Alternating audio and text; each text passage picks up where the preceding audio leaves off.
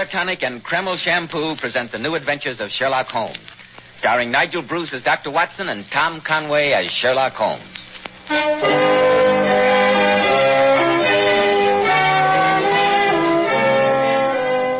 Well, once again, it's Monday evening and time for our weekly visit with the good Dr. Watson. Good evening, Dr. Watson. Good evening, Mr. Bell. From the hints you gave us last week about tonight's story, it sounded like quite a yarn. It took place in Paris, you said. Yes, my boy. It was in that colorful city of bright lights, lilting music, and beautiful women that Sherlock Holmes and I had one of the oddest adventures that ever happened to us in our long association. I call the case The Adventure of the Scarlet Worm. Sounds mighty intriguing, Dr. Watson. But first, men, if you want a successful, prosperous appearance, don't give your hair that cheap, greasy, plastered-down look. I've heard many men complain lately that the hairdressing they use is too greasy or too highly perfumed. That's why I urge you to try Kreml Hair Tonic. This highly specialized hair tonic has just enough light oil to keep hair handsomely groomed all day long. Every hair in place. Kreml gives hair a rich, healthy-looking luster, too. Yet it never leaves hair looking or feeling greasy or sticky. This is because Kreml contains a special combination of hair grooming ingredients which is found in no other hair tonic. After you apply Kreml, just run your hand over your hair. Notice how delightfully clean your hair feels. Notice how no greasy film comes off on your hand or hatband. And how the ladies admire that natural, well-groomed look which Kreml always gives. Yes, Kreml gives your hair a handsome, clean-cut appearance, as if you had just combed it, and it keeps it that way all day long. Kreml, Kreml Hair Tonic. Now, Dr. Watson, how about your new Sherlock Holmes story, The Adventure of the Scarlet Worm? Well, Mr. Bell, though that singular affair took place in Paris, I suppose the story really began on an October evening in Baker Street, a long, long time ago. I'd been more than usually busy with my practice that day, and I returned to our lodgings shortly after 9, I remember. As I entered the living room, Sherlock Holmes was seated at his side table, clad in his dressing gown and working hard over a chemical investigation. A large curved retort was boiling furiously in the bluish flame of a Bunsen burner. Finally, he brought a test tube containing a solution over to the table. In his right hand, he held a slip of litmus paper. You come at a crisis, Watson. If this litmus paper remains blue, all is well. If it turns red, it means a man's life. Good Lord, Holmes, really? Aha. As I thought, it turns red. And now to send a telegram to Scotland Yard, and I need have no further connection with the case. Well, you didn't tell me that you were working on a new case, Holmes? It was a shoddy little affair, my dear Watson. An orthopedic shoemaker in Wapping became somewhat fretful with his wife. He added poison to her morning pot of tea and was stupid enough to leave a sample of the deadly brew. It was purely a routine matter. Let's forget it. You look tired, old chap. Yes, I'm Holmes. A busy day. I hope you won't be too tired to accompany me to Paris tomorrow. To Paris? Why? This afternoon I received a very rare visitor in these rooms, my brother Mycroft. All is not well at the Foreign Office. They need our help. Well, what's wrong, Holmes? An international spy ring is at work. In the past few months, important secrets have leaked out. Vital secrets that might bring this country to the verge of war. Good gracious me. 2 of the Foreign Office's brightest young men have committed suicide rather than divulge how they betrayed their trust. Mycroft tells me he has reason to suspect a beautiful and dangerous young lady in Paris who inspired these men, a loyalty even above patriotism. And they want you to try and trap her, is that it? No, Watson. They want us. Oh, us? Yes. Mycroft and I agreed that you would be perfect bait to use in such a trap. Bait? Makes me sound like a piece of cheese. Only metaphorically, Watson. You must agree that your imposing appearance, your open countenance, and hearty manner would attract the attention of any female spy. Yes, I see what you mean. Perhaps you're right. In any case, we shall make you doubly desirable by entrusting you with certain invaluable naval secrets. Masterly, Holmes, masterly. You will entrust me with utterly worthless documents, spread the story that they're valuable, and wait for the woman to approach me. Precisely. I shall accompany you as a bodyguard, but leave you largely to your own devices. Yes, Watson, I have high hopes of this trip to Paris. With you as the worm and me as the hook, I think we may snare this evil loveliness.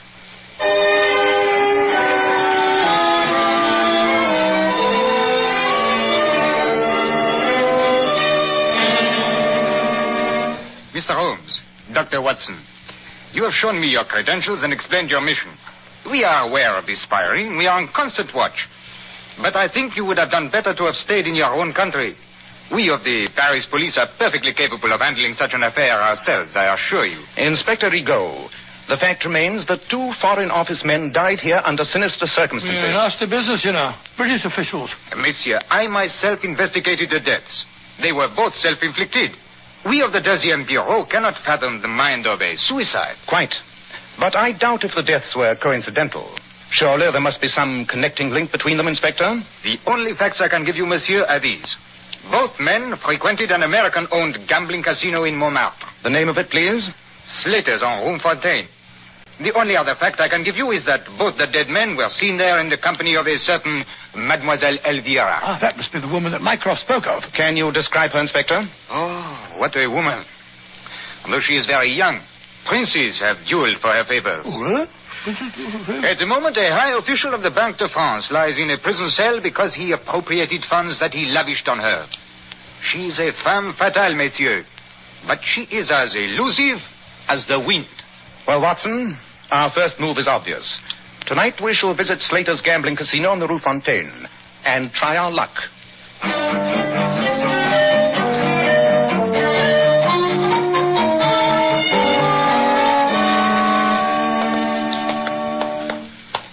I say, Holmes, this is all rather exciting, isn't it? Paris at night, and we're on our way to an American gambling casino in the hopes of meeting a beautiful young spy named Elvira. Just like a novel. Quite. Incidentally, since the young lady apparently moves in high society, I think it would be wiser if we give you a more impressive name. A fictitious title, perhaps. Well, how about the title I used once before? Sir William Norton. Splendid. Sir William Norton it shall be. And I trust that Sir William remembers the role he is to play? Yes, indeed, Holmes. If I do meet the young lady, I'm to appear very susceptible to her beauty. Not too hard for you, I imagine. And I'm to drop dark hints about the valuable secret that I'm carrying. Precisely, Watson. And if the lady proves as intrigued as I hope she will, you will follow the matter through to its logical conclusion. Logical conclusion, Holmes? Yes, I don't quite know how to take that. Ah, here's the casino. Courage, Watson, and good luck. Good evening. I'm Sam Slater. You gentlemen haven't been here before. No, Mr. Slater. My name is Sherlock Holmes, and this is Sir William Norton. How do you do, Sam? Holmes? Sherlock Holmes, the detective? Not here drumming up business, I hope. Oh, no. Just showing Sir William some of the sights of Paris. Fine. Then relax and enjoy yourself, gentlemen. Forget your profession, Mr. Holmes. In Paris at night, there's no crime. Or if there is, the police are conveniently blind to it. Glad to have you. Oh, nice place, Holmes. I think perhaps I'll take a little flutter at the tables. Pardon, monsieur. You wish to speak to me, sir? Yes. I could not help but overhear Slater mention your name. It is a great honor to meet Sherlock Holmes. Permit me to introduce myself. I am André Flandon. How do you do? And this is Sir William Norton. I flatter myself that perhaps you have heard of me. My poetry has been published in England. Poetry, oh, Lord. No, Monsieur Flandon, I'm afraid it's escaped me. You have not heard my verses? Étincelant, où s'arrangea mon cœur. Charming, do you not think? Quite. Though the metaphor seems a little involved, if you don't mind my saying so. What do you think, Sir William? Well, as far as I'm concerned, there's only one language. That's English. Bon. Then I shall recite a poem of mine in English translation. Oh, must you? I say, Holmes, look at that stunning creature sitting by herself at the chemin de fer table. She's smiling at me. Oh, you are fortunate, Sir William. That is Mademoiselle Elvira. Elvira? Oh, never heard of her. And now, gentlemen, in translation, my poem begins, grave as the grave, August as August heat. Yes, I think I'll try my luck at the tables over there. I'll see you later, Holmes. Much later, I hope, Sir William. Sir William Norton, is it not? Yes, it is. I can't think how you recognize me, Miss, Madam... You may call me Elvira. Oh, very friendly of you. Elvira? How do you know me? Sam Slater told me who you were. He knows that I have a certain penchant for distinguished Englishmen. That's extremely flattering. Perhaps you'd care to join me in a glass of champagne. Oh, yes, I would like that. Let's sit at this table. Right, you are. Garçon. Oui, monsieur. Deux champagne. Bon champagne, too. Oui. You are here in Paris on business? Yes, I am. Very important business. You see, I'm... I'm handling an extremely delicate and confidential matter for the British government. How very impressive. And I suppose you will be too busy to let me show you some of the sights of Paris. Oh, no, I don't think so. All work, no play, you know. I'd be very flattered to escort you with her. Oh, good. Then if we are to be friends, I can't go on calling you Sir William. I think I shall call you Willie. Do you mind? Willie? No, like you. Willie. Good night. Go for the champagne, monsieur. Oh, yes, thank you. Mercy. Open up, will you? Oui, monsieur. Well, we must drink a toast, Elvira. May I propose one? To Willie, the man of mystery. Oh, thank you, my dear. And I shall drink to Elvira and to our better acquaintance.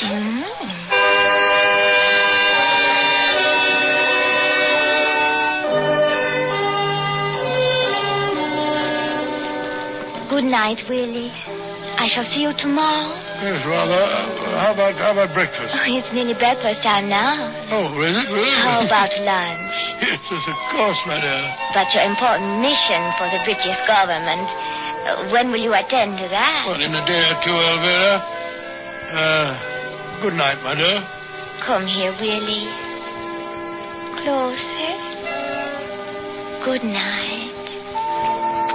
What? You kissed me, you little darling. Thanks awfully. You're doing splendidly, Watson.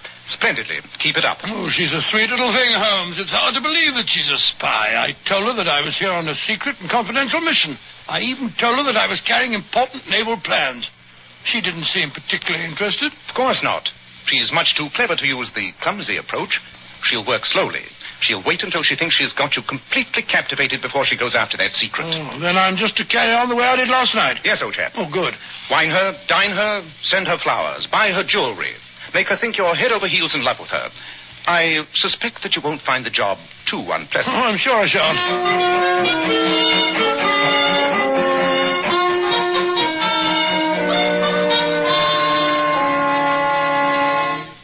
For 3 days now, Elvira, you've been showing me Paris, but this is the first time I've actually been in your flat. You like it, Willie? Yes, very much. I thought it would be much quieter here. At dinner, you said you were going to explain some of your important business to me. You were going to show me what a secret treaty looks like. Yes, I know I said that, but Elvira, a pretty girl like you wouldn't be interested in such matters. Oh, but I would. You have the treaty with you? Yes, I have. Then please let me see it. Oh, please, Willie. I can't go through with this masquerade any longer. Masquerade? What do you mean? Well, I've grown really fond of you in these last few days, Elvira. I can't let you walk into a trap. Trap? What are you talking about, Willie? I'm not Willie. I'm not Sir William Norton. My name's Watson. Dr. John H. Watson. My closest friend is the detective Sherlock Holmes. We came to Paris to try and trap you. Me? Oh, my dear girl, you're suspected of being mixed up in a spy ring. What? Well, that's why I pose as an important embassy from England. Trap? Are you doddering old fool? Oh, no, don't say that, don't say that. I'll teach you about traps. Elvira, put down that revolver. No, I'm going to. Oh, you're going to drop it, my dear. I can't do it. I'm just a stupid, weak female after all. I've grown fond of you, too. The bumbling old walrus. Oh, there. You remind me of my father. He was such a sentimental old fool. Like you. And just as sweet. Elvira, you're young. I know you don't really want to stay mixed up with a bunch of criminals. No. Now, look here. You tell Sherlock Holmes and me what you know about this spy ring, and we'll see that no harm comes to you, my dear. I've wanted to get out of it for months. It was rather glamorous and exciting at first, and they paid me well. But I hate them now. And yet when I told them I wanted to get away, they threatened me. Oh, we'll take care of you. Just tell us who's at the head of the organization. That I don't know. But I can tell you a lot about some of the members. That's splendid. Then slip on your coat and a funny little bonnet, and we'll go over and talk to Sherlock Holmes. Oh, and have him see me looking like this. Oh, day-eyed and red. Oh, no. You go and bring him here. By the time you get back, I'll be more presentable. All right, Clover. I'll go and get him at once.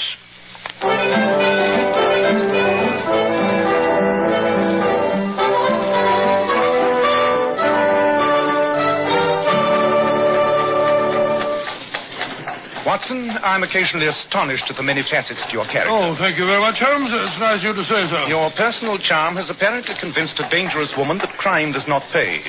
It's remarkable, if it's true. What do you mean, if it's true? Surely it must have occurred, even to a man burning with the zeal of one who has snatched a convert from the fiery flames, that this could be a trap for us to walk into. The delay while the young lady makes herself presentable would provide an excellent opportunity for her to summon her associates. Oh, upon my soul, Holmes, you're utterly cynical. I don't believe you have a heart. Possibly not, but I do have a head. Well, here's our place now. Stop, cabby, stop. Arrêtez. I bet you £100 to a shilling that she's still waiting for us and alone. Long odds, Watson. Very long odds. Look. The concierge is sweeping up the steps.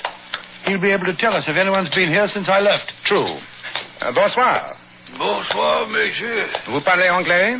Yes, monsieur. Splendid fellow, Paul anglais. Look here, we were calling on Mademoiselle Elvira. Has anyone been to see her in the last half an hour? Oui, monsieur. A man. She left with him only 5 minutes ago. Though I do not think she wished to go. You mean that she was taken away by force? Not exactly, monsieur. But I could swear on the Sacré-Cœur that the man who accompanied her was holding a pistol to her back. You don't mean it. I think she has been, how you say, kidnapped.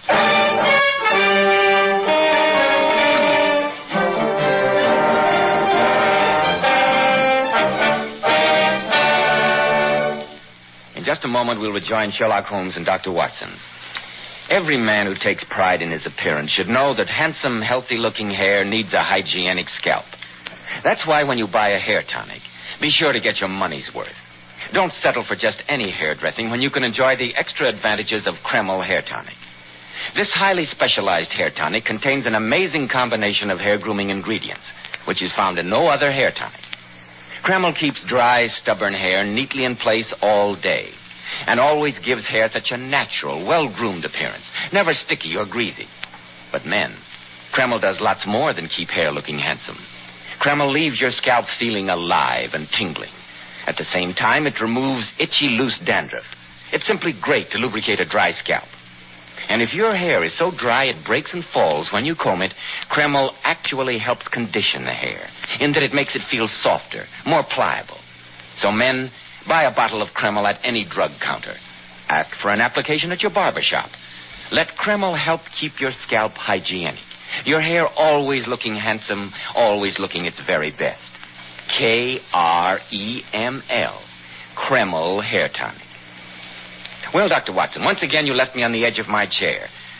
So when you went back to the girl's flat, she'd been kidnapped, What did you do next? Well, fortunately, the concierge was able to give us a good description of the cab driver, and with the aid of Inspector Rigo, we were able to find the man and question him. He'd driven the couple, he told us, to a Val-a-Pache den in the alleys of Moultrie, a club known as the Scarlet Worm. Holmes and I, accompanied by the French inspector, lost no time in taking a cab to the place. Monsieur, I should not permit you to visit Le Ver Écarlate, the Scarlet Worm, as you would say, without my protection. It is a cesspool of the underworld. Men have been known to enter there and make their exit by back door, head first into the sewers. Good Lord, they've taken that poor little girl there. Inspector Rigaud, as I said, Mademoiselle Elvira told my friend that she does not know who is at the head of this organization. Have you any suspicions? Yes, but little else, my friend. One thing we are sure of. This man of mystery, the brain behind these criminals, is not French. Probably he is English. An Englishman, or so surely not? Ah. Le Ver Écarlate is waiting for us. Be on the alert, my friends, and keep close to me. I told you we didn't want to do it. You'll have to come around. Oh, there's Sam Slater, the man who owns the casino we went to the other night. Yes, and he seems to be involved in a violent argument. Yeah, a rat hole like this, you don't know what you're doing, Shepard.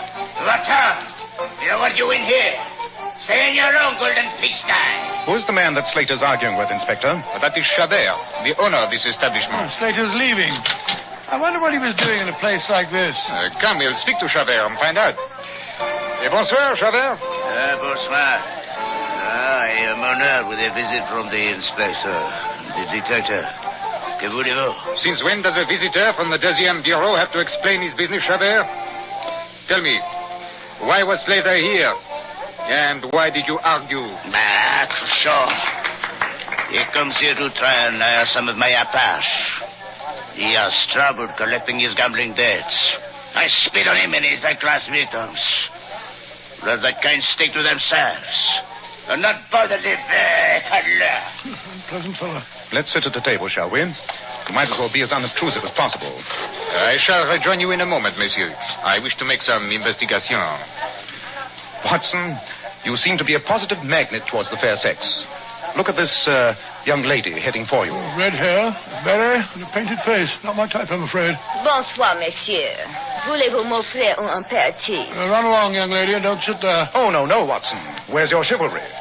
Please sit down, won't you? Merci, monsieur. Pretend you don't recognize Of course I don't. Never saw you before in my life. Whereas I've been keeping silence, Mademoiselle Elvira. Elvira? The wig is excellent and the use of makeup superb, Mademoiselle. But I recognized you at once by the conformation of your earlobes. Elvira, why are you disguised? Why'd they bring you here? I cannot speak now. You must get me away at once. Be careful. I'm being watched. We can't leave by the front way, but I know a back staircase that leads from the cellar. But there may be trouble. You take her, Watson.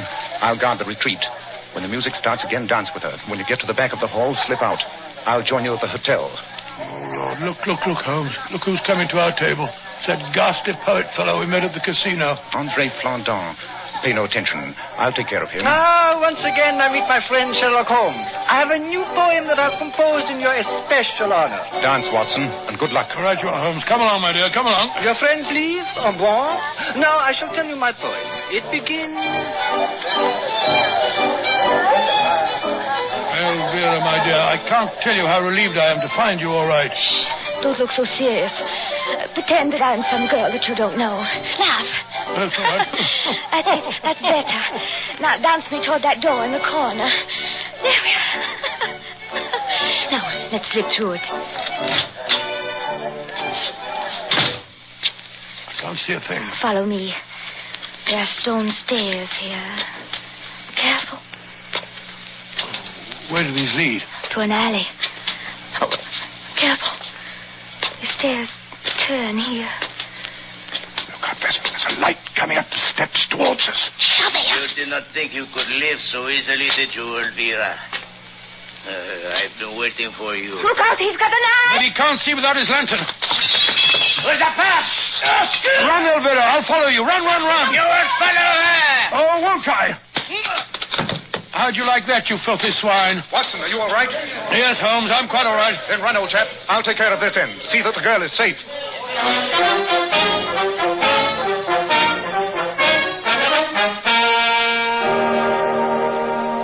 Well, now that we're all safely back at the hotel, I can tell you, Holmes, that I hated leaving you in that filthy den. Inspector Rigaud had a revolver. It's more efficient than a knife. Eh, Inspector? It was a near thing, Monsieur Holmes. You fought bravely. And so did your recumbent friend on the sofa there. André Flandin, the poet.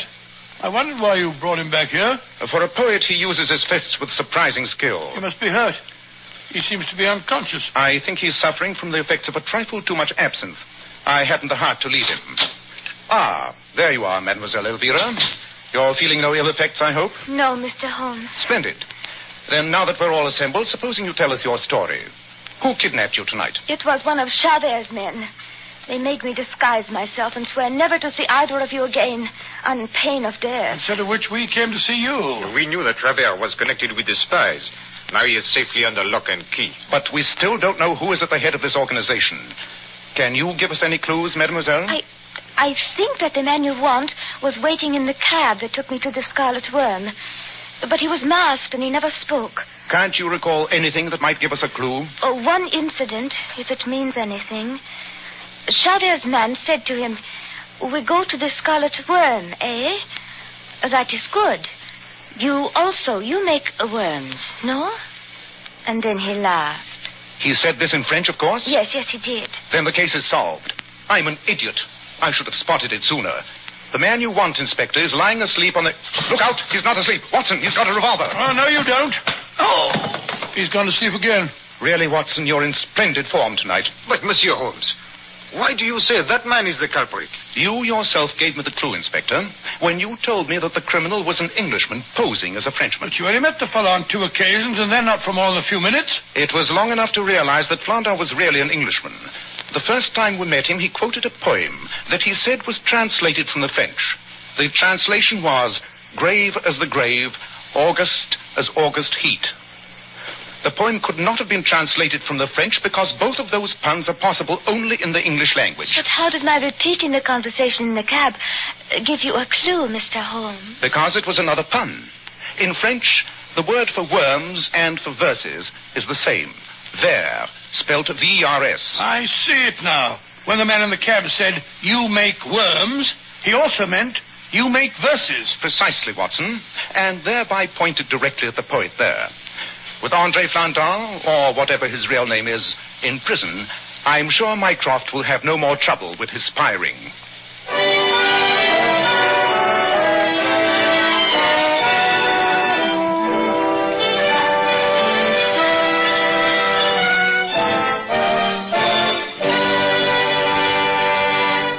Ladies, of course you use a shampoo to wash your hair, but just a word of caution. There are many popular shampoos today which leave the hair lustrous but have a tendency to dry the hair. And that's why I advise you to always use Kreml shampoo. How right you are, Joe. Lovely Powers models were among the very first to discover the amazing beautifying qualities of Kreml shampoo. They claim no other shampoo leaves hair with more brilliant, glossy, natural highlights. Yet under no circumstances does Kreml shampoo ever dry your hair. Kreml shampoo is not a soapless shampoo. It's not a cream shampoo. It's not a drying detergent. It's entirely different. Yes, after a Kreml shampoo, your hair actually radiates natural, brilliant luster. But Kreml shampoo is one shampoo you can buy today that has a beneficial built-in oil base, which helps keep the hair from becoming dry or brittle. So, ladies, be smart. Always wash your hair with Kreml shampoo. It leaves hair a vision of shining beauty, yet in no way hurts the texture. Kreml, Kreml shampoo. Now, Dr. Watson, what about next week? Well, now, let me think. Next week, what should I tell you? Next week, I think I'll tell you the story of how Sherlock Holmes, by solving an ancient musical cipher, managed to save the estates and restore the fortunes of the Earl of Moultrie. I call it The Adventure of Moultrie Abbey.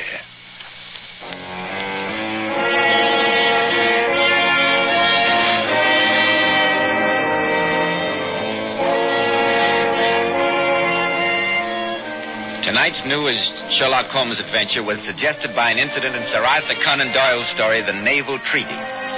Nigel Bruce appeared by permission of California Pictures. Tom Conway through the courtesy of Eagle Lion Pictures. Sherlock Holmes series is produced by Tom McKnight with original music composed and conducted by Alex Steinert. This is Joseph Bell speaking for Kreml Hair Tonic and Kreml Shampoo, inviting you to be with us next week at this same time when Dr. Watson will tell us about the adventure of Moultrie Abbey.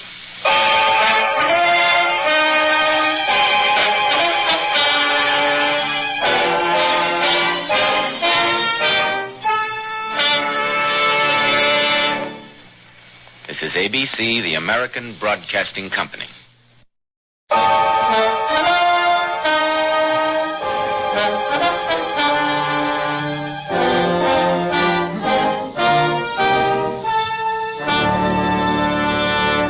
Kreml Hair Tonic and Kreml Shampoo present the new adventures of Sherlock Holmes, starring Nigel Bruce as Dr. Watson and Tom Conway as Sherlock Holmes.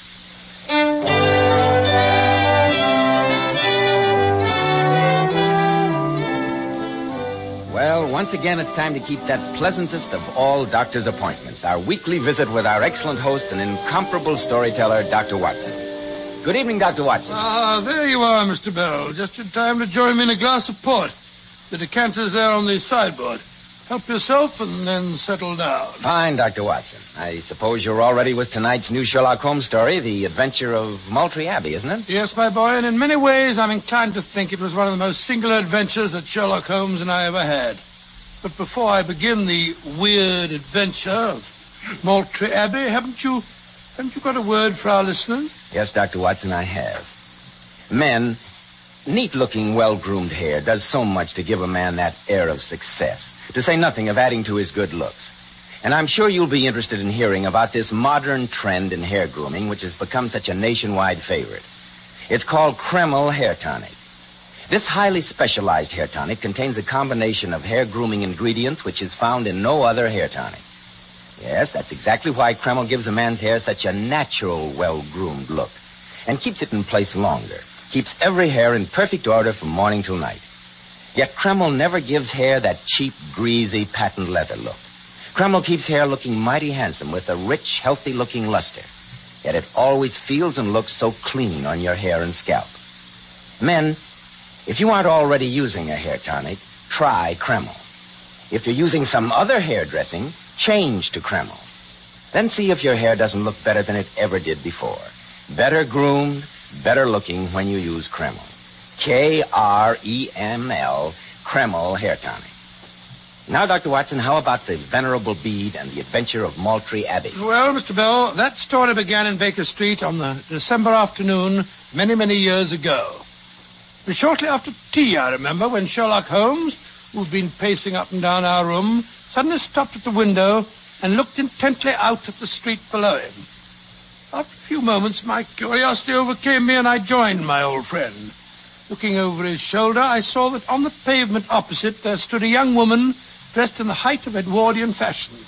She wore a fur boa and a broad-brimmed hat, from under which she peeped up in a nervous, hesitating fashion at our windows, while her body oscillated backward and forward. Suddenly, with a plunge like the swimmer who leaves the bank, she hurried across the road, and we heard the clang of our front door bell. Took her a long enough time to make up her mind, didn't it, Holmes? Yes, Watson. I've seen those symptoms before in women. Oscillation on the pavement generally means an affaire du coeur. She would like advice, but is not sure whether the matter is not too delicate for communication. Oh, she looked a pretty little thing. Perhaps some scoundrels jilted her. Oh, no, Watson. In such a case, the usual symptom is a broken bell wire. Here, I think we may deduce the young lady is not so much angry as grieved or perplexed. Why not meet her at the head of the stairs, old chap? I know Mrs. Hudson's rheumatism is bothering her. Yes, of course I will. This way, young lady. It's all right, thank you, Mrs. Hudson. I'm Dr. Watson. Won't you come along in? Thank you, Dr. Watson. This is my friend, Mr. Sherlock Holmes. How do you do? How do you do? I'm Sybil Carter, and I need your help, Mr. Holmes. Then please be seated, Miss Carter. I presume it is Miss, since I see no ring on your wedding finger. Yes, it's Miss. Though that awful man, Jonathan Devers, would like to make it Mrs. Oh, I can quite understand any man wanting Quiet, Watson. Oh, sorry. Please tell me your problem, Miss Carter. Well, I can tell you in 2 words, gentlemen. Jonathan Devers wanted to marry me, and that was bad enough. But even to save the Moultrie fortunes, I couldn't marry him. Now he wants Harold to leave the country and disappear.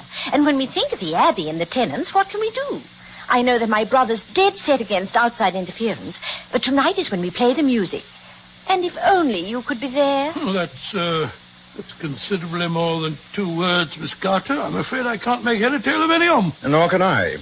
Supposing you begin again and talk more slowly. Oh, very well, Mr. Holmes. Perhaps it'll be better if I ask questions. You mention your brother's title. May I ask what that title is? My brother's Harold Carter, the 14th Earl of Moultrie, and the poorest. Confidentially, we're in a dreadful way financially. Harold invested in Canadian copper last year. The market dropped recently, and we were nearly wiped out. That's when this awful Jonathan Devers came on the scene. And who is Jonathan Devers? Oh, he's a cousin of ours from South Africa. He's a dreadful bore, but extremely wealthy. And he wants to marry you, sir? Yes, but even for the sake of the Abbey and the Moultrie fortunes, I couldn't do that. Now he's offered Harold £50,000 in cash if he'll go abroad and pretend to disappear. You see, Jonathan Devers is next of male kin in line for the inheritance. So Mr. Devers is trying to bribe your brother to disappear so that he may inherit the title and estates? Yes, Mr. Holmes. In this particular matter, I fail to see how I can help you. Oh, but you can, Mr. Holmes. You see, the first Earl of Moultrie, he was created by Henry VIII, you know, left a family motto. It's inscribed in our private chapel at the Abbey. It says, "If the Moultries be in need, seek the venerable Bede." Beadle's some fellow who works in the parish, isn't he? Bede, Watson, not Beadle. Oh, Bede. Yes, spelt B-E-D-E. Oh, B-D. The Venerable Bede, if I'm not mistaken, was an 8th century monk who is revered not only as a saint, but as the first great English historian. Yes, Mr. Holmes. We have a statue of him in the chapel. And then we have a family custom that... Oh, I know this may sound silly to you. Oh, don't worry, Miss Carter. I'm aware that some of these old, crusted superstitions often conceal surprising truths. Pray continue. Well, it's been passed down in the family that if ever the Moultries were in trouble, they should play a very peculiar piece of music which he composed. Piece of music? What an odd idea. Extremely interesting. And you're planning to play the music tonight, you say? Yes, Mr. Holmes. Heaven alone knows the Moultries couldn't be in worse trouble than they are now. And I want you to be there. Only Harold doesn't. So I thought if you'd bring your violin, I could pretend that you had just come to hear the music. An excellent idea, Miss Carter. As I remember, Moultrie Abbey is in Gloucestershire. Yes, Mr. Holmes, at Chipping Martin. An express leaves Paddington at 5:30. Perhaps we could travel together? Certainly. So it seems like a wild goose chase, Holmes. An 8th century monk and strange music. Sounds like a lot of mumbo-jumbo to me. Where's your chivalry, Watson? In any case, shall you recall the singular affair of the Musgrave ritual? There's no telling what these old family customs may portend. So be a good fellow and pack your bag. There's no time to be lost.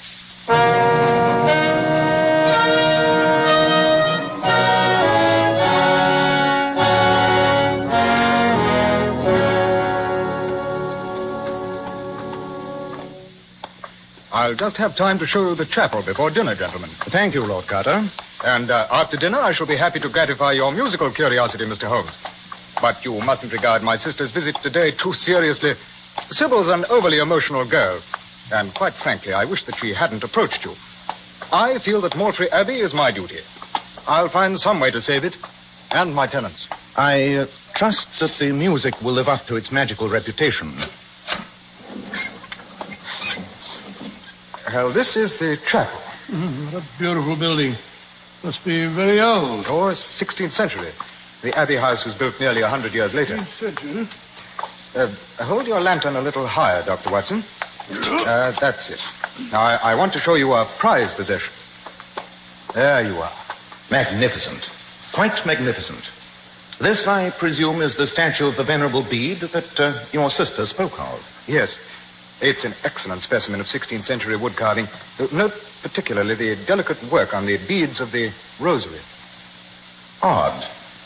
Very odd indeed. What's odd, Holmes? The fact that the... How many times do I have to tell you to keep away from me, you filthy scum? Don't you take your whip to me, sir. I'm not doing nothing. What on the devil's going on out there? Come on. Confound your evidence. Take that. Oh, don't you lay your whip on me. Jonathan, what's the matter? Harold, I demand that you discharge this groom of yours. You can't whip me, Mr. Devers. I'll have your blood for this, I will. Well, what's he done, Jonathan? He's been following me. Twice today I bumped into him in the grounds. Not half an hour ago I was taking a walk by the bottomless tarn, and I found him skulking behind me. Now I bump into him sneaking after me here. I say you must discharge him, Harold. But he was only hired today. I suppose you're right. Wilson, you may collect a week's wages and leave in the morning. I wasn't doing no harm. Just trying to deliver a telegram. That's why I came here. Is one of you gents Mr. Sherlock Holmes? I am he. Then this telegram come for you. I was only trying to find you when this son of a South African slave driver comes in. Oh, I'll have your blood. You see if I don't. That's enough, Wilson. Now, clear off. I'm sorry, Jonathan.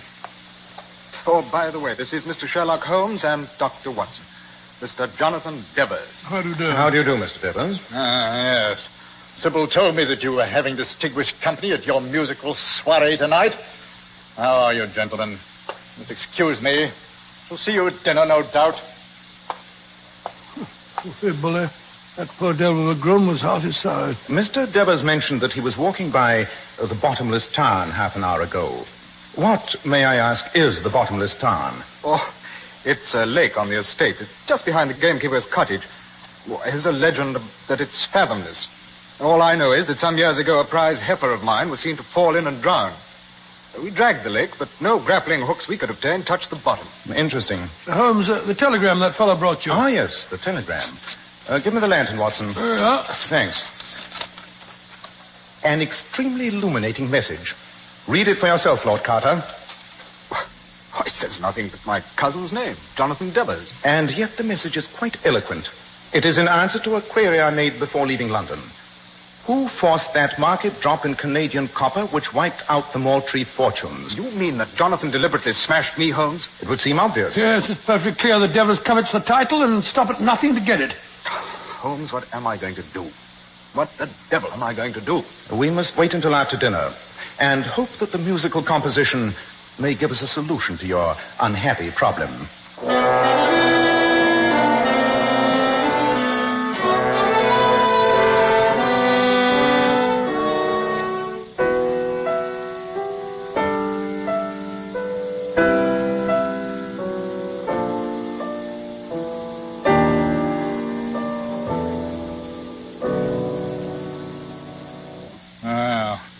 Now that Sybil's played that rather dull piece of discordancy, I hope you're all satisfied. Naturally, the Moultrie fortunes will be restored. Very funny, Jonathan. What do you make of it, Mr. Holmes? It's curious. Very curious. Will you repeat that principal theme again, please, Miss Carter? Yes, of course.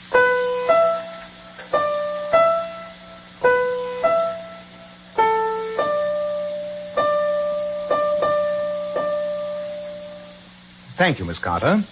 I think I begin to get a glimmering of the mysterious message. Yeah, blessed if I do. Sounds like a jumble of meaningless notes to me. Never mind, Dr. Watson. Your brilliant friend thinks that he saved the Moultrie fortunes. In that case, Harold, I suppose you won't need to see Mr. Alexander in London tomorrow. Why, how did you know that? That your solicitor planned to start bankruptcy proceedings at the latest tomorrow? I, too, have my investigators, Harold. They seem a bit more efficient than your great Sherlock Holmes. Good night, Sybil. Good night, gentlemen. There you are again. What are you doing, listening at the door, you filthy swine? I was just going to the kitchen.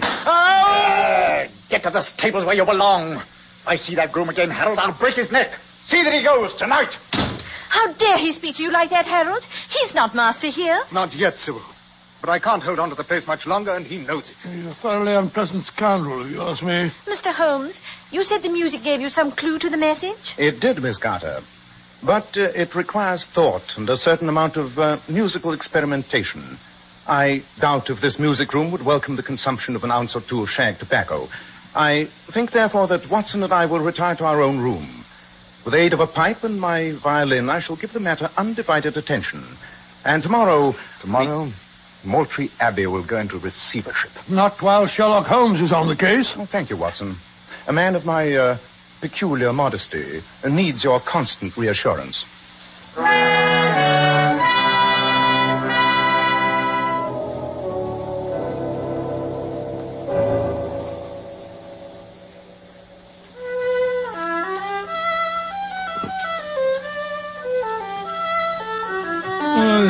I can finally sleep at home. Then why not go to sleep, my dear chap? How can I when you keep scraping away that wretched fiddle? Da, da, da, da, da, da, da, da. Lot of rubbish. Sit up half the night. Where'll get you? Oh, yeah, I'm going to sleep.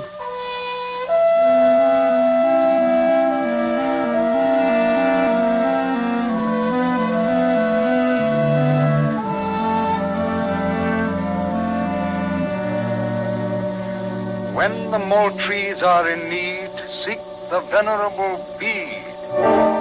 This music will solve the Moultries' problems. You can't whip me, Mr. Devers. I'll have your blood for this, I will. Too bad that your solicitor is starting bankruptcy proceedings tomorrow. You must help us. You must.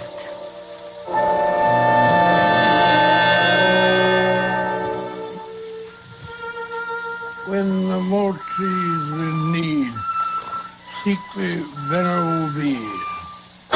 I've got it. Watson, wake up, wake up. What's the matter? What's up, Holmes? I've got the answer, Watson. I've solved the musical message. Before the night is through, I think we shall find the secret of Moultrie Abbey.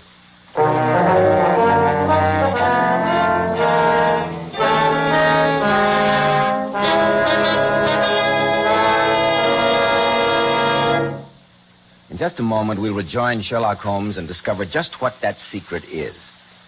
Leading hair specialists in this country constantly advise us to take better care of the hair we've got. And men, don't forget that if you want your hair handsome and healthy looking, one of the first requirements is a hygienic scalp.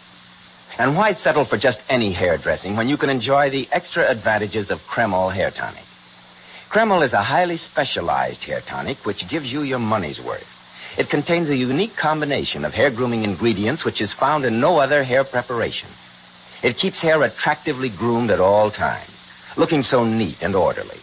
But Kreml does lots more than keep hair looking handsome. A Kreml massage stimulates circulation right in the surface of your scalp and leaves your scalp feeling so alive and invigorated. At the same time, Kreml removes dandruff flakes.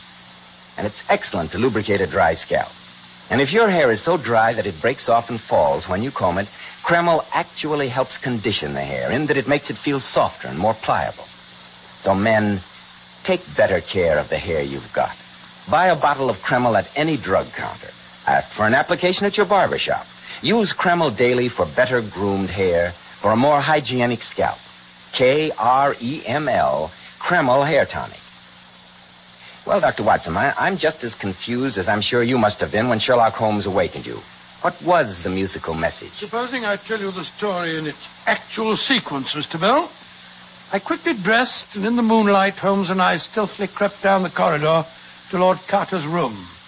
A few moments later, the three of us, carrying lanterns, started down the staircase leading to the main hall. Holmes, as we went into Lord Carter's room, I'm sure, absolutely certain that I saw another door down the corridor half open and then close. Which door was it? The last one on the right. Well, that's Jonathan Zever's room. Well, I suppose he knows what we're up to, which I must confess is more than I do. Well, if I'm right, not even Devers can stop us now. You're being confoundedly mysterious, Holmes. Will you tell me why we're heading for the chapel at 2 a.m? In a few moments, I shall make the reason extremely clear to you, I hope. Yeah. Here's the door.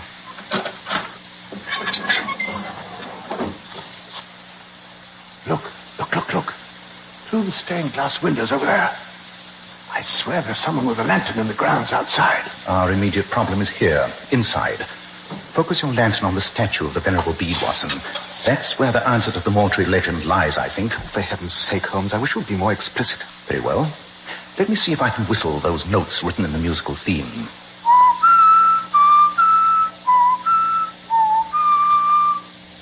The notes are B, E, D, E, B, E, A, D. These notes were followed by a rhythmically repeated series of the note D 4 times. Surely now the pattern becomes clear. Well, the notes B, E, D, E obviously stand for Bede, the Venerable Bede, and we're standing in front of a statue here now. But the second 4 notes are B, E, A, D. You yourself pointed out the rosary on the Venerable Bede statue, Lord Carter. The notes B, E, A, D must refer to the beads of the rosary. That's why I became suspicious on first seeing the statue. The rosary did not come into use till almost 5 centuries after the Venerable Bede. Yet his statue had one. Then what does the repetition of the note D 4 times mean after the melody? I think it gives us the vital clue. D is the 4th letter in the alphabet, and it's repeated 4 times. Let's see what happens when we press the 4th bead on the Venerable Bede's rosary. So, by George, I think you're on the right track, Holmes. You are. Look at that section of wall behind the font. It's slid back. Come on. Let's see what it takes us to. There's a narrow stone staircase leading below. Well, I'll go first. Holmes, perhaps you have saved the Moultrie fortunes after all. I hope so, Lord Carter, I hope so. Watch your head, Watson. Oh, must have built these steps for pygmies. Holmes, do you suppose we'll find any hidden treasure down here? I shall suppose nothing, Watson. In a few moments, there will be no need for conjecture. Holmes, I'm afraid we've drawn a blank. What's wrong, Lord Carter? Look for yourself. A deserted crypt. Nothing but a few cobwebby old relics. Yes. A crucifix, a Bible, a gutted candlestick on the table here. Oh, they may have some small intrinsic value, but nothing else. Oh, I was a fool to have any hopes. I was expecting to find buried treasure. Wait a moment. Something, possibly the treasure, has recently been removed from here. Well, what makes you say that, Holmes? The room is thick with dust. Yet there's a large rectangular space free from dust on the table, as though a heavy folio volume had recently been lying there. By George, you're right, Holmes. And look here on the floor. Fresh footprints. Yes, someone has recently anticipated our discovery. Well, it's not very hard to guess who that someone was. Jonathan Devers. Aha. Observe these curious marks on the floor by the table. 4 round dots, rectangularly spaced. I should say that a Gladstone bag has been placed here. A bag that was undoubtedly used to remove the treasure. But why, Holmes? Why carry off a heavy book in a bag? Supposing that book were of priceless value, Watson. Suppose it were the heirloom of the Moultrie family, and its discovery by the rightful owner might save the estate. Yes. And I'm sure that Devers is quite capable of stealing it. The question is, though, what would he do with it? Precisely. And to answer that question, I shall try and imagine myself in the shoes of Mr. Devers. I'm a millionaire, and therefore I don't need the treasure. Too risky to sell it anyway. All I want to do is to keep it from the Moultries, so I'll destroy it. But how? I haven't the time or the opportunity to burn it. Difficult with a heavy book in any case. So I'm looking for some place to dispose of it where it may never be recovered. A fathomless lake on this estate. That'd be the place. The bottomless tarn? Of course. Remember the Devers told us earlier that he'd been walking by it this evening? Then let's go there as fast as we can. I can only pray that we're not too late.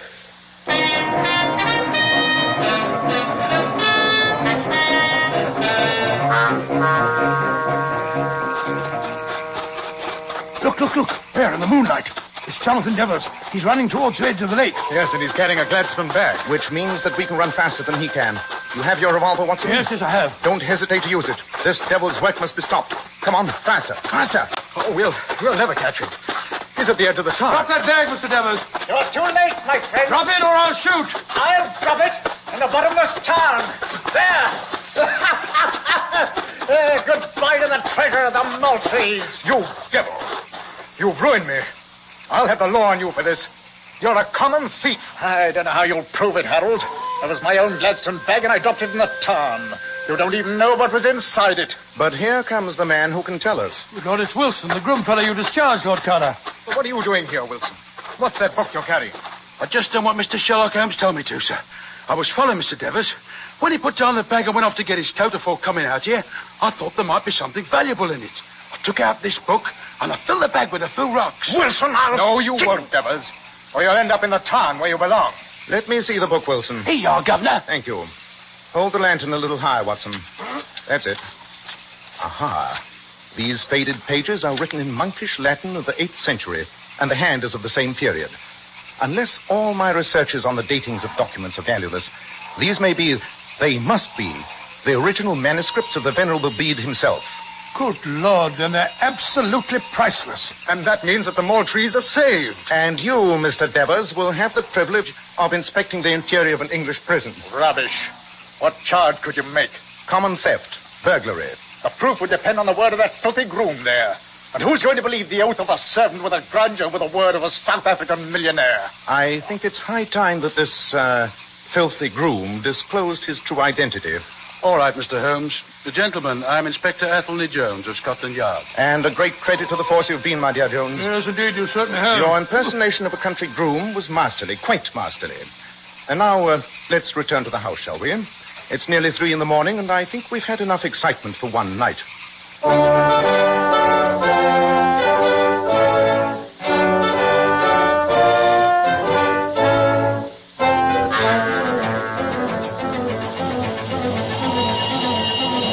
A very satisfactory case, Watson, don't you think?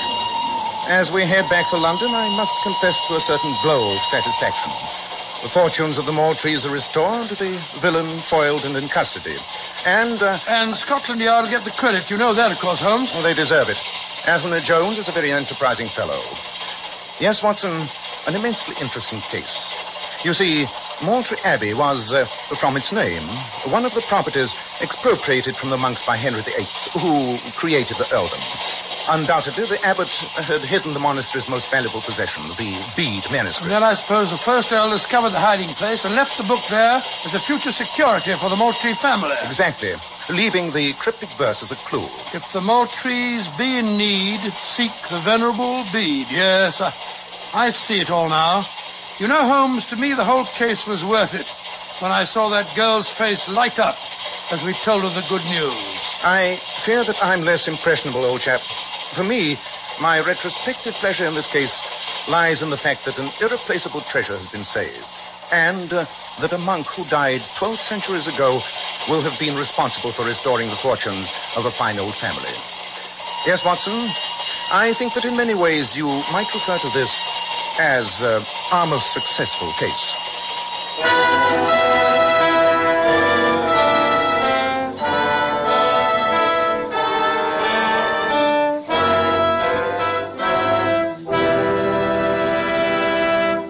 Dr. Watson will be back in just a moment to tell you about next week's story.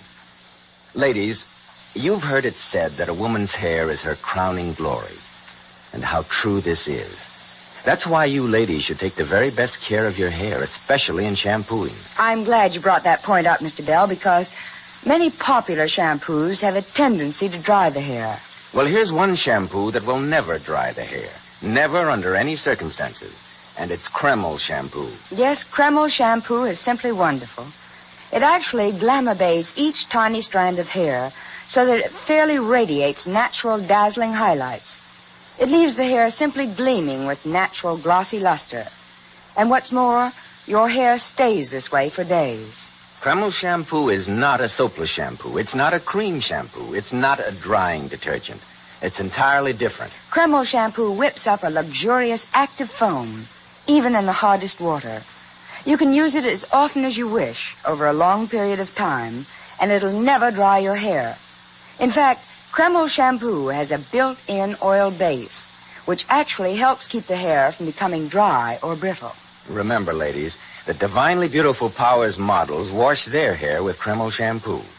They claim no other shampoo leaves their hair more shining bright, yet never dries the hair.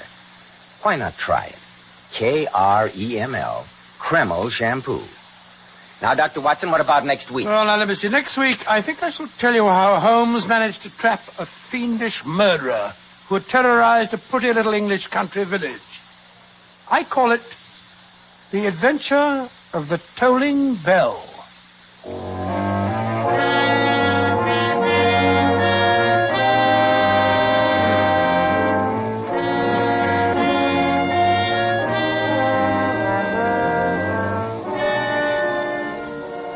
Tonight's new Sherlock Holmes adventure was suggested by an incident in Sir Arthur Conan Doyle's story, A Case of Identity.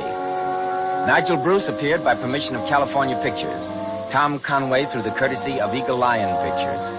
The Sherlock Holmes series is produced by Tom McKnight, with original music composed and conducted by Alex Steinert. This is Joseph Bell speaking for Kreml Hair Tonic and Kreml Shampoo, and inviting you to be with us next week at the same time when Dr. Watson will tell us about the adventure of the Tolling Bell.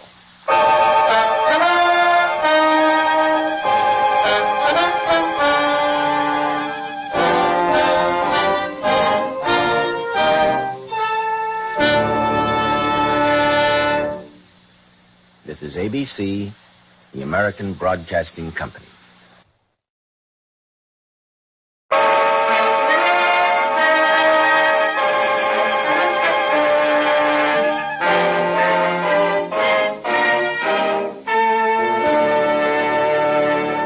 Kreml Hair Tonic and Kreml Shampoo present the new adventures of Sherlock Holmes, starring Nigel Bruce as Dr. Watson and Tom Conway as Sherlock Holmes.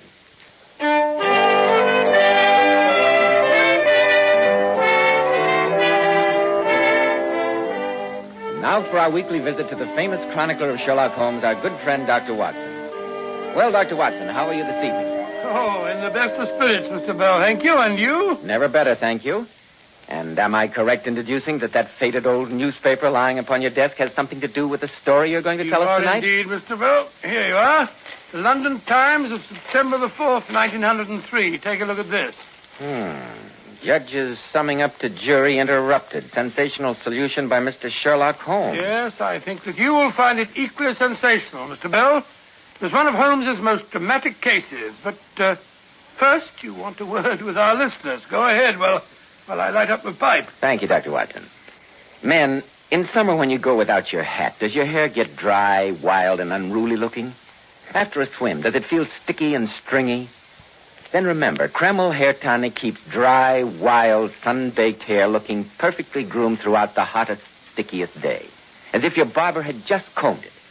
You see, Kreml contains a special combination of hair grooming ingredients which is found in no other hair tonic.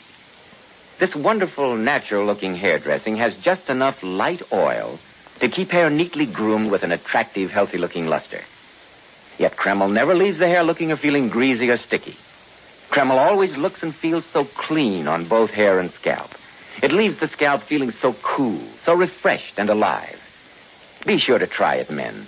Kreml, Kreml Hair Tonic. And now that I see you've got your pipe drawing to your satisfaction, Dr. Watson, how about the story you promised? Well, Holmes and I had just returned from a long-anticipated holiday in Scotland. Mrs. Hudson greeted us with the news that a lady was at that moment awaiting us in our rooms. And as we opened the door... Oh, Mr. Holmes, at last, thank heaven. I beg your pardon. You must save him. He didn't do it. I know he didn't. And they'll hang him. They'll hang him. No one in the world but you can help him now. Now, my dear madam, you must control yourself. I can't possibly help you until I know your problem. Oh, you must excuse me. Here, my dear. You drink this. It'll make you feel better. Oh, thank you. I've been waiting for you, Mr. Holmes, praying for your return for days. You left no forwarding address. I know. Dr. Watson and I had promised ourselves a real holiday. I'm Edith Fairmont. Evidently that name means nothing to you. You haven't seen the newspapers? No, not for 4 weeks, thank him. Compose yourself, madam, and tell us what has brought you here. And remember that we know nothing beyond the obvious fact that you are in great distress and, from your peril, recently widowed. Well, I shall try to give you a clear account, Mr. Holmes. You're my one remaining hope. Some 10 years ago, I married Augustus Fairmont. A marriage which, I frankly admit, was forwarded more by my parents than by any wishes of mine. I was then only 18. Augustus was more than 20 years older than I. He was a diamond importer, and a very successful one. Our marriage was perhaps not an ideally happy one. But for 10 years, I did my best to be a good wife to Augustus. No, my dear. Just please continue, Mrs. Fairmont. About a year ago, my husband took into partnership with him a young man of 32, Charles Rossiter. During the ensuing months, Charles and I fell in love, Mr. Holmes. But I assure you that both my self-respect and Charles's high sense of honor kept us from anything more than a declaration of that love. Oh, I beg you to believe that I'm telling you the entire truth. I'm sure you realize, Mrs. Fairmont, that is the only thing to do. Yes, of course. Charles wanted to discuss our problem with my husband, but I persuaded him to let me approach Augustus. But the result was as I had anticipated. Afterward, I met Charles for tea, as we'd agreed, to tell him what had happened.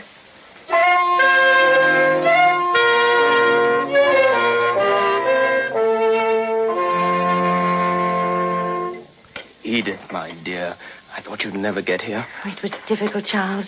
Even more difficult than we expected. I hate to tell you this, my dearest. You don't have to tell me. I knew as soon as I saw you. Augustus refused even to discuss the possibility of giving me a divorce. You know how violent his temper is. He really frightened me. I wish you'd let me speak to him. Oh, I'm glad I didn't. His hatred for you is great enough as it is. But how can he want to hold you tight to him in marriage knowing that you love me? I should think that any decent Evidently you don't know Augustus very well. He has an almost abnormal sense of possession. Whatever belongs to him, he'll keep, no matter what the cost. Very well, then. We've tried to do the right thing. Since he won't give you a divorce, there's only one thing left. Leave him. You and I will go to America or the continent and make a new life there for ourselves. I can't, Charles. You know that I love you, but we could never find happiness in that sort of life. I want to be your wife, Charles, to have children. And since that's denied us, we must stop seeing each other. I shall always love you, dear. Edith, you can't go out of my life like that. There's no other way. Goodbye, my darling.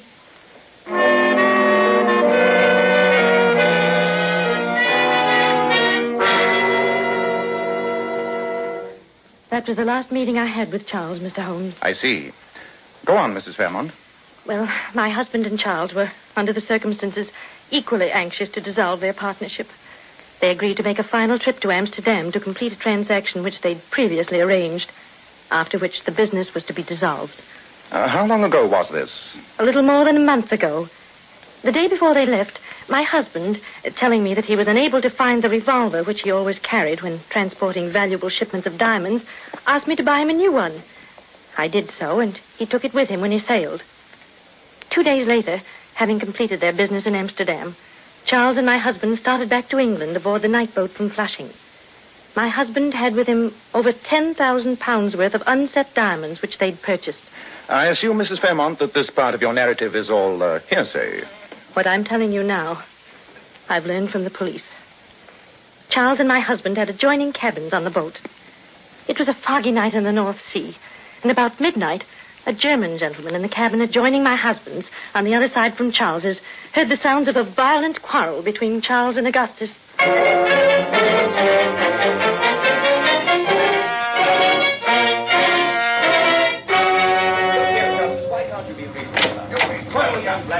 Stewart!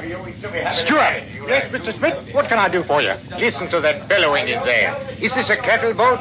How can I sleep with such a verfluchte noise going on? Oh, I'm very sorry, sir. The gentleman do seem a bit agitated, like. I'll knock on the door. I'm sorry, sir, but there's been a complaint from some of the passengers regarding the noise. Oh, all right. There you are, Mr. Smith.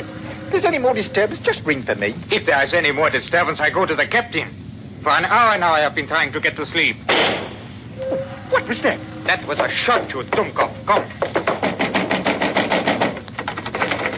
It's locked. Well, break it down. Oh, good heavens. That man is dead. Dead as a doornail. It's Augustus. What's happened? You ask what has happened? With that man dead on the floor and you in the doorway between your cabins? Here, Stewart, get the captain. I'll watch this murder until you come back.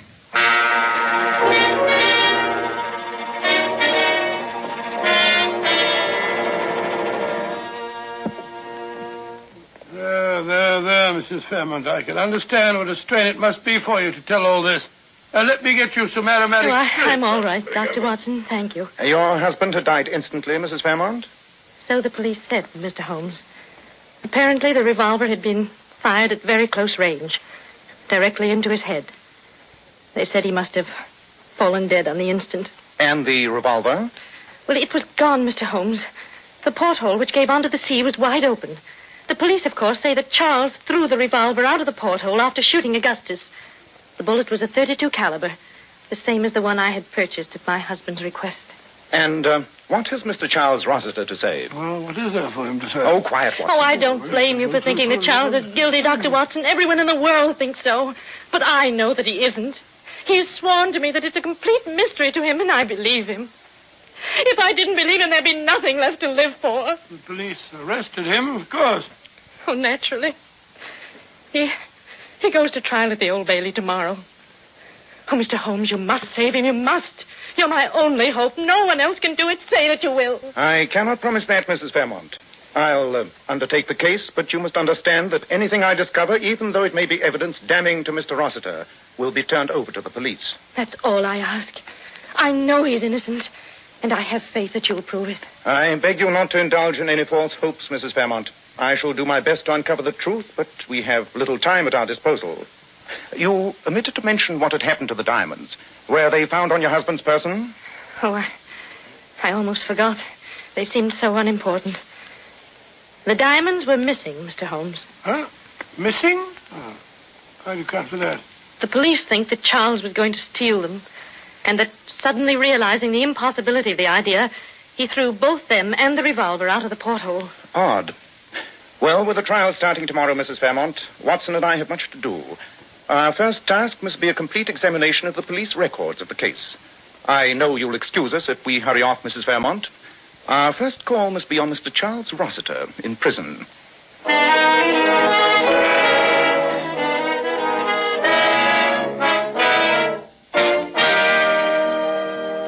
And as heaven's my witness, Mr. Holmes, I've told you and Dr. Watson everything I know. You say that you and your late partner had taken out business insurance on each other's lives?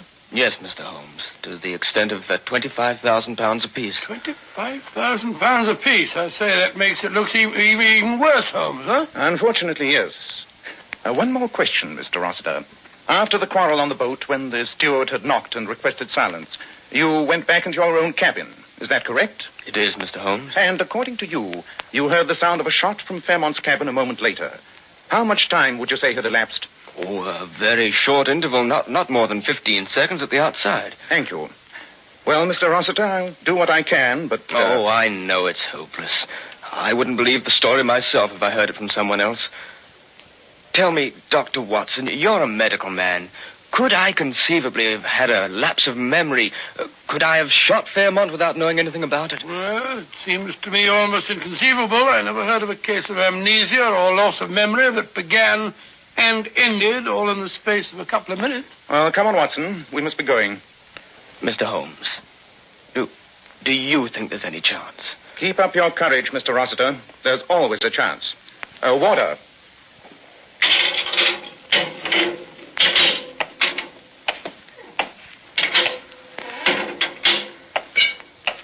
I say, Holmes, I grant you that Mrs. Fairmont's a lovely woman and that young Rossiter had a lot of provocation. But why did you tell him that there was a chance? It hardly seems cricket to me. I told him that there was a chance, Watson, for the excellent reason that there is. Chance of what? Of acquitting Rossiter of a crime which he very obviously did not commit. What do you mean to say? Come along, Watson. We've no time to stand about arguing. Rossiter's trial opens tomorrow morning. And if we're to secure the evidence we need, you and I have our work cut out for us. Evidence? Evidence of what? Evidence to convince a jury. The sequence of events is obvious, but it'll require a continuous chain of proof to convince a jury of Rossiter's innocence. Innocence? On my soul, Holmes, I think you must be mad. Prosecution has an absolutely clear-cut case, and you go on practicing about Rossiter's innocence. If Rossiter didn't shoot Augustus Fairmont, somebody must have. Somebody did, Watson. And a devilishly clever plot he invented, too. But if we're to save Rossiter from hanging, it's up to us to prove it.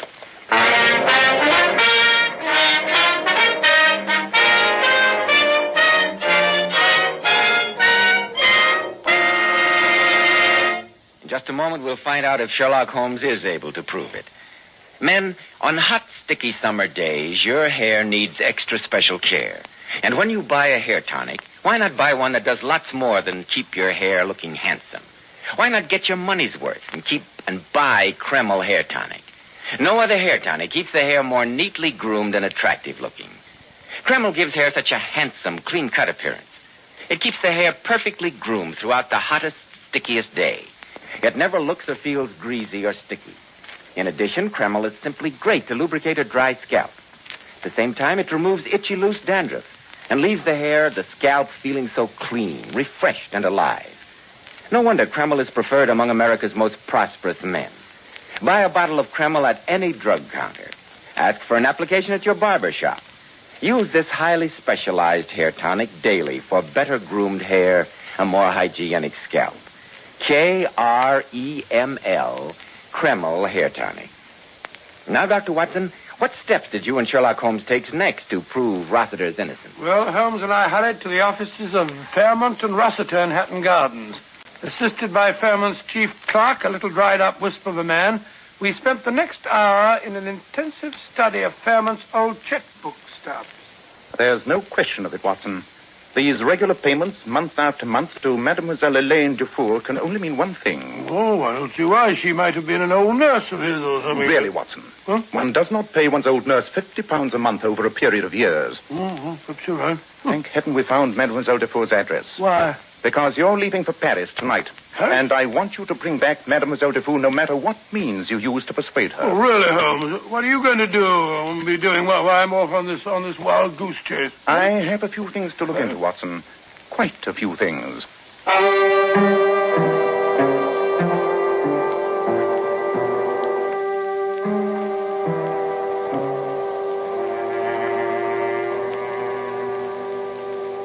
And you performed the post-mortem yourself, Dr. Macpherson? I did, Mr. Holmes. And I'm prepared to stake my professional reputation that Augustus Fairmont would have been dead within a year, no matter what had been done. That disease had progressed too far for surgeries to have been any use whatsoever. You told the police this, of course. Oh, naturally. They weren't interested. All they cared about was the bullet which finished the fellow off.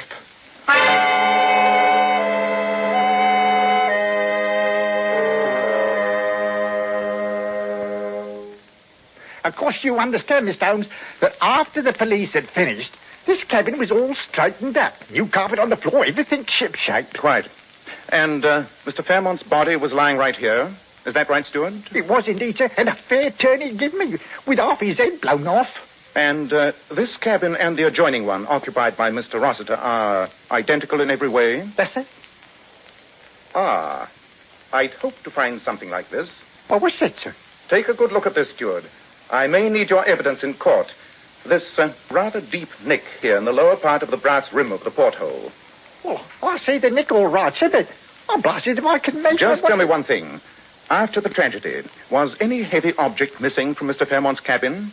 Something heavy but fairly small? That's a queer thing, sir, now that you come to mention it. I reported to the chief steward that the heavy glass water bottle was gone when the police let me straighten up the cabin. But I didn't think nothing of it at the time, so that maybe it got smashed in all the confusion. Thank you, Steward. Thank you very much indeed.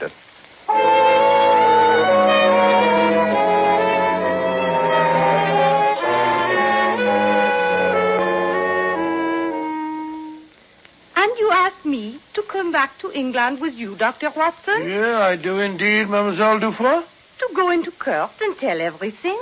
I know nothing about your English law. Perhaps I render myself liable to prosecution. All this for the sake of a man whom I have never seen. Not only for his sake, mademoiselle, but also for the sake of the woman who loves him. And, most important of all, for the sake of right and justice. To save a man from hanging for a crime that he did not commit. There's no way in which I can force you to come with me. I can only most earnestly beg you to do what we both know is the right thing.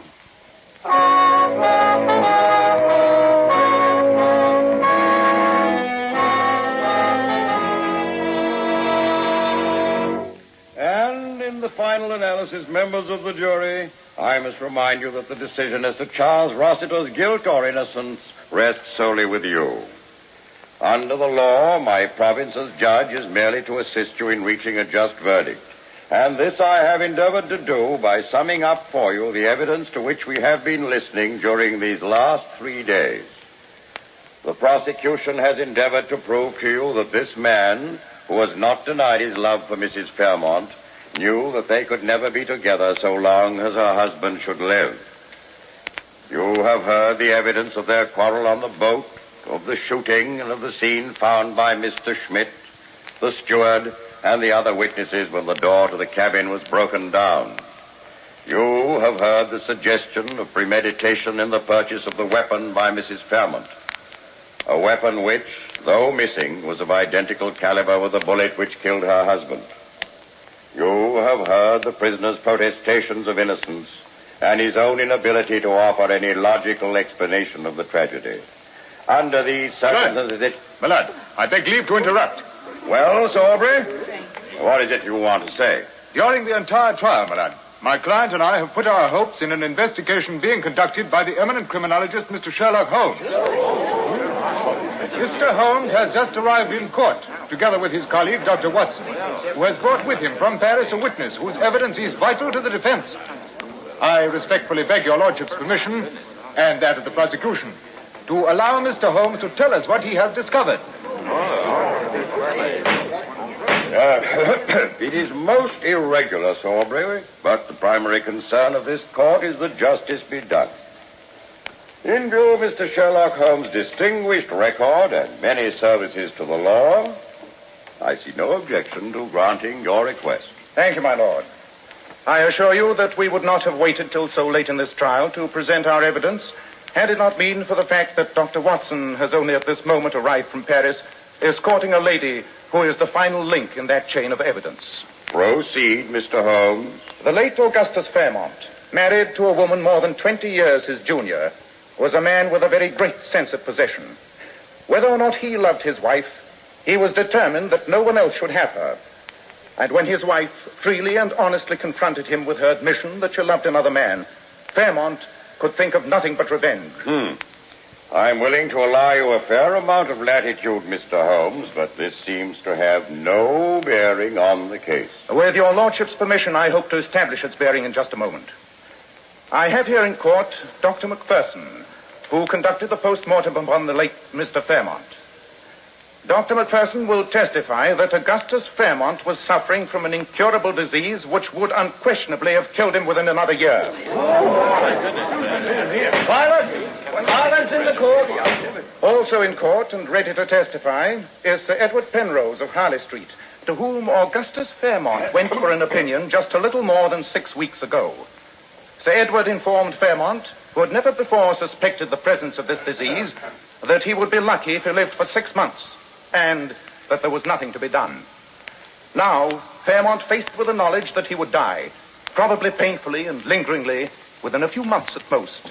And the bitterness of this knowledge must have been increased 100-fold by the realization that his death would remove the last barrier to the wedding of these two people who loved each other. Bravo, Holmes. Quiet in the court. Oh, sir. Then Augustus Fairmont evolved in his twisted mind a perfect plot. He would die, not lingeringly and painfully, but instantly. And in dying, he would make sure that Charles Rossiter, the man he hated, would be hanged for his murder. With his partner, Rossiter, Fairmont sailed to Amsterdam. But when he had purchased some 10,000 pounds worth of diamonds, the thought crossed his mind of making a final provision for the woman whom, for many years, he'd been seeing in France. She's here now, due to Dr. Watson. And I will ask her to rise. Mademoiselle Dufour, is it not true that Mr. Fairmont provided for you during the last 6 or 7 years, and that he visited you frequently during his trips to the continent? That is correct, Mr. Holmes. Now, will you please tell the court what you received in the mail from Mr. Fairmont the day after you read of his death? I received a package containing a small fortune in unset diamonds, together with a letter from Auguste, saying that I would not hear from him again, that I should make no inquiries concerning him, and that these diamonds would provide me with sufficient funds for the rest of my life. Thank you very much, Mademoiselle Dufour. Quiet in the courtroom. I think that will be all. Oh, magnificent, my dear. I'm very, very proud of you. Well done. Very well done. Provided for the woman with whom he had so long a friendship. He did this with the knowledge that he was to die that very night. On board the boat, he purposely entered into a noisy argument with young Rossiter, an argument which ended with the steward knocking on the door. A moment later, Rossiter returned to his own cabin and shut the communicating door. The instant he had done so, Fairmont took from its place of concealment the revolver which, with studied malice, he had caused his wife to buy. This revolver Fairmont had previously prepared for what he was about to do by tying a stout string from its trigger guard to the heavy glass water bottle he had taken from his cabin wall. It was the work of but a moment, after Rossiter had closed the door, to suspend the heavy bottle outside the porthole which gave directly upon the sea. Then, Fairmont raised the revolver to his head and pulled the trigger. As he fell dead, the revolver, released from his hand, was pulled sharply up and out of the porthole by the heavy weight of the bottle. It hit the edge of the porthole, nicking the brass rim, and then disappeared forever into the depths of the North Sea. Order, this demonstration is stopped instantly. I shall have the courtroom cleared. My lord, in view of the evidence offered by Mr. Sherlock Holmes, the Crown withdraws its charge against Charles Rossiter. Oh, great work, Holmes. Great work. You brought it off, old man. I never could have, Watson, if you hadn't been persuasive enough to get Mademoiselle Dufour here in time. You to say so, boy. Ah, look. Here comes Mrs. Fairmont. Oh, God bless you, Mr. Holmes. And you too, Dr. Watson. Oh, I've got to kiss you both. Oh, it's very nice of you. Upon my word, that's the nicest fee we've ever had.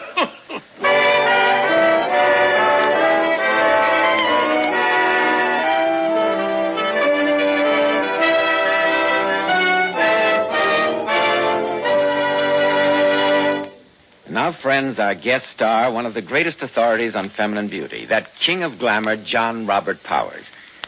And you know, Mr. Powers is famous for his $1 million Powers models. Gorgeous girls you often see on magazine covers, in the movies, in exclusive fashion shows. Ladies and gentlemen, by special transcription, Mr. John Robert Powers. Good evening, friends. I have a little surprise for you this evening. as I brought along one of my most attractive Powers girls of all times, Ellen Allardyce. And perhaps we can get Ellen to tell us how she keeps her hair so bright and shining. Will you, Ellen? I owe all that to you, Mr. Powers. Do you remember how you told me to always wash my hair with Kreml shampoo? I certainly do, Ellen. I tell all my Powers girls to use Kreml shampoo. I'm thoroughly convinced that no other shampoo leaves the hair more radiant with such natural, brilliant luster. And Kreml shampoo keeps it that way for days. What I like about Kreml shampoo is that it never dries the hair. That's right, Ellen, because Kreml shampoo has a built-in oil base. This oil base actually helps keep the hair from becoming dry and brittle. I know it. Kreml shampoo always leaves the hair so much silkier with a lovely natural satin sheen. And I love the way Kreml shampoo whips up just lots and lots of luxuriant active foam, even in the hardest water. Ellen, I think every girl owes it to herself to try Kreml shampoo. I feel certain she'll be in for one of the greatest beauty thrills of her life. Because, without a doubt, in all my years spent in helping women become more attractive, I've never come across a more beautifying shampoo than Kreml shampoo. Many, many thanks to you, Mr. Powers, and to your very lovely Powers model, Miss Ellen Allardyce. Now, Dr. Watson, what about next week? Well, now, let me see. Next week, in answer to many requests, I think I shall tell you about the most gruesome and most horrifying experience that Holmes and I ever had. It concerns the frightening happenings at Stoke Moran, the home of Dr. Grimesby Roylott, and tells how Holmes solved the mystery of the death of one of Dr. Roylott's two daughters and prevented the murder of the other.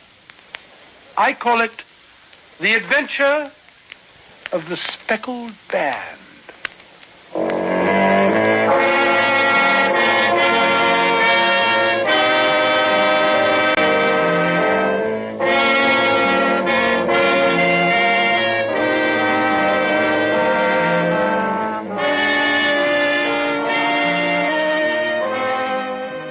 Tonight's new Sherlock Holmes adventure was suggested by an incident in Sir Arthur Conan Doyle's story, The Problem of Thor Bridge.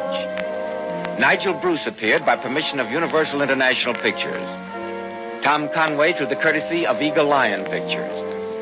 The Sherlock Holmes series is produced by Tom McKnight, with original music composed and conducted by Alex Steinert. This is Joseph Bell speaking for Kreml Hair Tonic and Kreml Shampoo, inviting you to be with us next week at this same time, when Dr. Watson will tell us about the adventure of the Speckled Band.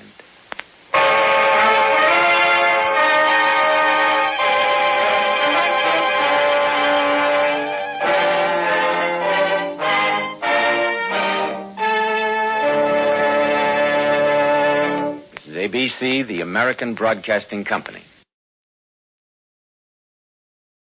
Portions of the following program are transcribed.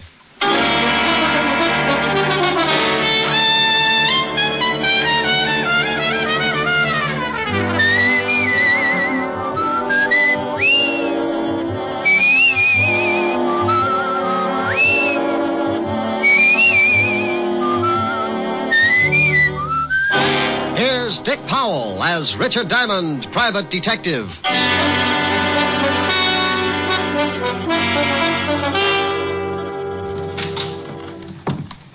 Is this the Diamond Detective Agency? Well, what does the sign on the door say? Yeah, Diamond Detective Agency. And take a guess. Are you Mr. Richard Diamond? It depends. How much does he owe you? Nothing. You just want to speak to him? I do. You come as a client? Yes, I do. You have $100 a day in expenses? Yeah, I do. Then I now pronounce this man and client. Your name, please? My name's Thomas Jason. The stockbroker? You better pay cash. Oh, I'm retired now, Mr. Diamond. And to end this nonsense, here's your $100. Oh, thank you. Now, what's your trouble? It's Carol, my adopted daughter. We adopted her when she was 12, but my wife died shortly after. Frankly, Carol has been trouble ever since. And now? Now, I'm afraid it is no longer a matter of delinquency. Well, there have been several incidents that make me suspect that she's trying to do away with me. Oh, sweet girl. What's her reason? My money. In my will, she is my only heir. Why not change the will? I said I suspected her, but I'm not certain, Mr. Diamond. And you understand, it would be terrible to disinherit her if I am wrong about my suspicions. I simply must be sure before I change my will. She have any idea of your suspicion? Yes. This morning I did speak to her. It mentioned the possibility of cutting her from my will. She flew into a rage, made several terrible threats. Oh? What do you want me to do? Well, sir, I want you to... Oh, excuse me. Diamond Detective Agency, we have the only corpse with the lie-down design. Oh, Rick. Why don't you answer the phone right? Okay, Helen, baby. Diamond Detective Agency, Mr. Richard Diamond speaking. What? See, it throws you. Mr. Diamond. Honey, I'll see you tonight. I got a client. She? He. Good. Bye. You were saying, Mr. Jason, before I was so nicely interrupted. Yes, I want you to either prove my fears to be true or groundless. If I am right, I will change my will, of course. Where do I start? Come to my house at 3 this afternoon. Here's the address. I'll introduce you to my stepdaughter, Carol, as a business acquaintance. After you've met and talked with her, I'll give you what details I have about her threats and actions. Okay, Mr. Jason, I'll be at your place at 3 this afternoon. Good day, Mr. Diamond.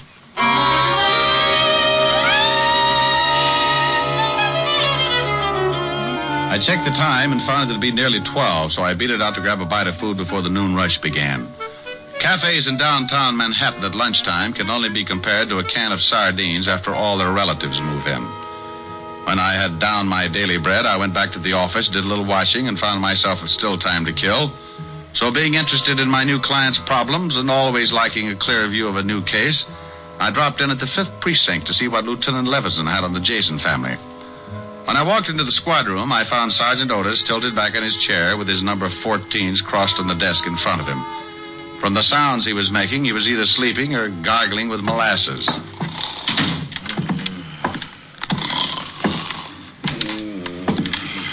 Sergeant Otis. Oh, boy. Sergeant Otis. Calm down. Otis, wake up. Oh, it's you, Silas. Patrol Leader Diamond with his stout-hearted brownies who were shocked by your dreams. Shame on you.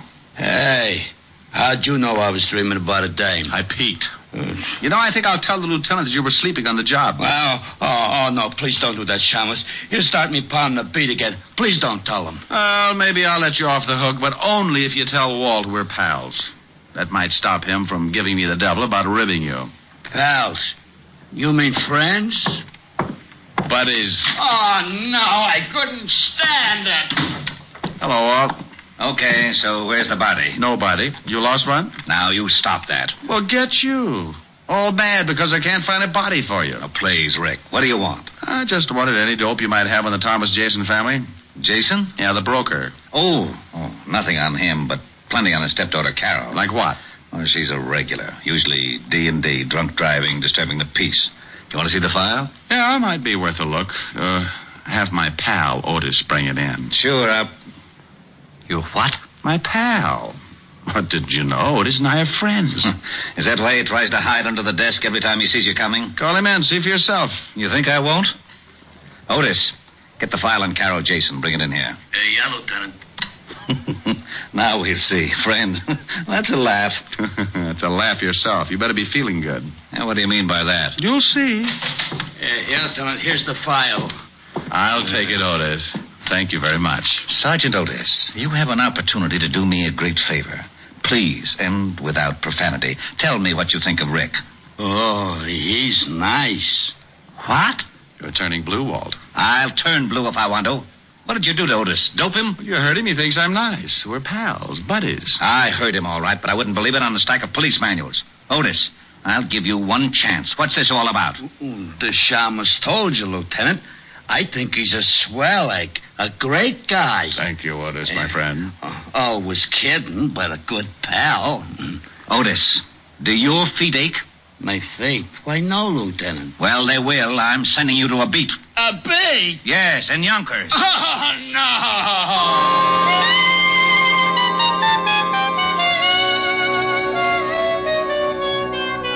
I went through the file on Carol Jason and found out Walt hadn't been kidding.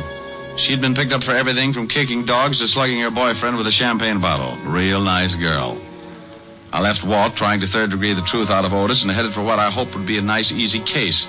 In a few minutes, I was in front of my client, Jason's house on East 66th Street. It turned out to be a modest little shack of some 30 rooms with a brownstone cover. I was ushered in to wait in the library for Thomas Jason, but I got a surprise. Mr. Diamond?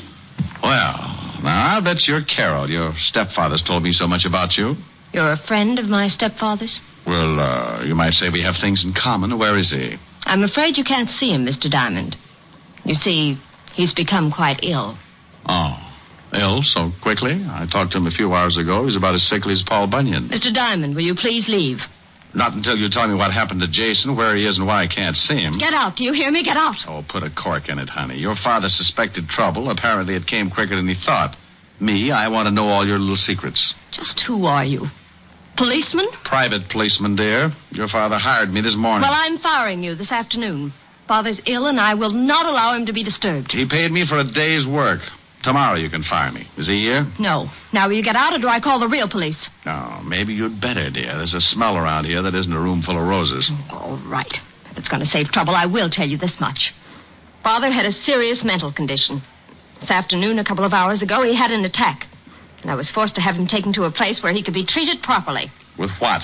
Embalming fluid? Why, you insulting. Where was he taken? Who's the doctor? I think I've answered all the questions I need to, Mr. Diamond. My actions are entirely legal. If you persist in your insinuations, I shall see that your license is revoked and that you are charged with defamation of character. Oh, get you. You've been reading up on the law, and I'll bet I know why. All right, dear. I'll leave now. Go on, and don't come back. Temper, temper, temper. I'm going, but we'll see each other again.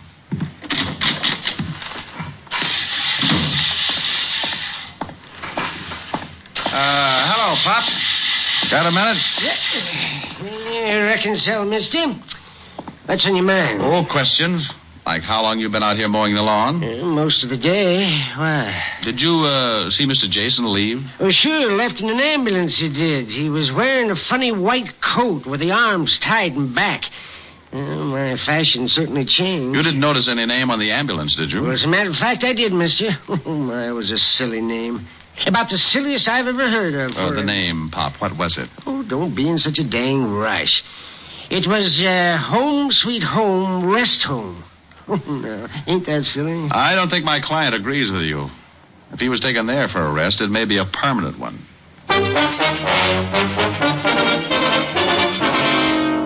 Next stop, a drugstore with a phone book. Said book gave me the address, and I was soon in Baychester, looking at something pretty swank in the way of nut houses. Home Sweet Home was 2 acres of lawn, trees, and a square white blockhouse, and all surrounded by 15 feet of spiked steel fencing. By this time, the setup was really beginning to smell, and I decided that maybe a shamus might not be welcome. So for a moment, I stood by the big gate debating how I could get in. The answer was fairly simple. I rang the bell. It caused a huge character wearing a white jacket and with arms like hairy telephone poles to appear. Yeah? What can I do for you, mister? Let me in. Why? This is a rest home, isn't it? Yeah. Well, I want to rest. Oh, funny. Beat it. I want to speak to the doctor, King Kong. Is he in? Maybe, maybe not. Who wants him? I do. Who are you? Let's just say I'm a patient. You going to keep me out here dying of schizophrenia? Dr. Thorne is busy now. Come back later. Look, in 1 minute I start throwing fits. Think how that'll ruin your trade. Yeah, the doc wouldn't like that. Maybe you had better come in. Now, that's right neighborly of you, friend.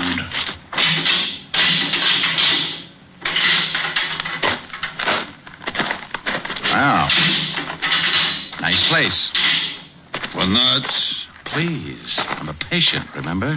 So, if you're a nut, I should care. If you ain't, why should you? Now, that's a homely bit of philosophy. Tell me, what do you do here? Break skulls? I don't think I like you. And I'm a nurse. What a shock this will be to Dr. Kildare. I don't know him. Now, you wouldn't. His nurses are pretty. If he had to have you as a nurse, he'd quit medicine and take up playing the glockenspiel. Sally, you're nuts. Wait here. I get the doctor. Yes, nurse. Dr. Thorne, you got a patient, I think. All right, Brazo. I am Dr. Thorne, sir. What can I do for you? He's nuts, Doc. Be quiet, Brazo. Oh, he's right, Doc. I'm nuttier than a squirrel's hideout. Well, I'm afraid I can be of no assistance, Mr. Promise you won't tell? Yes, I promise. I am Sherlock Holmes. What? H-O-L. I can spell. I'm afraid you've come to the wrong place, Mr. Holmes. This is a private sanitarium, and certain procedures must be followed. I have money I can pay, and I want to stay here. But, Mr. Holmes, you must be examined by a doctor and committed by a relative. You're a doctor. Examine me. But your relatives. You can't commit yourself. Why not? I demand my rights. Oh, this is preposterous. This is not a hotel. You can't just come in and register. Tell me, who's your doctor? Where is your home? Well, look. Tell you what. You let me stay here for the day, and I'll tell you who my doctor is. And if you don't let me stay, I'll tell everyone what a bad place you have. You said something about having money. Just how much money? I've got a mattress full. Can I stay? Perhaps it can be arranged. Though, of course, I must examine you. Of course. And there will be a certain fee, you understand? I'm beginning to. Tell me, Mr. H-O-L. Stop! You certainly are most annoying. Tell me, why do you want to stay here anyway? Well, I've got to stop the plot. The plot? You know about that? Sure. You plan to rub out Fearless Fosdick, but I'm not going to let you. Oh, I see. Tell me, do you have any dreams? Well, of course. I have dreams about eating ice cream cones, and oh, what a mess they are. What's so messy about eating an ice cream cone? My mouth is always filled with BBs. BBs? For my air rifle, stupid. How else could I stand off the Indians? Well, what Indians? Well, the Indians who want to steal my ice cream cones. Now, why would Indians want your ice cream cones? Oh, they're mad about pistachio. You are crazy, aren't you? Brazo, take Mr. H-O-L. Oh, never mind. Take him to observation room B, Brazo. I don't have time for the examination now. Wait, can't I be with the other patients? I get lonely. Later. Come on, Sherlock. This way.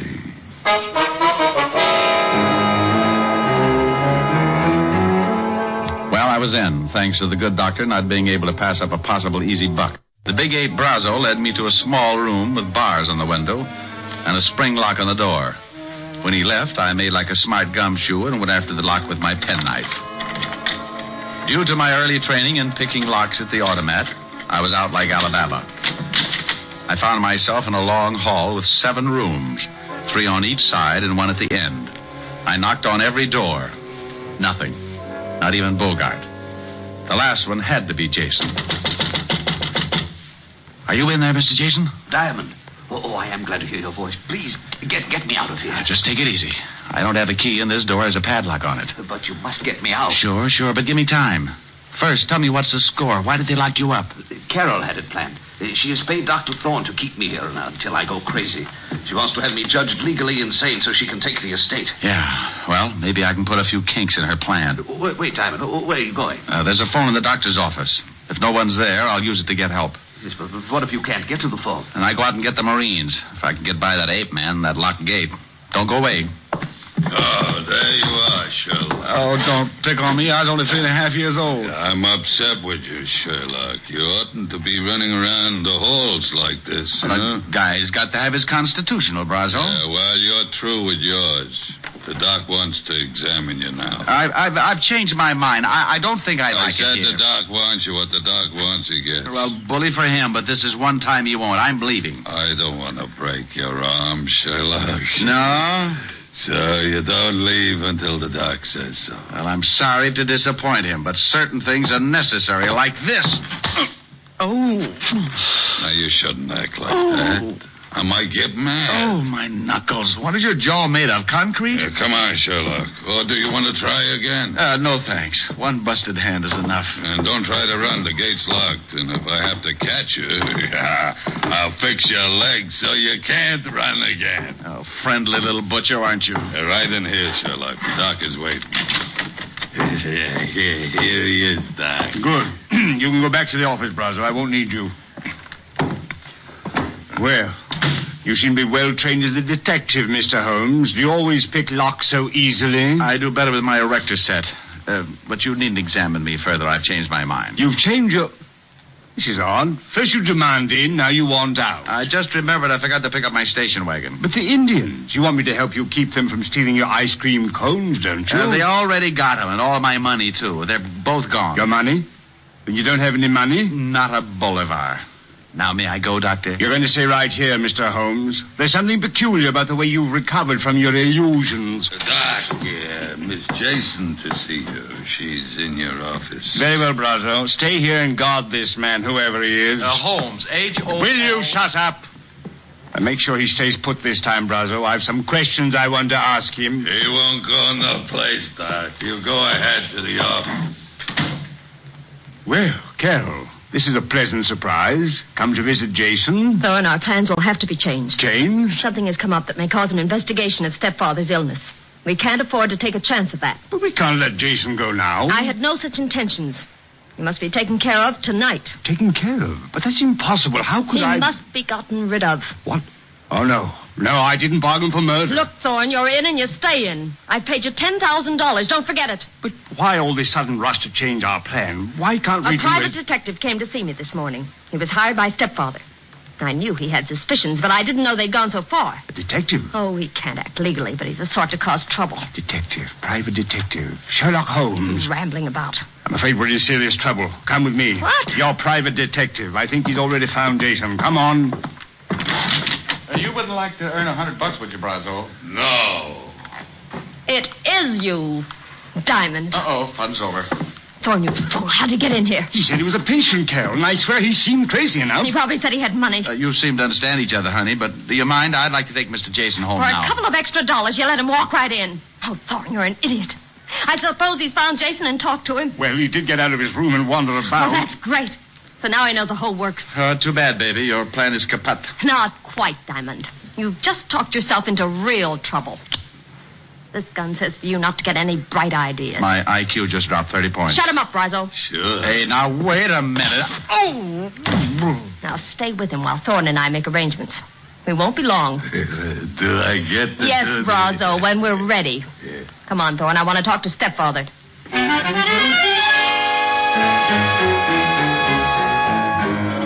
Brazo's fist was made of the same stuff as his jaw. By the time I came around, darkness had painted the window, and the room was full of shadow and Brazo. The big hulk was squatting a few feet away, paying no attention to me. So I waited till my mind was clear while I eased off my right shoe. The heel was leather with a steel plate in it. I could only hope it was harder than Brazo's skull. With the shoe in my hand behind me, I was ready. Only to have him catch me stirring. Coming to, Shamus? Yeah. Hand me my cigarettes, will you, Brazo? You need a smoke, huh? Sure. Where are they? Fell out of my pocket, over there behind you. Where? I don't see it. Say, that's not... Need another? Stop that. Oh, come on, Buster, fall. Well, is little old Brazo finally getting sleepy? Happy New Year, Buster.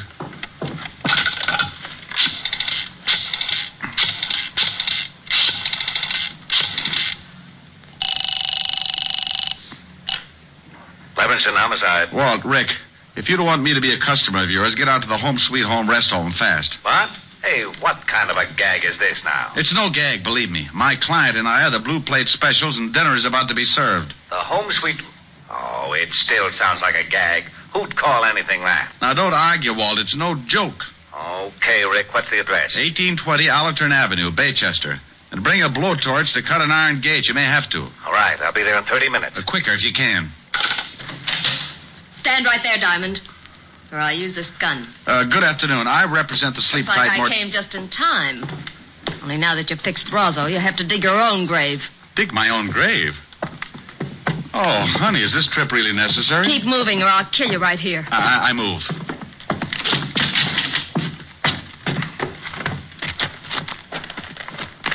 Keep going. Over there behind those trees where Thorne and Jason are. Well, is Jason... He's alive, but not for long. Where's Brazo? I thought he was going to... Diamond knocked him out. They can dig their own graves. There, the shovels. Get busy. Carol, please, you may have the money, I swear. Shut up and dig. Carol, this is... Just work the shovel.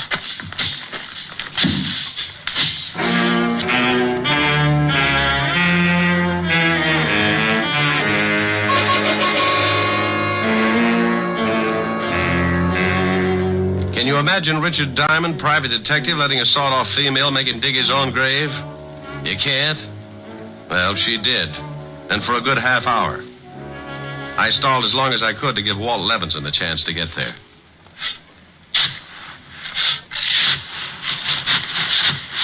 That's enough. I said that's deep enough. Oh, please, I'm just started. You're finished. Jason, get into that hole with him. Very well. I guess this is it, Diamond. I'm sorry to have dragged you in. Well, that's a horrible way to say it. Don't we get time for a last cigarette? No. Thorne, take this gun. What? Oh, no, I'm not going to kill them. Shut up and take this gun. Oh, don't do it, Thorne. Be a man about it. Here, Thorne. Don't be such a weakling. 2 shots and it's over. No, it was your idea. I'm no murderer. Atta boy, stick up for your rights. You shut up. Thorne, do you do the job or do I make you number 3 in that grave? You wouldn't dare. You need me. Atta boy, Thorne, tell her. Go on, Thorne, take the gun. No, I can't. I just can't. Not like this. You weakling. I'll do it myself. Now, turn around, Diamond. Oh, now, look, baby, this thing's getting out of hand. You shoot me and the law will be all over the place. Not until I've filled that grave in over you. I called them, baby. Oh, you're lying. Am I? Well, just turn around and take a look at that lovely big fat policeman standing over there by that tree. Oh, you really don't expect me to fall for an old stunt like that. Well, if you don't, you'll fall for something. It's your funeral. No, it isn't. It's yours. All right, lady, drop it. What? Why, you... Smarty. I'll kill you anyway. Carol.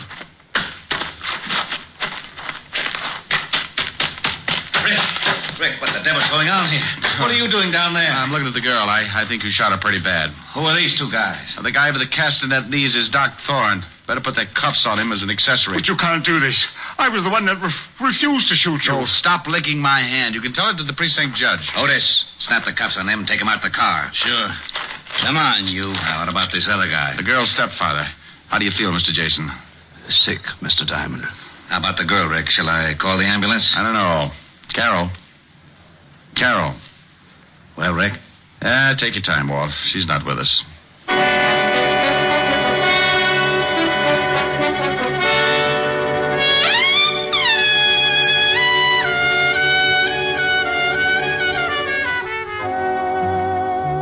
I gave Walt the story, then took Jason to his house. Stayed there long enough to brush the dirt off my clothes, wash my hands, and then I headed for a delayed date. At 975 Park Avenue, I found a big fireplace and a lovely redhead waiting for me. A redhead wearing a dress that was part green silk and part... Well... I'm the library, darling. Come on in. Hello, Helen, baby. You sound like you found oil in the basement. What's with the cheer? Me? Isn't it always? I like you. I like the way you say that. Looking up at me with those big green eyes. They're not green. They're hazel. Oh, are they? Let me look closer. Not until you sing for me. Sing? Oh, honey, I'm tired. I want to rest. No, you don't. No, over to the piano. No, Rick, not here. But, Helen, all I wanted to do was... I know, Rick. Oh, you've been using that Ouija board again. I don't want to sing. Now look in my eyes. Close range? Contact. I'll sing. That's better. Like, you must have been a beautiful baby. Oh, love it. You must have been a beautiful baby. You must have been a wonderful child when you were only starting to go to kindergarten. I bet you drove the little boys wild. And when it came to winning blue ribbons, you must have shown the other kids how. I can see the judge's eyes as they handed you the prize. I bet you made the cutest bow. Oh, you must have been a beautiful baby. 'Cause, baby, look at you now. Like that? That was wonderful, Rick. Come here. About time. Oh, Rick. Do you think you can do that and sing, too? Honey, when you look at me like that, I could kiss you, sing, and knit a whole sweater at the same time. Rick, could you? Want to try? The sweater will take years. I'll buy that. Come here, we'll start with the neck. Rick. You know something? What? I may even knit you a whole suit.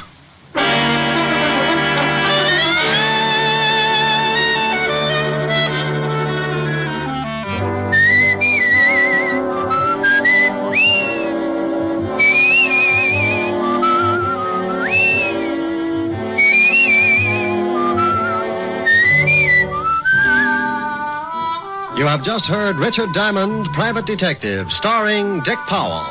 Helen was played by Virginia Gregg, Lieutenant Levinson by Ed Begley. Also in our cast were Wilms Herbert, Hy Averback, Betty Moran, Howard McNear, Edwin Max, and Jay Novello. Music was under the direction of Frank Worth. Tonight's story was written by Herb Purdom and edited and directed by Blake Edwards. Portions were transcribed. Dick Powell soon will be seen in the screen version of the best-selling novel, Mrs. Mike. Now, this is Eddie King inviting you to be with us again at the same time next week, when we will again bring you Dick Powell as Richard Diamond, Private Detective.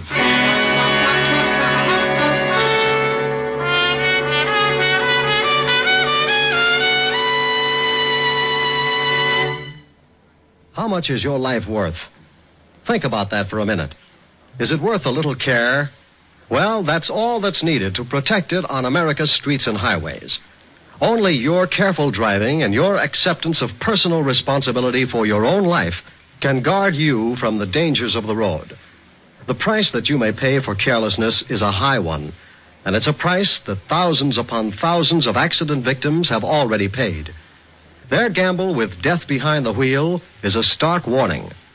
A warning that an accident can happen to you. Last year alone, some 32,000 persons were killed in traffic accidents, and well over 1 million others were injured. Smash-ups have averaged more than 1 a minute, every minute of the day and night. These are the facts of traffic dangers. As for the facts of traffic safety, well, they all boil down to just 2 facts. Careful driving by automobile owners, careful walking by pedestrians. So drive carefully, walk carefully. The care you take may save a life, and that life may be your own. Saturday night is packed with entertainment when you stay tuned to NBC's star lineup of shows.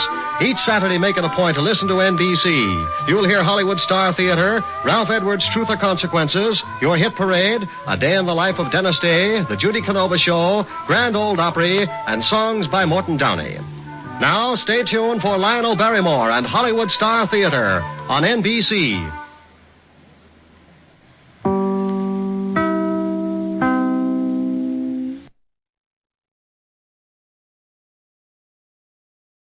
From Hollywood, it's time now for Johnny Dollar. Pat McCracken, Johnny, returning your call. Oh, hi, Pat. How's Southern California? My vacation on expense account? I love it. Well, don't overdo it. Just because the Jolly Roger matter interfered with that vacation you'd planned is no Now, reason. wait a minute. You promised full expenses. Okay. When are you coming back to Hartford? As soon as I clear up the Lamar case. Want okay expenses on it now? Huh? Lamar? Yeah, Pat. This is a case that'll make your hair curl.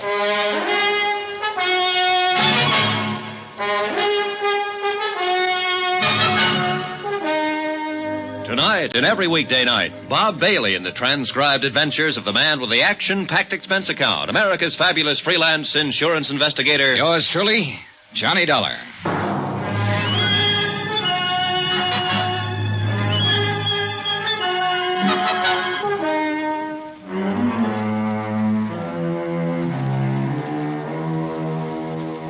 Expense account submitted by Special Investigator Johnny Dollar to the Universal Adjustment Bureau, Hartford, Connecticut.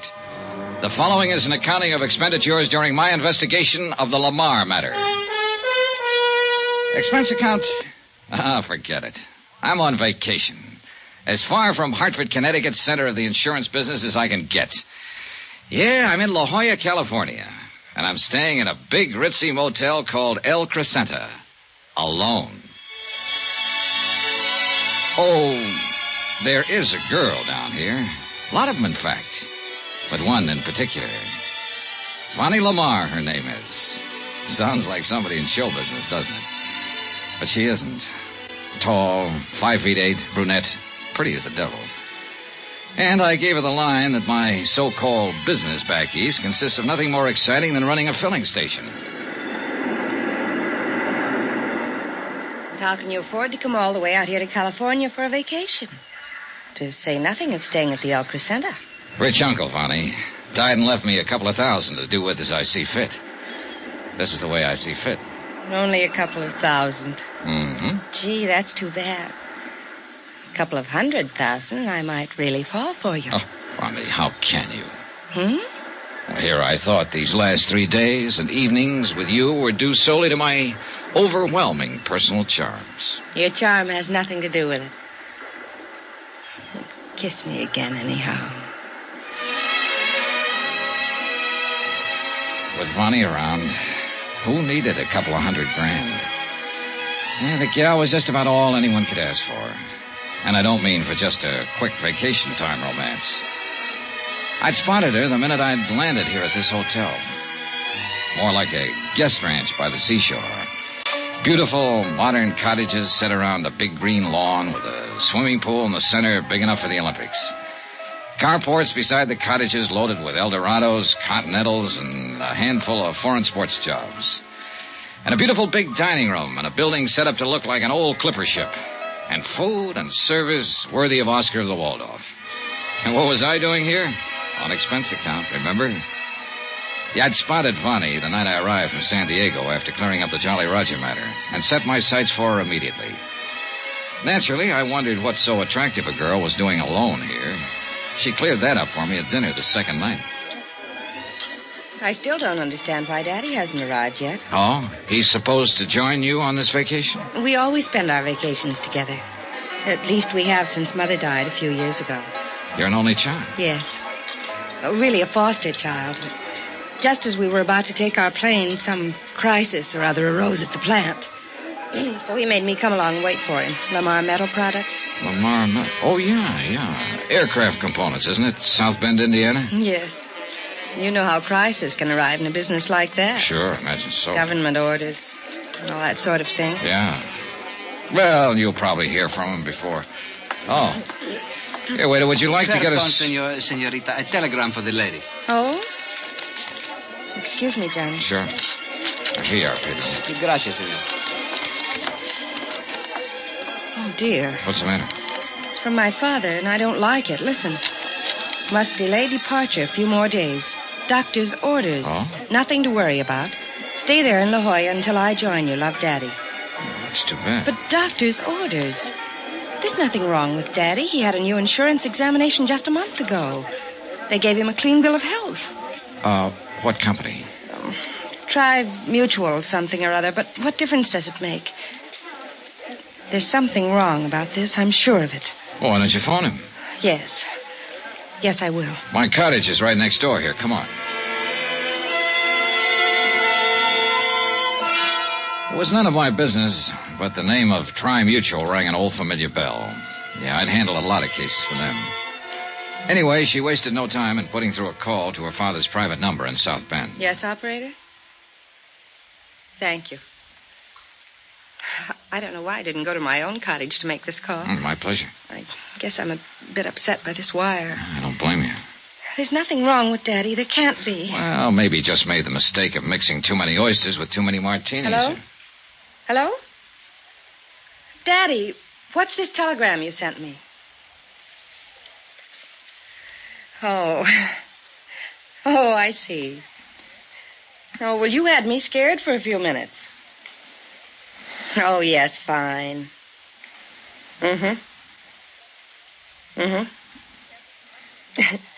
Yes, if you must know the truth, I have. Johnny Dollar. Uh-oh. Very. Careful, gal. Oh, he says he runs a filling station, but I don't believe him. I'll tell you all when you get here. And hurry, darling, please. All right, Daddy.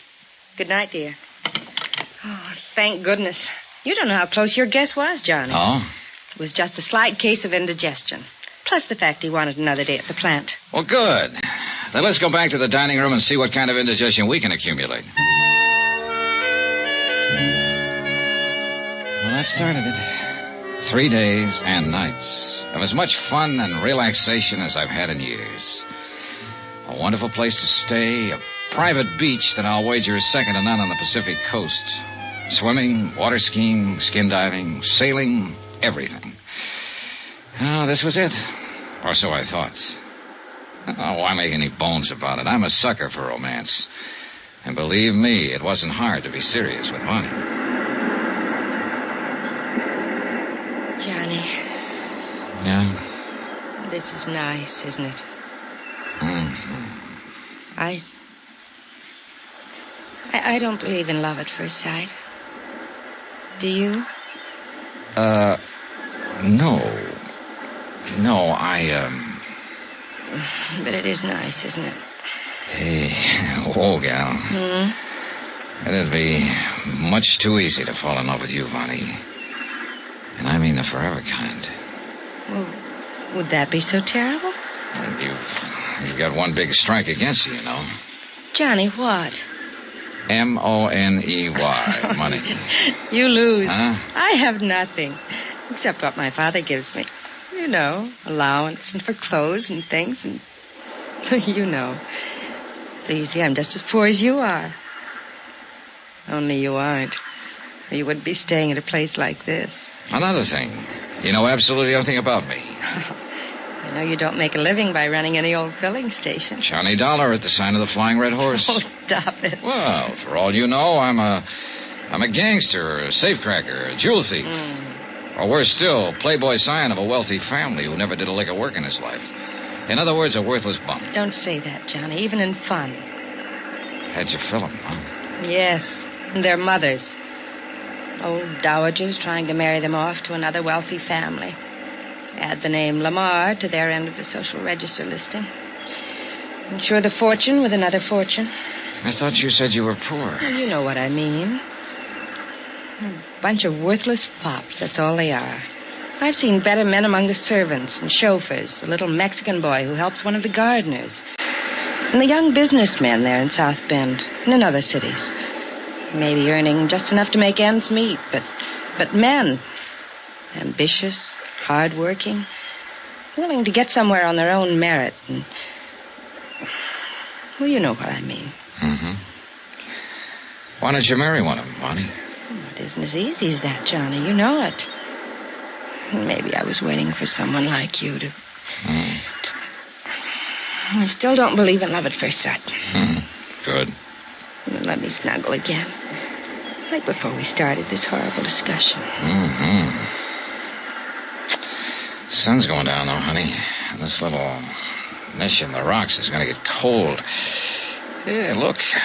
Everybody else has left the beach. Come on, snuggle. I like it. Kiss me. And I thought I'd have to ask for it.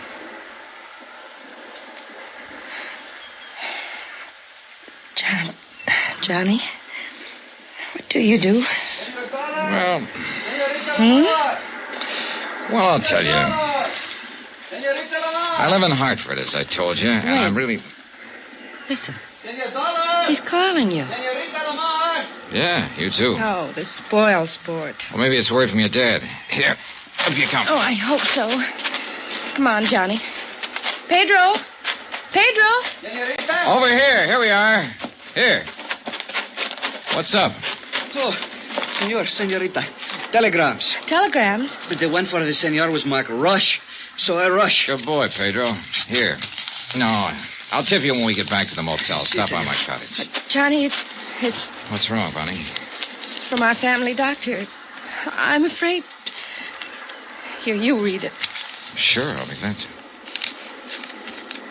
Regret having to inform you... Your father died a few hours ago.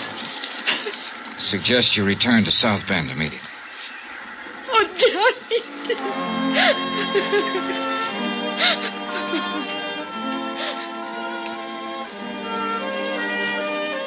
It was a few minutes before Vonnie could pull herself together enough to walk from the beach up to her cottage where she could pack her things for the trip back to South Bend.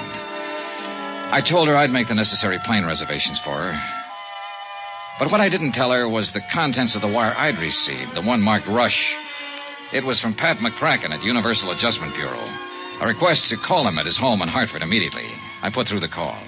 Hello, Pat McCracken. Well, Killjoy, what's on your mind? Johnny? That's right. Hey, you got my wire. Why else do you think I'm calling? I tried to get you long distance all day. Your motel didn't seem to know where you were. Well, that was my doing. They might have spoiled a beautiful romance. Well, what's on your mind?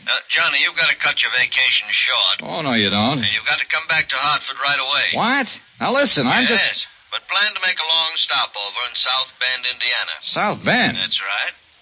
Oh, I get it. This is a gag. Or did you know I'd figured maybe on stopping over there anyhow? I don't know what you're talking about, but now listen. By a rare stroke of luck, we just got word of the death this morning of one of Tri-Mutual's bigger policyholders. How much? $1.5 million. Man named Thomas Rene Lamar. Lamar? Pat. Now listen, Johnny. The circumstances lead us to think it may be murder.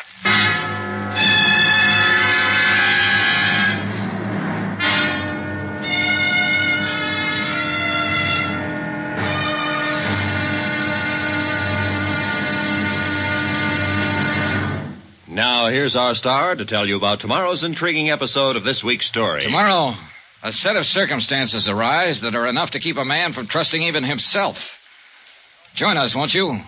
Yours truly, Johnny Dollar.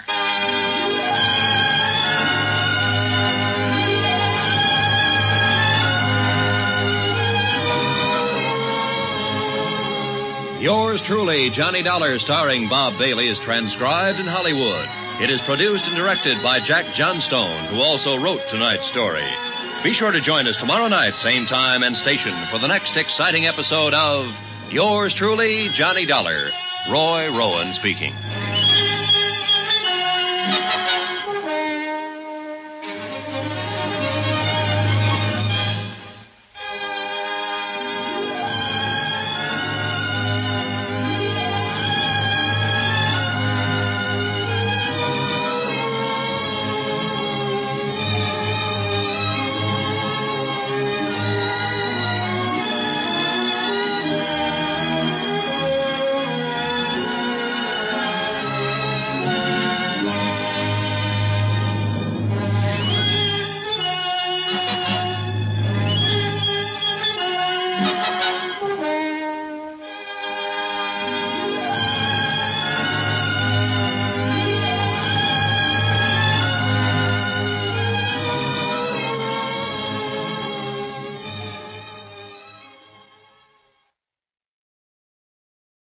From Hollywood, it's time now for Johnny Dollar. I have your party in Hartford, Connecticut now, Mr. Dollar. Oh, thanks. Just a moment, please. Hello, McCracken, Universal Adjustment Bureau. Hi, Pat. Johnny, are you still in La Jolla? Didn't you get my telegram? Sure did. And I'm getting ready to leave for South Bend right now. In the company of a beautiful, charming, lovely... Now, look, son, your vacation is over. Charming, lovely girl named Vonnie Lamar. Okay. Now, will you... What? That's right. Thomas Rene Lamar's daughter. Does she know her father has died? Telegram for her arrived at the same time I received yours. You didn't show her my wire. No. She doesn't know yet that you think it might be murder.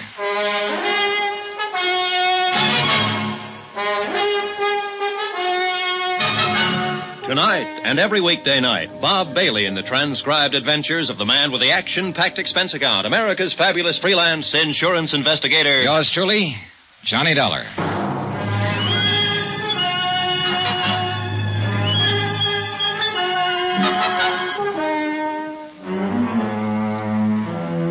Expense account submitted by Special Investigator Johnny Dollar to the Universal Adjustment Bureau, Hartford, Connecticut. Attention, Mr. Patrick McCracken.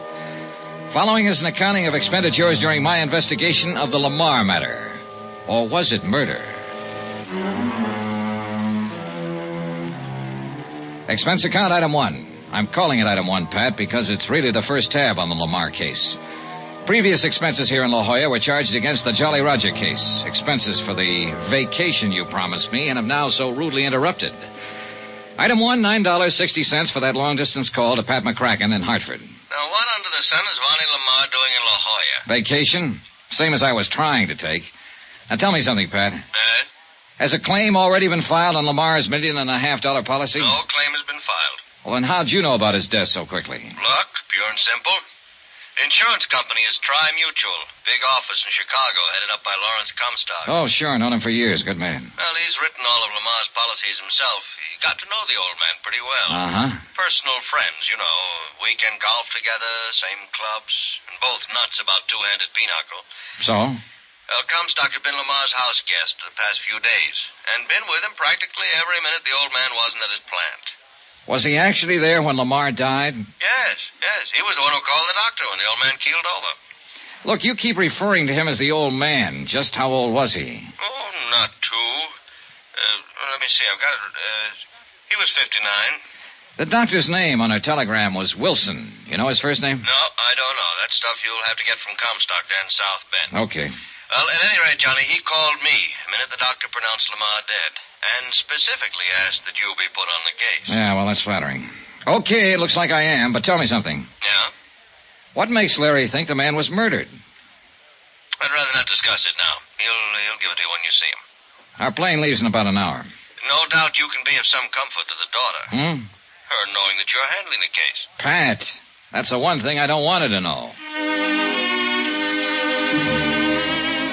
I hung up, leaving Pat to ponder over that last remark. Wired Larry Comstock that I was coming and finished my packing for the trip back east.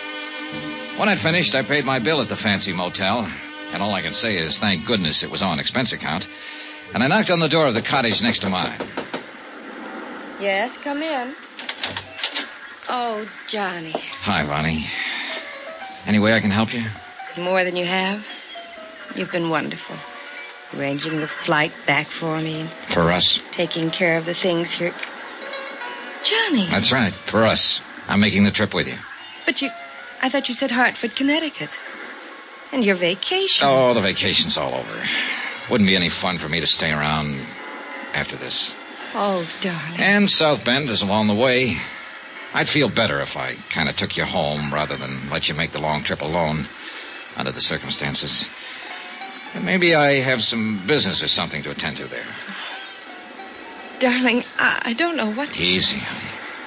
Okay, you made it so wonderful when Daddy couldn't get here these last few days, and now that this terrible thing has happened, you stick by me this way. It's the only way I'd have it. You're so wonderful. All right. Come on now. Come on, get your things together. I've called for a cab to the airport in San Diego. Come on. Oh, thank you, Johnny. I love you for this. Sure.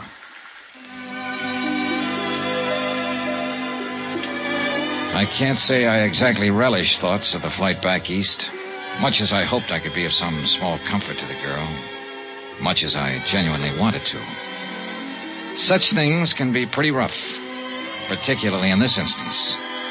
But I am an insurance investigator, and in a matter of this sort, $1.5 million at stake, the possibility of murder, well, it's up to me to suspect everyone, whether I like it or not. Yeah, I sometimes think it's a pretty rotten racket to be in. Johnny. Sleep, honey. Sleep. You'll need all of it you can get before you have to face things at home. I wasn't sleeping. I was just thinking. And being so thankful that you're here with me. Honey, I wired ahead for a hotel reservation. What? Yep. I'm going to stay in South Bend a few days. You wonderful, wonderful... No, I'm going to be honest with you. I also wired a friend of mine, a fellow with whom I do business now and then. So well, anyhow, I'll be there for a few days and maybe more, and as long as I can be of any help to you. It's funny. You know, you still haven't told me what you do. Well, don't worry about that now. But I'm curious. Tell me. It'll give us something to talk about. Did you wire anyone at your home about your arrival? Yes, Harrison the butler. Johnny. Well, how about the doctor who telegraphed you? Yes, Dr. Wilson, too. Honey. Wilson. Edward T. Wilson. Now tell me. No, you stop talking and try to get some rest. But all... I'm going back to the lounge in the tail section so that you'll have nothing to do but get some sleep. Then you won't tell me. No. Tomorrow. Sleep. Thank you, Johnny. Now I can, maybe. Yeah, rough. Very rough. I felt like a traitor to her. Well, we landed in Chicago at 10 a.m. and took a cab from the airport to the Lamar home on the outskirts of South Bend. I'd never before realized that the big industrial city with all its huge, dirty, sprawling factories had such a wealthy residential section. And the Lamar home on Parody Lane was one of the most impressive of all, set far back in what must have been an acre of well-kept lawn. In addition to Harrison, the butler, we were met at the door by the housekeeper, cook, upstairs and downstairs maids, and a couple of other servants. All of them obviously in deep sorrow over the passing of the master of the house. And may I most humbly, for all of us, express our deepest sympathy in this hour of this... It's all... Thank you, Harrison. Thank you all. I'm going to my room and we'll call you when... Yes, miss? This is Mr. Dollar. Mr. Dollar. He's to be admitted to the house. Any time I'll be here, Vonnie, as soon as possible. And you know where to reach me. Yes, Johnny. Thank you. And now to get to work, whether I liked it or not. I took the cab to the townhouse, dumped my bags, then back to Chicago in the office of Lawrence Comstock, Tri-Mutual's representative. He was waiting for me. Well, Johnny, you sure walked into something this time. Thick one, Larry? You don't know. You don't know the half of it. The million and a half of it. You gave Pat McCracken back in Hartford the idea that Lamar's death might be murder. I think it is.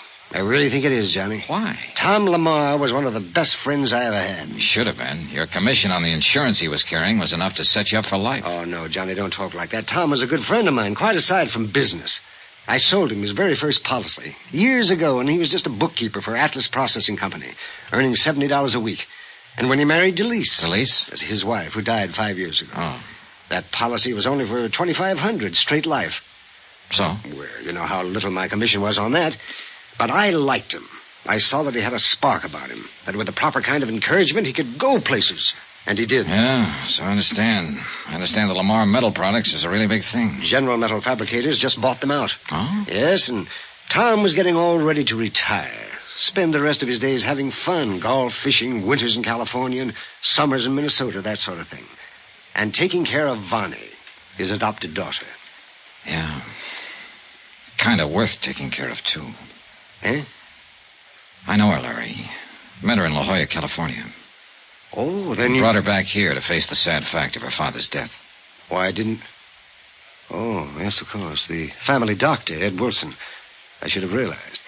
He sent a telegram to Vonnie to the same place you were, in La Jolla. She's a wonderful girl, John. You're telling me. But, Larry... Yes? Something you told Pat McCracken back in Hartford has led him to think that possibly Thomas Lamar was murdered. Johnny, in the years I've known Tom Lamar... Yeah? I've not only known him, but I've known his family. Well? And much of his affairs, personal as well as business. Well? His wife, Delise. I would have married her long ago if I'd been able. Oh, get to the point, Larry. Oh, yes, of course. And his daughter, Vonnie. I wish she'd been my daughter, my child. Come on, Larry, come on, get at it. She's a wonderful girl. You said that. Oh, yes, of course. Well, there were things in her past, Vonnie's past, that even her mother and later her father didn't know about. But I did. For heaven's sake, man, get to the point. You too? Yes, me too. Yeah, me. The confirmed bachelor. Take him or leave him. Have fun. Forget him. Make a big... Come on, Larry. Listen, Johnny. Now listen carefully. Dr. E.T. Wilson, Ed Wilson, an old friend of mine as well as Tom. Yes? It was Ed who made the last insurance examination 4 months ago. Thomas Rene Lamar was in better health than you are. After all, he was only 59, and he'd lived a careful life, taking good care of himself. Well, go on. We were sure of his physical condition, sure of it. That's why I let him add to his already large policy. Larry, you've told Pat McCracken, and you've admitted to me that you think Thomas Lamar was murdered. Yes, John. Because of one man. Who? The one man who shared his confidences, business and personal. Yeah? Who was closer to him than even Ed Wilson or me. Well, who? One man who alone could be sure of benefiting by Tom Lamar's death. Oh, look, Larry, that bush you're beating around is getting bigger and bigger. It's so simple, John, so discouragingly simple. All right, Larry, all right. Take it any way you like. I'm here for 2 reasons. Because I'm assigned to this case, and because of Vonnie. Yes, I know. Now, who is it you suspect? The man Vonnie is really in love with. Oh. I'm sorry, Johnny.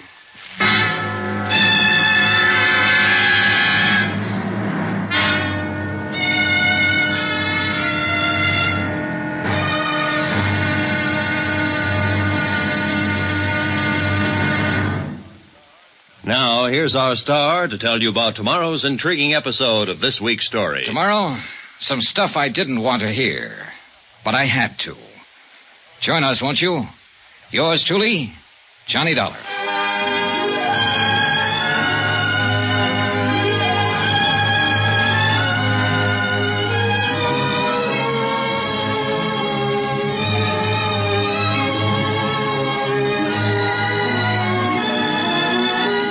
Yours truly, Johnny Dollar, starring Bob Bailey, is transcribed in Hollywood. It is produced and directed by Jack Johnstone, who also wrote tonight's story. Be sure to join us tomorrow night, same time and station, for the next exciting episode of Yours truly, Johnny Dollar. Roy Rowan speaking.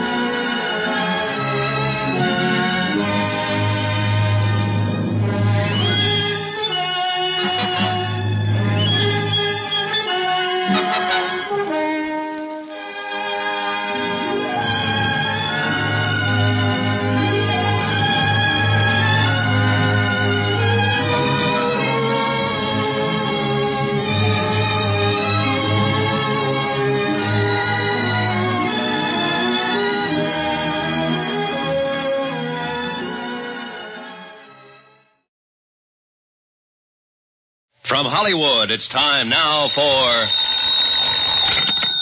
Johnny Dollar. Johnny, this is Vonnie. Oh, yes? Please, come out here to the house, right away. Is something wrong? Johnny, you said you came back here to South Bend to... Well, because you didn't want me to have to be alone to face the death of my father. Yes, dear, Johnny, you also said you have business here. Well, yes. Is it connected with my father's death? Vonnie. Please, dear, don't lie to me. He was insured for over $1 million. Or do you know that? Listen. Was this business of yours connected with Daddy? Was it because you, too, think he was murdered? Johnny? I'll come out and see you.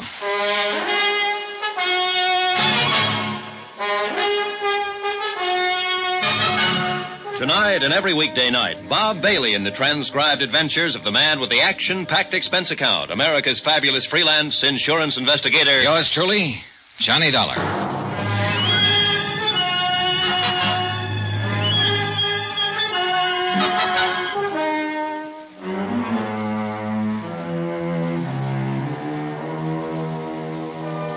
Expense account submitted by Special Investigator Johnny Dollar. To the Home Office, Universal Adjustment Bureau, Hartford, Connecticut. Assignment, the Lamar matter. The question, was it murder? The beautiful girl, Vonnie Lamar, and the beautiful romance I found during my so-called vacation at La Jolla, California. Well, things really got into a bind when she received news that her foster father back in South Bend, Indiana, had suddenly died. And I received word that I was assigned to the case. Not only because of the $1.5 million policy on Lamar's life, but because it looked as though it might be nothing more nor less than murder. From La Jolla, California to South Bend, Indiana was only a quick flight by plane, and the first person I contacted was Lawrence Comstock of Tri-Mutual, Chicago office, who'd issued the policies on Lamar's life. Yes, Johnny, the only two real friends Thomas Lamar had these past few years since his wife died were Dr. Ed Wilson and myself. And Wilson is the man you called in when Lamar died? Yes. You see, Tom and I used to spend a lot of time together. Weekend golf, belonged to the same clubs, that sort of thing. We used to love playing two-handed pinochle together. Uh-huh. Go on. I was with him at his house the night he died. And so unexpectedly, Johnny, as I told you, he'd had a most thorough physical examination only a few months before.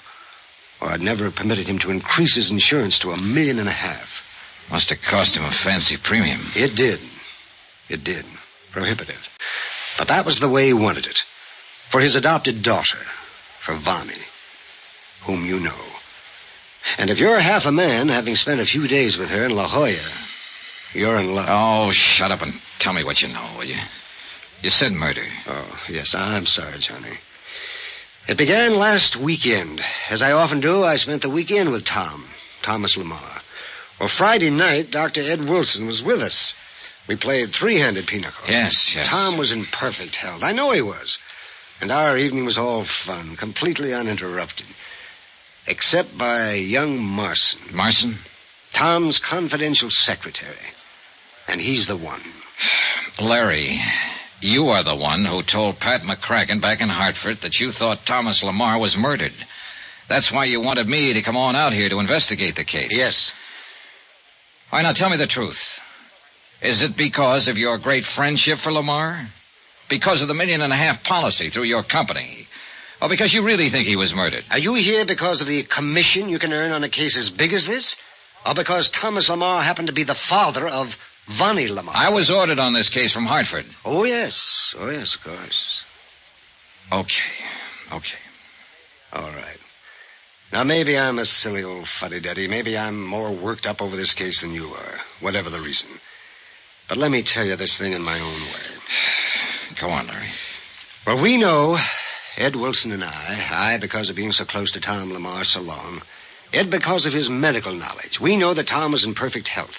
His 59 years were nothing for a specimen like him. Ed left Friday night. I stayed on. Saturday, we played 9 holes of golf. Tom wanted to play 18, but I didn't feel up to it. And that night, we played pinochle. Just the two of us. And we got to bed early. Well, Sunday, we just sat around and talked until evening when we played cards again. There was no strain, Johnny, even if the man had had a bad heart or something. I understand. Now, what about this Marson you named? We quit shortly before midnight. I was tired, my years, no doubt. And I knew Tom would have a hard day at the plant on Monday. And so I suggested we get to bed. He smiled, as only Tom could smile. A warm, tolerant, yet at the same time understanding and friendly, completely friendly smile. Go on. And he said he'd probably have to take one of Ed Wilson's sleeping pills to doze off so early. But I knew, Johnny. You knew what? Sugar pills. That's all Ed had ever given him. Sugar pills. I think Tom knew it, too. Well? I went up to my room, Tom to his. I heard the water running in his bathroom. About the same time, I was brushing my teeth. And then the crash. Crash? Yes. I ran out through the hall to his room. He was lying on the floor of the bath. Broken tumbler beside him. He'd left the bottle of sugar pills still open. He'd taken one of them? Yes. And he was dead. You mean you think... No, I called Ed Wilson. He was there in only minutes. It was he who officially said that Tom was dead. Had died instantaneously. And he was sure it was poison. Peculiar color of the lips or something. What do you mean? It was some terrible stimulant to the heart. A very rare drug that only a few researchers would know about. Even the heart of a young and healthy boy would find the influence of this drug too much, too strong. Dr. Wilson told you this? Yes. What is this drug? I don't know. Something very rare. But he is sure that's what did it. Well, what did the police say? You called them in, didn't you? Ed did. They'd never heard of it either, the drug. But they've sent samples of the sugar pills to Chicago and to Washington for analysis. Well? We should hear from them shortly. Where is this Dr. Ed Wilson? Oh, here, I'll just write you his address. Good, thanks. All right now, Larry. Yes? You told me earlier there was one man you thought might be responsible for this. Who? Walter Marson. Who's Walter Marson? Walter has been Thomas Lamar's personal private secretary for some years. Go on. And Walter has been married to LaVon for over a year. Oh, I'm sorry, Johnny, because I know how you feel about her. Well, why should that make him want to murder Vonnie's father? Because of Thomas's will. Tom made a will, Johnny, that left virtually everything he owned to the corporation of which he was the head, except for his life insurance. Is that why the amount of his insurance was so big? I suppose so. The sole beneficiary of the policy, as you know, is Vonnie. Well, go on. Therefore, the only way in which anyone else could share in the estate is by being married to her. All right. You've knocked down a couple of dream castles for me. And I'm not talking about a family fortune. I'm talking about a girl. Yes, John, I understand. If she loved him enough to marry him, let him be happy. If he shares some of that $1.5 million, let him share it. He deserves to, if she wants him to. He married her, she married him, all right. It isn't as easy as that. What do you mean? You've forgotten you wanted to know why I think Walter Marson murdered Thomas Lamar. Yes. Yes, you see, I happen to know Vonnie did not love Walter. You just said she married him. Unknown to her foster father. What are you getting at? Somewhere along the line, Walter Marson, shall we say, got something on Vonnie. What it was, I don't know. But he had a strange power over her, it seemed. Larry, what are you talking about? I don't know, Johnny. From the time Walter first started working for Thomas Lamar, I didn't trust him. And yet Tom seemed to have the most implicit faith in him. Walter was a good accountant, yes, handled many of Tom's personal investments, and handled them very well, too. Thomas paid him very well, rewarded him, always, when he made unusual profits. Why not? But Walter Marson made it plain from the beginning that he wanted to work his way into Thomas's shoes in the corporation, and this Thomas would not have. And the reason? Because Thomas knew that many of the stock deals Walter had made in his behalf were not completely, shall we say, legitimate, or legally proper, perhaps. But not morally so, that is. Corporation money instead of his own, maybe. Yeah, that's it. Buying huge blocks in order to inflate the price, and then dumping the stocks at their peak, that sort of thing. I don't know much of the details. That's out of my line. But Thomas knew very well that if Walter Marson were ever put into the corporation, he'd use the same slick methods for purely personal gain. At the expense of the corporation he'd spent his life building up. How do you know about this? I was Thomas's confidant. His closest friend. All right, Larry. Let me do a little summing up. Walter Marson failed to dig into Lamar's money via the corporation, so he married his daughter to be sure of latching on to the family fortune. And that's it. Yes, it's as simple as that. Therefore, you're sure this Marson poisoned Lamar? Yes, and because of the findings of Dr. Ed Wilson. Which haven't yet been verified. Well, no. And even if you do find proof that Lamar was poisoned, you have no proof that Marson was back of it. No. Larry, what if Vonnie had something to do with it? Oh, no. Oh, yes. That's a real possibility, isn't it? Good heavens, Johnny, you can't mean that. You say you know the girl. Yeah, sure. And I fell for her like a ton of bricks. Whether it's simply because I'm a sucker for such a charmer or just because she charmed me so well, I don't know. But why did she want me if she's already married? Johnny, what are you getting at? $1 million at stake. $1.5 million. How she could possibly have known I'd be staying at the Locker Center in La Jolla, California, I don't know. But with $1.5 million at stake, you could find out most anything. So she worked on me, got me on her side, even before she needed to. And when her father died, according to plan, she knew there'd be no question of settlement of a claim for the insurance because of the way she'd so successfully drawn me into a cozy little noose. Johnny, you're out of your mind. Am I? What are you talking about, you old... Yeah, I guess I am. John, I've been a confirmed bachelor all my life, even before I was your age. But I know very well that if I'd ever met Vonnie Lamar, my bachelor days would have suddenly ended. Oh, you're hurt. Now that you've found out she's married, you're hurt and you're angry. You're striking out at anything you can reach, anyone. And I'm sorry. Don't let it take away your judgment. I'm sorry, too, Larry. I didn't mean to... I really didn't... It's all right, Johnny. But now get hold of yourself. You have a job to do, not only for me, for the company, but for yourself. Okay, Larry, thanks. Good boy. I don't know what I'm going to do, but I guess whatever it is, I better start doing it. Yes. Good luck, Johnny.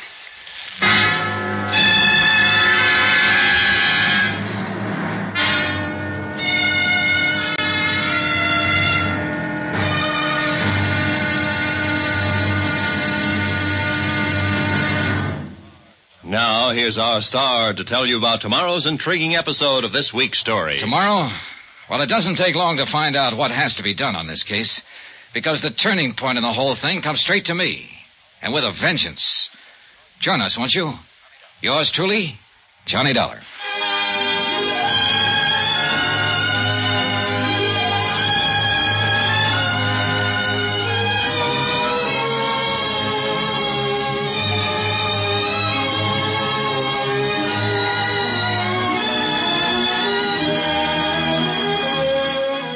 Yours truly, Johnny Dollar, starring Bob Bailey, is transcribed in Hollywood. It is produced and directed by Jack Johnstone, who also wrote tonight's story.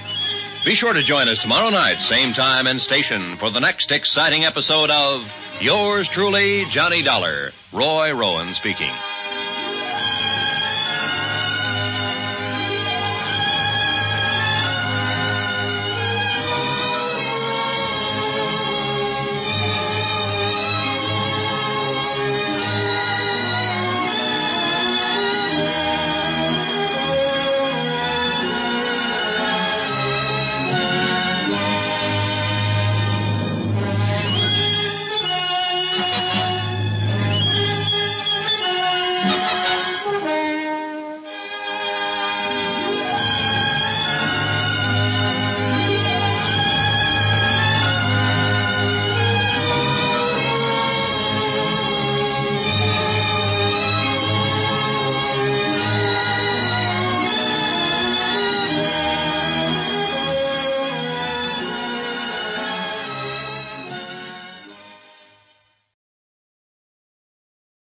From Hollywood, it's time now for Johnny Dollar. Dr. Edward Wilson, Mr. Dollar. Oh, hello, Doctor. Mr. Comstock of Tri-Mutual Insurance asked me to call you. Regarding the death of Thomas Rene Lamar. Yes. I've just left the police department. The chief autopsy surgeon. Yes? There's no question about it. Thomas Lamar was poisoned. I see. I'd like to talk to you, Doctor. I understand you were one of Mr. Lamar's closest friends. Yes? And one of the beneficiaries of his will. That's quite... Where did you learn that? I didn't. It was a shot in the dark. Oh, look here, young... Better stick close to your office, Doctor. I'm on my way over to see you.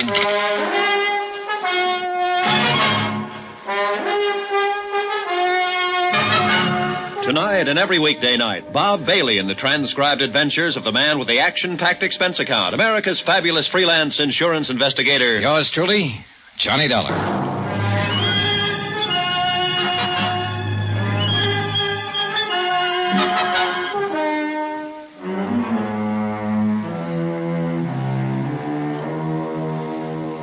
Expense account submitted by Special Investigator Johnny Dollar. To the Home Office, Universal Adjustment Bureau, Hartford, Connecticut. Assignment, the Lamar matter, now proven to be murder.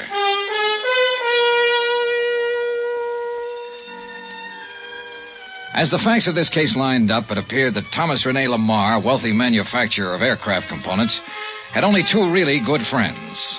Lawrence Comstock, who had issued him $1.5 million worth of life insurance policies, and Dr. Edward T. Wilson, and a wonderful, lovely, charming adopted daughter, LaVon, whom I'd met during my brief vacation in La Jolla, California, whom I'd accompanied back here to South Bend, Indiana, when she received word of her father's sudden death.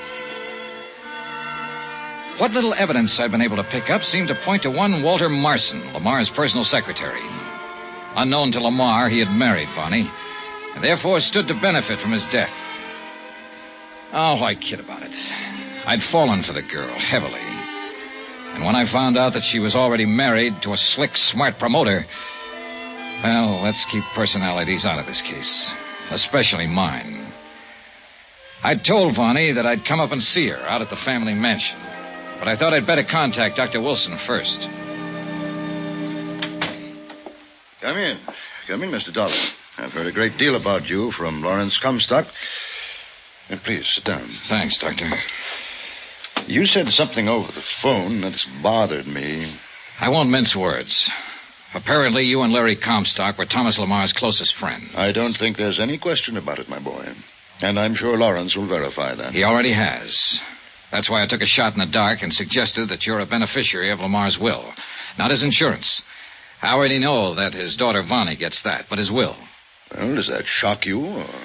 I suppose Larry's a beneficiary, too. Yes? Then either one of you might conceivably have had a motive for bringing about his death. What? Now, just a minute, young man. Relax, Doctor, relax. I make no bones about it. This is the roughest case I ever tried to handle. Unfortunately, I started out by getting myself emotionally involved with Vonnie Lamar. Go ahead, laugh if you want to. Hardly. She's a very wonderful girl. A bit mixed up at times, perhaps, because of... Well, because of what? Are you aware that unknown to her father, Vonnie was married? Is married? Yes, to some Walter Marson. Larry Comstock told me. Marson was Thomas Lamar's personal secretary. Did Lawrence tell you why she married him? I don't think he knows. It was a few short months after Thomas Lamar's wife died. A terrible blow both to Vonnie, who was completely devoted to her foster mother, and to him. By way of quenching his sorrow, Thomas drove himself in his work, 16, 18 hours a day at the plant, all his waking hours, so that he would have time to think of nothing but his work. But Vonnie had no such outlet for her emotions. Her friends, a lot of rich ne'er-do-wells, rich, worthless bums, if you like, got her interested in gambling. Oh? She plunged into it with a recklessness and abandon that quickly got her into debt so deeply that, well, there was only one way out. Her father didn't know? No. But young Marson did, and he took full advantage of it. In return for her agreement to marry him, he promised to quietly obtain the necessary funds from Thomas Lamar's investments, which he, Marson, handled. And he did. And she married him? Yes. But how could she? She didn't love him. And you must realize her emotional state at that time. She was terribly upset over the recent death of her mother, and so was her father, of course. She knew the shock it would be if he ever knew of her gambling and the tremendous debt she'd incurred. She was beside herself, ready to do anything. So she married Marson. I could kill him. Now, let's get one thing straight, Mr. Dollar. Yes?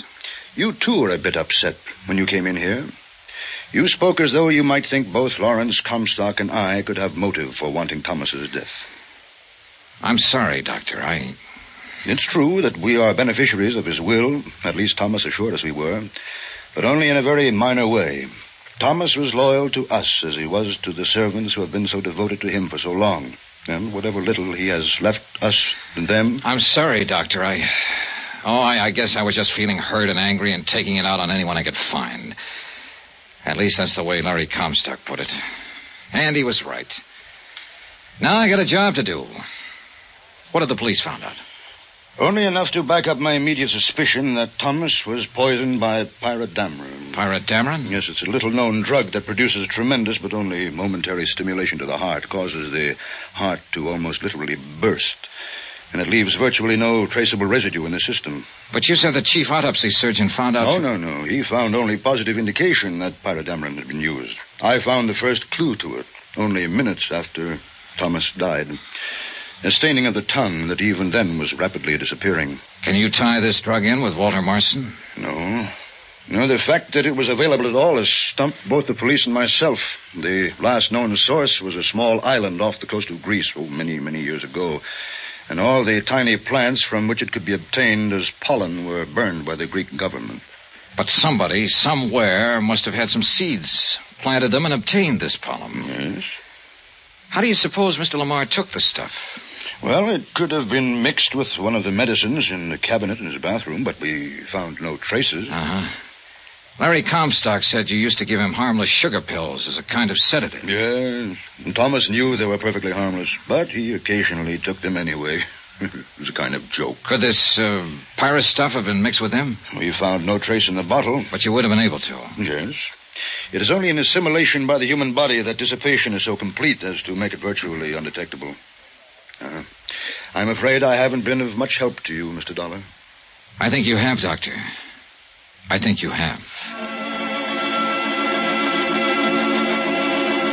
It was only a hunch. But in this business, you sometimes have to depend as much on hunches as on common sense. I picked out the library nearest to the Lamar residence to do my research. Pyrodamron. You're sure that is the word? Yes. Can't you find anything on the subject? Nothing beyond what you found in the Pharmacopoeia Index. The name of the plant from which it is derived. Blephara piporus calandus. No common name. Yeah, no. Well, thanks. Of course, the main branch of the City Library in Chicago might have something. Sure, thanks. Why, yes, I'm sure I can find what you're looking for. You see, I myself am quite a student of rare drugs and poisons. Oh, what's that? Well, after a long, dull day here at the library, I enjoy nothing more than curling up in a big chair in my little apartment and reading detective fiction. Oh. Well, where's the book? I'll show you. But quietly, please. We must maintain the proper atmosphere for our readers. Oh, sure. Yes, I know the poison pyrrodamarin very well. It was used in that wonderful story, The Case of the Yellow-Lipped Monster. Oh, excellent book. Thrilling. Oh, you should read it. Yeah, well, Pyrrodamarin was new to me, so as usual, I had to find out all about it, and I did find out, too. The plant it's derived from, where it's grown, where it was grown. You see, it's been extinct now for many years. Yeah, I understand. Now, deadly thing, terribly deadly. But now here is the book that will tell you all about it. The title is Flora Exotica Mediterranea. That means exotic flowers of the Mediterranean. Flora Exotica Mediterranean. What's the matter? I don't... Oh, good heavens, it isn't here. You sure? But it was. I'm sure it was only yesterday. Oh, dear. Well, here, do you see? It was taken out from right here. Well, who took it out? I don't know. Won't your records show? No, I never permit any books to be taken from this section without my knowledge. Never. Afraid somebody'd consult the stuff for ulterior motives? Oh, dear, no. It's just that the only ones who want these books are the rabid whodunit fans like myself, and, well, I like to talk to them. Well, isn't there some other book that might give me the information I want? Oh, not another book in the world. I know. And now, oh, tragedy, it's been stolen. Well, this was one time a hunch didn't pay off. Quite the contrary. I'd wasted a lot of time. Expense account item 9, 520, taxi out to the Lamar mansion. I was almost relieved to learn that Vonnie was not home. I'm very sorry, sir, but she and Mr. Marson left shortly after noon to make the funeral arrangements. Thank you, Harrison. However, as you know, Miss Vonnie wished you to have full access to the house, and if you care to wait... How is she holding up, Harrison? Most admirably, Mr. Dollar, under the circumstances. Mr. Lamar's passing has been a terrible thing for her, for all of us. Yes, sure, of course. What will happen to the house, I don't know. Won't Miss Lamar continue to live in it? This morning she said no, that she'd travel for a while, and then settle down somewhere else, far away from this city. Oh? And what about you, the servants? Oh, we shall, of course, have to seek employment elsewhere. Say, tell me, Harrison, didn't Mr. Lamar provide for you in his will? I do not know, sir, and I do not particularly care. His kindness and loyalty to us during his lifetime was far more important than any provision he may have made for us. Well, I guess that takes you off the list. Beg pardon? Nothing. Say, tell me, has Walter Marson been around much since Mr. Lamar's death? Yes, he's been most attentive to Miss Lamar, which we've all appreciated. He lives here in the house, you know. No, I didn't know. Harrison, I'd like to see his room. Sir? I'm going to lay my cards right on the table. I'm an insurance investigator. Here, my card. Why, I see. Miss Vonnie hadn't so informed me. Because she didn't know. Well, sir, Now show me to Marston's room. Yes. This way, please. You like Walter Marson? Yes, sir, very much. Now. What does that mean?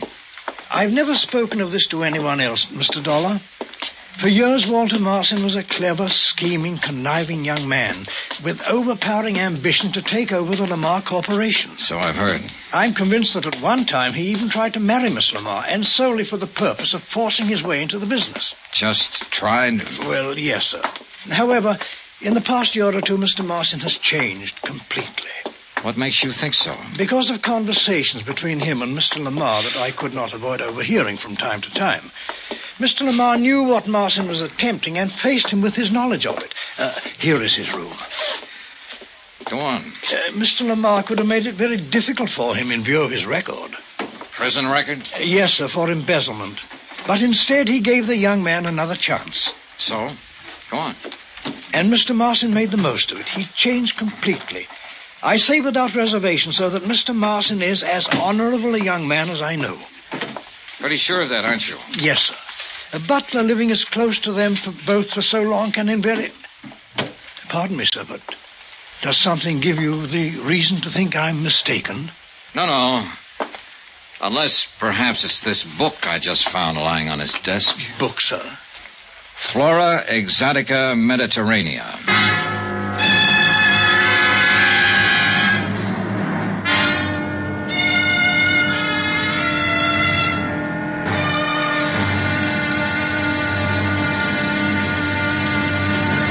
Now, here's our star to tell you about the final intriguing episode of this week's story. Tomorrow, the wind-up, and a switch that will make your head spin. Join us, won't you? Yours truly, Johnny Dollar. Yours truly, Johnny Dollar, starring Bob Bailey, is transcribed in Hollywood. It is produced and directed by Jack Johnstone, who also wrote tonight's story. Be sure to join us tomorrow night, same time and station, for the next exciting episode of Yours truly, Johnny Dollar. Roy Rowan speaking.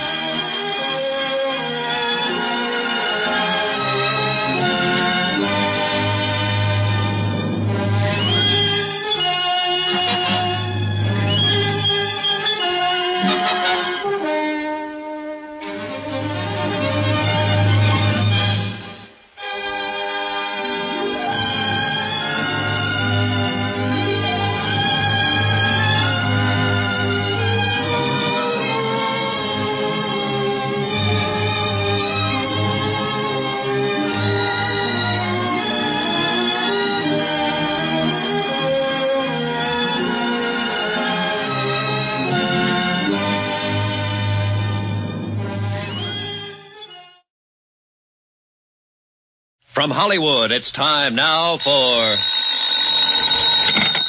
Johnny Dollar. This is Larry Comstock, Johnny, at Tri-Mutual Insurance. You're out at the Lamar home. Yeah, Larry. Police crime lab find out anything more about the stuff from here they took in for examination? Yes, they certainly did. Well? They found traces of that poison, pyrodamaron, on the toothbrush that Thomas Lamar was using just before he died. Are you kidding? Oh, no. No, indeed, John. Not a bit. There's a murder weapon for you, a toothbrush. Larry, send the cops out here. I think I've just about got this case sewed up.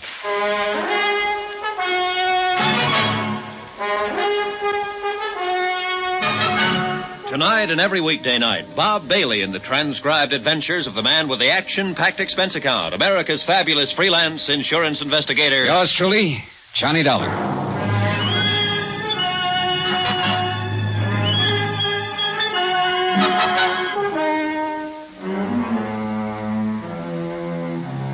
Expense account submitted by Special Investigator Johnny Dollar, location South Bend, Indiana. To the Universal Adjustment Bureau, Hartford, Connecticut. The following is my final entry of expenses incurred during investigation of the Lamar murder. And murder it most certainly was.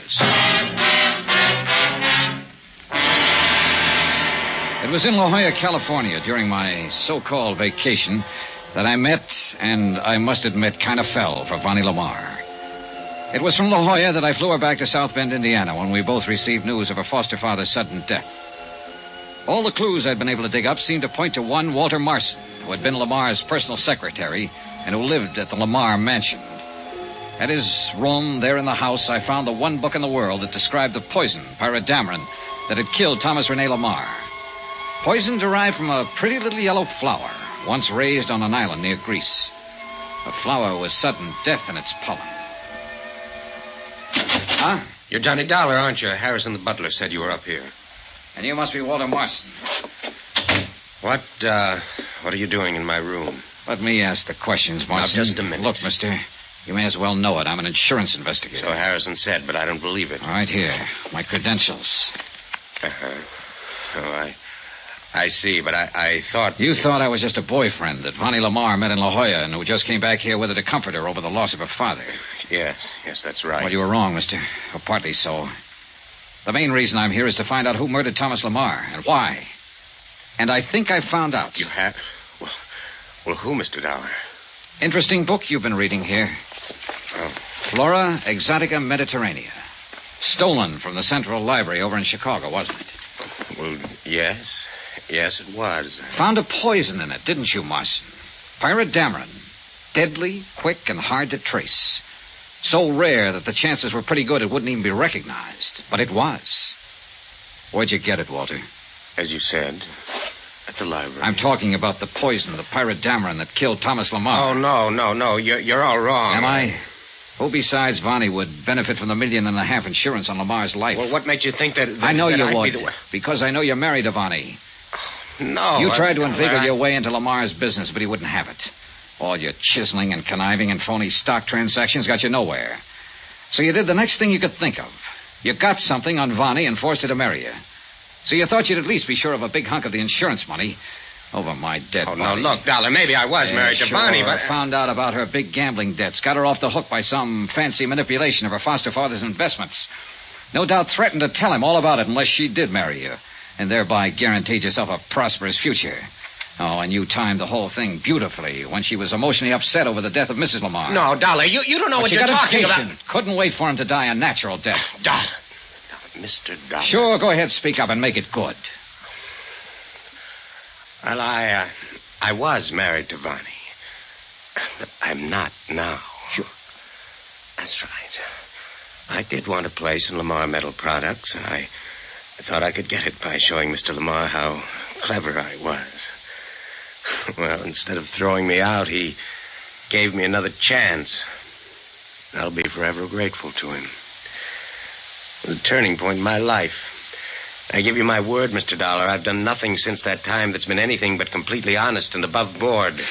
Pretty speech. No, it's true. It's true, I swear it. Nevertheless, you married Vonnie in the hope We're that... divorced. You're what? Well, it was the only honorable thing I could do. Would you like to see the final papers? Vonnie mailed them to me from Reno before she went to La Jolla. You mean she... Yeah, let me see them. Here. My desk. Don't try to pull a gun out of there, Marson. You still don't believe me, do you? Here they are. Then would you like to tell me who did murder Thomas Lamar? I wish to heaven I knew. That's why I got this book, hoping to find some clue as to where the pirate Dameron might have come from. But you sneaked this book out of the library. Because I was afraid of the very kind of suspicion that you've shown. Want to know something? I'm still showing. And I tell you you're wrong. Ask Vonnie. She'll tell you. Oh, where is she?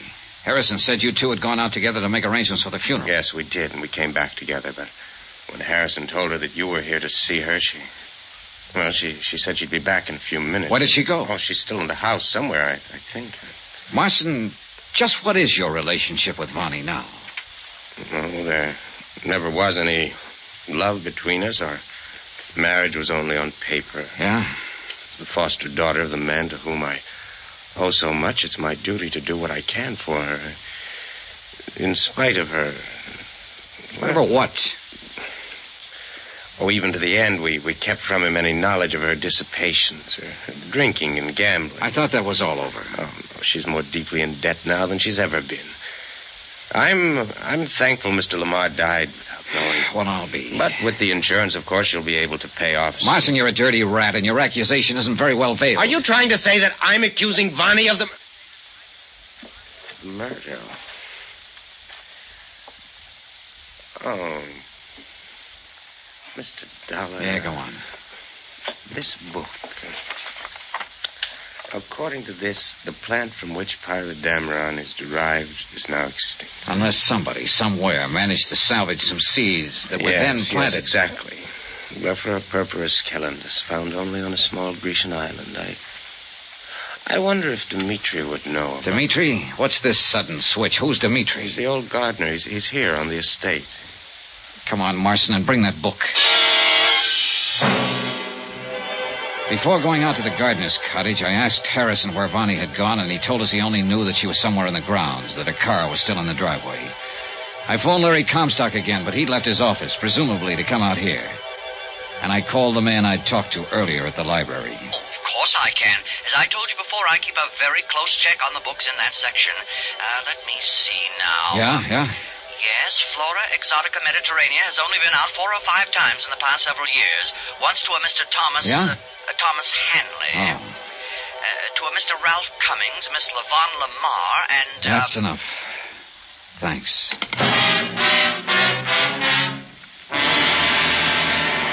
I tried not to show Marson how I felt as we walked out to the cottage of Dmitri, the old gardener. Could be nothing too nice for Mr. Lamar. So I always try keep things nice. Yeah, I can see. Dmitri, Mr. Dollar's here to investigate the circumstances of Mr. Lamar's death. Investigate? Oh, yes. I hope you find who do this terrible thing to such a fine... Well, I want you to look at this book. Here. Did you ever see a flower like that? Oh, yes. Yes, where? In old country. In Greece it used to be, but no more. You never saw it in this country? No, yes. Well, which is it? I should not say, because in old country is against the law. I don't know why. Well, I do. Go on, Dmitri. But I keep many of my nice seeds anyway. And some of them were for this flower? Yes. You don't mind? It is very pretty flower. Did you ever plant any of them? Oh, no, not I. Somebody else? She was always so nice to me. Bonnie? Miss Lamar? Look, sir. She even sent me gift on her trip last week. Dimitri. Look. You call it toilet case. See? It have soap and toothbrush and comb. Dollar, look, that toothbrush. I am looking. The yellow stain on the bristle's the same color as the flower on this deadly plant. So pretty. She said her father one of these too. Oh, Dollar, I'm sick. You sick, poor so man? So crude, so corny, and so obvious it would never be noticed. And she was safely a couple of thousand miles away beyond any possible suspicion when the... Dimitri, yes. Did she plant any of these seeds you gave her? She often plant many kinds. Where? Show us. In the morning, maybe. It's getting pretty dark now. Now. Come on, Marson. You must not tell her I show you. She always keep her little garden secret. She not even think I know. She very sweet girl. Yeah, very. But now... Oh, wait. Huh? She there now. Cultivating. Cultivating? With a shovel? Dimitri, go back to your cottage and stay there. Oh, you want... Come on, Marson. She's digging. And I think I know why. She sees us. Go back. Go away, both of you. Stay here. I want to talk to you, Vonnie. What are you doing? What I'm doing is... I'm burying the little garden that was mine for Daddy. Little personal things, Johnny, that I grew with my own hands for him alone. Now that he's gone, this would be only one more bit of memory. Please, leave me, Johnny, to finish. Wait, Vonnie. What? Before you turn under that little yellow flower. Here, I'll show you. No, Johnny, don't touch it. Here. Source of a poison called pyrodamarin. How did you know? Here, look. Oh, no, you don't. I'll kill you, too. I'll kill you. Oh, nobody, no. Oh, Walter, help me. Help you. Johnny was in love with me, but I turned him down, and he came out here. No good, Bonnie. I hate you. I hate you both. Everything would have been all right if you hadn't come along. I hate you. Listen, Johnny. $1 million. $1.5 million. You and I could... You dirty... No, Johnny, please don't. Please.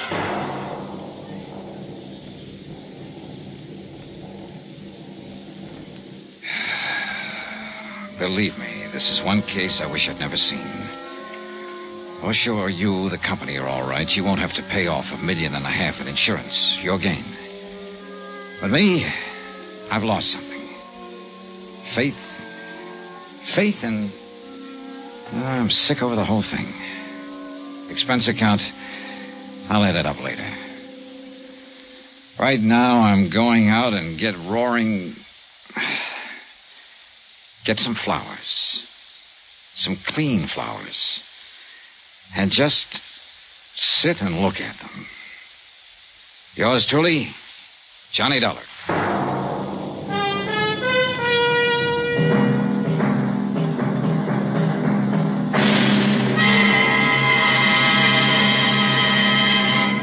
Now, here's our star to tell you about next week's exciting story. Next week, tell me, did you ever wake up from a pleasant dream to find a smoking gun in your hand and 2 bodies at your feet? Well, I have. Join us next week, and I'll tell you about it. Yours truly, Johnny Dollar. Yours truly, Johnny Dollar, starring Bob Bailey, is transcribed in Hollywood. It is produced and directed by Jack Johnstone, who also wrote this week's story. Heard in the cast were Virginia Gregg, Lawrence Dobkin, Harry Bartell, Eric Snowden, Howard McNair, John Daner, Gene Tatum, Joseph Kearns, Paul Richards, and Jack Moyles. Musical supervision by Amerigo Marino. Be sure to join us on Monday night, same time and station, for another exciting story of yours truly, Johnny Dollar. Roy Rowan speaking.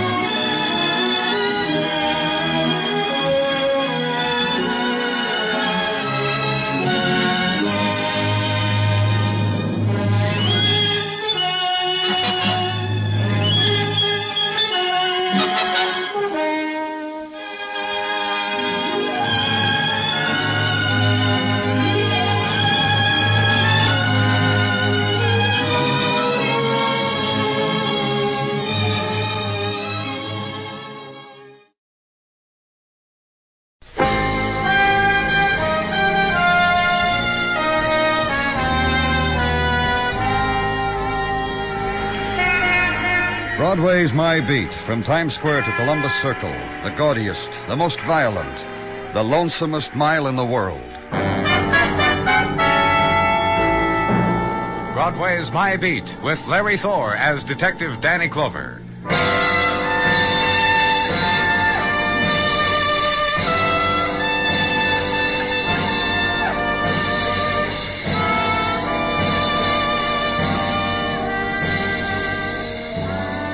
The soft fall of June, and Broadway's heart beats fast. The girls press gently against currents of summer wind and wear the glimmer of morning sun on their hair, their lips scarlet, moist.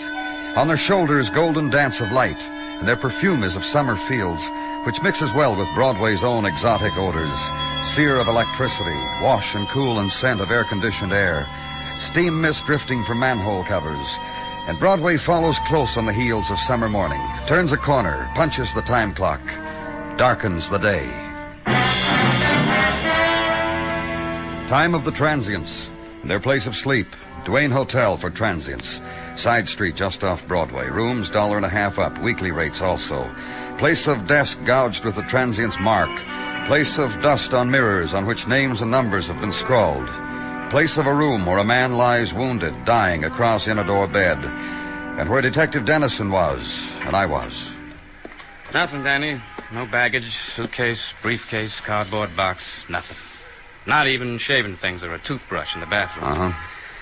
A thing, huh, Danny? Well-dressed man. Expensively dressed. Silk shirt. Cheap hotel. Stabbed in the back with a grimy knife. You talked to the clerk, Dennison? Yeah. He said what? He said this man came in last night around 1.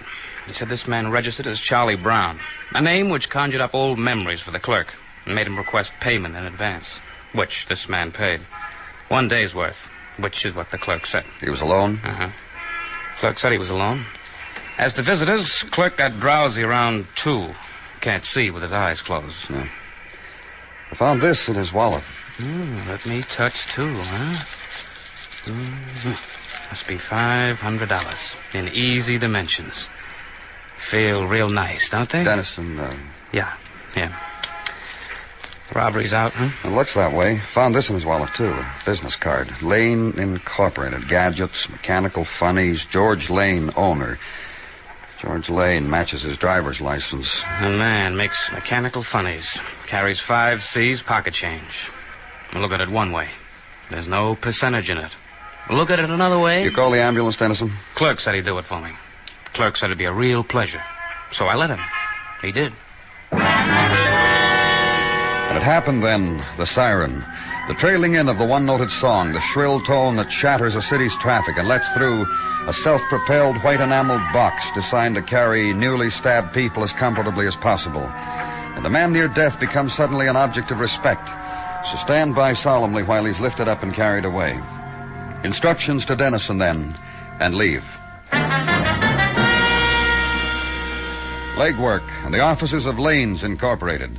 Show the badge and be nodded to a chair by a young woman who tiptoes, and a few minutes later be tiptoed into an office in limed oak, and photographs of lawn sprinklers that turn themselves off, kittens that turn themselves on, and life-size baby dolls that say mama, and smoke. Be permitted a minute of amazement. The door opens, and your back is slapped. No gadget, but a man. And how are you? My name's Harry Webster. Oh, fine. I'm... Danny Clover. You gave your name to Miss Senker, remember? And Miss Senker gave it to me. How are you, Danny? What's your position here, Mr. Webster? You asked to see the fellow in charge, didn't you? I'm the fellow in charge. Well, that is while George Lane is away, huh? As soon as he comes in, I take off my suit coat, and I'm a foreman. Mr. Lane's had an accident. Accident? No, that's the wrong word. He was stabbed. He was found in a cheap hotel with a knife. The Lane that owns this place is George Lane, Mr. Clover. Quite a wealthy man, a man who doesn't stint on anything his heart desires, so you see that. Anyhow, we want you to go to police emergency hospital and make identification for us. You just stick around. Mr. Lane will be in. You boys have got the wrong man. Well, let's just go on the assumption we haven't. Well, if we do that, I don't know what to say. Nothing comes. I'll help you. Who would want to stab him? Stab George? I know who'd admire him, everybody. I know who'd respect him, everybody. And everyone would have a good word for him, but stab him? Stab him? When was the last time you saw him? Last night? Oh? He was to my house for dinner. We gave him a little dinner party. Me, my wife, my kid. Celebration. I've been working here 20 years, so I have... How did Mr. Lane act last night? Oh. Well, that means what? I went under the table about 11. My wife put me to bed. Look, I got an idea. What? I'll call my wife and tell her you're on the way over. You want to know how George was last night? Don't ask me. At 11 o'clock, I heard the clock strike 11 o'clock, and I felt myself sliding Just under. write down your address for me, huh, Mr. Webster?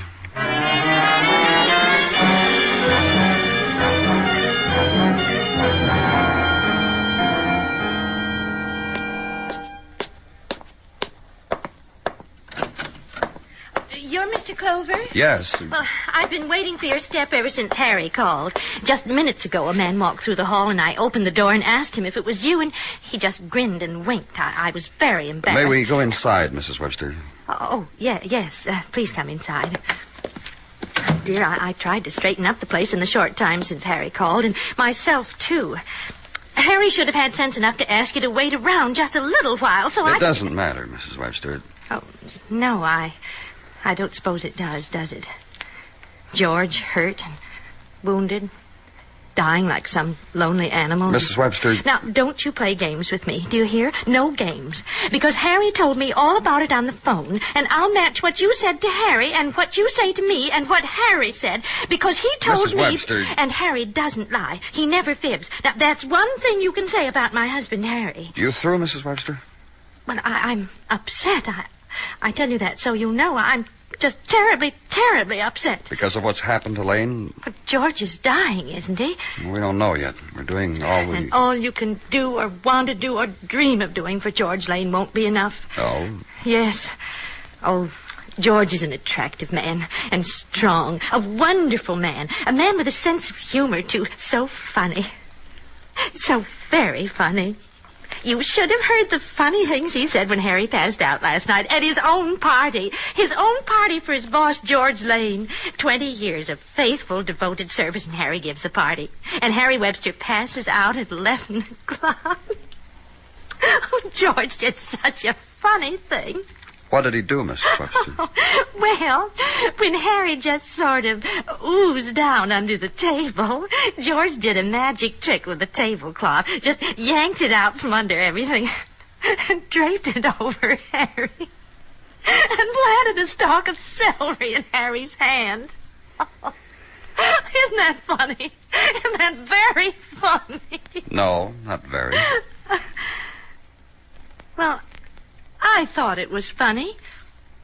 Even Sylvia finally laughed. Sylvia? Sylvia, my daughter. Even she had to laugh finally, the way her father looked. And the funny dance George did around. Then your daughter was at the celebration, too. And what's more, George offered to take her home, and she accepted, and I was very proud, I can tell you. I even tried to wake Harry to tell him his own daughter was being taken home, but...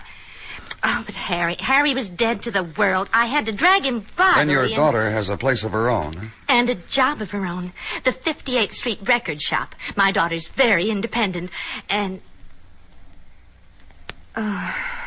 but... If George took her home... And it was last night that George was... Thank you, Mrs. Webster.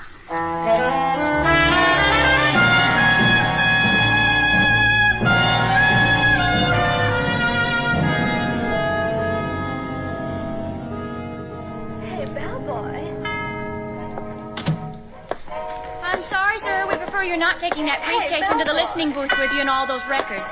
Thank you. Hey, Bellboy. Now, you, sir. Is your name Sylvia Webster? That's right. I'm Miss Webster. Oh, I'm Danny Clover, police. That's all right. I'd like to ask you a few questions, Miss Webster. That's all right, too. Earlier this morning, George Lane was found with a knife in his back. Just a minute. Now, you were saying that George Lane was found stabbed, and you want to ask me some questions. Isn't that right? Did you stab him? That'd be foolish, wouldn't it? Stab a man, get yourself in a mess. Just when Mr. Sussman gave me a raise last week? May I ask how old you are, Miss Webster? 20. I look older, don't I? I've suffered. All the books I read, girls 20 years old suffer. So, like them, it's been a constant battle to keep my face from wrinkling. Why don't you live with your parents? In the books, Mr. Clover, the books, all girls 20 years old rebel. They go off and live by themselves. Their mothers weep, daddies fold their arms and look off into space and think, what kind of ingrate have I reared? A 20-year-old girl who wants to live alone. Mr. Lane took you home last night, didn't he? I was flattered. Did you find him attractive, Miss Webster? I can only assume, Mr. Clover, that since you asked the question under these circumstances, you've only seen the old boy when he'd been stabbed. You ought to see him without a knife in him. Was there anything... Mr. Lane took me home, handed me up the stoop, held a lighted match near my purse while I located my key, opened the door for me, and made a wish. And? It didn't come true. I closed the door in back of me and left him to face the bitter night alone. Mind if I ask you a question? Go ahead. Is Mr. Lane dead? No. Would you like to see him? I'd love to. But Mr. Sussman left me in charge for the entire day. Think of it. My first day in charge. What an opportunity for a 20-year-old. Just tell him hello, huh? Thanks.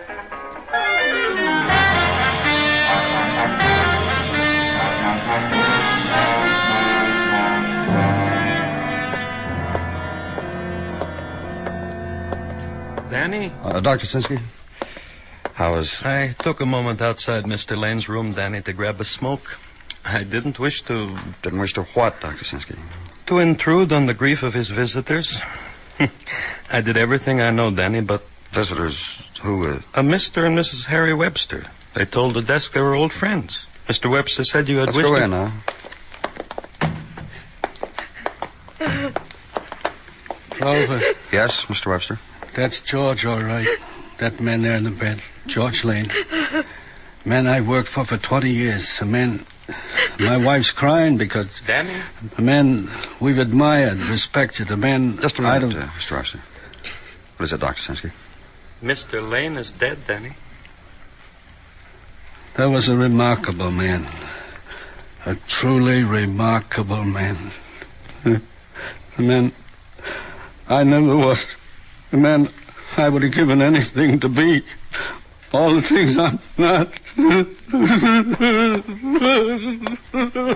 Don't do that, Harry. Because you're right. You're just so right. A wonderful, wonderful man is dead.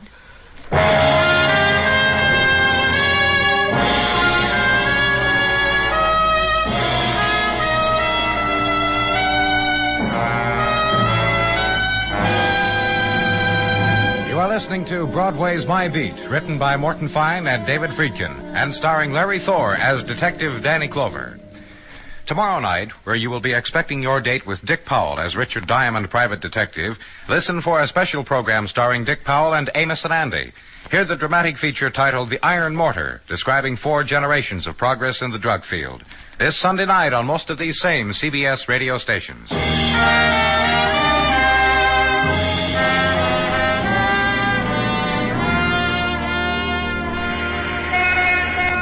In the sunlight of a new morning in June, Broadway leans against a subway exit before going to work and makes the last memory about the long night past. There was the bottle of beer in the corner bar and the reflection of the girl in mirror and how she accepted the light you offered her and not your friendship, and the wilted salad and the siren songs of the disc jockeys and spasms of sleep and fragments of dreams when you were skimming the lagoons of Manakura, and later when your brow was being stroked in a South Sea Island way. And the best dream of all, the one you had been trying to remember for months, shattered again by the alarm clock, lost again, because it's a new morning again. And for me, the new morning was police headquarters and Sergeant Gino Tartaglia. Danny? Come on in, Gino. Oh, what's up? Go ahead. Be bright and sunny. Oh, trouble this morning, Gino? June is the cruelest month. You know who said that? Mrs. Tartaglia. She can't sleep on June nights. Gino. So she keeps me awake. She keeps telling me she hears music. Gino, please. And I have always been very proud of my hearing, Danny. I hear no music. She keeps nudging me and says, "You hear that? You hear that? Violins." Oh, help me, Gino. Once I think I heard a trumpet blow, but I wasn't sure, so I went back to sleep. But that was last month. But what am I bothering you with? Let's get down to things at hand, shall we? If you please. Run down on results of legwork by the good Detective Dennison. The deceased George Lane was known as a big man with the maidens. Some people who knew best described Mr. Lane as dynamic and, let's see, powerful. Also, at one juncture in his life, he was all but snagged. Snagged? He was once engaged to be married to a Mady Carson. Detective Dennison has jotted down her address, which I give you now. Thanks. So, what do you think, Danny? About what? About Mrs. D. About she can't sleep at night in June. Just wait till July, huh?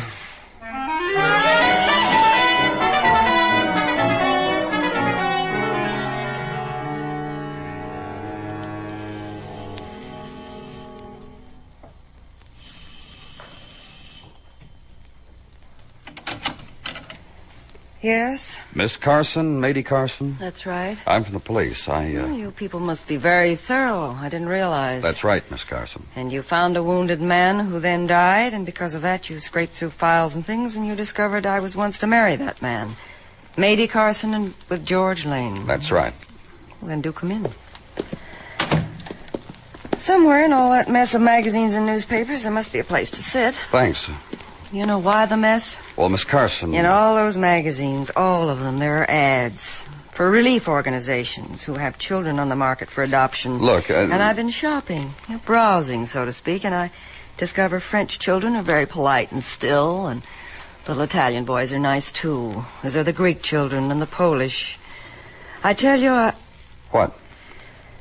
So many to choose from, it's very difficult for a girl to make up her mind. That's how Lane's death hits you, Miss Carson? Oh, no. When it hit me like that was when George Lane would not marry with me. Why not? Why not? Why not? Why not? You know anything about George? Other than he's dead, of course? A few things. You know he was a powerhouse? A veritable powerhouse. A sweeper of girls off their old patterns. A challenge to men. All things his opponent. Men, women, things. And George always won. And to the losers, the spoils. What are you talking about? I'm talking about a bar where once 3 years ago a girl sat waiting for her fiancé, and George Lane, distinguished, gray, bulky, and harmless, introduced himself. Bought said girl a drink. Invited said girl for a little jaunt in his sports car. Said girl, me. Finis. The end. Then he wanted to marry you. I wanted. And I talked it over with my fiancé, and he said how could he compete with a man like George? Why, once at Coney we were all together, the three of us, and... And what? Well, simply that George out-pitched, out-hammered, out-coastered, out-photographed my fiancé. So, fiancé said, go marry the man, and I said, please, George. And George humored me, bought the license, tore it up a week later. And so... Go on. So I went back to my boyfriend and said, Paul, forgive, forgive, forgive. Paul didn't. I can't imagine why. Paul Tyson. He has a home and everything on 23rd Street. Home and everything. I've been watching. One more question. You killed George Lane? No. Look, you get around.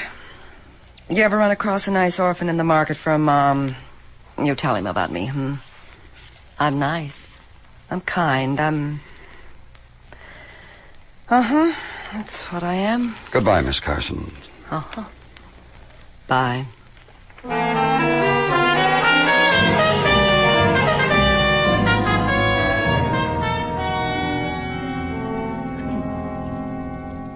I've got no regrets, Mr. Clover. Nice wife, nice kids, nice view here from the office window. You notice the view? Yes, I did, Mr. Tyson. Now, if you'll... Sure. I would have married Mady. Before George Lane came along, that is. A matter of pride after that. What do you mean? She threw me over for him. Then Lane whirled her around a few times and pointed her back to me. Pride. I told her to go away. You want to tell me about George Lane? A very strong man. A very great hand wrestler. After what he did to me in front of Mady, I went out and married a woman taller than I am, and all my children are small for their age. There's a very psychological novel in there someplace. Did you kill George Lane? He scared me to death. That's a motive, isn't it? No, I didn't kill him. And you mean what you said, Mr. Tyson, about no regrets? Why do you ask? Well, maybe just clutching a straw now that you're married, a nostalgia for Mady, and the reason you didn't marry her, motive. Nothing like that, Mr. Clover. Nothing's left of what I once felt for Mady. When she came back from George Lane, she wasn't Mady anymore. Oh? She was suddenly a sad woman, no more spirit. She even started to wear gray dresses with high linen collars. Tough about her. Didn't matter to me. I've got a wife and all the kids I want, and I'm very happy. I'm too happy to murder anybody, Mr. Clover. Know what I mean?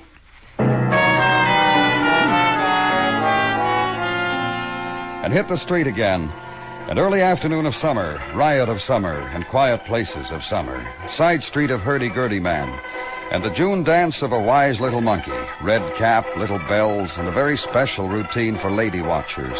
And a quarter in the cup, and a pat on the skull from a lady watcher, bare-legged and sandaled. Watch it for a while longer.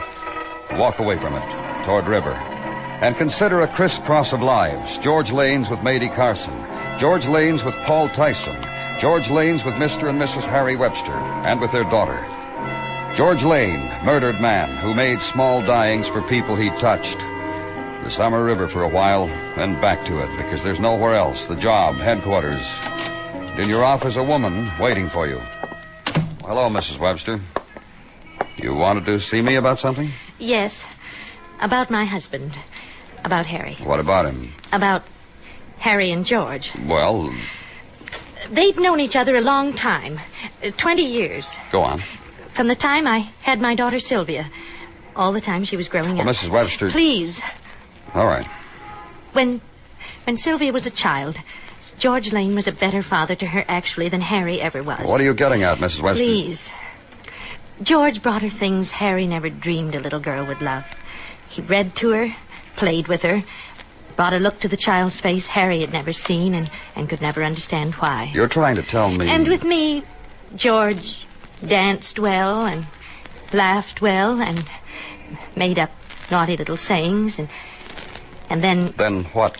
Sylvia's grown up now, and George noticed it. By the way he offered to take her home the other night, and... What I've come to tell you, Mr. Clover. What? I think my husband, Harry, killed George Lane. If he did, he should suffer for it. Isn't that right? Doesn't an evil deed deserve... Where's your husband now? With my daughter. Her apartment on West 12th. That's all, Mrs. Webster. Now, you won't tell him that I don't care. Tell him if you want.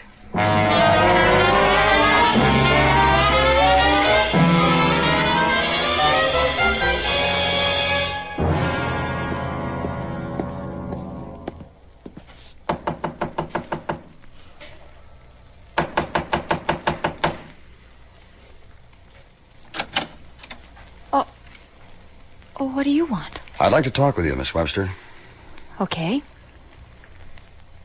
Well? Can we go inside? I'm a busy little girl tonight. I've got company. Your father won't mind. Oh, you know he's here, huh? Okay, come on in. Pop? Hi there, Clover. Good evening, Mr. Webster. We went gambling, Mr. Clover. Just a little father-daughter gin game.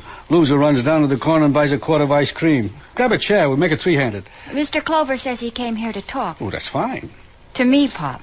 Oh, like that, huh?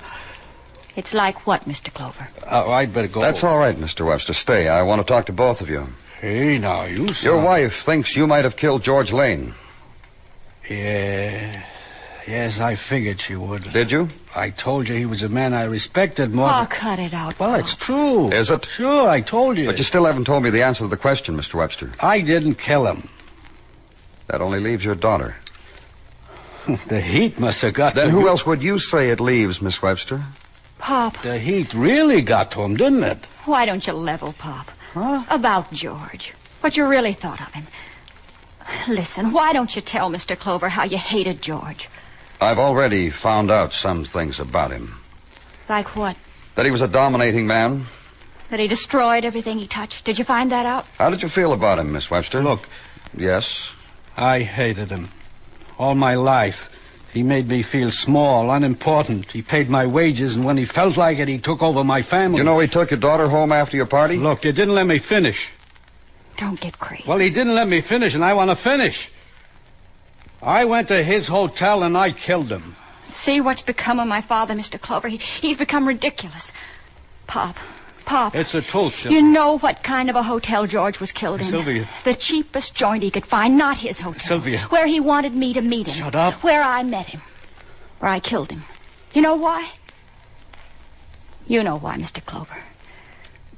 Like everybody else, I fell flat on my face for him. For 20 years, he was building me up to being alone with him. Please, Sylvia, you just shut up. Instead of going home, he said he had a place he wanted to show me. I would have gone any place with him. Worshipped him, Pop. He took me to that place. I stretched out my arms to him. And all he did was laugh at me and started to walk out. Destroyed me. And that's all he wanted. Sylvia. I'm sorry. No. Listen to me. I'm glad you did it. Yeah. But I should have done it. You couldn't. You didn't have the strength. He destroyed you long ago.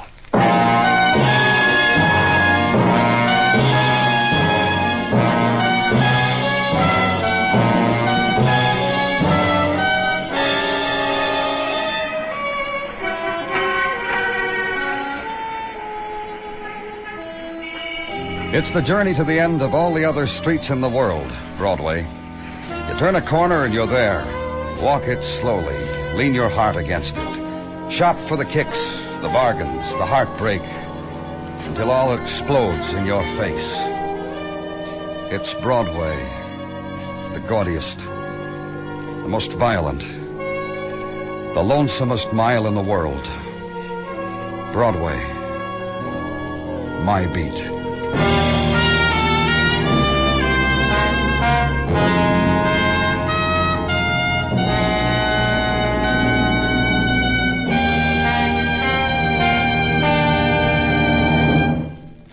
Broadway's My Beat stars Larry Thor as Detective Danny Clover, with Charles Calvert as Tartaglia and Jack Crucian as Muggavan. The program is produced and directed by Elliott Lewis, with musical score composed and conducted by Alexander Courage. In tonight's story, Barbara Eiler was heard as Sylvia, and Herb Butterfield as Harry. Featured in the cast were Paula Winslow, Irene Tedrow, James McCallion, and Lou Merrill. Bill Anders speaking.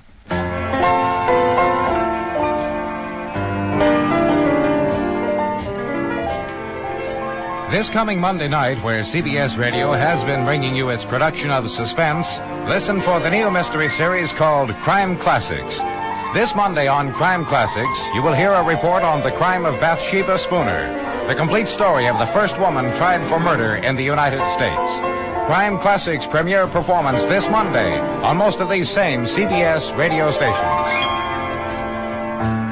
And remember, for thrilling dramas of escape, listen Sunday nights to the CBS Radio Network.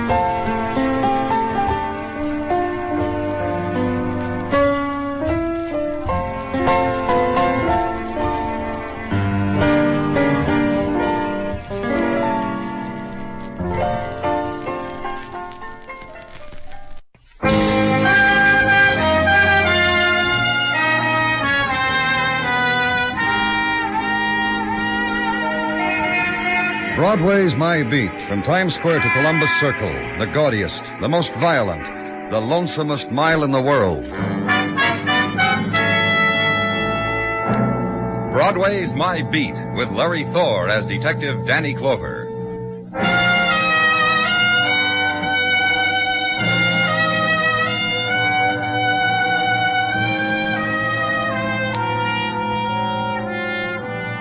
When it's evening and the summer moon starts its circuit over Broadway, the mob scurries to its favorite cooling places. The bars fling wide their gates to let enter the kindly folk with thirst. And the orange juice stand is oasis in the middle of concrete desert.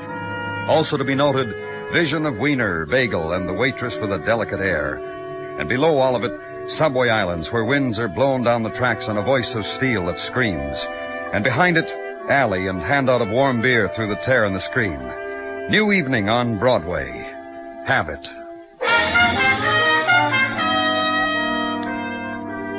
And at headquarters, last trip to water cooler on your homeward way out the door. The door is open for you. Two men, Dr. Sinsky and the man who protests. What'd you bring me in here for? For a chat. Consider it a privilege, Mr. Nelson, that you are in condition to chat. Sit down. Now, if the doctor wants you to sit, mister, he probably thinks it's a good idea. Okay. Now what? It's a nice job of patching up, wouldn't you say so, Danny? Of course, you can't see most of the damage. Oh, I'm sorry. Mr. Nelson, Lieutenant Clover. Who worked you over, Mr. Nelson? I don't know what you're talking about. Here's the report that goes with him, Danny. Mr. Nelson was picked up draped over a garbage can in an alley back of 3rd Avenue. What's this mean, Dr. Sinsky? The handwriting or the terminology? Well, just read it to me, that's all. Everything. Yeah, I know. It all looks like a prescription. Mr. Nelson, it says here, has suffered a 10-inch gash which nicked the periosteum. Oh, come on. The rib casing. Caused either by a knife or glass or some sharp instrument. This, Mr. Nelson here, this gentleman, I would say represents a still living example of attempted murder. Isn't that right, Mr. Nelson? I feel fine. He feels fine. Never better. I can't remember any... You missing a ring, Mr. Nelson? Huh? On your left hand. Looks like you'd been wearing a ring. Wouldn't you say so, Doctor? Yeah, I would. Were you robbed of it? Beaten, Mr. Nelson? Over here on the report, here, it says he has his wallet with $63. So I see. Well, you're going to tell us what happened, Mr. Nelson? Then you can get out of here. Watch the man rise, then slap dust from his clothing, and gently from the places of pain, and shake the head at blood-spattered shirt, adjust the tie, assume the grin, and watch him leave. And with him, seepage of day into fall of night. And for the policeman, night break between violences. Time of end to day's work. Time of summer night. Time of invitation. You got nothing better, Danny. Pinochle, my house. Mrs. Sinsky will... And say no thanks to first invitation of night. Clear the desk, hit the street, drift with night current, till nighttime strands you against a doorway, which is where room is, and summer sleep. Next morning, chain reaction. Waking, which begets hot coffee, to dissolve dreaming, which begets subway, which begets headquarters and office, and Detective Muggerman. Morning, Danny. Morning. Sleep good? Mm-hmm. Ask me how I slept. Yeah, I'll do that. Not good. Mrs. and I tried the park for a while. Couldn't sleep. Muggerman. Back home, still couldn't sleep. Why, I came in real early today. Why I wandered around sticking my nose... You got something, Muggerman? Just tell me, huh? I'm too beat to fence with you, Danny. Yeah, I got something. I think I got something. Because I nosed in on night watch reports. Because you got here real early. What? Well, that man Dr. Sinsky brought to you last night, that beat-up Mark Nelson, the Stillmouth. What about him? You know what he went and did after he left here? No. I didn't think you did. Muggerman, Oh, you want me, Danny. You really did. Around midnight, Mark Nelson shows up 205th Precinct, signs a robbery complaint against the Joan Parker. Go on. Nelson tells the precinct boys that Joan Parker was at a party at his house. When Joan left, the guests noticed there were things missing from their person, money and things. Nelson said he'd take care of it, said he knew where Joni hung out. Tommy's Bar, 18th and 3rd. And you know what? No. I said no, Muggerman. Precinct boy picked this Joni up. She was doing mirror sketches at Tony's Bar at the time. A precinct boy tucked her drawing finger in his palm, dragged her out of there, brought her back to the precinct where... Well, where what? Where Mark Nelson cried a little, apologized to Joan, who cried a little. Then the complaint was dropped, and the precinct boys pushed them both out the door onto the street. Well, I got Nelson's address from Dr. Sinsky's report. You got... Yeah, I've been very keen this morning, Danny, yeah. Joan Parker, 1834 West 19. We'll have a nice ride, huh, Danny?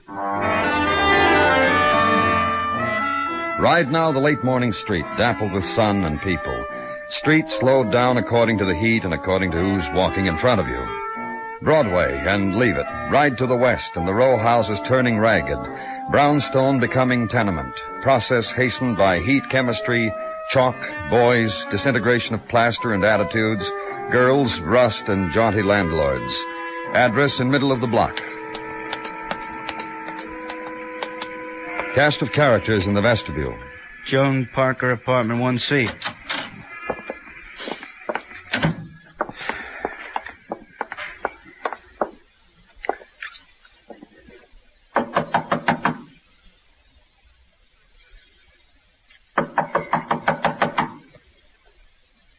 Try the door.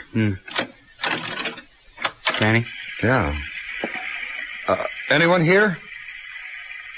Let's go in, Michael. Hey, somebody really tried to mess this place up. Uh-huh. Here, take a look. Blood. Take a look in that room there. Anything? Somebody left the water running. A lot of blood in the sink. Hey, you say you got Mark Nelson's address, Danny? Let's go talk to him.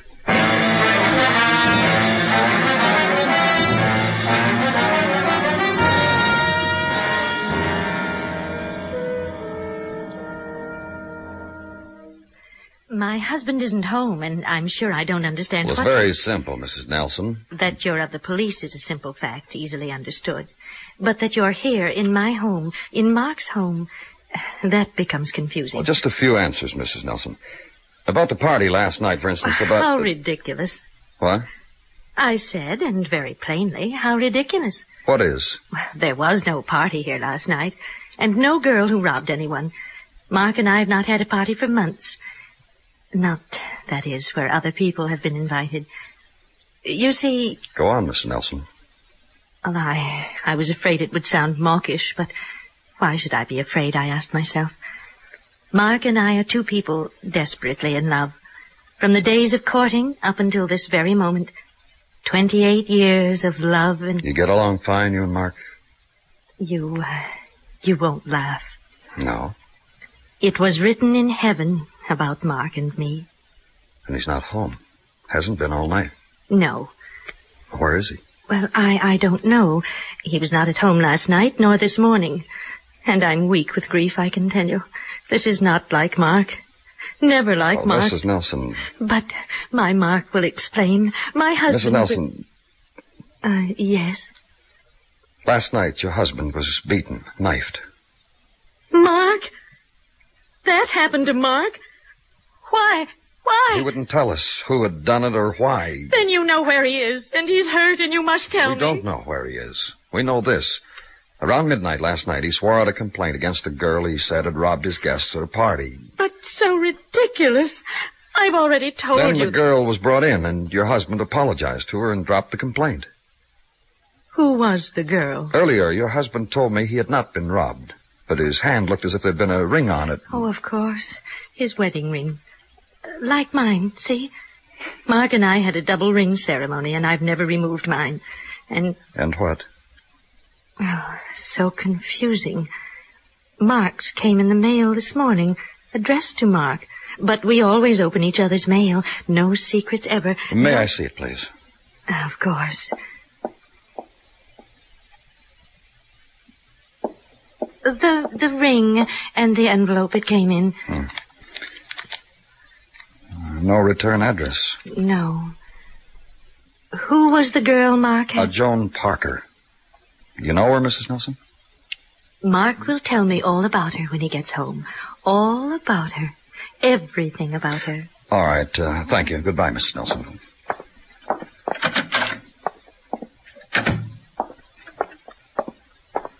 Danny? Oh, what, Michael? Call came in on the car radio, just coming to get you. Homicide, Lexington and 50th Alley, about 3 blocks away. Woman, knifed, dead. The throat of violence, the sound of death discovered and built into a mechanical device, the siren. Cover yourself with it and write it. And 3 blocks away, slow the momentum for a right-hand turn into an alley where beginning crowd has sensed death and wants a look, an up-close look. It is annoyed that authority rides the squad car, and so crowd must get out of the way. And violence is today a woman.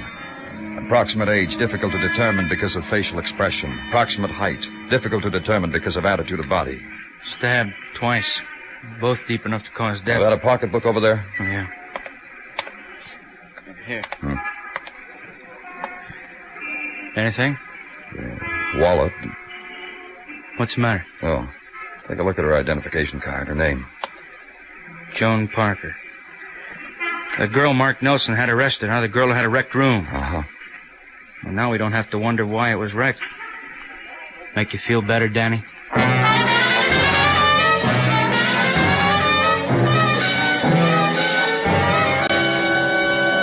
You are listening to Broadway's My Beat, written by Morton Fine and David Friedkin, and starring Larry Thor as Detective Danny Clover. Americans, men and women from teenage up, you are urged to enroll for Ground Observer Corps service in your locality. You are needed immediately, and the job to be filled is an important one. Write or telephone your nearest Civil Defense Center, or write to Ground Observer Corps, Air Force, Washington 25, D.C. That's your own Civil Defense Center, or Ground Observer Corps, Air Force, Washington 25, D.C.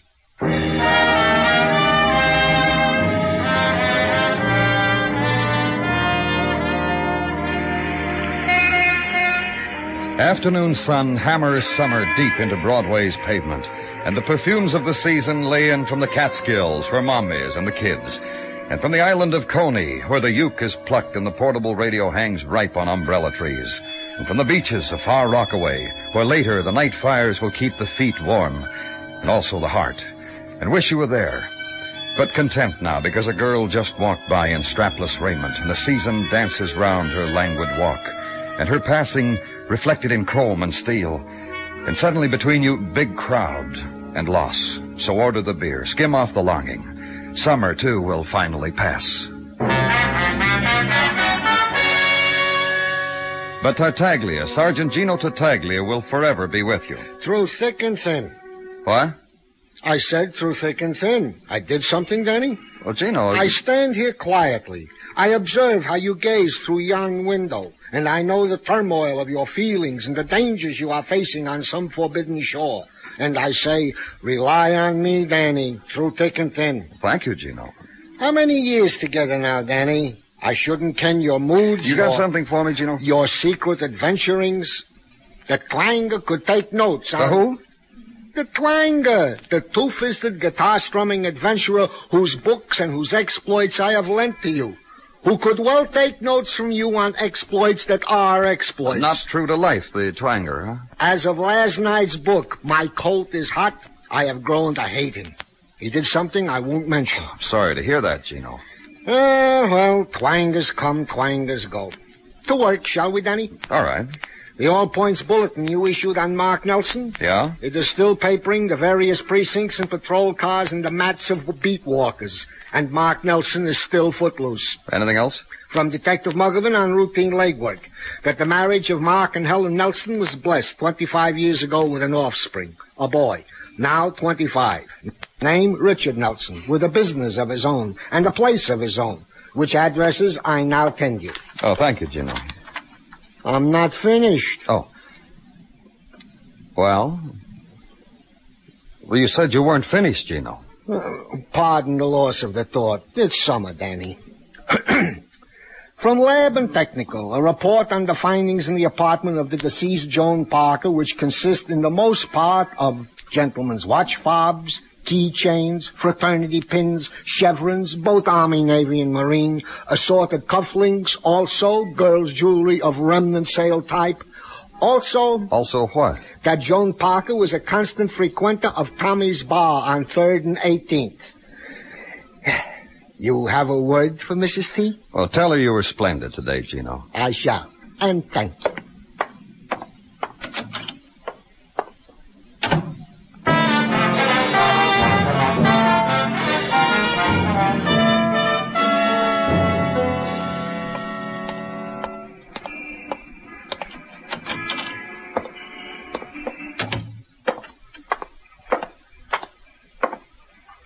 What's yours, mister? Oh, hold that badge closer, huh? P-O-L... I-C-E. What's yours, mister? I'm looking for the owner. Me.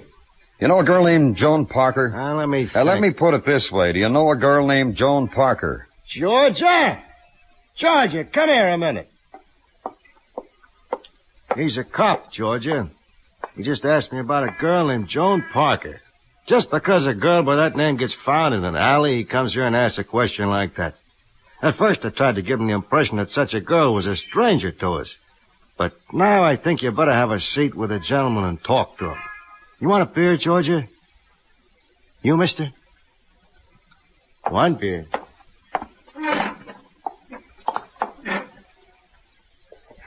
Joan Parker was a dear friend of mine. We used to date together often. I suppose that's because we have the same likes and dislikes. Thanks, Tommy. I don't like beer. It makes me fat. I like the big glasses it's served in. To move it over the wet on the bar. All around. It's good for an afternoon mood. Joan was a nice girl. It was easy to be fond of her. She was easy to get along with. She had a habit of collecting things, mister. She collected things. There was a guy here. There was a guy here, mister. He resented the fact that Joni's collecting things. And we don't want any trouble here at all. I don't know the man's name. Do you know the man's name, Georgia? No, I don't. That's about it, mister. That what you wanted to know? Walk out of the place where summer ritual is a woman making beer scrawlings across moist of bar. Woman waiting, woman of prepared speech for any occasion. And the ride downtown now to gray building darkening under veil of twilight. Elevator ascent to 12th floor, where office of Richard Nelson is. Richard Nelson, broker on glass pebble of door. And find it locked. And be called back by the elevator man and be scolded if you had bothered to ask. Could have saved you and him and the whole world a lot of trouble. Richard Nelson had gone home, closed up, gone home. So uptown again and to the apartment of Richard Nelson, broker, son of Mark and Helen Nelson, son of beaten man, of wanted man.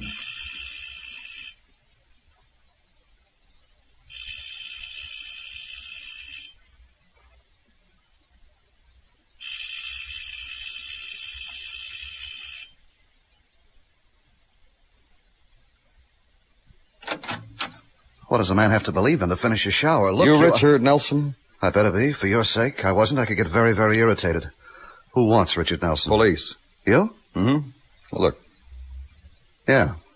You got a badge to keep you warm. Me, you mind I go wrapping a towel, something around the frame? No. Thanks, Evans.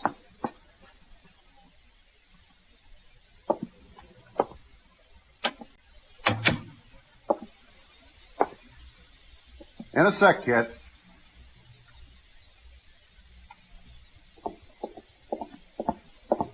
Oh, what with the blush and all, I don't remember. I asked you in. I thought the etiquette went you stay. Forget it, I'm in. Yeah, you're in. And I got a very eager date waiting in a bar uptown, and her eager runs out when I'm late, so, like that, huh? You know about your father? I know about my father. He's wanted for murder. It surprised me, too. The hidden power and secrets old dads carry in their bones. You know where he is? I knew. I think I'd tell you. Out of a pure filial emotion. Dad's hasn't got the wind to keep running. Shakes up his heart. Once he ran after me, it took 12 tears and 3 cold applications to bring him to. Your father and mother... What about moms and dads? They love each other very much. They... You're finagling around to that dame he stuck in the pokey, then pulled right out again. The murdered Well, just dame. answer me about your mother and... How they love? Now, don't laugh at me, son, but it was written in heaven about your father and me. My mom said that. Like that, huh? They hate each other, can't stand the sight of each other, and the honey flows out of their mouths like wine. They couldn't take it, so I beat it. Hey, look, my eager date, you used up minutes of it. Goodbye, son.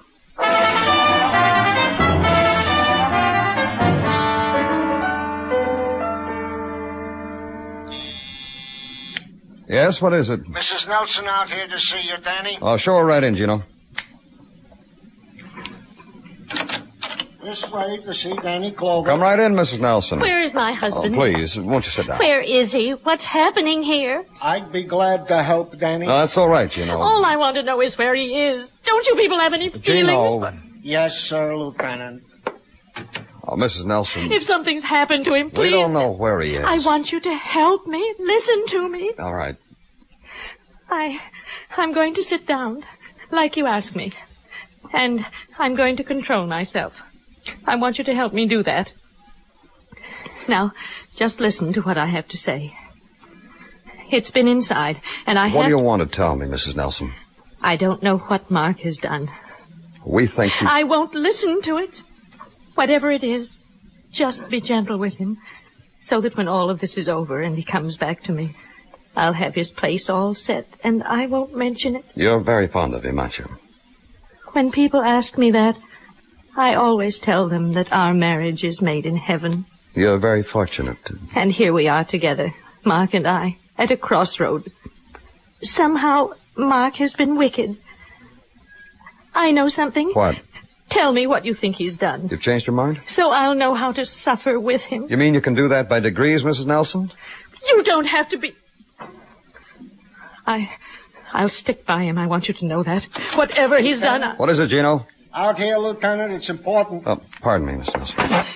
The most terrible thing you could think of, and I'd stick by him.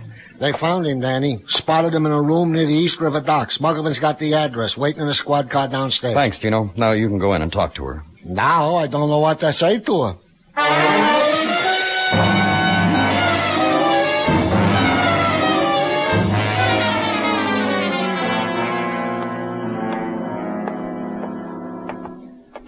Set, Muggavan?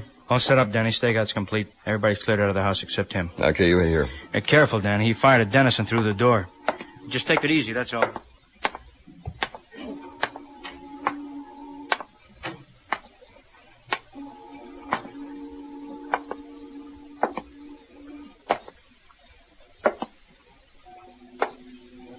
Nelson, this building... Don't be a fool! I'm saving the last bullet for myself. Listen, Nelson, you know me. I don't care who you are. Danny! What do you want, Muggavan? Look what... Please, let me talk to him. Officer Curcio brought her here. She tried to crash a stakeout. He's my husband. I have more right to him than you. What about it, Danny? I'm very calm. I know now Mark has done something enormously wrong. I want to talk to him. Let her come up.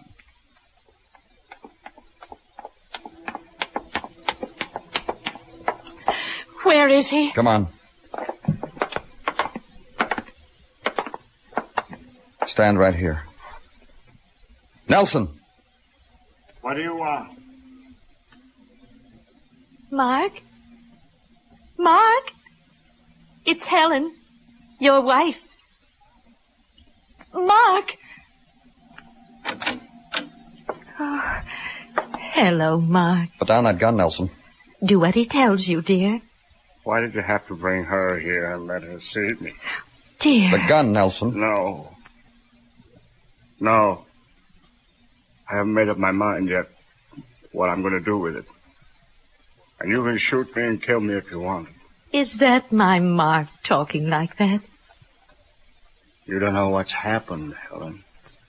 I want to tell you something, Mark. What? Your wedding ring. Listen, You Helen. must have lost it or something. It came back today in the mail. Some kind person. Helen. Here it is. And tonight we'll put my ring next to yours. Clover. What? Doesn't she know what's happened to me? She knows. She hasn't made up her mind whether to believe it or not. Listen, Helen. You put down that gun, you hear? Helen. Helen. You remember, sweetie? Sweetie. Get away. Helen. Drop that gun, Nelson. Drop it. Just stay where you are. You remember. Helen. I met a girl. She teased me. She wanted to wear my wedding ring. It's all right. I tell you it's all right. See? I have it. She wanted to wear it, else she said she wouldn't like me. Then she wouldn't give it back to me. I followed her to a bar. I had a fight with the man she was with. I fell and cut myself on a broken bottle. You come right And then home. they threw me in an alley. Later, I I had the girl arrested so I could get close to her, so I could kill her. That was foolish. She sent the ring back. Do you know what I'm saying? I gave her my wedding ring. Don't you understand? Mark. What? I have to stop pretending now. Don't I?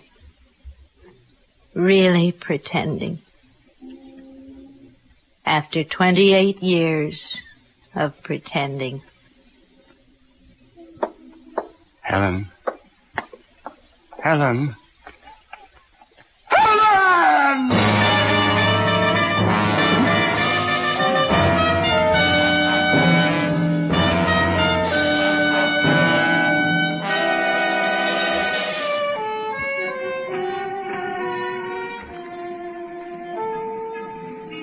Dawn reaches Broadway now, and the remnants of the night are driven back into the earth. You walk the street, and from behind the doorway, you hear the old sound, the sound of weeping. And you know the nighttime will never leave. It's found its hiding place. It's Broadway, the gaudiest, the most violent, the lonesomest mile in the world. Broadway. My beat.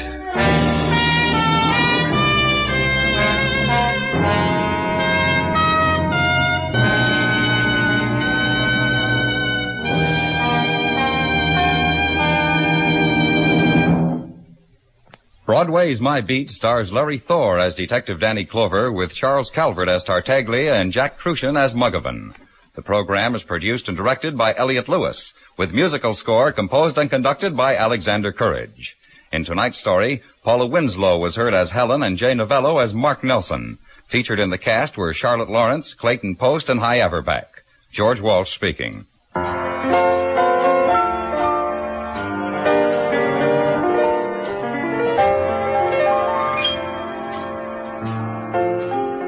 Later tonight, Tarzan, Lord of the Jungle, faces the wrath of a powerful enemy in a city gripped by fear.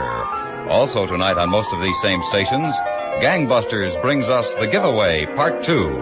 It's the story of the slickest jailbreak ever pulled off and what followed when police recovered from their surprise. Tonight on CBS Radio, hear Gangbusters and Tarzan for thrills of fact and of fiction.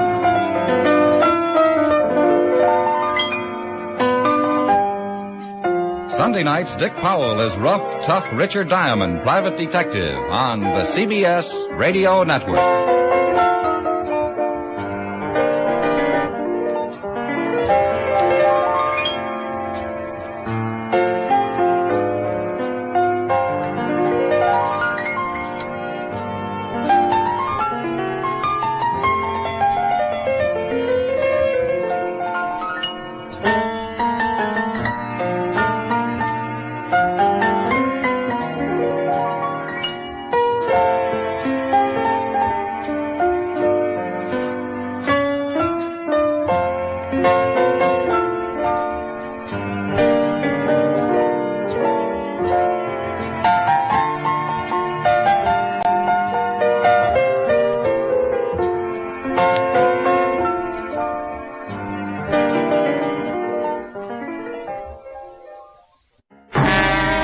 Time now for Rocky Jordan.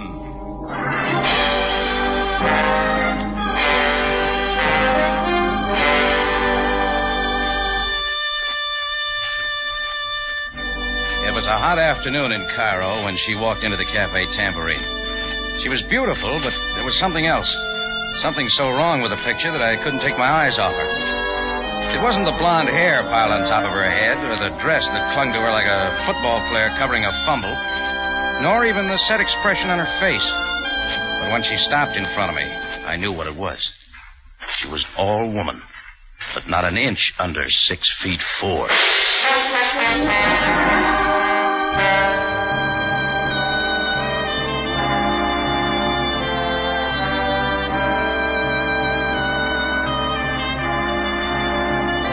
Again, we bring you a story of adventure with a man named Rocky Jordan, proprietor of the Cafe Tambourine in Cairo.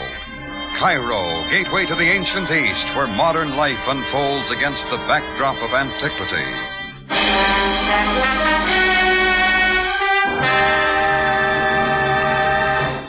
Tonight's story, The Bartered Bridegroom.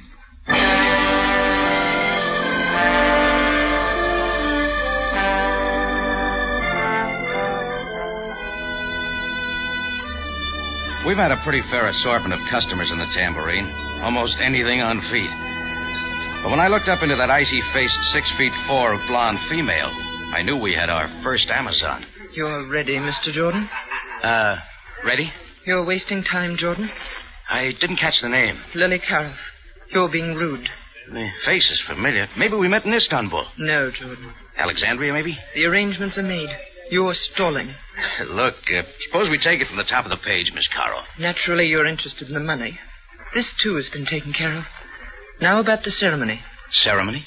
The wedding. Be there in an hour. Oh, sure. I'll be there in plenty of time. I'm a great believer in weddings. Oh, by the way, who's getting married? I am, Mr. Jordan. To you. Maybe we'd better go into my office. That will not be necessary. Timmy Rogers has made all the arrangements. Timmy Rogers. Now I know we'd better go into the office.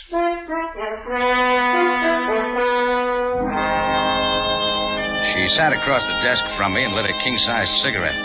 The hand that held the match wore a queen-sized diamond. It sent a reflection against the wall. I didn't like the way the reflection quivered. Her face was under control, but her hands gave her away. She was a nervous bride. Timmy should have explained these details. If I know Timmy Rogers, he doesn't bother with details. That's unfortunate. Nevertheless, in 1 hour, you and I shall be married. You will receive $5,000. Is that clear? Oh, very. It is not enough money? Oh, that's not entirely it, Miss Karoff. Having never been married before. You're being rude again. I plan to leave Cairo immediately after the ceremony. Really? Tell me, Miss Karoff, where are we going on our honeymoon? Enough, Jordan. I will not be insulted further. You will receive the $5,000 as soon as I have sold my interest in the Club Fishad. Fishad? Oh, yeah. Now I remember you and Mike Sloan bought that together recently. Yes, but I am selling my interest. What's the matter? Business falling off? No, not business. You see, I'm a white Russian. Certain of my friends have been disappearing lately, and I do not wish the same thing to happen to me. I see. But this is not what I came to talk about. Now, the wedding... Look, Lily, I've got news for you. I'm not in the mood for marriage. Your moods do not interest me, Jordan. You are going to marry me. Well, I'll admit you're more persuasive with a gun. You will not refuse me. Maybe it didn't occur to you, Lil, but you can't marry a dead man. Come on, put the gun away. There are many other ways to make certain you do not back out. Jordan, be at my club in 1 hour. It means your life.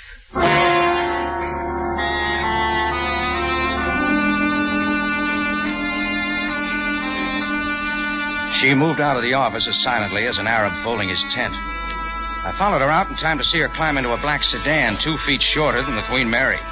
It faded off into the crowded street. I stood there trying to figure out where I could rent a tux cheap when a hand thumped against my back. I turned to see a watered-down version of Tyrone Power, all of 5'5" in his elevated shoes. It was none other than the little fixer himself, Timmy Rogers. Rocky, old kid, I just saw her leaving. Congratulations, kid. This makes my day complete. I'm so happy for you, kid. You'll make a lovely bridegroom. Slow down, kid. You're drooling on my wedding suit. What a woman. You're a picker, Jordan, if I ever saw one. Aren't you forgetting one little item? You picked her, not me. A mere formality. Greatest girl this side of Minsk. Well, at least the biggest. But, Rock, kid, for $2,000, how can you miss? It's even less interesting for $2,000. Huh? How's that, Rock? Lily offered me $5. Well, what do you know? She really must be scared. Okay, suppose you give me the straight story. Well, Rock, well, I'll tell you. Still listening? Well, look, why don't you and I go into the bar for a drink, Rock, and I'll tell you all about it.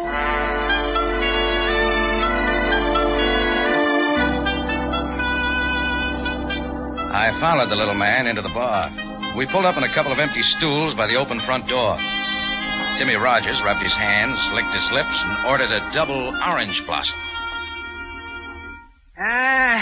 Orange blossom for a wedding day, huh, Rock? Now, where was I? You and Lily Caro, remember? Yeah. Well, Sir Rock, it's like this. Lil has a few roulette wheels out in the back room of her joint, as you know. The other night, I ran into as tough a streak of luck as has been seen in Cairo since Happy Harper was picked up for trying to sell some tourists the Sphinx. How much? How much? How much? Well, I dropped $5,000, which it just so happens I couldn't cover at the bank. Mm-hmm. So then came Lily. Yeah. Lily made me a proposition.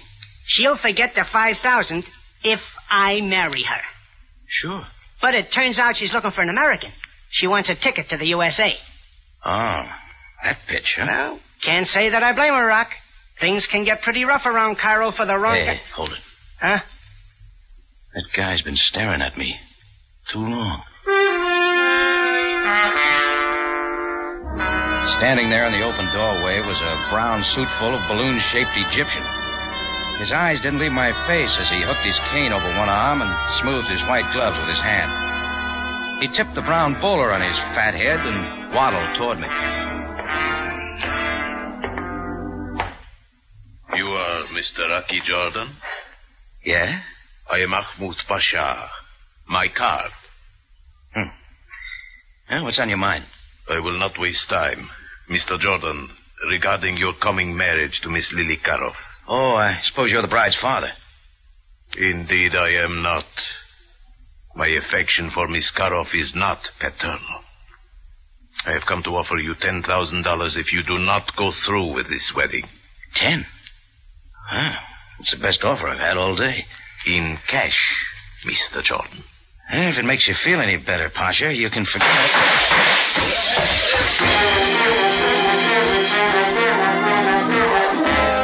I hit the floor fast. Over my head, the big mirror behind the bar shattered and rained glass. When the rain stopped, I jumped up and raced for the door.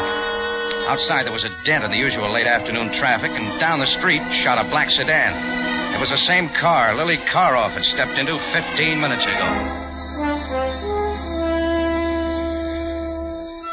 Well, that gave me something to think about as I walked back into my cafe to survey the damage. The man in the brown bowler had vanished. Underneath the table, his broken cocktail glass in his hand, was Timmy Rogers. I helped him to his feet. All right, little man, fit that into your patch story. I had nothing to do with it, Rocky, so help me. You'll have to do better than that. Rock, listen. I didn't know Lily would go that far. It wasn't Lily. She may be in a hurry for a wedding, but she doesn't want to marry a corpse. Well, maybe she was only trying to scare you, Rock. Could be, but I don't like her idea of a wedding invitation. Come on, let's go. What are you going to do, Rocky? I'm going to pay my respects to the bride.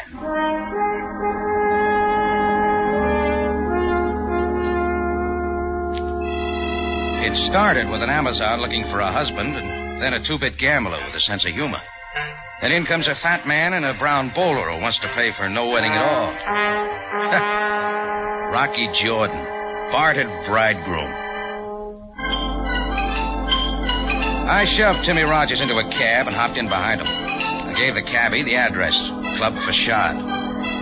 10 minutes later, we pulled up in front of a big streamlined white building. I paid the driver, and we got out. The sign on the door said not open until 7 o'clock. Sometimes you can't believe in signs.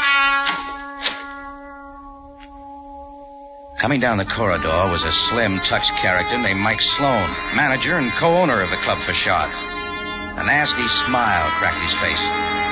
Oh, I'd seen Sloan kicking around Cairo before. I didn't like him. I like him even less now. Well, Rocky Jordan, congratulations. Listen, Sloan, I didn't come here for... Oh, now, don't bother to explain, Jordan. I understand. You, got our wedding invitation? Oh, sure. The bride wore a 38. Lily is sometimes a little impulsive, Jordan. After all, no one was hurt. But you'll get a bill for that mirror. We're ready for the wedding. You're wasting time. It's off, Sloan. Couldn't find the right size wedding cake. Rogers, what about that? I thought Jordan was all lined up. I did my best, Not Mike. backing out of it now, Jordan. Let's go. The bride's waiting. Pack her in ice. She'll keep. I'm out of it. Too easy, Jordan. Not a chance. Just watch me. Rocky, listen, you're making a mistake. You sure are, Jordan. Oh, I see. It's going to be one of those shotgun affairs, huh? Well, I wouldn't want to have to kill you. This way, Jordan. The gun in Mike Sloan's hand didn't move. It buried itself into the middle of my spine. Timmy Rogers wrung his hands and trailed along behind us. Sloan walked me down a thick carpeted corridor, and we turned left into the main office of the club facade. The blinds were drawn. Sloan slammed the door behind us. Coming toward me from the other side of the room was Lily Karoff, with gold earrings swinging like pendants. She was poured into a glaring red dress that revealed an awful lot of the new look. Well, Jordan, I see you couldn't pass up the money. Tell your boy Sloan to get the gun out of my back, and I'll show you how fast I can pass it up. Mike, is everything prepared? Ready and waiting, Lily. In fact... Lily, my flower. Lily, what's happening? It was the balloon-shaped Egyptian in the brown bowler, his cane still draped gracefully over one arm. As he paddled toward us, his mouth fell open. Inside was a small fortune in gold fillings. What are they doing to you, my delicate Lily? Ahmed, please leave at once. I do not need your help. But, my Lily, I'm here to protect you. These men, they are making a fool of you. Do not believe Get out of here, Pasha. This is out of your range. Please, Lily, my blossom, I beg you to see reason. These men, they only mean to do you harm. The light. Where are the lights? Help!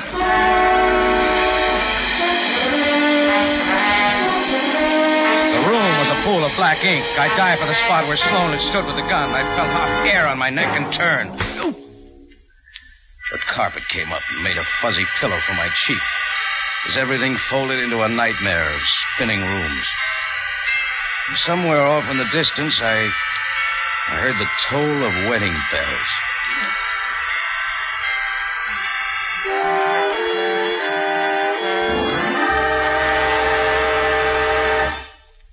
Tonight's story continues in just a moment. We're sure you listeners, many of whom have written letters to CBS, are happy to know that Rocky Jordan is back on the air.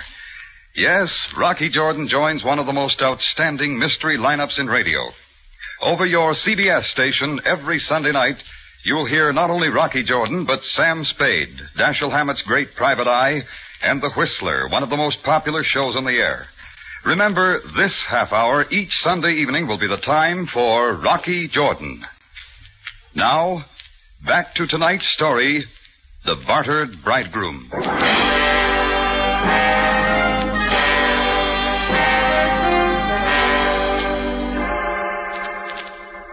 It was still the office of Lily Karoff. I opened my eyes into a stream of water cascading down my nose. It was coming from a big white pitcher. Holding the pitcher was Sam Sabaya, Captain, Cairo Police. Well, Jordan. You know, Jordan, on you, this carpet looks very good. I wish I could say the same thing for my head. What happened, Sam? Nothing unusual for you, Jordan. Only murder. Look, beside you. Lily? Miss Lily Karoff, quite dead. Like a model for a detective magazine cover. Only she is not posing, Jordan. Okay, Sam. Am I booked? Not yet, Jordan. Not yet.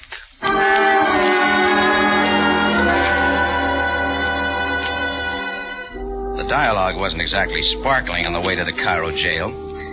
Sam confined himself to a few official grunts, and I sat back and watched traffic. In 10 minutes, we pulled up to a sand-colored building, and Sabaya and I got out. I followed Sam to a small back room.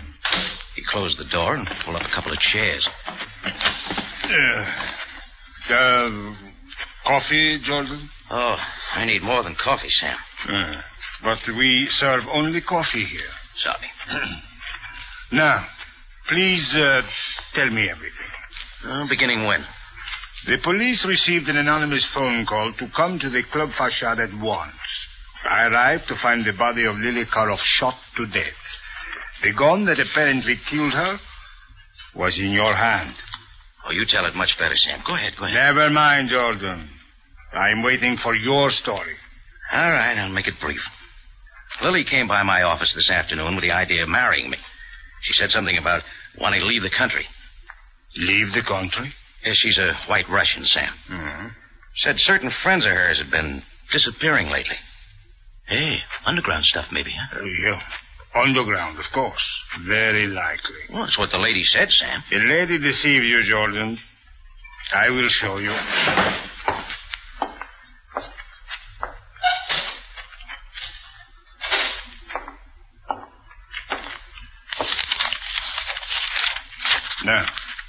Here we are. A complete report on any and all underground activities in Cairo in the past year. Look, not one case of unexplained disappearance, as you call it. Well, Sam, a good job wouldn't leave a case history for the police. Jordan, I'm afraid you have been taken in by this fantastic story. Live and learn. Well, anyway, after Lily, my next caller was Timmy Rogers. He's a small-time gambler. He gave Lily the idea about marrying me. Go on. Then a short, fat man in a brown bowler shows up. Lily's stage door Johnny. He tries to buy me out of the marriage. Jordan, I'm trying very hard to believe you. So then Mike Sloan, one of Lily's boys, shot up my place just so I wouldn't forget. It's my wedding day. All right, I went to Lily's to set everybody straight, and that's where you found me. Jordan, what about this man in the brown bowler? His name is Ahmad Pasha. You got anything on him, Sam? Certainly, Jordan. Ahmad Pasha happens to be one of the richest men in Cairo. Yeah, but... And the most respected. He is a business broker of high reputation. He buys and sells business enterprises. Like nightclubs? And why not? Jordan, you are beginning to waste my time. It is not likely that you killed Lily and then struck yourself on the head. Therefore, I shall release you with the usual warning.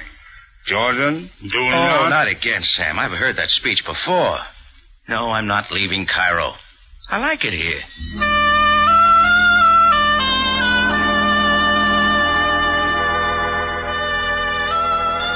I strolled out of Sam's office and onto the busy street. The neon signs were beginning to light up, which reminded me that the night crowd would be moving into the Cafe Tambourine. But there was one little matter that came before business. Murder. I was only a block away from the station when a small character stepped out of a darkened doorway. Well, Rock, old kid, I've been looking all over for you. Why don't you try the other side of town? Listen, Rock, I didn't know it would turn out this way. I just read the extra about Lily. Look, Rock, you gotta believe me. I ran out of Lily's place the minute the lights went out. I didn't know about it till later. Sam Sabaya might like to hear that story. Look, Rock, I saw something in that room. You know who turned out those lights? Sloan did it. I saw him. It's not news, little man. But Mike Sloan has some answers, and that's the man I'm going to see. But, Rock, he wouldn't be hanging around the facade. Maybe we ought to go back to your place and get a drink first, huh? Hey, maybe you're right for once in your life. You give me an idea. Timmy Rogers and I headed back to the Cafe Tambourine. At every corner, Timmy looked 4 ways before crossing the street. It was exactly 7:30 when we walked in the front door.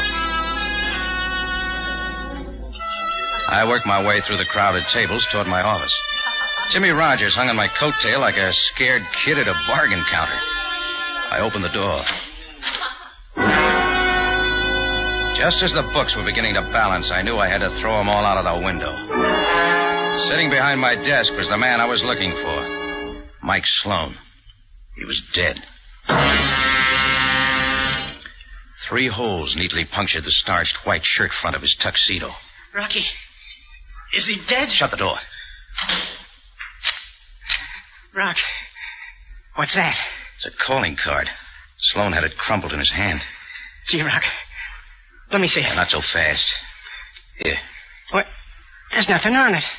Just a dirty orange spot. Try turning it over, Timmy. Makes more sense that way. Rock, it says Ahmad Pasha. You guessed it. It's his calling card. Then that means Ahmad Pasha left it there? Well, not likely. Maybe Sloan was trying to tell us something. You're right, Rocky. Sure. Ahmad Pasha was in love with Lily and she wouldn't have him. So when he couldn't stop the wedding, he killed her. And Sloan saw him do it. Well, it fits that way. And maybe it does, Rocky. What are you going to do now? Find Ahmad Pasha. Well, I don't know, Rocky. The Pasha didn't strike me as that kind of a guy. Maybe we're jumping to conclusions, Rocky, huh? Maybe not. Well, I don't know. That isn't much proof. Ahmad Pasha just doesn't look like the kind of person who would commit murder. Are you going to call Sabaya? Yeah, later. There's one other call I'm going to make first. Where's that, Rock? The card says office number 17 Kadru Street. Well, pretty late for calling at Pasha's office, isn't it, Rock? Oh, just a hunch, that's all. Coming with me? Yeah, well, okay, Rocky. I guess so.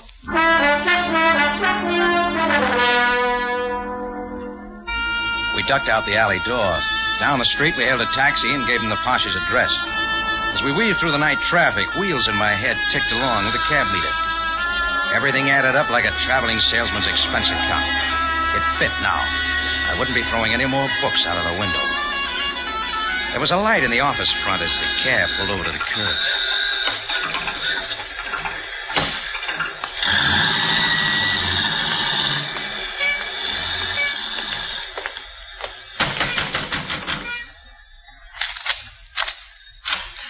What is it, please? I'm looking for Ahmed Pasha. Is he here?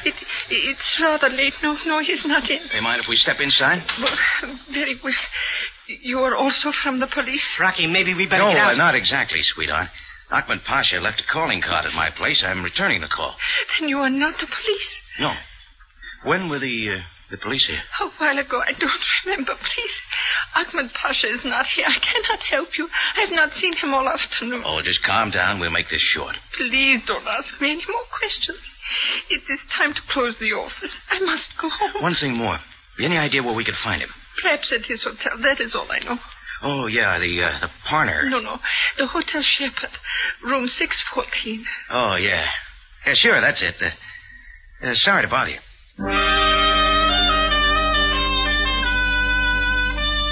I watched the girl bolt the door behind us and pull the curtains.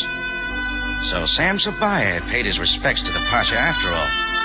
Didn't look like his luck was any better than mine.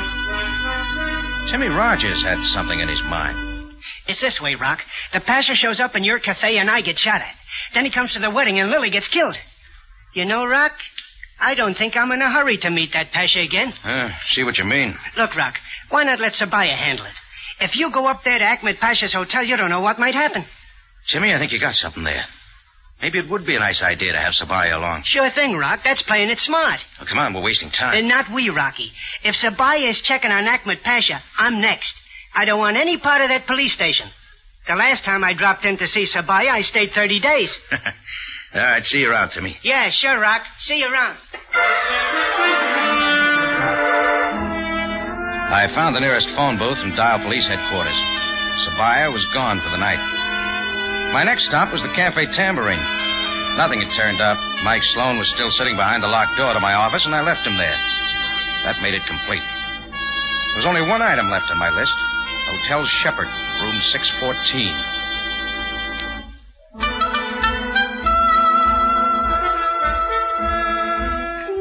The lobby of the Shepherd was teeming with the tourist trade. I strolled over to the main desk and waited for a pith-helmeted Englishman to collect his mail. Then I moved in. Rocky Jordan. I say, it's good to see you again. Where you been? Oh, usual places, Archie. What's on your mind, Rocky? Archie, you got a small favor. Oh, Rocky, the last favor you asked of me almost cost me my position here. Oh, sorry to hear it. This one's going to be easy. Oh, yes? What is it? I want the key to room 614. Really? Oh, no. Oh, now, Rocky. There you go again. Oh, this is important, Archie. Oh, I can't do it, Rocky. Sorry. I'd really be discharged doing a trick like that. Besides, that's Ahmed Pasha's room. Don't you know that? Why, he's a permanent guest Look, here. Look, Archie, I said it was important. Oh, well, I'd like to, Rocky, but you know... Thanks, Archie. I knew you'd help me out. Archie's a real friend. He made like he didn't even know I'd slipped him the 10 spot when he handed me the key. Being in Shepherd's was like old home week. When the little numbers on the door said 614, I stopped. This was the end of the line. I put the key in the lock. I gave the doorknob a quick turn, kicked the door open, and dived for the floor inside. When the shooting stopped, I reached back with my foot and kicked the door closed. In the thick darkness, I started crawling for the spot the shots had come from. I figured he wouldn't move, but I was wrong. I met him halfway. He didn't have time to shoot again.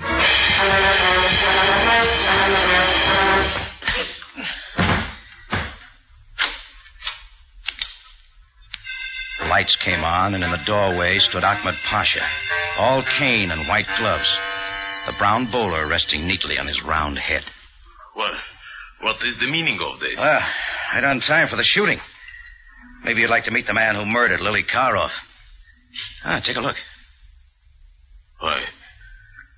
Why? That's right.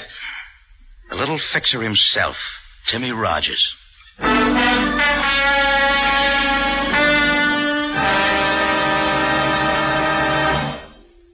Rocky Jordan will be back in just a moment.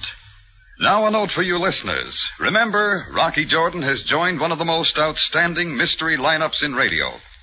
Over your CBS station every Sunday night, you'll hear not only Rocky Jordan, but Sam Spade, Dashiell Hammett's great private eye, and The Whistler, one of the most popular shows on the air. Remember this same time, each Sunday night, for Rocky Jordan.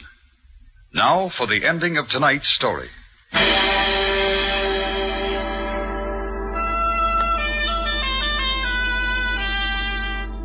It was after midnight before Sam Sabaya and I could settle down back in my office at the Cafe Tambourine. They had taken Sloane's body away, and as usual, Sam wanted details. Now, Jordan, about the Pasha's calling card. I found Sloane dead with a card in his hand. It was Ahmed Pasha's, all right, but on the back there was an orange spot. The Pasha's too neat a guy to be passing out soiled calling cards. Besides, the color of the spot struck me. Where would you pick up an orange spot? I haven't the slightest idea. That's because you don't drink, Sam. Ever hear of a cocktail called an orange blossom? They're real fancy things made with orange sherbet and gin. What has this orange blossom to do with the calling card? Timmy Rogers was drinking one this afternoon when my bar got shut up. He must have picked up Pasha's card off the bar after the shooting. What he didn't notice was that a little of his own drink had spilled on it. Then he deliberately left the card in Mike Sloane's hand after killing him. Sure. Timmy had it all set for Ahmed Pasha, till I made him think Pasha knew something. That's when he got scared. He waited for Pasha in his hotel room, and when I came in, well, you know the rest. He fired at a swinging door. So Timmy killed Lily and then Mike because Mike had seen him do it. Now, the whole scheme was simple, Sam. It was Timmy's idea to set up the phony White Russian scare. That was to get Lily out of town so he and Mike could take over a money-making nightclub. They were going to buy her out for almost nothing. And at the same time, Timmy could square the $5,000 he owed the club. A good scheme it was, too, Jordan. Except that Timmy Rogers lost his head and killed Lily when Ahmed Pasha threatened to expose them. Ahmed Pasha must have loved Lily very much, Jordan. Lily. His little flower. Do not make fun of his love, Jordan. Love is a serious business. I guess I wouldn't know, Sam. I guess I wouldn't know.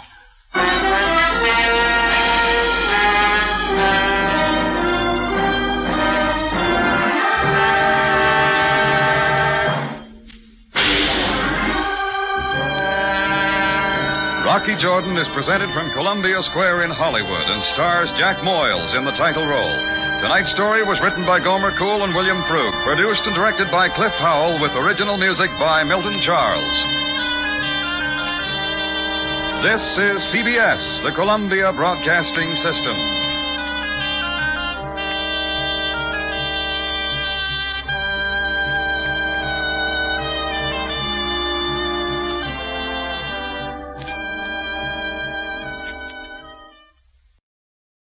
My name's Jeff Regan.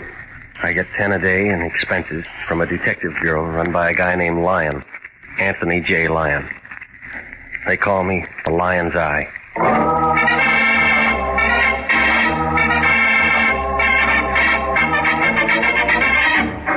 With Jack Webb starred as Jeff Regan, investigator, stand by for trouble, suspense, and adventure in tonight's story of the man who liked the mountains.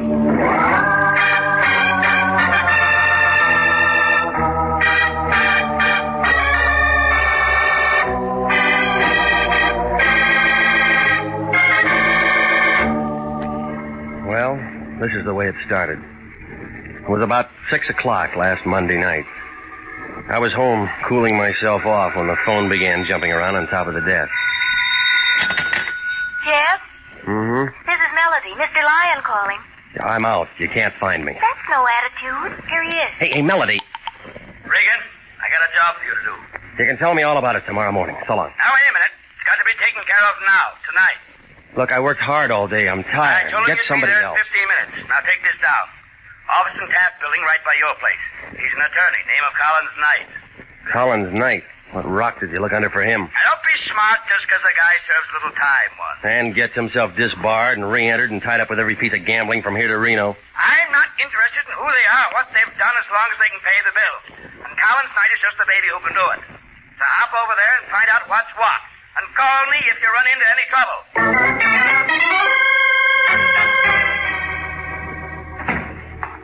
Collins Knight, attorney at law at Taft Building. Turned out to be a medium-sized man, about 50, in a loud tan sport coat and black and white polka-dot tie.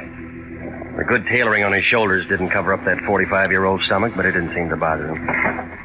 He smiled when I walked in his office, pulled out a bottle of bonded stuff and a couple of tall glasses. Sit down, Regan. Make yourself comfortable. Say when. When? I'm a four-finger man, too. Yeah. Here's to you. Cigar? I don't use them. You don't mind if I do. Yeah. Now then, I asked you to come here because I want you to find Big Ed Kittredge for me. Been missing 3 days, according to his wife. From pictures, I've seen a Big Ed. He'd be a hard man to miss. Yeah, I figure the same way, Regan, but he's been gone for 3 days, and I think someone's either cooled him off or he's lammed. Why do you think somebody cooled him? Oh, a man like Big Ed's bound to have a lot of enemies. For one reason or another. Why do you think he lammed? For one reason or another. Friend or enemy? Neither. I just know the guy. It's one of my people. I handle a couple things for him. His wife is worried about him. I didn't know people like Big Ed had wives. Well, they do. At least Ed does, and a darn cute little girl she is. Inez. Yes, very pretty little girl. Tell me about him. He's gone. What about his wife? Where'd he meet her? When'd he marry her? I gotta have something. I don't know. Well, I'll have to see her. Okay, see her. You don't much care whether I find Big Ed or not, do you? Nope. Thanks for the drink. You don't like me, do you, Regan? No. Oh, most people don't. So long, Shamus. Keep in touch.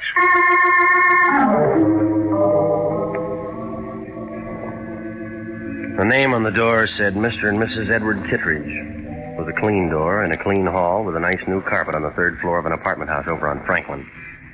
I figured $100 and up for a bachelor. She was pretty. Red hair, mahogany kind.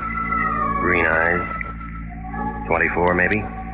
But she could look 16, just coming off the beach and wearing those gold sandals. Yes? Miss Kittredge? Hi, my name's Kittredge.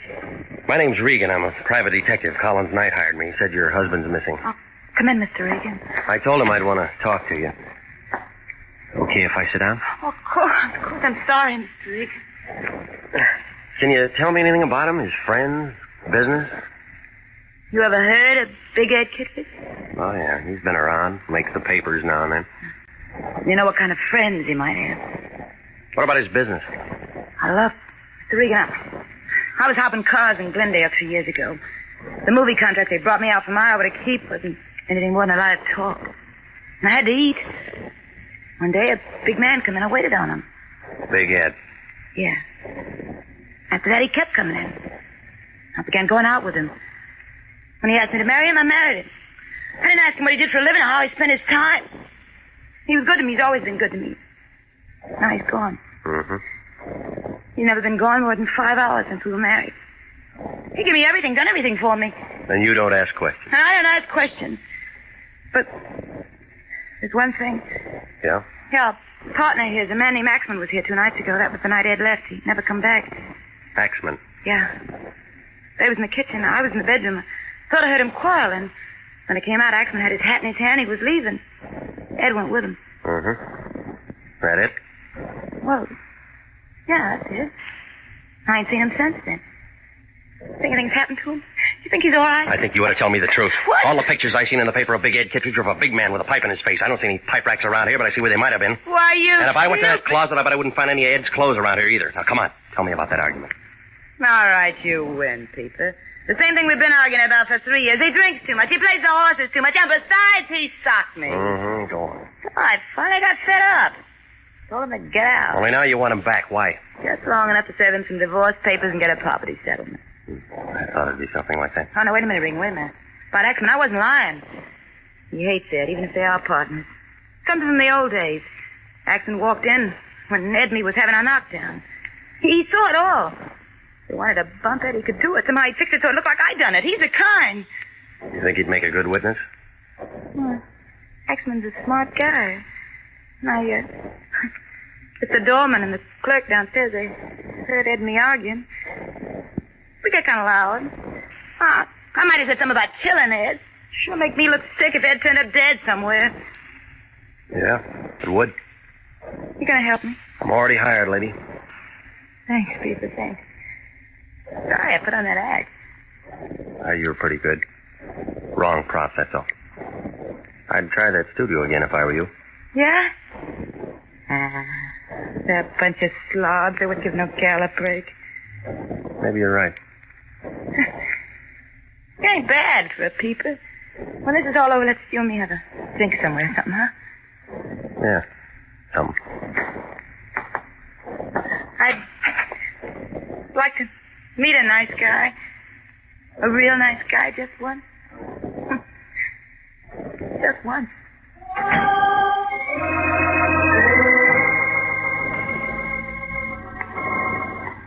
2 minutes later, in front of the apartment house, I was lighting a cigarette and thinking over what Inez Kittredge had just told me when a soft hand belonging to the soft arm, body, and face of a little thug I knew named Louis Pacheco settled on my arm. Regan. All right, punk, what is it? I've been waiting for you, Regan. Been with Big Ed's wife, huh? Nice dish, huh? I seen it. I got some business with you, Regan. Yeah? Yeah. You're looking for Big Ed Kittredge, ain't you? Maybe. Yeah, then I could tell you something that'll help. All right, go on, tell me. Now, without you give me something for the trouble. How much can you tell me? Maybe what Big Ed is. Okay, 5. Tell somebody else. Suit yourself, punk. Wait a minute. Wait a minute, Regan. Well? He shagged up to mountain town, yeah. Has a place up there called Hideaway. And not many people know about it, not even his wife. Yeah. He went up with a guy named Axman 3 days ago. Ed's got some slot machines and stuff like that up around there. That all? Yeah, that's enough for you, Gumshoe. Okay. Here. Keep it. I don't need your lousy sawbuck. Keep it, you chiseling cheapskate.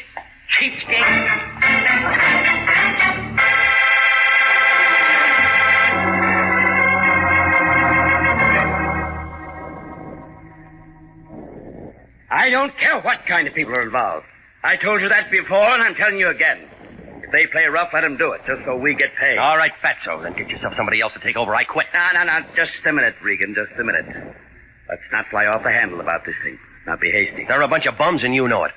Well, now perhaps I was a bit indiscreet accepting a client like Collins Knight with his reputation and all that. It isn't only him. It's the man I'm supposed to find and his friend Axman and anybody else who knows him. Now, Jeffrey, I'm sure that a man of your talents could locate Ed Kittredge without any trouble.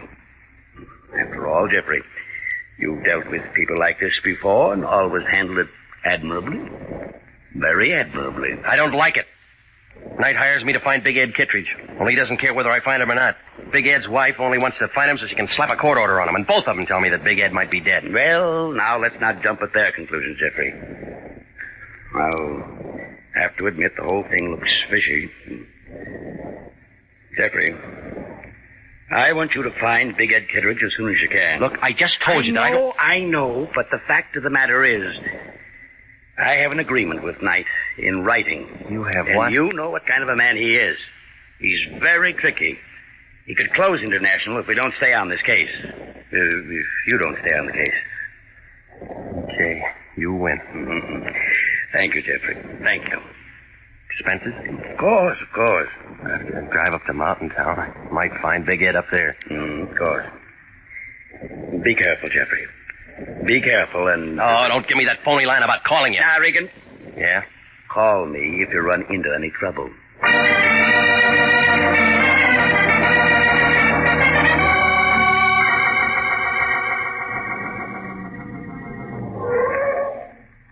How far to Mountain Town? You're here, Pilgrim. This is it. That black place over there's the lake. And that black place over there's town. Cabins round the lake. No one round the town. Fill her up? Yeah, fill her up. Where can I get some coffee? I've been driving half the night. 30 feet to your right and inside the door. Janie will fix you up. We're open all night. Thanks. No trouble? No trouble at all? You better look at that oil. Glad to. Tires and water. Glad to. You can move it if you want to. I'll be in getting coffee. Don't worry. Don't get enough business at 1 in the morning to stay open. I'm going to talk to the boss about it someday. Hey. Hey! Hi, dearie, I'm coming. What do you want to hit the counter like that for? Well, I thought you was Eve. I didn't know it was a customer. Who's Eve? Him. Eve Holton that runs the station. What's yours? What's my what? Name? Well, as long as we're being formal, it's Regan. Jeff Regan. Oh, you're Janie. Well, say. How'd you know that? Eve. He told you. Well, say. How about some coffee, Janie? Huh? Oh, sure. You been traveling far, Mr. Regan? From Los Angeles. Going far? Right here. This dump. You don't tell me you're going to be here this summer. Little while. Well, say. I'm off in an hour. I got a little cabin on the other side of the lake. Well, that's nice. Too much fishing? Fishing? You're cute. Yes, I am. No, thanks. I'll take it black. Oh, what you gonna do here? Look for a man. Yeah? Say, what man? You might be able to help me, Janie. Cottage called Hideaway. Man named Kittredge. Big Ed Kittredge, you a friend of his? Car's all ready, Pilgrim. Thanks. Janie, don't you think you ought to go and see how the fire's doing? What fire? Make one. All right, Eve, all right. Do you think as a girl takes a job slinging handcuffs, listen to a lot of baloney from every piece like you work McKellar? Janie's too friendly. I like friendly people. Keep the car here, will you? I'm looking for a Hideaway cottage, and I don't see any road going around the lake there. I guess I'll have to hoof it. Hideaway? East shore of the lake. About half a mile from here. You're right, there's no road. You'll have to walk. Thanks. Don't mention it, Pilgrim. Don't mention it.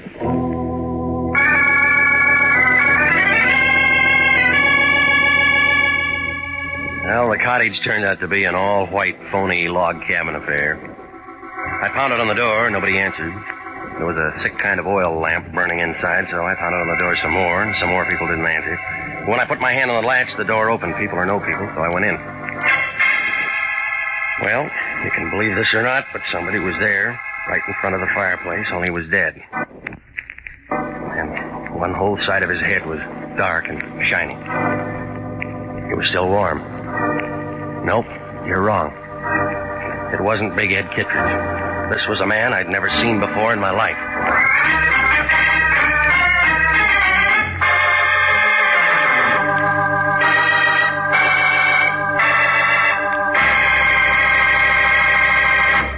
We'll return to Jeff Regan, investigator, in just a moment. An easy way to save for future security is by a payroll deduction of savings bonds. If you're not paid on a salary basis, you can purchase savings bonds at your nearest post office, bank, or savings and loan association office. Now is the time to ask your employer to start deducting for savings bonds or to buy a bond on your own. If no other plan is feasible, your bank will deduct enough each month from your savings or checking account to buy a savings bond. For money in the future, buy United States savings bonds. You'll be glad you did. And now, back to the story of the man who liked the mountain and Jeff Regan, investigator.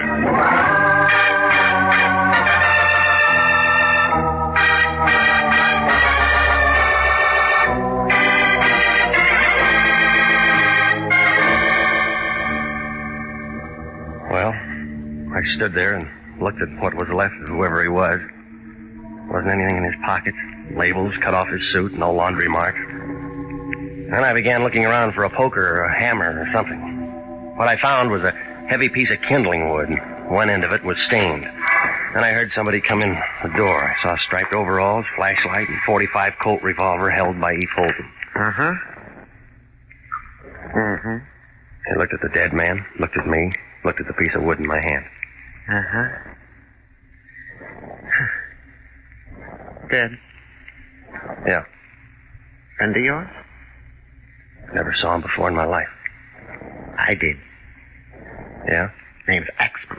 Tom Axman. Friend of Big Ed Kittredge. Friend? Why'd you kill him? I'll just take your gun. Safer this way. You always wrap a gun in a handkerchief? Only when I want to keep fingerprints on them. Evidence. So it's that way. Uh-huh. It's that way. You kill him? You did. There was a big fight. You conked him with that piece of wood, then shot him in the head. I saw it. My gun, my bullets, it's pretty neat. But he was still killed with this. Who's going to be able to tell? A good coroner? We got a lousy coroner up here. He don't know from nothing. That makes me the fall guy. You're it, Pilgrim. Let's go find ourselves a cop. Eve waved his gun at me, and I started ahead of him for the door. Oh, he was good at doing frame-ups, and he was good at running things, but he was only an amateur when it came to pushing a man with a gun. I waited to feel it in my back. By the time I got to the door, it was there, and that was his mistake. I shoved him up against the wall, but he didn't drop the gun. Before he could do anything, I was running for the black place that he told me was the lake. Come back here, Regan! Come back here!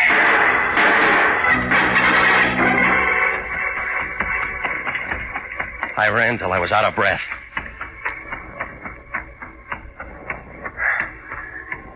What? Who is it? Who's there? Take it easy, Janie. It's me. Uh-huh. Oh, Mr. Regan, it's you. Hey, listen, he's looking everywhere for you. I know. He says you killed a man, Tom Axman, over in Kittredge's cabin. I know. But you didn't kill him, I know that. Yeah? Come on, we can't talk here. Someone will see us. This is my place. Boy, I got some things to tell you, Mr. Regan. I don't like this place, and I don't like Eve Holden. I don't like anything that's been going on. You got to get out of here. Get out fast. Come on in. Look, I quit my job tonight. I didn't want to get mixed up in any of this. Any of what? This killing and... Gee, I don't know what all. Oh, I better pull the curtain. Someone might see you in here. This is a scary place. You say you know I didn't kill Axman. How? Well, I've been working in Mountain Town a couple of weeks now, and I've seen a lot of screwy things. Like what? Like Eve Holton. He works for Big Ed Kittredge. And Big Ed ain't no saint. Have you seen Big Ed? And he drove up a couple of nights with that Tom Axman. I think Ed killed him. Yeah? They'd been drinking a lot, and they both talked kind of loud to Eve. And Big Ed and Axman went over to the cabin. I didn't think anything of it till they didn't show up for something to eat the next morning. Ain't nothing to eat in that cabin. That helps, Janie. Go on. Well, Eve's been going up around that mountain taking a look every day, for no reason at all. Yeah, sure he has. Only he isn't looking at the mountain. Scared. Look, mister, my jalopi's out and back from the filling station. Take me with you. I'll tell everything I heard and seen, and we can let some cops figure out all that. Hey, what's that? It was a hand firing a gun at her. It figured to be my gun. I hit the oil lamp and went down to the floor. Then I heard somebody outside on the porch. I crawled in the dark till I found a wall and a window. It wouldn't open, so I took half of it with me.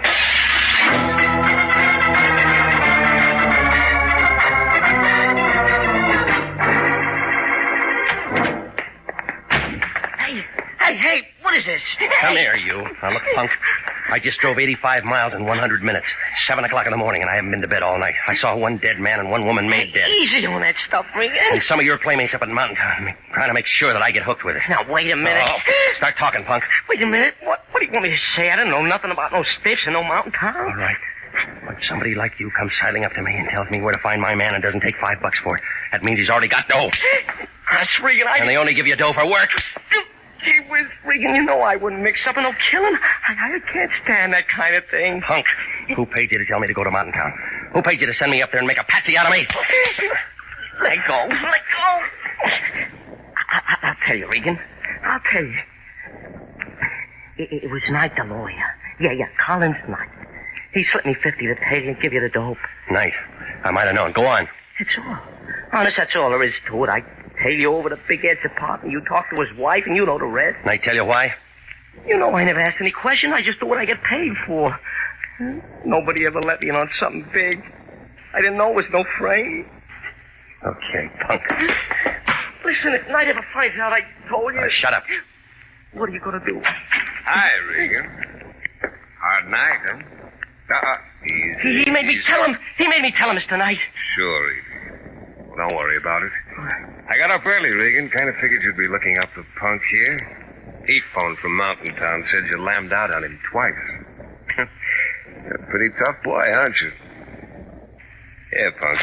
Buy yourself something and forget you ever saw Regan, okay? Oh, sure, Mr. Knight, sure. Okay, Regan? Let's get going. Got a long drive ahead of us. I'll be able to drive it blindfolded someday. Someday. I'm still your patsy. Mm-hmm. I take you back there and we call a cop. Now, come on. Keep from getting anxious.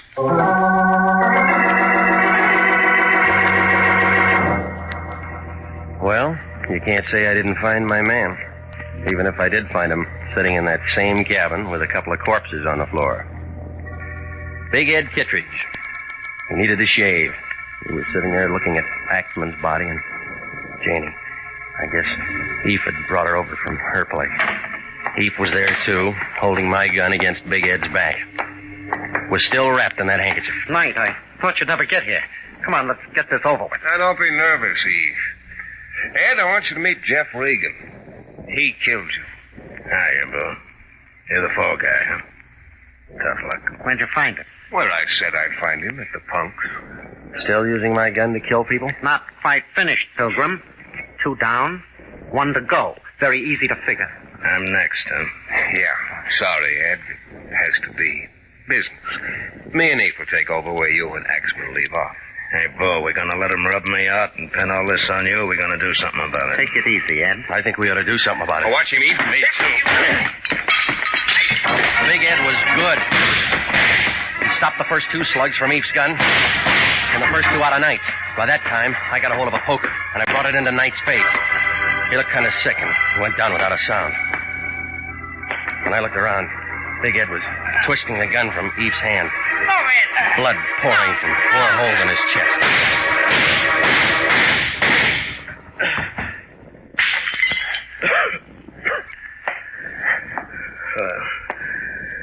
We ain't so easy as that, huh?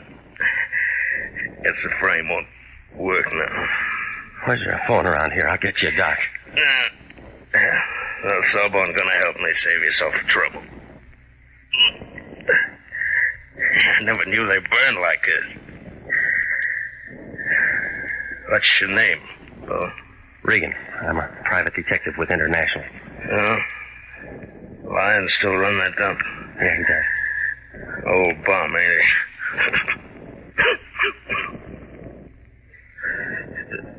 Night, how you'd find me? Yeah. He's real tricky. Well, they ain't making a patsy out of you anyhow. Look, Regan, I done you a favor. Fix a deal for me, will you? Sure, Ed, sure. I got a wife named Inez. Met her. Pretty, huh? Look, tell her I wasn't sore. I didn't really leave it. I just came up here to let her cool off. I kind of like the mountain. That's why I had a place. Sure, I'll tell her. Oh, this is a bunk, ain't it? Regan. I'm here, Ed. You found me, huh? Yeah, I found you. Yeah, Lion's eye. $2 says Lions won't give you no bonus for it.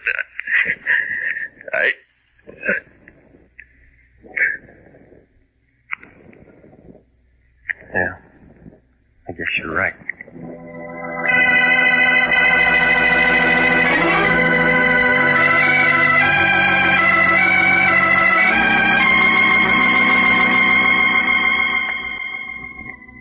Well, I called the sheriff, who had a face like a boiled beet. He listened to the whole thing, and we kind of pieced it out together. You see, the day I got there, Big Ed killed Axman. I guess they got into some kind of an argument, and Ed picked up a piece of kindling wood. About that time, Eve Holton showed up and saw what had happened, and he figured he had something. So he pulled a gun on Ed and stuck him in a cellar somewhere. Then he phoned Knight down in Los Angeles. It was a good chance for Knight and Eve to take over, so they figured to kill Ed and get a fall guy for both murders. That was me. Didn't come out quite that way. Eve had to kill Janie, too. All with my gun. You know the rest. Oh, Lion cashed Knight's check. He was happy. Hey, that sheriff up there's going to call you for the coroner's inquest this afternoon. Yeah, I know. Technical charge of manslaughter. Yeah, they'll clear you in a couple of hours. Yeah. So Big Ed liked the mountain, did he? Imagine that big crook. Hey, where you going? Remember, you got to be up in Mountain Town this afternoon. I'll be there. I gotta go over and see Big Ed's wife first. He asked me to tell her something. Big Ed's wife? That's right. Forget it, Regan. She's glad he's dead, same as everybody else. I'm going over to see Big Ed's wife. Why do you want to go sticking your nose back into it? Because Ed was dying and he asked me to do it. Lots of guys ask for lots of screwy things when they're dying. They wouldn't bring them up unless they were sure they didn't have to stick around and see what had happened. Make sense? Makes sense. Where you going?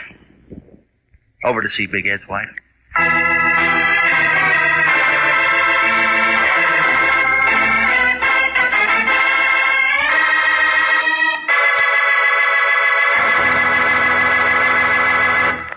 At no time in our nation's history has it been more important to develop an outstanding Army medical department.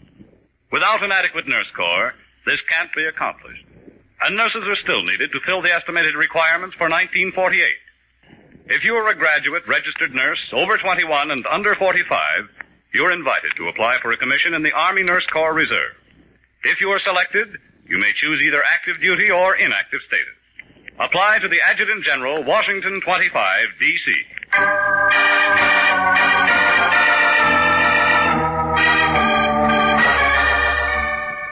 Jack Webb is starred as Jeff Regan, with Wilms Herbert as Anthony J. Lyon. It's CBS same time next week for hard-boiled action and mystery with Jeff Regan, Investigator. Also heard on tonight's program was Jeff Chandler, Betty Lou Gerson, Edgar Barrier, William Conrad, Sidney Miller, and Laurette Philbrand. Jeff Regan, Investigator is written by E. Jack Newman, produced and directed by Sterling Tracy, with original music by Dick Arant. If you like mystery, here Find That Clue with Mystery Master Ken Crossan quizzing the top mystery writers of Hollywood and a special guest this Monday night over most of these same CBS stations. Here Find That Clue Monday night 8:30 over most of these stations with Sirhan Bey. This is CBS, the Columbia Broadcasting System.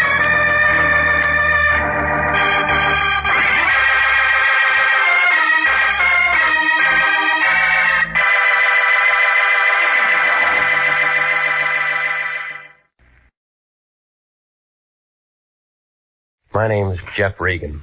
I get 10 a day and expenses from a detective bureau run by a guy named Lyon. Anthony J. Lyon. They call me the Lion's Eye.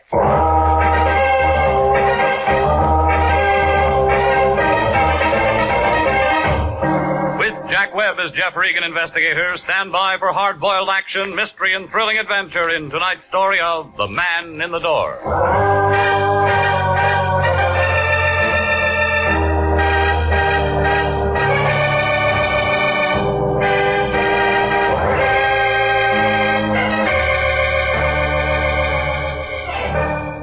Well, this is the way it started. The Lion called about 4 o'clock that afternoon, said he wanted to see me down at the office. I argued a while, and finally told him I'd be there. Melody was sitting in front of her typewriter when I came in, putting a new coat of paint on her nails. She handed me a blank contract with no dates filled in, jerked a thumb toward the Lion's den. I went in. Regan, I'm glad you got here. What do you know about architects? They draw things. I know that much, but what about bids and all that stuff? Well, they figure out what a building's going to cost, don't they? Go on. If whoever's paying for the building likes what they write down, then they're hired. A couple of architects, maybe 3 or 4, make bids. I suppose so. Low man gets the job. Why? Our client's an architect named Dudley Hayes, an office in the Park Central building. He thinks maybe the bank that's handling his bid might try to put something over on him. Banks don't do things like that. He thinks maybe a guy who works at the bank might be taking dough to shove his bid under the counter. Why didn't you say that in the first place? Because I'm saying it now. Haynes wants us to look into it. All right, who do I see? Haynes first. I only talked to him on the phone. I told him we'd have to have a contract and retainer before we did anything. That figures. So hop over there and find out what's what and make him sign that contract and get a check. Anything else? Make sure it's certified and call me if you run into any trouble.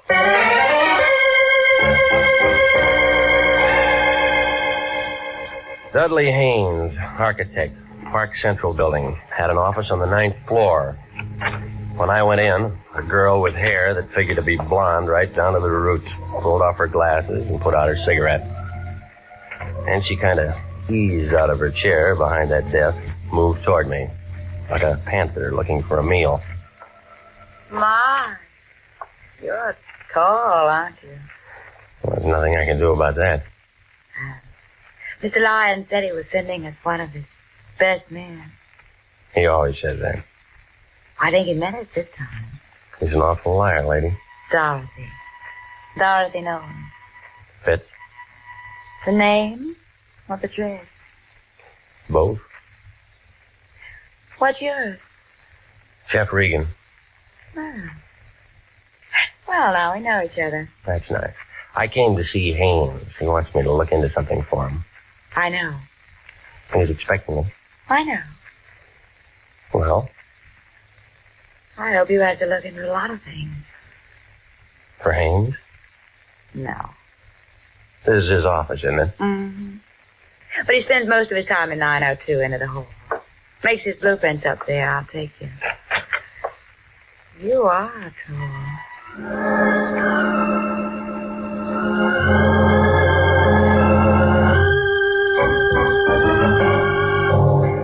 Well, we started down the hall. We got about 10 feet from the frosted glass door at the end. We both stopped.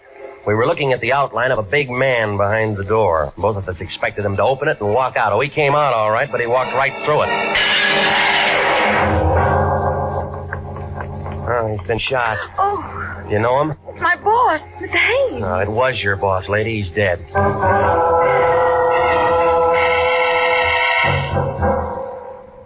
Lieutenant Salvatore Wendetti, Central Homicide Detail, showed up about 8 minutes after I called. He had his whole goon squad with him and a couple of guys in double-breasted suits from the district attorney's office. They roped off the entrance to the building, got hold of the elevator operators and the man who runs the cigar stand, and asked them questions. Then Wendetti looked at what was left of Haynes and started yelling into a phone. Lieutenant Basket, over, don't move until my fingerprint boys get through. Yeah. Okay, sis, where the guy live? At the Biltmore Hotel. Where's his wife? We didn't have one. What do we tell? We didn't have any family. So no one's going to cry. Well, that makes it easier. Regan, was he your client? No, nobody's a client until they sign a contract, Sally. Well, you would bring him a contract to sign and then you would do something for him. What? Well, I didn't talk to him. Sis? Well, Mr. Haynes had made an estimate on a little office building in Beverly Hills. He thought that a man named Adler at the bank might be taking money from someone to hold his bid out. So he wants an investigator to look into it. Why do you think that? Well, I don't know. You work for him. Well, I don't know everything. Neither do I. Hot, isn't it? Who's Adler? Oh, just a name to me. Who else? Who else? Architects. Who else was making a bid? Well, I don't know that. Now, where are we? Kelly! Yeah? Guy named Adler at the Grand National Bank. Pick him up and have him down to my office in half an hour. Yeah? What do you want to do about reporters, Sally? Tell him to go jump in the lake. Yeah? They always spell my name wrong. How long you two known each other? An hour? Nice. What do you mean by that? Just nice. Didn't hear any shots? No, we didn't. Tell me more about the bid. Well, what's there to tell? Shut up. Well, the bank handles the money. Who says yes, who says no? The bank, but... But what? The contractor usually tells them who to take. Huh? Who's that in this case? Contractor in Long Beach. His name is George Cantrell. I'll say this for you, Regan. When you get mixed up in anything, you certainly get mixed up with the good-looking people. I'm not mixed up in anything. What do you say, sis? I'll keep my mouth shut. She's a smart girl, Regan. Hello, honey. Won't be home for dinner. Some guy got himself killed and I'm in on it. Not long, how? Regan? I'll tell her. Wife says hello. Says come out to dinner sometime. Whoop. Sis, how much that contract worth? Oh, in the building in Beverly Hills, about $40,000. Profit? No, overall. Break it down. Well, Mr. Haynes would have cleared about $12,000 if he'd gotten it. I know some guys have killed for a dime. Sam, Wendetti. I'm still at the Park Central building. Get out to Long Beach and talk to a contractor named George Cantrell. And find out what architects were making bids on some stuff he was going to put up in Beverly Hills. Yeah, get the name. Okay, that about does it. Let's go. Miss Nolan? What? I have to take you down. Jeff, can you do that? Well, you're a material witness. Well, what are you? He's a bystander with a built-in lawyer. Well, I do, Jeff. Go with him. Why do you want to spend the night in jail? I just worked for Mr. Haynes. No phone calls. This is a murder case. Well, get me a lawyer or something, Jeff. You know a lawyer? No. Wait, yes, I do. His name's Dave Henderson. He lives at 1648 Claremont Place. Will you get for me, tell him I'm in trouble? Yeah. Check, Sally? She didn't make a phone call, and I like it, too. Well, look, he may not be able to do anything for you tonight. It's almost 6. But you'll see him as soon as possible? Yeah? Tell him I'm scared, Jeff. Scared stiff.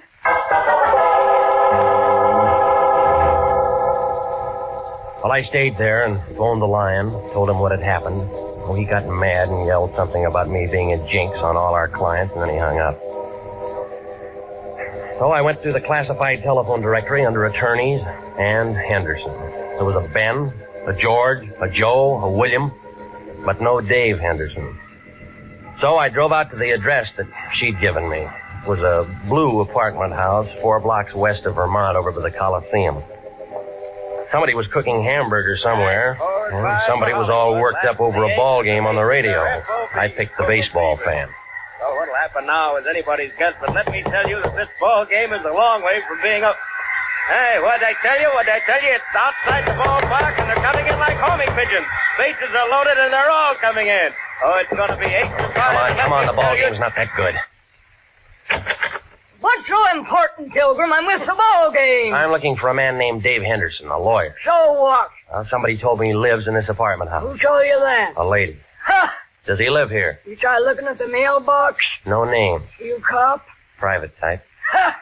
Does he live here? Sure he lives here. Well, where? Enter the hall, 106. Thanks. So he's a lawyer, is he? With his kind of friends? Ha! What does that mean? You're young, ain't you, Curly? I got a driver's license. Let me tell you something. Don't go knocking on no doors and hear a ball game. Remember that. Yeah, I'll remember. And you can tell him Testy Bogart to start to that one. And the score is 8-5 coming into the first half of the ninth, and this has been some ball game, let me tell you. No stick. There we are. Come on in, it's unlocked. Your name Dave Henderson? Yeah, who wants to know? My name's Regan. I'm a private investigator with the International Detective Bureau. Wrong steer gumshoe, I don't need one. Look, I'm not looking for work. I'm looking for you. What'd you say it was? Regan? That's right. R-E-G-A-N. Regan. Regan. Learned that just an hour ago. Cute, huh? I met a friend of yours today. Dave Henderson never had a pet. She said she was a friend of yours. But I didn't say I was a friend of hers. Hey, who are we talking about anyway? Dorothy Nolan. How is Dorothy? Not so good. Thought you were a detective. I am. You sound like a doctor. Look, you sound like a guy with a chip on his shoulder. Sound like a lot of things. You're trying to be tough, Pete. No wonder you aren't in the telephone directory. I'll just skip that. She said you were a lawyer. They say I drink too much. You haven't seen me drinking, have you? She wants you to get in touch with her. The man she was working for was murdered today. She kill him? Well, they're holding her. Material witness or a suspect? Material witness right now. She doesn't want to spend the night in jail. Who does? That's why she isn't feeling so good, huh? He wants me to get her out. Something like that. Who's handling the case downtown? Detective named Wendetti. And where do you come in? Well, he didn't give her that one phone call. Yeah. You're sensitive. What if I said no? Well, that's your business. You know why she asked you to see me? Because I'm a guy she knows. And every guy who knows little Dorothy does a little something for her. Ever met him like that, Regan? Sometimes. Just checking. Checking what? She's pretty good with the works. Eyes just right for the job. Hair just right. Everything just right. She can make you do a lot of things you don't want to do. Wait till you see her in a bathing suit. Ooh, that's something, brother. Well, they aren't wearing them in the county jail. Okay, I'll phone Wendetti and find out what her bond is.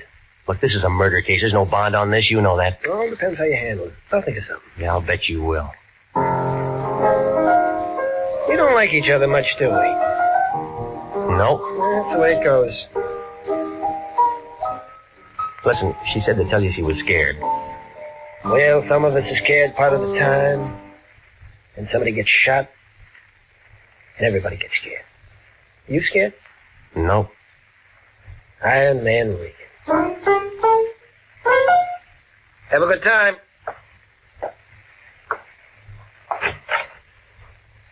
Did I say Haynes was shot?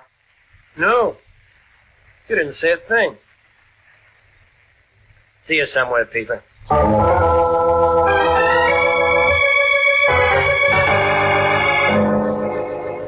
Well, I I stopped by Musso Frank's and had the special, and then I went on home. I tried to make a couple of calls, but Wendetti was out, and the desk sergeant thought I was a reporter, and he wouldn't tell me a thing about Dorothy Nolan. While I was sitting there, the phone began jumping around on the hook. Regan? Yeah. This is me. Where you been? I called your place 20 times, but I've called it once. Well, I've been busy seeing a lawyer. What do you need a lawyer for? You aren't married. Somebody else needs one. Who? Dorothy Nolan, that blonde who worked up in Haynes' office when Wendetti's holding her. Good. I want you to go down and see her. What for? We can still make something on this thing if we play it smart. When I talked to Haynes on the phone this afternoon, I told him I wanted a certified check. So what? So that means there's a check for $100 lying around his office somewhere, and it's made out to International. Look, he's dead, remember? Everybody dies. Don't worry about it. We weren't even hired. We had a verbal contract. We had nothing. That check's no good to anybody but us. We didn't do anything for him. Well, buy him some flowers. Now hop down to the pokey and see that dame and find out where that check is. We can't do that. I talked to Harry Presidio, and he'll give us a lead to get in. Hello? Hello? Regan, you're still there? I was still there, but I wasn't listening to the lion. I was looking at a skinny little man with one leg. Hey, Regan, you're still there? Now, don't ask me how he made it inside my door. He was just there, propped up on a pair of crutches, swaying back and forth, watching me with a couple of sick gray eyes that were so full of water you'd think they were going to float right out of his head. All at once, he went down like a busted sugar sack. He'd been shot twice through the neck with a small caliber gun, a 25, 32, I don't know. I found a dozen razor blades in one pocket and 24 sets of shoelaces to go with them.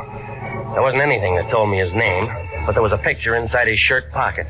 One of those things that you have taken in a penny arcade, in front of phony pasteboard props. Well, the man with one leg was looking out from between a pair of painted angel's wings, and the guy standing next to him, who was smiling up at the halo, was the same man that I'd seen that afternoon. An architect named Haynes. A man who needed the private detective. A man who walked out a glass door and then dropped dead. And the one printed word above that picture stuck out like a wart on an egg that said, Happy Land. You are listening to The Story of the Man in the Door. Tonight's adventure with Jeff Regan, Investigator.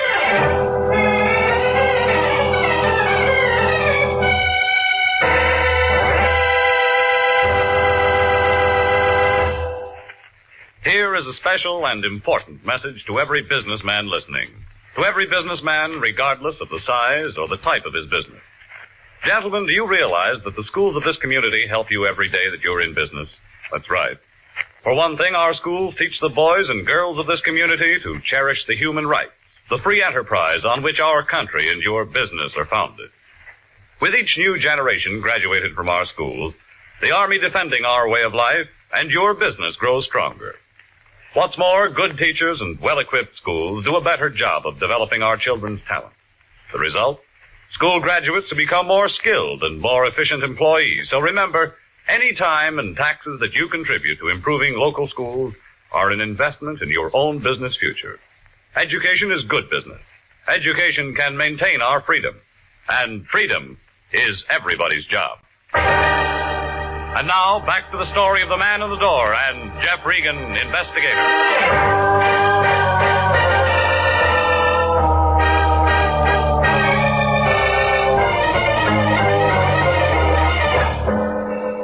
Well, I left the little man with the one leg lying there. There wasn't much I could do for him. I wanted to wait before I called homicide. I took the picture I found in his pocket and I drove to Happy Land. It turned out to be an open-air penny arcade on 5th and Main. Smelled like all the hot dogs in the world had been made right there. There were machines all over the place telling you how strong you were, how rich you'd be, and who you'd marry. All for a penny. I guess it wasn't much of a bargain. The only customer was a sailor trying his luck at the shooting gallery. Back in the corner, a tired-looking girl in light blue slacks and a dirty gray sweater was sitting on a stool by the hot dog counter staring at nothing. Want some pennies? Not right now, no. Oh, just looking? Go ahead. When you figure out where you're going to spend your money, come back and I'll give you some change. You got a picture gallery here?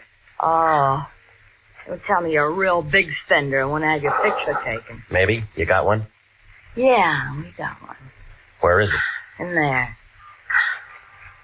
If you really want to get your picture taken, I'll climb off this stool and take you back. I want to tell you now, if you're just trying to be sociable, you can go and fly a kite. You run the picture concession? I run the picture place and the hot dog place, and I sweep out in the morning. Oh, I wish I had better brains than to marry that slob and get myself stuck in a cheap dump like this. All right. Do you remember taking this picture? How would I know? I take a lot of pictures. Well, come on, look at it. All right.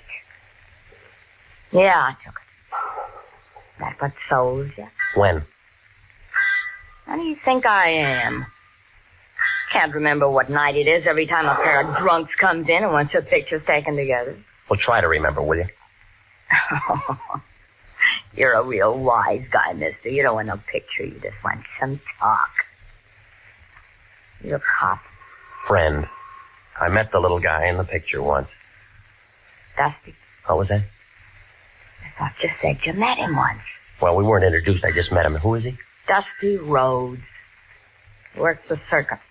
What circuit? Fifth and Main, STEM. Business section. What kind of business? Dusty handled the razor blade and shoelace traffic. He hates pencils. What did he do when he wasn't working? What does anybody do? He went out and got loaded. Go on. And you don't know him very well for a friend. How am I going to know I'm not getting Dusty in trouble talking to you like this? Nobody can get him in trouble anymore, lady. What do you mean? He was shot tonight. Oh, no. Oh, poor little guy. Do you know where he lived? Seashore Hotel. The Seashore Hotel. Oh, gee, Miss, I'm sick. Oh, I'm real sick.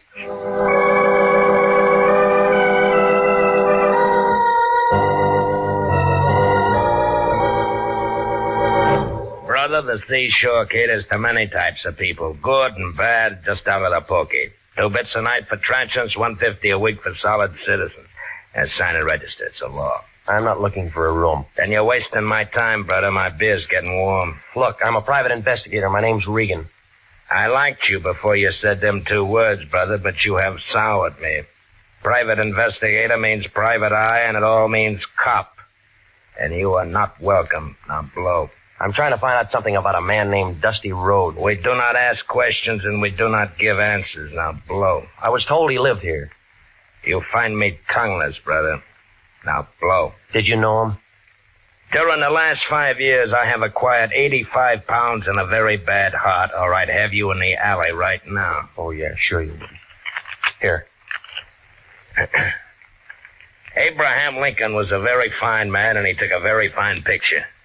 I seem to have found my tongue, brother. Will it be? The key to his room for a starter, huh? Disallowable and punishable by fine and imprisonment. Into the hall, turn the bent fist to the right. Thanks.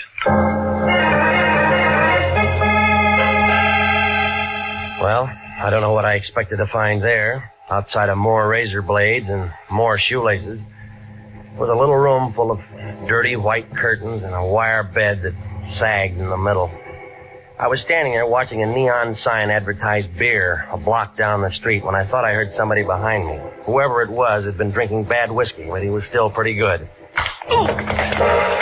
It landed a quarter of an inch above my right ear, and I piled up in a lamp, a chair, and a pitcher full of water. 5 berries gets you a look, brother, but doesn't get you a room. Besides, it's already taken and the bed's over there. Now, come on. Oh. Yeah, you didn't go to sleep, brother. You was knocked to sleep. Oh. I apologize. Why the games? Who came in after me? You're the only one. You sure? My name's Sam Preacher. Brother, I'm very sure. Well, maybe he was waiting for me, huh? I don't generally ask him, but the question is this. Why? Oh, I don't know. Unless... What's the matter? Something missing? Just a picture. You can get lots of pictures. You didn't see anybody? That makes the 3rd time, brother, and the answer's still negative. Okay. Then let's blow, buddy, huh?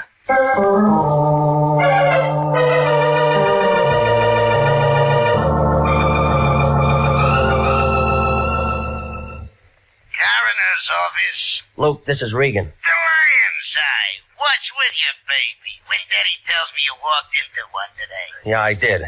You got him there? Haynes Dudley? Sure. Want to come down and take a look? He's toe-tagged and salted down real pretty. Yeah, I'll bet. Them 32 slugs was just incidental. The guy had 4 weeks at the outside.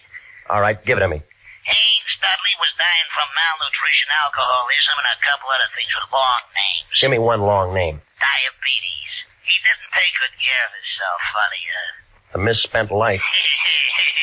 Somebody's gonna take the gas chamber for nothing. When Daddy know this? Sure. And he was wearing a brand new suit, too. We'll sew up the holes, we'll bury him in it. Well, you aren't finished yet, Luke. Baby! A guy with one leg dropped dead in my place a couple hours ago. It's after 11. Well, I'm sorry, Luke. They connected? Yeah? Murder? Yeah. Well, come down and see us anytime, Regan. We're open 24 hours a day.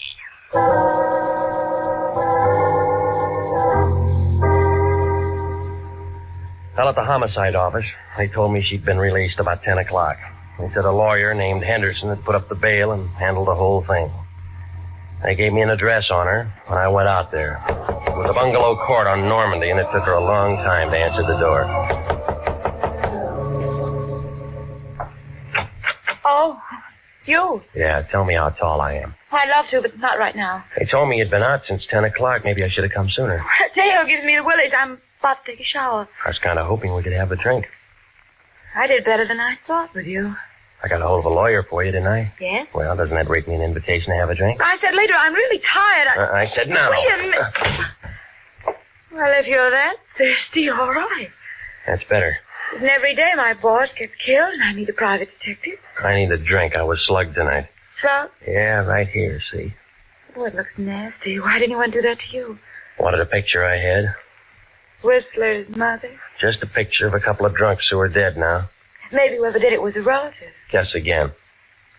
I don't like games. But you play them all the time. Don't we all? I know a psychiatrist who says we can't help ourselves. You can. I liked you when you walked into the office this afternoon, but I'm not so sure I like you now. Maybe you better go. Expecting somebody, huh? What are you doing? You let go of me. Let go Oh, of no, me. baby. You got real nice eyes. I want to look at them. Let go. He's crazy. You. Hello, Dave. We didn't hear you knock. Did you bring your piano? What's the idea? He gave me. Why don't you tell him to go away, baby? Anybody can tell we're busy. Let it go, Regan. You want to break us up? Can't you see he's just trying to make you jealous and say things? Come here, honey. No. You don't have to do that. I said let her go. Is that the same 32 you killed the one-legged man with? Over, Gumshoe. Don't be a fool. Stay right where you are, baby. You're first. Listen to me, Daddy. I listened to you too long. He's only guessing. He doesn't have any proof of anything. You can cry if you want to, baby. This is gonna hurt. She spun around and fell into a coffee table and then lay very quiet on the rug. Her eyes were open and she didn't say anything. She just lay there looking up at him. I couldn't tell where she'd been hit. He seemed to forget all about me because he walked over to her, knelt down beside her, put the gun right up against her head. This is awful close range, baby, but I can't afford to miss. Neither could I.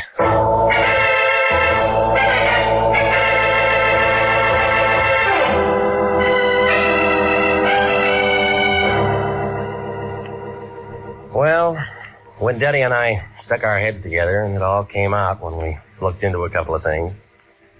You see, Dave Henderson was Dudley Haynes, and he was wanted for attempted murder and embezzling and one thing or another back in Ohio. So he figured it'd be a good idea to bump himself off.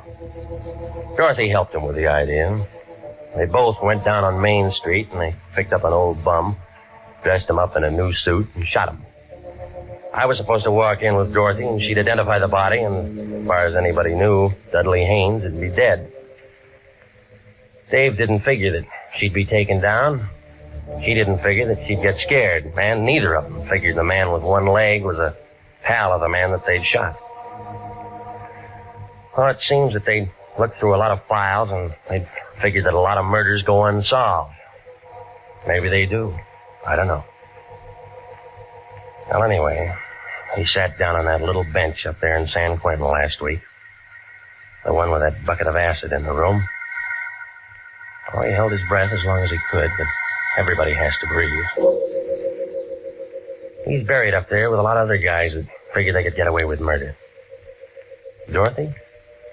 She wasn't hurt too bad. I had her in a wheelchair for the trial. She got 15 years as an accomplice. Some kind of a deal. State's evidence and all that. I don't think I'll wait for her. She wasn't that good.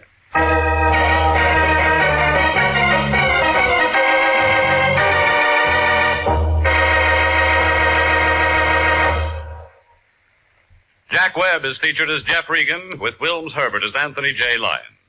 It's CBS at 9:30 next week for more hard-boiled action and mystery with Jeff Regan, Investigator.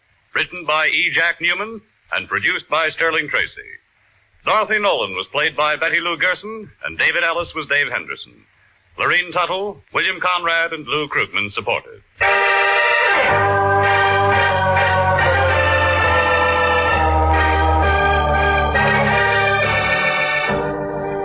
It's perfectly natural and wholesome for some men who want to leave great wealth behind.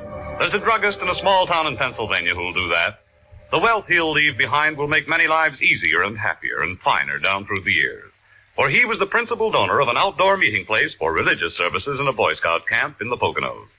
Working with his neighbors in community activities, he saw the need of this improvement, helped to install it.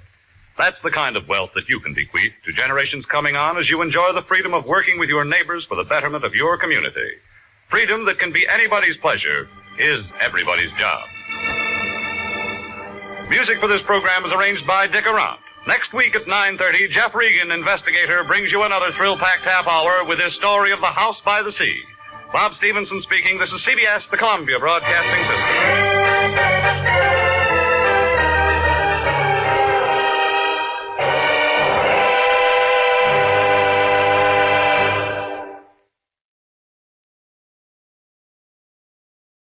The Adventures of Michael Shayne, Private Detective.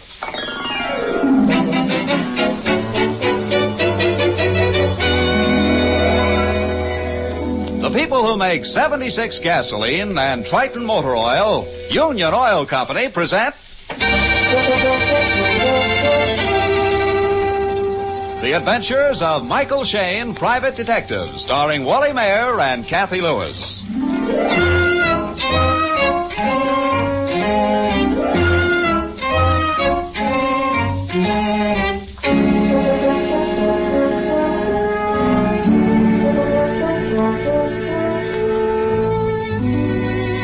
It was Gilbert and Sullivan who said, quote, "A policeman's lot is not a happy one," end quote. But tonight, just on the stroke of 8, Mike Shayne, San Francisco's favorite ferreter of felonies, is seated in his apartment. He looks down on the bay at the masthead lights rising and falling with the swell, as Phyllis, his easy-on-the-eyes associate, does things with eggs in the tiny kitchen. A kitchen which hangs like an eyebrow on the forehead of Telegraph Hill. Yes, Angel? How's the shoulder? It's fine. It's pretty good. Why? Because I think you're using it as an excuse to get me over here every night to fix your dinner. Well, Angel, some fellows have etchings. I use scrambled eggs. Uh-huh. Well, from tonight on, if I come over to your apartment, it's to be as a guest. You're going to do cooking. Oh, Angel. I mean it. I'm through being a detective by day and a cook at night. All right, come and get it. Oh, boy. Hello. Hi, Mike.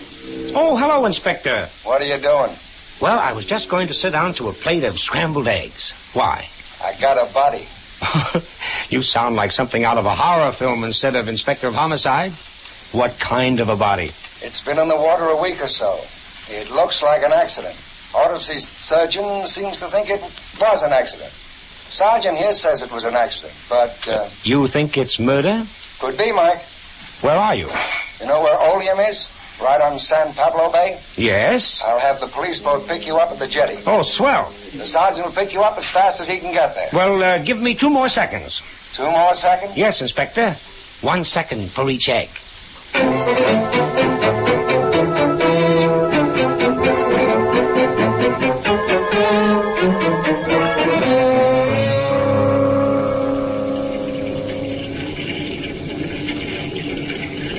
There she is. Pull alongside. Are we going aboard that yacht? Yeah, inspection board. It's a trim-looking craft. Yeah, about $200,000 worth. Hi there. Can you make it up the ladder, or do you want a bosun's chair? Oh, half an hour aboard ship and he talks like an admiral. We'll use the ladder, Inspector. Oh, what's the matter, Angel? Can't cook his own dinner because of a bullet wound in the shoulder, but he can climb a ship's ladder. Well, I... Okay. You go first, Mike. Okay. Well, kid, you made good time. Mm-hmm. Sergeant brought us up the bay as if he knew every wave. He does. Born and raised at San Rafael. Well, where's the body? On the engine room hatch. Mm-hmm. Any wounds? One blow on the head, which could have been made if he had fallen off the rocks. Water in the lungs? Yeah, Phil. Oh, so he was alive when he hit the water. Yeah. Dressed in sailor pants, a reefer jacket, scarf. Shoes don't look like a sailor's. What besides the shoes make you suspect murder, Inspector? The dead man's hands, Mike. No calluses. And the nails have been manicured. Sailors don't have soft hands and manicured nails. Well, good work, Inspector, good work. But how come you're aboard this ship? Is the owner aboard? No, Mike, but we've sent for him. We came aboard because the Bay Patrol found the body near the ship. And because of this. We found this note in the dead man's pocket. The North Star, owner Nelson Carter. And this is the North Star? Yeah, Phil. Autopsy surgeon said the body has been in the water about 10 days. Oh, it's pretty hard to identify him now. Any missing persons reported? I don't know. The sergeant checked with the Missing Persons Bureau when he went back to pick you up. Yes, sir. Nobody reported missing, Inspector. Say, who's aboard? I noticed the anchor light is trim and clear. No smudge on the glass. Must have been lighted tonight. That's right, Mike. Captain is aboard, also the quartermaster. Oh, I don't see any cabin light. No, Phil. The portholes are covered with heavy green curtains. Did you question the captain and the quartermaster? Yeah, Mike. Very non-committal gents. Said they didn't know the dead man. Never seen him before.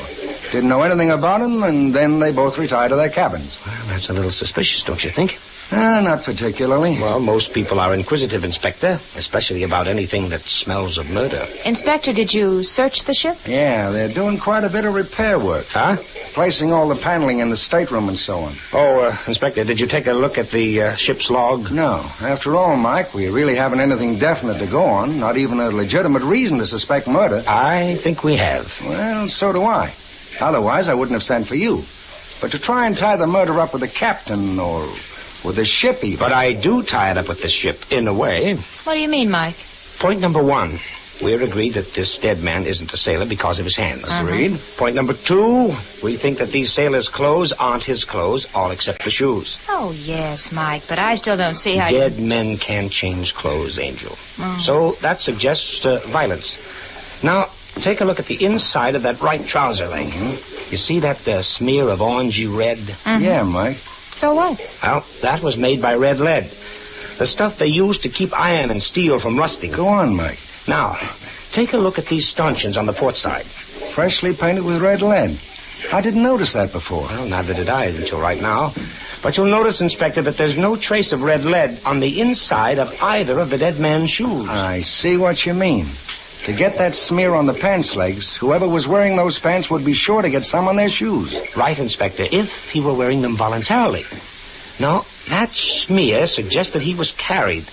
So I give you a suggestion. The murdered man was stripped of his own clothes, then these sailors' clothes were slipped on him, and he was dumped into the bay. And these sailors' clothes came from this ship? Yes, Inspector, yes, these clothes are from this ship. And for that reason, I think we should question our 4 suspects. 4 suspects? I don't get you, Mike. 4 suspects? Yes. The captain, the quartermaster, the owner. Yeah. And the 4th? The 4th is the ship's carpenter.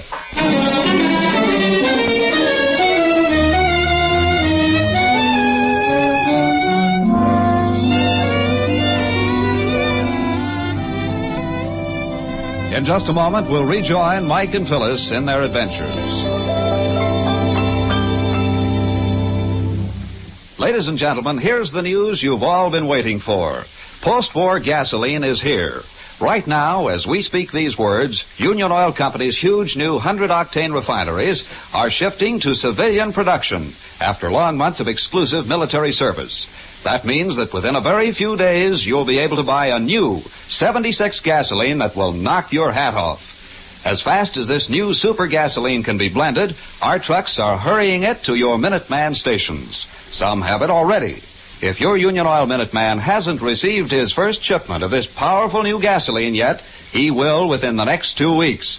And just as soon as he does, he'll post signs announcing its arrival in his station. Watch for these signs to go up, and then drive in for a real thrill. Your first tankful of the new 76 gasoline. Soon on sale at all Union Oil Minuteman stations.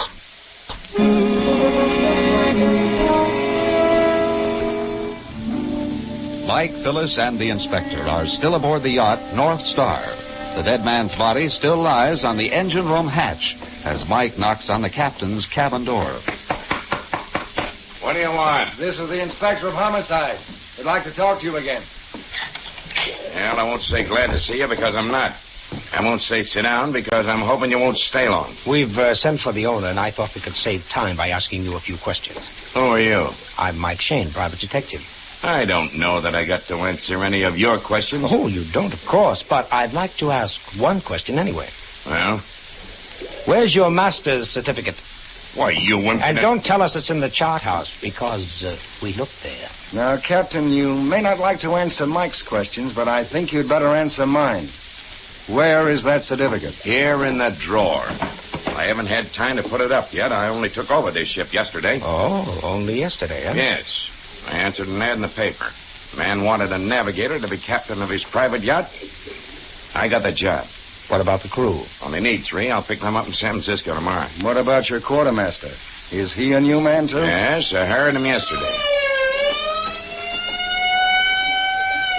Ahoy there, North Star! Throw us a line! Here you are, Sergeant!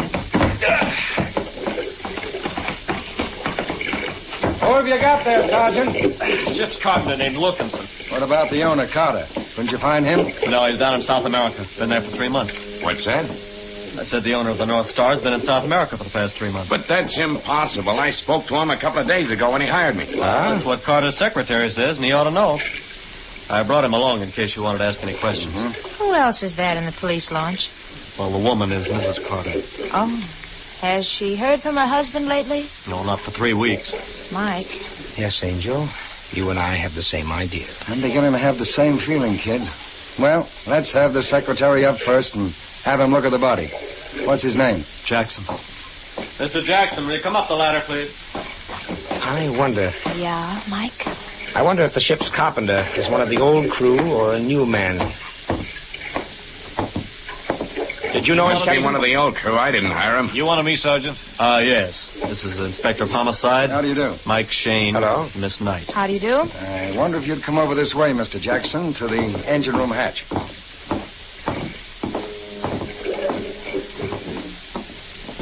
Okay, Sergeant. Oh, why, that's...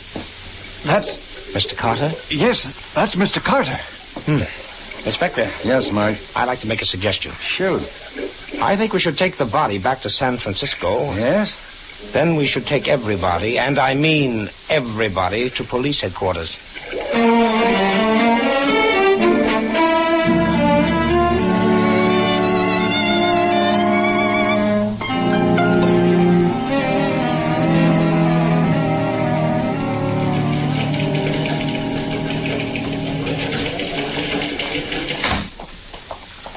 Sit down, Mr. Wright. You're carpenter on the North Star. Yes, sir. Tell me, how long since you were aboard? Well, nigh 3 months, sir. Not since Mr. Carter left. Is that right? That's right, miss. Mm-hmm. Now, take a look at this reefer jacket.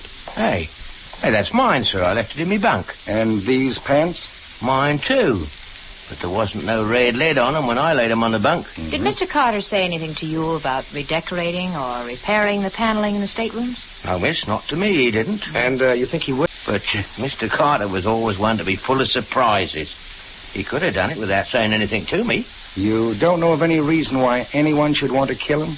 Not me, sir. I didn't know anything about his private life, only as the owner of the North Star. Did he and his wife use the North Star much? Oh, yes, quite a bit. Sailed a couple of times to Hawaii with her. Lots of trips to Vancouver, BC. He was in the shipping business, you know. Yeah. Well, Mike, unless you have any more questions... Yes, just one. Where was the North Star anchored the last time you were aboard? She was tied up at her own jetty, 3 miles northeast of Oleum. So she's been moved in the past 3 months. Yes, miss. Out into the middle of the bay and about 3 miles south. I see. Well, thanks a lot, Mr. Wright. The sergeant will show you out. And bring in Mrs. Carter, Sergeant. Yes, sir.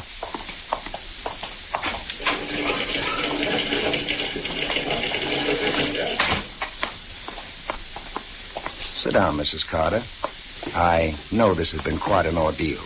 You identified your husband? Yes. We suspect murder, Mrs. Carter. Have you any reason to suspect anyone? No, my husband hadn't an enemy in the world that I know of. You thought he was still in South America? Well, yes, although I haven't had a letter for a month. I used to hear from him regularly every week. I suppose you inherit your husband's property, Mrs. Carter? I suppose I do. Half of it is mine anyway. I inherited it from my mother. Did your husband say anything about repairing or redecorating the paneling in the salons? No. But that reminds me of something. Yes, Mrs. Carter? Well, I heard Mr. Jackson talking to someone on the phone the other day about paneling. I didn't know what he was talking about, but then I paid very little attention to my husband's business. I see. And you can't help us anymore? I'm sorry, but I'm afraid not. If I think of anything, I'll call you, Inspector. Thank you. The sergeant will show you out. Bring in the captain, Sergeant. Yes, sir. We may be out to call on you, Mrs. Carter. It might be necessary to search your husband's papers. Certainly, Mr. Shane.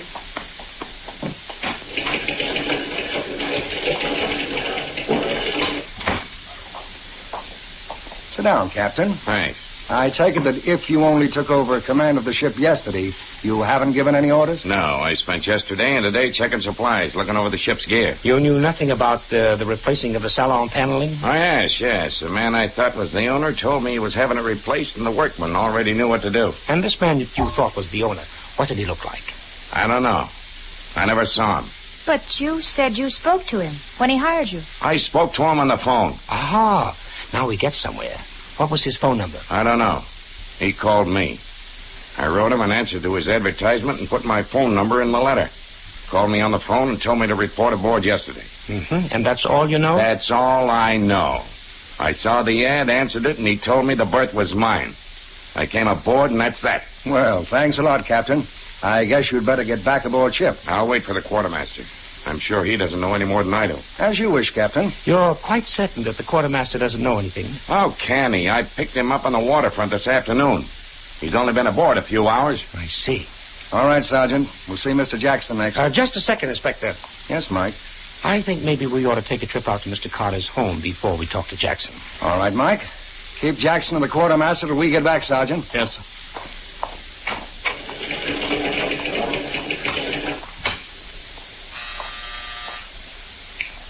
Yes, Inspector. Get out into the corridor and see if the captain and Jackson or the quartermaster get to talking. Right, Inspector. Attaboy, Inspector. Are you serious about going out to Carter's place? Well, yes, honey. Why? Well, I've been following your advice, Mike. Yes, Angel? I've been listening to the tone of these voices. Mm-hmm. Yes? And I think the captain is lying. Or at least not telling the whole truth. Why, Phil? Well, he said he hadn't given any orders since he went aboard. That's right. Yeah.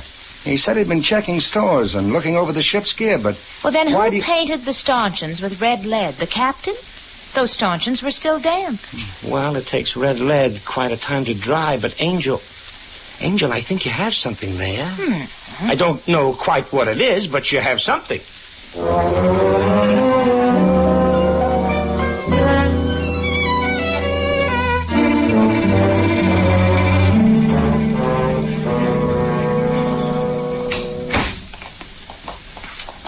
Thanks, Mrs. Carter, for waiting up for us. Oh, not at all. Naturally, I'm anxious to do anything I can to help find my husband's murderer. I'm afraid I hardly realize he's dead. Yes, there isn't much we can say, Mrs. Carter, except that we'll get his murderer if anybody can. This was my husband's office, his home office. Mr. Jackson always worked here when my husband was out of town. Well, we'd better check the desk first. Bill, you take this drawer, Inspector. I don't know anything about shipping schedules. Say, Mike. Phil. Yeah? What is it? Here's the North Star's clearance to leave her jetty on the An anchor in the bay. Dated the 26th of last month. Well, it might mean something. We'll remember that. Hey, what have you got there, Mike? Well, something not quite on the up and up, I think. In the fireplace there? Uh-huh. Yeah. Burned envelopes and letters. Here, Inspector. Yeah. Here, if that isn't part of a Panama stamp, then I don't... That's where my husband was when I last heard from him. Well, this was mailed the 21st. Airmail. The last I received was the 18th. Mailed the 21st, and the North Star changed her moorings on the 26th. Yes, Angel, yes. Just time to receive this letter and change the ship's moorings. Does that mean something? It depends, Mrs. Carter. It depends. Inspector. Yeah, Mike? I think we should pay a visit to the North Star's jetty, 3 miles northeast of Oleum, as I remember it.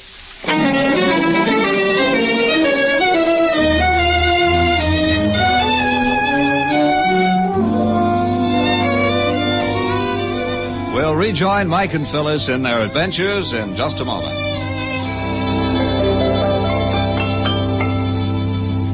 Ladies and gentlemen, for the benefit of those who may have tuned in late, we are repeating the announcement made earlier in the program. Post-war gasoline is here. Union Oil Company's huge new 100-octane refineries have been shifted to civilian production after long months of exclusive military service. That means that within a very few days, depending on your locality, you'll be able to buy a powerful new 76 gasoline that beats all pre-war performance. As fast as this new super gasoline can be blended, our trucks are delivering it to your Minuteman stations. Some have it already.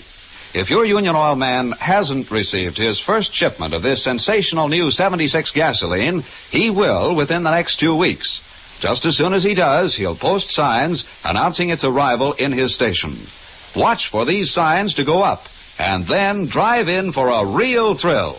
Your first tankful of the new post-war 76 gasoline. Soon on sale at all Union Oil Minuteman stations. Watch for it.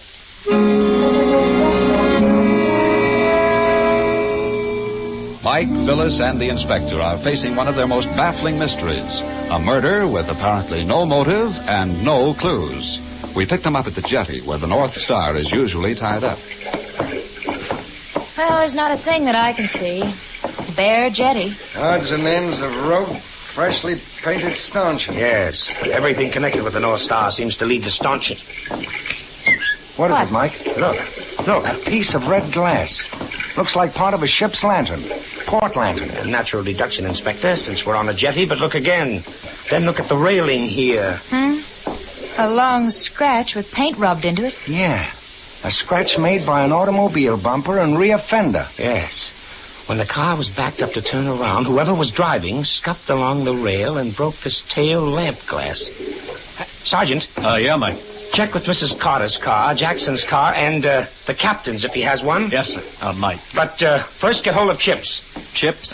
The ship's carpenter, Mr. Wright. Oh. Get hold of him and tell him to meet us aboard the North Star as quickly as possible. Yeah. And then? And then bring everybody back out to the ship, but not before you've checked all the automobiles. Yeah, Mike. And what's our move, Mike? Back aboard the North Star and lay a trap for a murderer.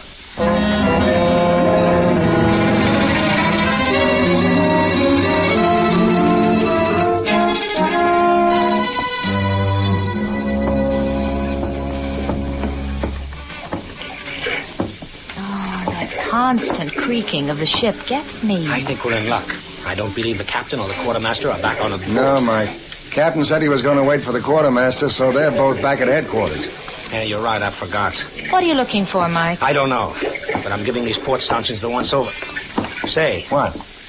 You see that dark stain on the deck? Yeah. Sure. What about it? You know what made that? No. Do you? No, but I'll make a good guess. Fresh water. Fresh water? Yes. Decks should always be washed down with salt water. It leaves them white and sparkling. Fresh water makes them dark. Yeah, but even so much. Shh. I hope this is Chips, our ship's carpenter. Ahoy there! North Star! Yeah. Here's the line. Tie up and come aboard. All right. All right, mate. Well, what can I do for you? Tell me, what will dissolve red lead? Red lead? Why, oil will if it ain't too old. And you've got to scrape it. Take a look at the stanchion. I'll wipe that off in no time. You've got oil aboard? Sure thing. Okay, let's get going. All right, sir. Now for a quick look at the salon. You know, this was a pretty cleverly conceived murder. If that body hadn't been found for a week or two, there would have been no trace of this murder at all. There isn't much trace even now, Mike. Not enough for your district attorney or grand jury, but enough for me. And I think we can trap the murderer without too much difficulty. Well, this is the salon in here. Oh, what a beautiful place. Yes. Doesn't seem to me that the paneling needs redecorating. But I tell you what it does look like, Mike. Yeah? Looks as if the paneling had been torn out in the search for something. The ship's safe, perhaps? Could be, or something hidden behind the paneling. There goes Chips. Why do you call him Chips?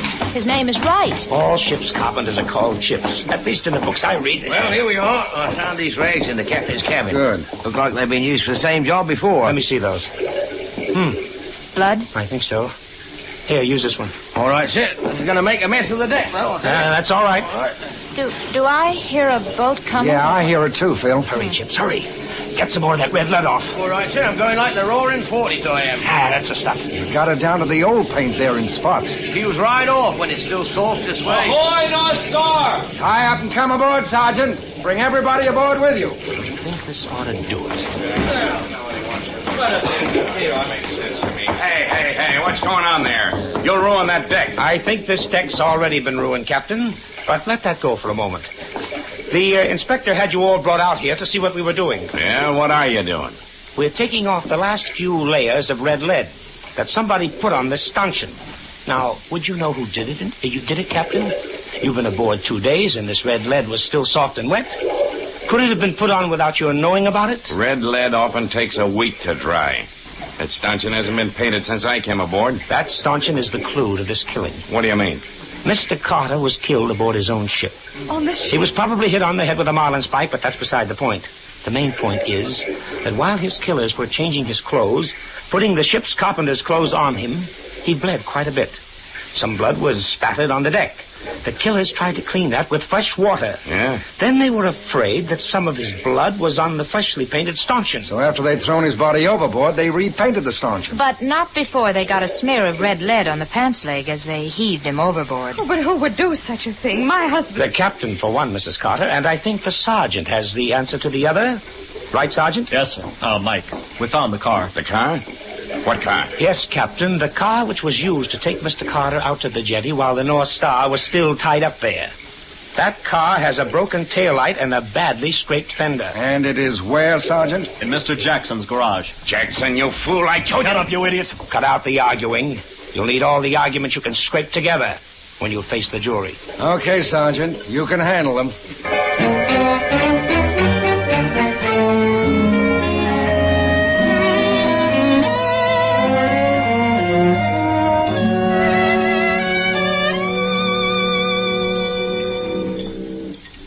This is going to taste good.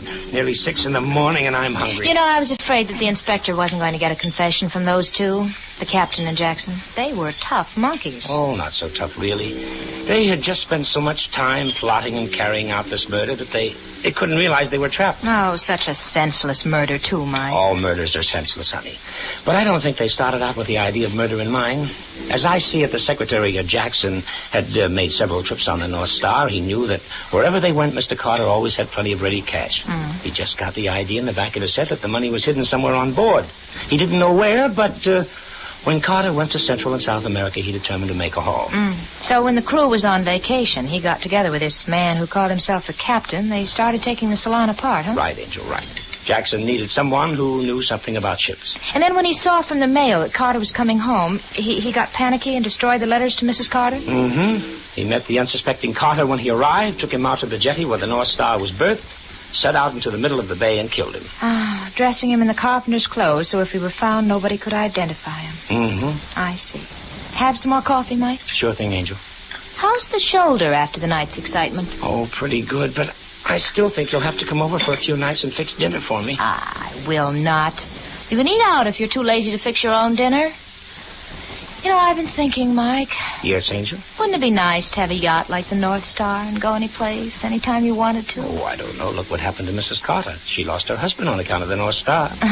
Of course, darling. I don't have a husband. Well, don't give up hope, Angel. Now, if you were to fix my dinners for the next few weeks... Mike Shane, I believe that's all you think about in a wife, a good cook. Oh, no, Angel, not quite. But being a good cook is a good recommendation.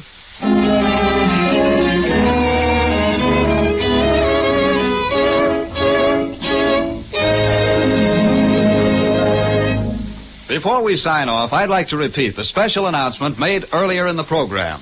Post-war gasoline is here. As fast as Union Oil Company's trucks can haul it, a powerful new 76 gasoline is being delivered to your Minuteman stations. Watch for the signs to go up at all Union Oil stations announcing the first shipment of the new 76 gasoline.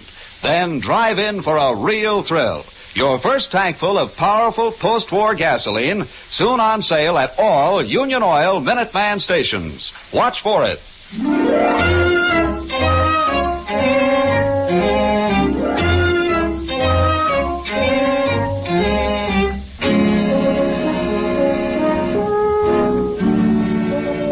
Tune in again next week at 8 o'clock for another adventure with Michael Shane, Private Detective, starring Wally Mayer and Kathy Lewis, with Joe Forte as the inspector. Written and produced by David Taylor, tonight's story was based on the character created by Brett Halliday. Music was composed and directed by Charles Dent. This is John Lang saying goodnight for the people who make 76 gasoline and Triton Motor Oil. Union Oil Company.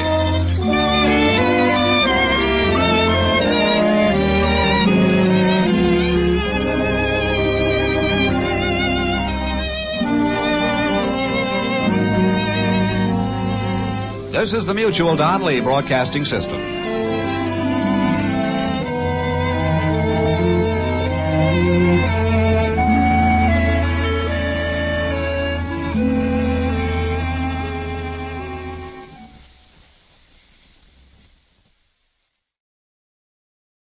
The Adventures of Michael Shane, Private Detective.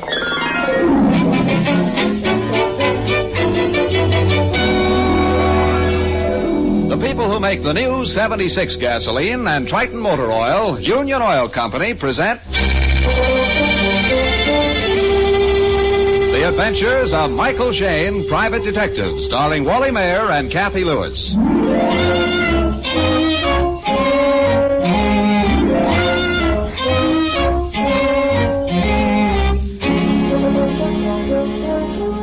A detective as well known as Mike Shane is in the limelight pretty much of the time.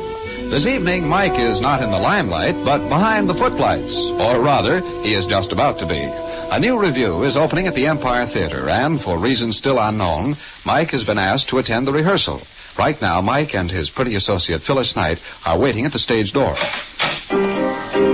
Yes, what do you want, son? We'd like to see Miss Beverly Pryor, please. I'm sorry, son. Rehearsal going on now. She asked us to come. It's business. Oh, business. Well, then, I guess it's okay. Come on in. Miss Pryor's dressing room is number 4. Well, thanks. Mike, how long is it since you've seen Miss Beverly Pryor? Oh, years. 10 years. We got to be good friends when I spent a couple of vacations down in New Orleans. Seems to me she could have told you what she wanted over the phone. Well, we'll know in 3 seconds. This is dressing room 4. Come in.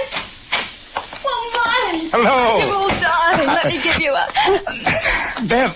Mike, it's squished you to pieces, Mike. It's so wonderful to see you again.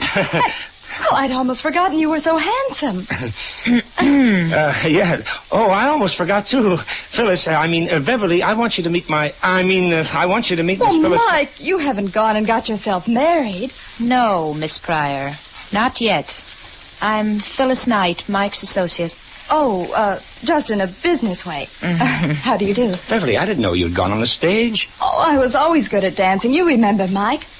I've got a specialty number in the review. Oh. South American dances, rumbas and sambas. Do you like my costume? Oh, sure. It's very colorful. Shows off my legs very well, don't you think? Uh-huh. You remember what skinny legs I used to have. Miss Pryor, Mike and I don't want to hold up your rehearsal. Oh, no, that's right. Beverly, you said on the phone that you were afraid of something serious happening. Somebody connected with your show. Oh, yes, I was pretty scared yesterday. But some changes are being made tonight, and, well, I think things will all straighten out now. Well, what was wrong? Well, maybe it was my imagination. We've all been so nervous and hot-tempered. Yes? Well, I thought somebody was planning a murder. Somebody would... What made you think so? Hiya, beautiful. Ready for your spot? Larry says you're going to follow Oh, come in, boys. I want you to meet an old friend of mine. Mike, this is our comedy team. Sweeney and March. Mike Shane and Miss Knight. Hello. The salt sent to the pepper? Shake. How do you do? Just dandy. Snug as a rug in a bug. You get the switch? Snug as a rug. All friends of theirs, huh? Well, you believe me, this little gal's going places. You know, this show's just third base for her. Next strike will be home plate or Hollywood. Yes, indeed. Sweeney thinks he can sell me to Hollywood. If he'd stick to comedy and forget the agent business. You wait. You'll see I'll have Sammy Golden and Louis B. strangling each other for you. Hey, come on, Sween. We're late for us. Okay, yeah, we'll be seeing you. Yeah, sure. A slap-happy pair. Mike, why don't you and Miss Knight go out in the wings and watch their routine? Well, I want to get your story first. Now, who was planning a murder? Oh, it's all straightened out now, Mike. After rehearsal, we can have a little supper, and I'll tell you all about it. Now, go on, scoot. I've got to finish dressing. Well, all right.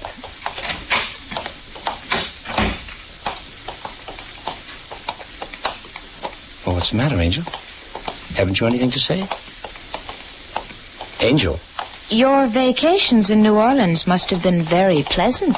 Oh, yes, very pleasant. Did I miss a joke? You missed something. The hotter a woman gets, the more she freezes.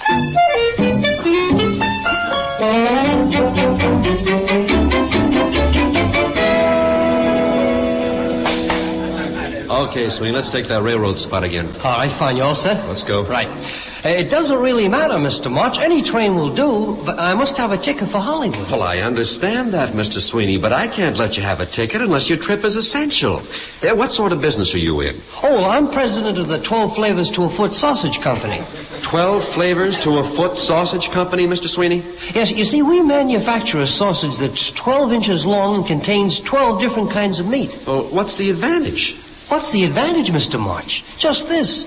If you're slicing a piece of our sausage and someone comes up to you and says, no matter how thin you slice it, it's still bologna, they're probably wrong. It may be liverwurst. Oh, come now, Mr. Sweeney. After all, how can I give you a train reservation for something like that? Well, if you must know, I've got to get to Hollywood to see my doctor. Oh, you have a serious illness, do you? Yes, I suffer from very bad attacks of bakery face. Bakery face, Mr. Sweeney? Yes, you see, under my doctor's orders, I wash my face in baking powder and lemon juice. Well, then what happens? I break out in cupcakes. Mr. Sweeney, it seems to me that the thing... Wait a minute. What's going on? Mike, it's the old man, the doorman. Yes, and he's pointing into that dressing room. Come on. Estelle! She's murdered. Wait a minute, I see her. Hell, I see her, Mike, in the dressing room. All right, stand back, everybody. Stand back. You're not coming in here. Who says we're not going in there? I do. I'm a detective. Dad, you keep him out. I sure will. Oh, it's not a pretty picture, Mike. Stabbed in the back right at her dressing table. Done with a huge knife. A special kind of knife with a gold hilt. Mike. Yes? Look, the mirror right above her head. Oh, some letters in lipstick. Yeah, she tried to tell us something. It spells B-E-V-E. The rest of the letters are just a red scrawl. Oh, I'm afraid we know where they were meant to be. B-E-V-E. R-L-Y. Beverly. Beverly Pryor.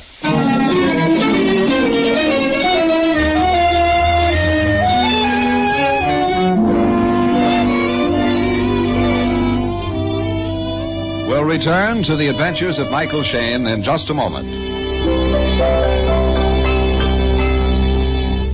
Ladies and gentlemen, since we told you last week that post-war gasoline was here, many of you have already tried a tankful of the powerful new 76.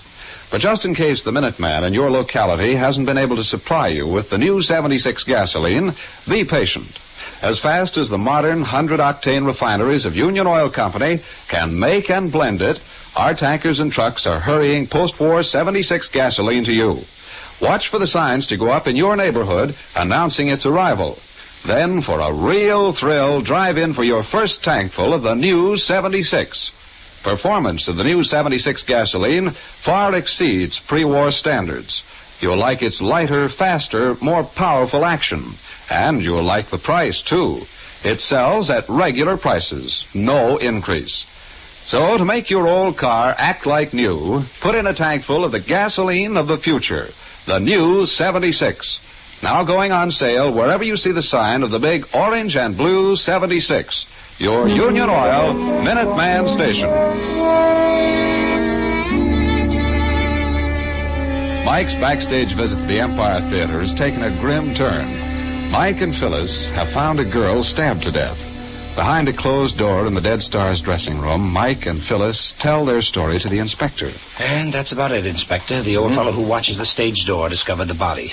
We were out in the wings watching a comedy routine when we heard him yell. The murdered girl is Estelle Caro, Inspector. She was the dance partner of Vic Hunter. Caro and Hunter, they're listed on the billboard. Yeah, sure, kids. But this gal, Beverly Pryor, you say she called you here tonight because you thought a murder was cooking? How'd this Beverly know so much? Well, you see, Inspector... I see plenty. I see in that mirror right above Estelle's head the letters B-E-V-E written in lipstick. Estelle tried to write the name of her murderer. I was coming to that. Just give me time. Now, Phyllis checked through Estelle's purse, and according to Estelle's driver's license, she was 5 feet 4 inches tall. Now, I'm 6 feet tall, Inspector. Yet these lipstick letters are 3 or 4 inches above my head. Now, I've heard you, Inspector, lecture your boys on the squad. That a person will usually write on the level with his eyes. Sure, it's a safe generality. Well, then, Mike, you think somebody else wrote the letters B-E-V-E, huh? Some tall person to give us a false clue? That's possible, Phil, but we can't prove it. No, but I would like to see a woman who has been stabbed in the back rise clear out of her chair, take a lipstick, and scrawl some letters 12 inches above her eyes. All right. While we're on the subject of clues, what else have we got? Well, I searched her dressing table. It's just the usual stuff. Except for one thing, this old-fashioned locket necklace. Smear of blood on the locket. Yeah, from the murderer's fingers, probably. We found it thrown in the bottom drawer. Yeah, but more important, Inspector, look at the inside of the locket. There, you can see a patch of glue and a trace of paper sticking to it. Yeah. Well, there was a photograph pasted inside this. And if we can find out whose photograph it was, I think we may know why Estelle was murdered. Okay, let's start asking questions, beginning with Beverly Pryor. No, if you want, Inspector, I'll go get her for you. Thanks, Phil. Mike, has Beverly seen the body and this writing on the mirror? No, we kept everybody out of the dressing room. Good. Then I think I'll drape this towel over the mirror. Just as well if Miss Pryor doesn't see her own name on the glass. Or any of the others, for that matter. This peculiar-looking knife. Gold-painted hilt. Must be a theatrical prop. Probably. Whoever the killer was, he or she must have stood behind Estelle as she sat at the dressing table. And while they were talking, plunged the knife in. Assuming the killer was supposed to be her friend. Well, sure. There's no signs of a struggle. And no closet for a murderer to spring out of. This window here seems to open into an alley. No, we checked it, Inspector. It was locked. Miss Pryor, this is the Inspector of Homicide. How do you do, Miss Pryor? If you don't mind, I'd like to ask you a few questions. No, of course not. You want to ask me how I knew there was going to be a murder? Yes. Well, I didn't know. But I saw something during rehearsal last night. Well, that's why I telephoned for you, Mike. And what did you see, Beverly? Well, I was standing in the wings, waiting to do my number. Estelle was out front rehearsing her solo. She was supposed to do pirouettes clear across the stage into the opposite wing. And, well, just as she reached the curtain, I saw a long, thin sword slide out through the curtain. I screamed and, well, Estelle stopped. That's all that saved her life. You didn't see who held the sword? I couldn't. Did anyone else in the cast see who it was? Well, I didn't tell them. I said I screamed because I saw a rat. May I ask why the deception, Miss Pryor? I didn't know who it might be. I wasn't sure. Maybe I just imagined I saw a sword. The stage lighting is so uncertain. Yet you took it seriously enough to ask Mike to come here tonight. Beverly, we want you to examine the knife here in Estelle's back. Oh, it's ghastly. Yes, but do you recognize the knife? Is it a theatrical prop? Yes. It's from Harry's act. Harry? Harry Frazee, the magician. The famous Frazee. Would he have any reason to kill Estelle? I don't know. Okay, let's find out. Let's talk to everybody. Hey, hold on. Come back here. Yes, sir. Who are you? I'm the doorman, sir. I was just passing. Oh, yes, and you're the man who found the body. Yes, sir. I had a telegram to deliver to Miss Carroll and her partner. I thought they were both in the dressing room. When I opened the door, man alive, there she was. You didn't tell me anything about a telegram? Well, I forgot. Here, I got it in my pocket. Let me see that. Oh, it's addressed to Vic Hunter and Estelle Carroll. Yeah, 2 or 3 telegrams in the last couple of days. And so? Oh, Sergeant. Yes, Inspector? Check with the telegraph office. I want the text of all wires received here in the past week. Right away, sir. Inspector, listen to this. Yeah. Carroll and Hunter Have booked you 3 weeks, Club Belvedere, starting next Sunday. Stop. Top deal. Regards, signed McGlynn. Yeah, I have that telegram, please. Huh? I'm Vic Hunter. Oh, Estelle's partner. Mr. Hunter, do you know if Estelle had any enemies? No, not real enemies.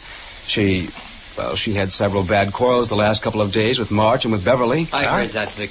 You know it wasn't Beverly's fault. Estelle was jealous. She knew Beverly was going to steal the show. Don't be silly. Nobody can steal a show from Estelle. And why did she tell me she'd fix it so I'd never dance again? Okay. Estelle was jealous. Let it go at that. Now, what about this fight with March? All right, I'll tell you. I suppose everybody knows about it anyway.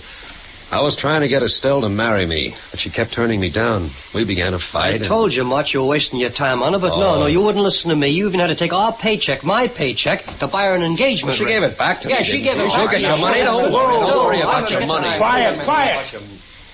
Did any of you notice anything strange in Estelle's action the past few days? Did she seem afraid or worried? No, just her fight with Beverly and March. Mr. Hunter, we found a necklace and locket in Estelle's dresser, an old-fashioned gold chain and locket. Yes, she always wore it. She called it her good luck charm. Whose picture did she keep inside the locket? Why, I think it was a man's photograph. I assumed it was some fellow she was or had been in love with. She never told you his name, Mr. Hunter? No, Estelle was very close-mouthed. Mm-hmm. I want to establish the time element in this case.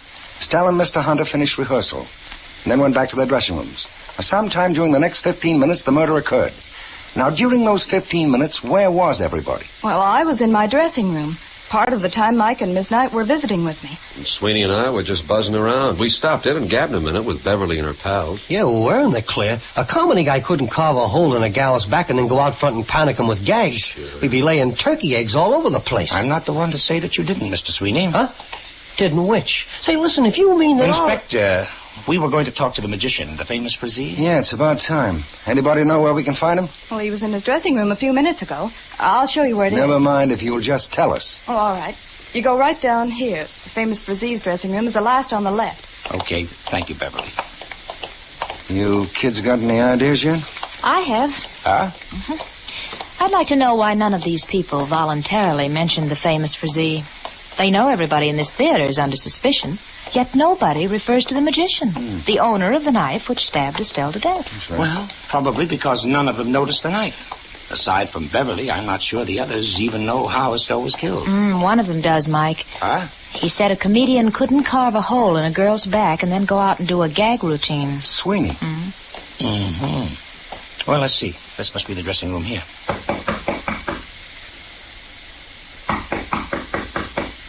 No answer.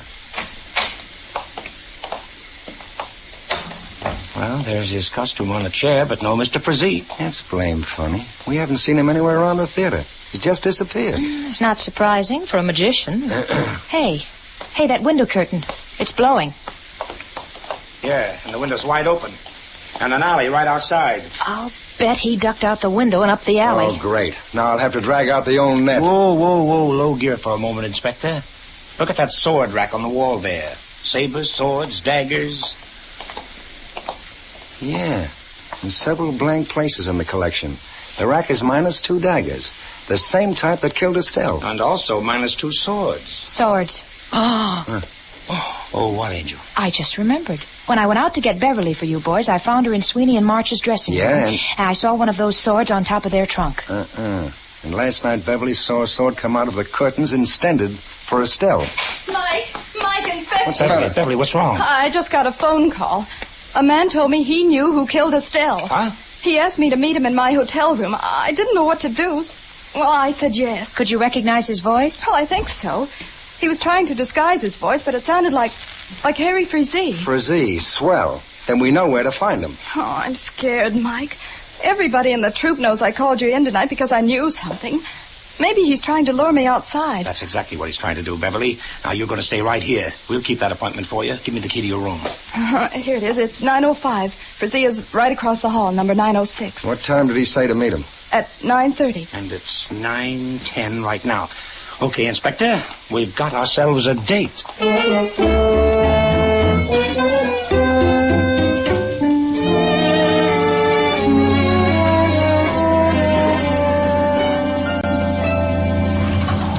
Ninth floor. Room 905. That would be this way. Yeah, here we are.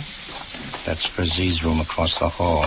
And a light shining over the transom. Okay, let's talk to him in his own room. We may get a chance to see something.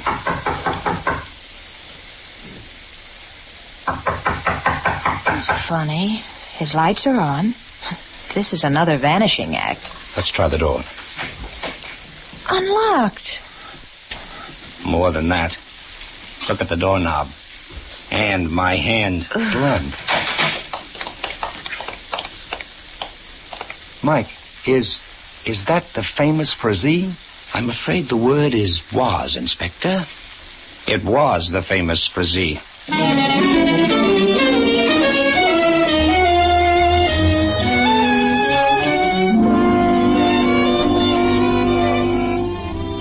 In just a moment, we'll rejoin Mike Shane in his adventures. How about it, friends? Have you gotten your first tank full of the new 76 gasoline? It's available right now at no increase in price at many Minuteman stations. The new post-war 76 is freshly blended from the huge 100-octane refineries of Union Oil Company. That means you're getting the benefit of the latest in war-proven refining methods when you get the new 76. Its lighter, faster action beats all pre-war performance. You'll notice the difference as soon as you come down on the accelerator.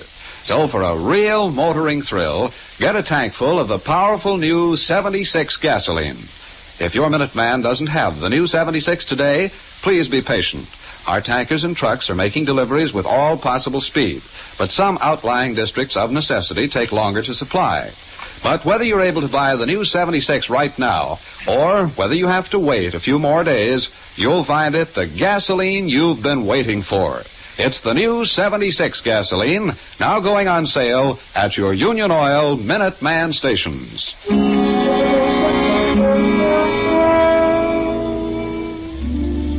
For the second time tonight, a murderer's knife has struck. The prize suspect, the famous Frazee, has been killed. Mike, Phyllis, and the inspector have just completed a search of the dead magician's hotel room. Ransacked, turned upside down, pulled apart. I wonder what under the sun the killer was looking for. Well, we haven't the foggiest idea what to look for or what's missing. But at least this time we know the motive. Frizzy was killed because he knew the identity of Estelle's murderer, huh? You can't even say that, Phil. Huh? Don't forget, Frizzy's knife was found in Estelle's back. He may have committed the first murder tonight, then somebody else killed him. Oh. I want to take a really good look at that body. Still wearing his overcoat, so he had just come in. Wound on the back of the head showed the murderer first tried to put him out quietly. Hey, Inspector. What? His wristwatch, it's smashed. Yeah, it stopped at, let's see, 8:57. 8:57?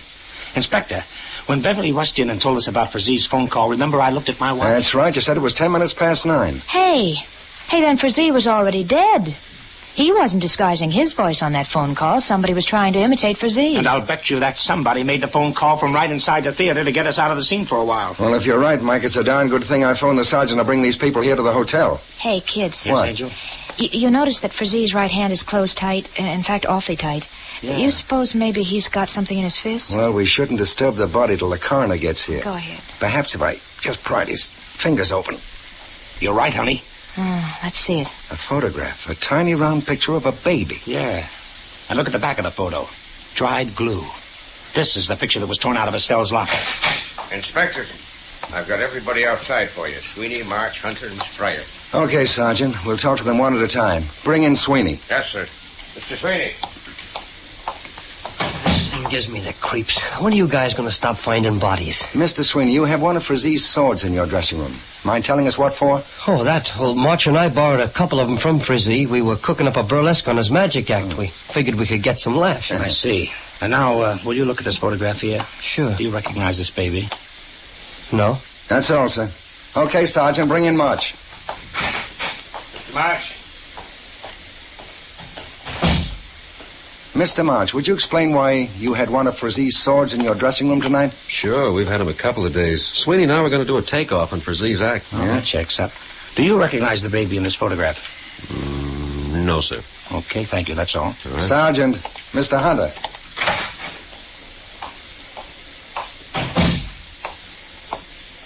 Yes, gentlemen? Oh, Mr. Hunter, we found that photograph which was missing from your partner's locket. You have? Good. Yes. Here, this is it. A baby's picture, and as we recall, Mr. Hunter, you said that there was a man's picture inside. Well, there was the last time I saw it. She must have changed photographs recently. Do you know who this baby might be? Not the slightest idea. Thank you, Mr. Hunter. Will you send in Miss Pryor next? Oh, yes, Inspector. Yes, I will. Excuse me, Inspector. Yes, Sergeant. One of the boys just came from the telegraph office. Here are the copies of all the telegrams sent to the theater. Swell. Then hold Miss Pryor outside till we've read them. Yes, sir. Let's see. The first wire is 4 days ago from Chicago. Regret to inform you your father passed away last night. Stop. Will you attend funeral? Signed Norman L. Tyre, gang, cop, and tire attorneys. Well, the second wire is a duplicate. 2 days later. And the last is dated yesterday. No word from you, so funeral tomorrow. Stop. Have been named administrator of your father's estate. Stop. You are again beneficiary because of John Jr. Signed Norman L. Tyre. John Jr. Again beneficiary because of John. Well, maybe I'm crazy, but I say the baby in this picture is John. Wait a minute. Back at the theater, I asked everybody if Estelle acted in any way peculiar the past few days, if she'd been frightened or worried. Yeah, and they all said that she was not upset. Well, then that's our answer. Inspector. Yeah, Mike? Somebody had better go back to the theater and pick up Dad, the old doorman.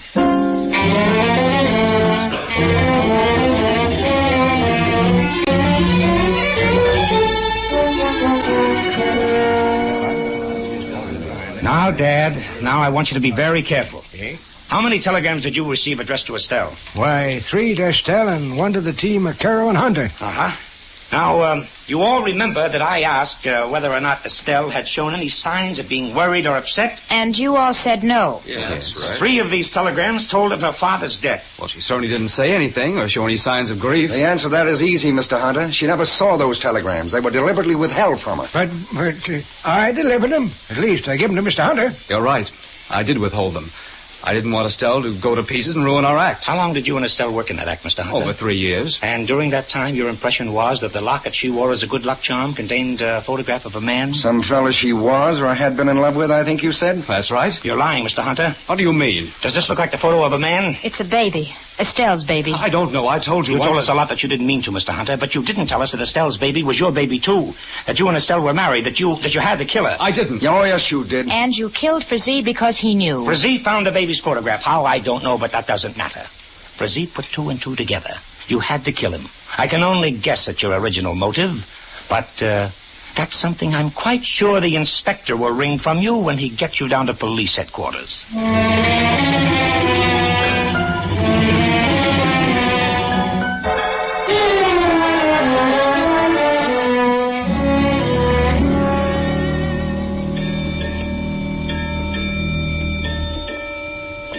And there it is, Angel. I know, Mike, but I still don't see how Hunter could expect to get away with it. But didn't he know somebody would check up on those telegrams? Well, certainly, honey, but he miscalculated on one thing. He didn't know a private detective was going to be backstage right after the killing. He didn't have time to plant the telegrams in Estelle's purse or dresser. Well, I don't understand how that would help. Why, sure it would. Then he would have played it differently. Hunter would have admitted the marriage. He would have told us Estelle and he were planning to leave the show because Estelle had come into her father's money. As I see it, the reason he had to kill her was because she was going to divorce him. Oh, that would cut him off from Estelle's inheritance. Yes. Mike? Yes? Thought you'd like to know we just got a confession. Seems Estelle was planning to divorce Vic after... just what I finished telling Phil, Inspector. Oh, but there's one thing. How did Hunter make that phone call imitating Frazee? From the theater, Mike. He called Beverly to give himself an alibi. He wanted us to think Frazee was still alive while Hunter was in the theater. Mm-hmm. Well, that's the one question that worried me. Okay, Inspector. Thanks a lot. Michael. Yes? There's one more question, and it worries me.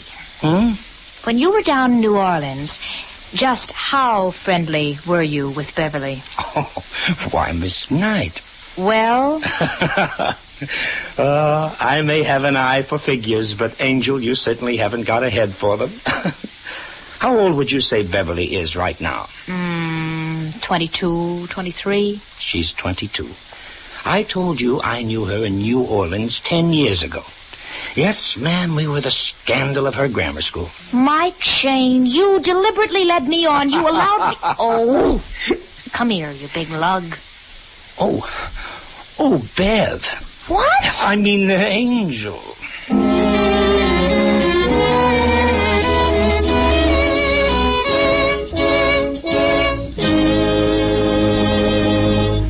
Remember, friends, the new 76 gasoline will give you a driving performance that will make you think of jet propulsion.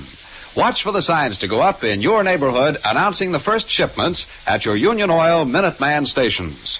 Then, for a real thrill, drive in for your first tankful of the powerful new 76 gasoline, freshly blended from the huge 100-octane refineries of Union Oil Company. Now going on sale at your Minuteman stations.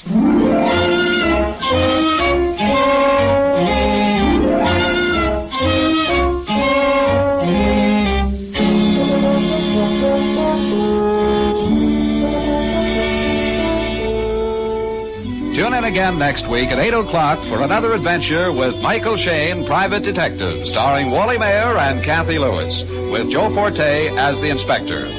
Tonight's story was written by Richard DeGraff and based on the character created by Brett Halliday. The characters of Sweeney and March were played by the comedy team of Sweeney and March.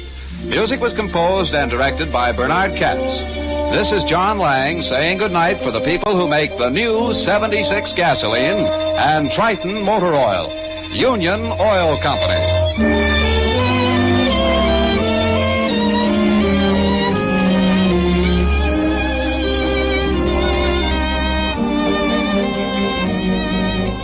This is the Mutual Donley Broadcasting System.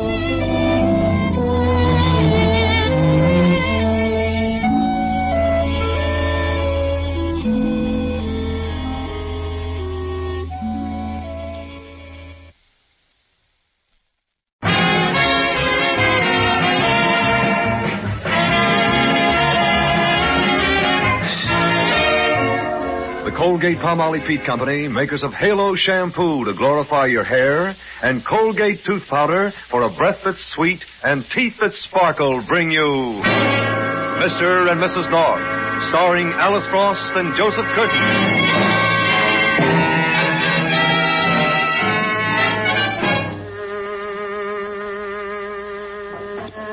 People like Pam and Jerry North enjoy living in New York because there's always something going on, at any hour of the day or night.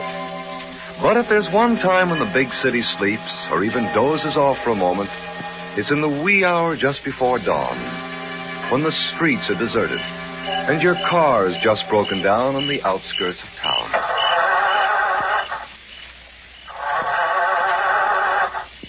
Oh, it's no use, dear. This thing wouldn't start if I gave it a dose of Benzedrine. I wish it'd stop turning the motor over. I'm beginning to feel like a malted milk. Must be the distributor. Or that flow from the carburetor. Oh, no, it's the starter, Jerry. It keeps spinning around and around as if all the ice cream weren't melted. What ice cream? Well, I hadn't thought about the flavor. I suppose it's chocolate. In the carburetor? Oh, is that what you call those things? What thing? Those aluminum containers they mix malters in. Darling, I'm talking about starting the car. Well, for goodness sake, what do you think I'm talking about? I don't know, dear. You haven't given me a clue. Jerry, where are you going? Well, we can't just sit here, Pam. I've got to find a garage or a telephone or somebody that'll give us a hitch to one. Everybody around here seems to be asleep. Oh, there must be some sign of life. Other people drive home from late parties, don't they? Not along this road. There doesn't seem to be a single... Ah, a milk wagon. What are you so happy about? We don't want any milk. Hey there. Hold up a second, will you? Oh, Nellie. What's the trouble, mister? Run out of gas? Run out of engine, I think. Do you know where I can find a garage that's open at this time of the night? Well, now, I don't know as I can. I don't have much use for garages, you know. Not while there's good horses around. Now, you stop laughing, Nellie. You break down, too, once in a while. What's the matter, Jerry? Won't he help us? Oh, I'll help you, ma'am, as soon as I finish up my milk route. Nellie won't mind taking you to a garage so long as you don't make her go in. The smell of gas gives her colic. I guess she doesn't even like to talk about it. She don't mind. Well, how long do you think it'll take you to finish? Oh, it won't be long. I haven't got but a few more calls to make. Now, you just sit here in the wagon and wait for me. I'll be back in a minute. Do you think we ought to, Jerry? Wait in the wagon? Why not? Well, I don't know. It just seems kind of funny to be sitting in a milk wagon.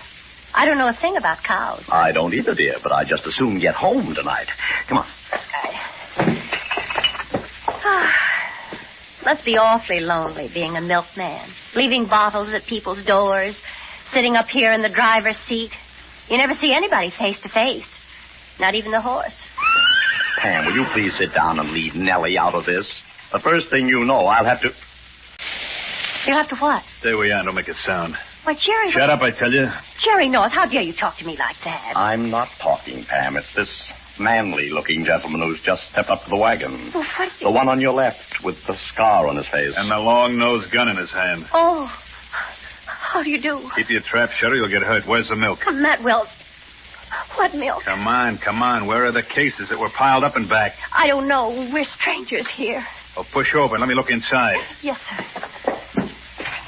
Oh, is that all the milk there is? Just these 4 bottles? As far as we know, we haven't touched a drop. No, we're coffee drinkers. Shut up. I ain't got time for polite conversation. Hey, what are you doing? That's somebody's milk. Mind your own business. Oh, you can't do that.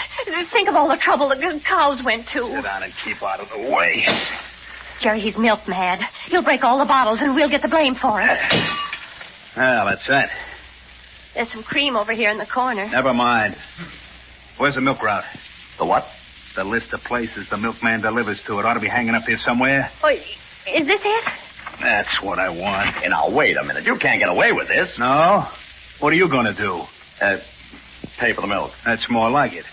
And just to make sure you don't get in my hair, I'm going to send you 2 on a little buggy ride. Buggy? Here, don't you dare take those reins. You'll get them back in a minute, lady. Jerry. Give him a good ride. Hey, don't do that. Jerry, stop him. That bug's running away. Never mind him, Pam. The horse is,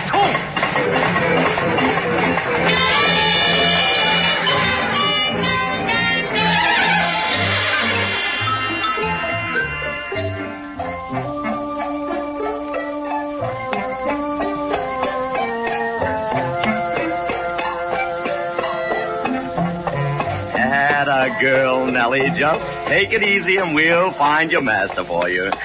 Maybe it'd be better not to, after running away with his horse. The horse ran away with us, dear. And if she hadn't tired on that long hill, we'd have been in Cleveland by now. Oh, golly, she's starting again. Now, don't excite her, Pam. She just sees her master. Where? Waiting right over there on the curb next to our car. Oh. Whoa, Nellie, easy, girl. This is the end of the line. You'd better start talking, Jerry, before the milkman turns sour. A fine thing. A fine thing. If you want to go for a ride, why don't you find a merry-go-round? We can explain everything, driver. Well, you can't explain overheating this horse. She ain't air-cooled, you know. Well? Gosh almighty, you broke my milk, too. Now, Mrs. Snyder won't be able to take her bath. But it wasn't our fault, driver. That horrible man had a scar on his face and a gun in our ribs. Otherwise, the horse wouldn't have run away.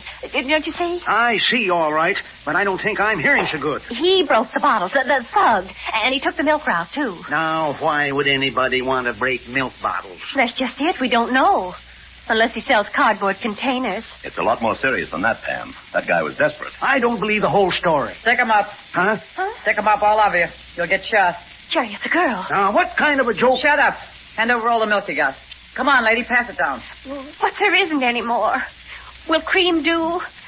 We have some very thin cream. Don't be funny. Give me the cream. Yes, ma'am. That all there is? Just these 2? That's all, lady. Mrs. Foley and Mrs. Rosenblum. Gosh sakes, that's not just cream. That's extra heavy. What happened to all the milk? The man with the scar got it. He got the milk route, too. Man with the scar? That's what they tell me.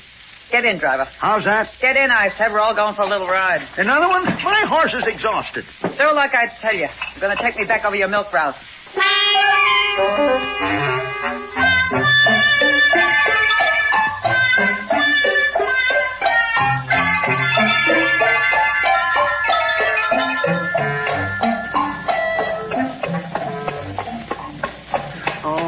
Whitey, did he do it? Why did it have to happen to me? Every bottle along the route has been broken. Well, stop your whining and keep driving. There's Mrs. Henderson.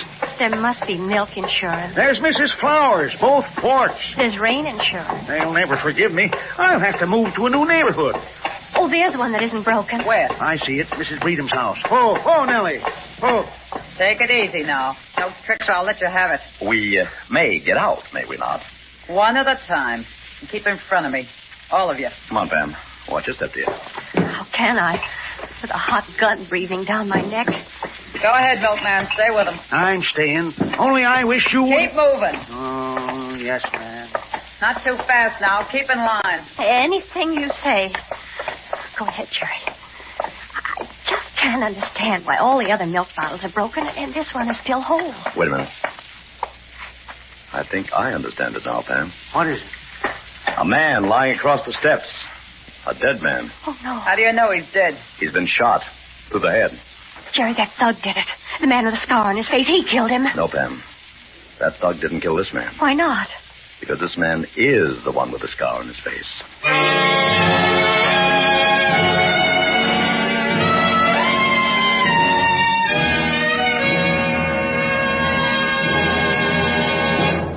Well, this is one situation where there's more to cry over than spilt milk. Halo, everybody, Halo.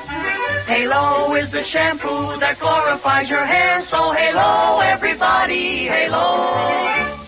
Use Halo shampoo if you want naturally bright and beautiful hair. Remember, even finest soaps and soap shampoos hide the natural luster of your hair with dulling soap film. But Halo contains no soap, therefore cannot leave dulling soap film. The first time you use Halo, your hair glistens in all its natural brilliance. The natural color and luster shines through like sunshine through a clean window pane. And remember, even in hardest water, Halo makes oceans of rich, fragrant lather. Halo quickly carries away loose dandruff and grease, needs no lemon or vinegar rinse, because Halo leaves no dulling soap film, nothing to hide your hair's natural beauty. Say hello to Halo and goodbye to dulling soap film. Use Halo on your children's hair, too. Get Halo shampoo at any cosmetic counter. Remember, Halo glorifies your hair. So Halo, everybody, Halo. Halo shampoo, Halo. Now, back to Mr. and Mrs. North.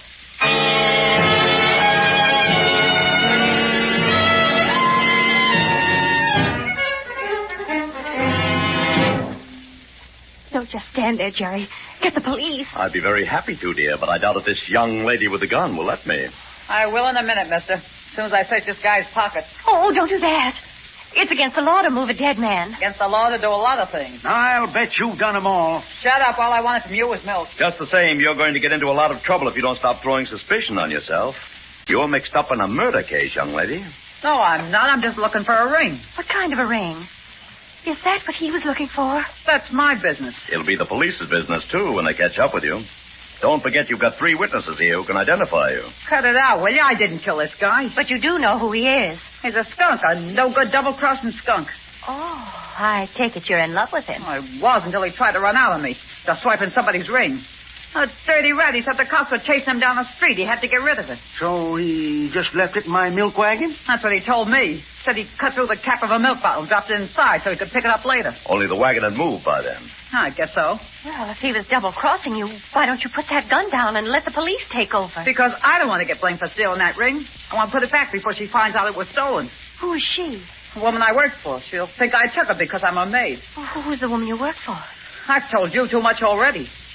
Now turn around, all of you. What's the idea? Turn around, I said. Keep facing the street. If anybody tries to follow me, I'll shoot. Stay that way, all of you. See which way she's going, Jerry. No, and I'm not going to look either. She's too nervous to be tempted with that gun. I'll see. We should have found out who she works for. The woman who owns the ring is the key to the whole case. We don't even know who she is. I know who owns the ring. Who? Mrs. W.W. Stewart. Says so on the inscription. What inscription? What are you talking about? The ring that was in the milk bottle. You mean you've seen that ring? Seen it. I've got it. I found it while you was out gallivanting with my horse. It's right here in my pocket.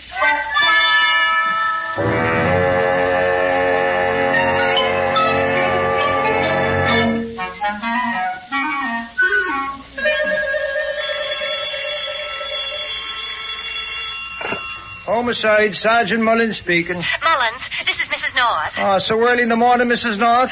Don't tell me you're going to start finding corpses at the break of day. Well, we found this one, Mullins. There may be more later. You mean there's one already? A bona fide murder? As far as we're concerned, it is, but we'll leave it to you to make it official. Well, I'd better get right up there. That's why I'm calling you, Mullins. Jerry and I are going to take the diamond ring over to Mrs. Stewart's place, but you'll find the body on Hewlett Street, about 6 feet from Mrs. Breeden's milk bottle. What? Oh, you can't miss it, Mullins. It's homogenized, and the milkman will be waiting there for you with a gray horse. We must have a bad connection. Nothing but gibberish is coming out this end. Well, it's going in clear enough. The corpse is on Hewlett Street, 722. I got you. A milkman is waiting there for you to tell you about the murder. I got you. And Jerry and I have to dash over with a ring because that maid of hers might kill somebody. I lost you.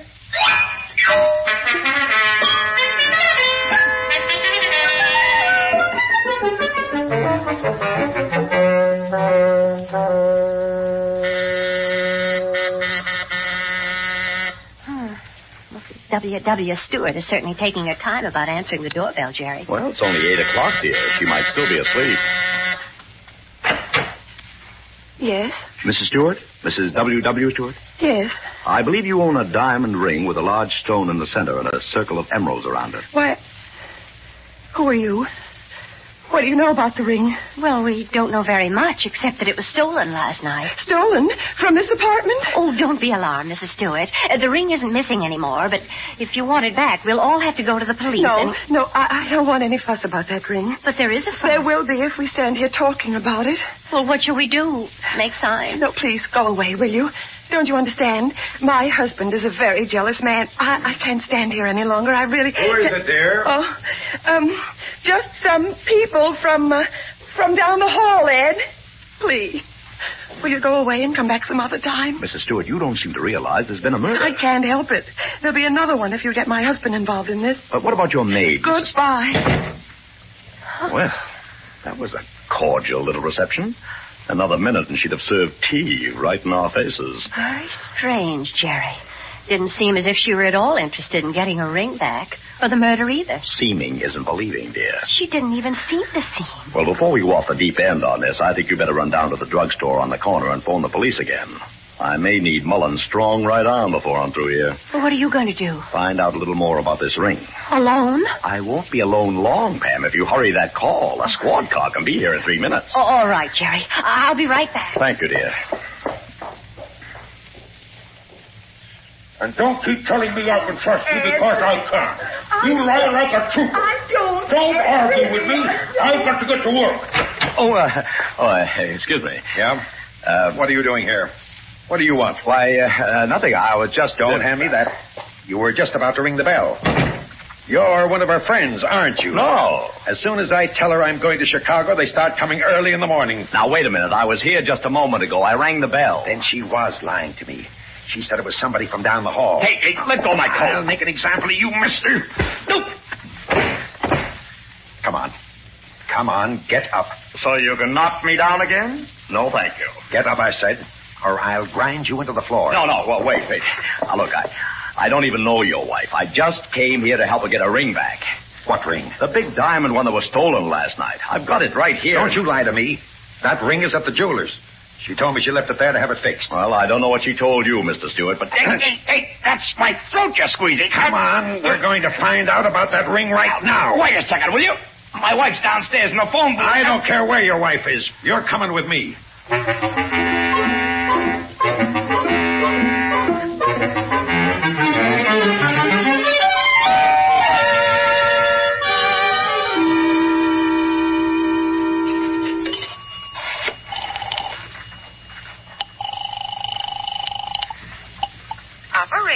Operator, get me police headquarters right away. Yes, ma'am. Police headquarters. Put that phone down. Huh? Oh, it's you. Oh, dear. It's you. Put that phone down. Of course. Now, hand over the ring. What ring? Don't play dumb. I saw the milkman give it to you. I've been following you ever since. Well, you haven't followed very closely. My husband's got it. Get it back. But I can't. He's upstairs in the apartment on Tilden Street, and you're holding me here on Monroe Street. What are you talking about? Well, it ought to be plain enough. You're holding me here on Monroe Street, and Wait a minute. There goes your husband now, with Mr. Stewart. Where? Can't you see through the window? They're crossing the street. Well, don't you want to find out where they're going? You bet I do. Come on. Until I get that ring, I'm not going to let either of you out of my sight.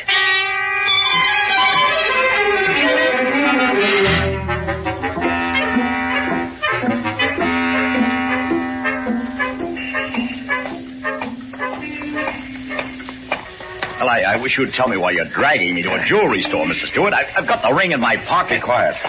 The store's right here. It isn't open yet. Now, we'll wait. There's something awfully fishy about this ring business, and I've got a hunch my wife is behind it. Why? Because she doesn't ever tell the truth until I dig it out of her. Only this time I'm going to dig it out of the jeweler. Hey, say, what was that? Sounded like a shot to me. There's another one. Where are they coming from? I haven't got the faintest idea. Quick, get down. That one was too close for comfort. What the heck is going on here? Don't you know, Mr. Stewart? Somebody's trying to kill us.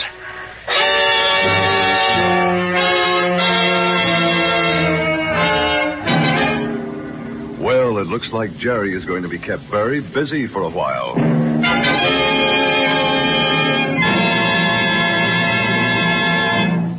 I'd like you to try something tomorrow morning or evening.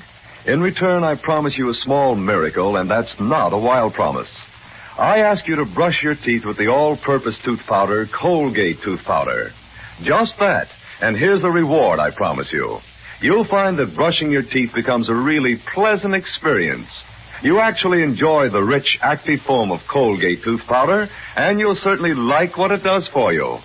Not only does it get your teeth sparkling clean, looking their brightest, but at the same moment, it cleans and sweetens your breath, too. Indeed it does. That's proved. Colgate tooth powder with its active foam instantly stops unpleasing breath originating in the mouth in 7 out of 10 cases. Look, you can still get all-purpose Colgate tooth powder tonight and try it in the morning. But at any rate, try it as soon as you can. The sooner the better, for you will learn that Colgate tooth powder sweetens your breath while it cleans your teeth.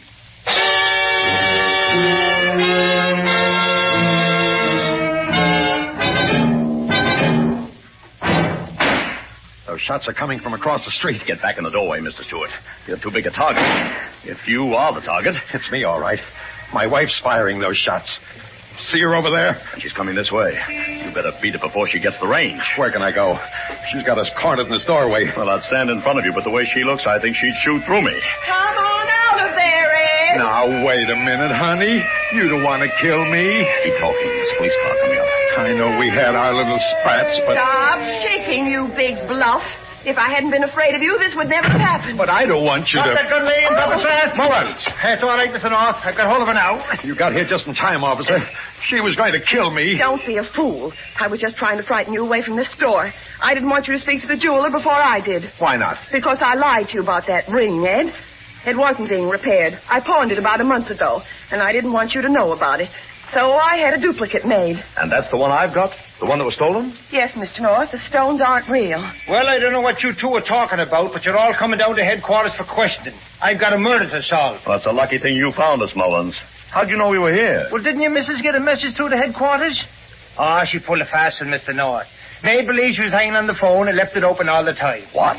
That's how we knew that the other girl was holding her. What other girl? What are you talking about, Mullins? Where's Pam now? I don't know, Mr. North, don't you? No.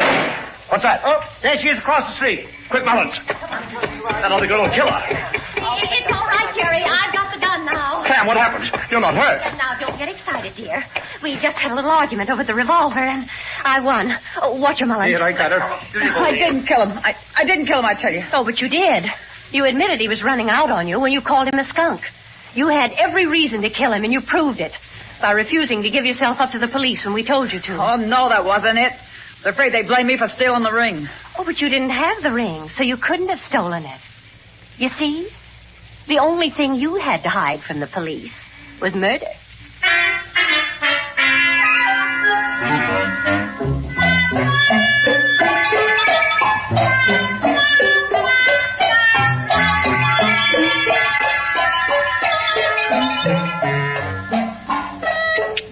Get up.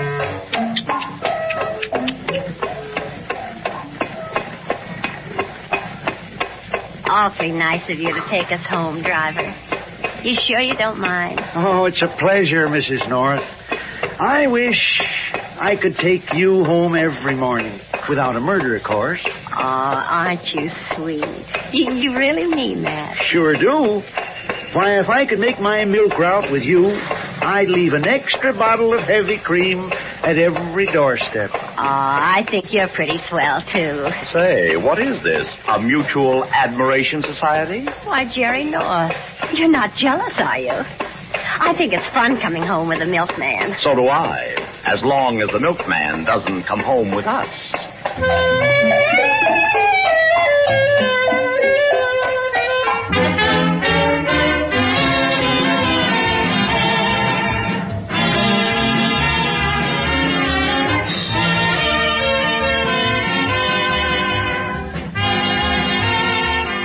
Remember, every Tuesday night at the same time, the Colgate-Palmolive Peet Company, makers of Halo Shampoo and Colgate Tooth Powder, bring you Mr. and Mrs. North, starring Joseph Curtin and Alice Frost. The characters are based on those originally created by Francis and Richard Lockridge. Original music is composed and conducted by Charles Paul. The program is produced and directed by John Lufton. A soap with a fragrance that's delightful and gay is one that is known as Cashmere Bouquet. Like magical gardens with blue skies above, so enchanting and trancing, the fragrance men love. It's thrilling to bathe each day with Cashmere Bouquet. No other soap gives your skin this exciting bouquet.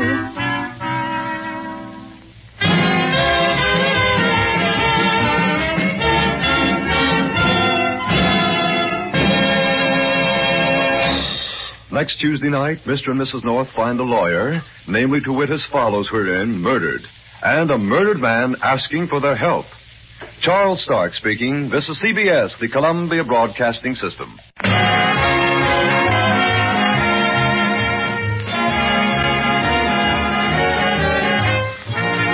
The Colgate-Palmolive Peet Company, makers of Halo Shampoo to glorify your hair and Colgate Tooth Powder to get teeth sparkling and super clean, bring you Mr. and Mrs. North, starring Joseph Curtin and Alice Frost.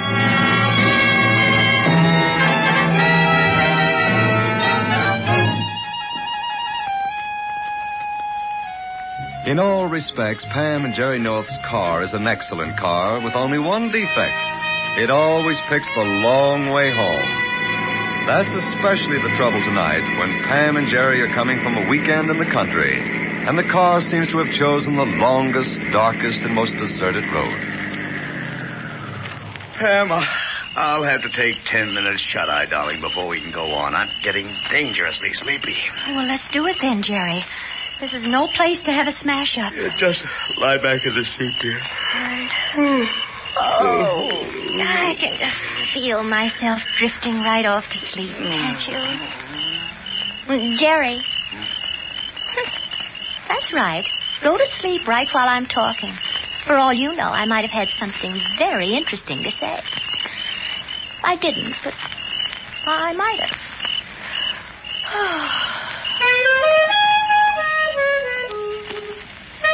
Jerry. What? Listen. Somebody's playing a musical instrument. And way out in the country. He's good, too. Where's it coming from? I don't see any houses.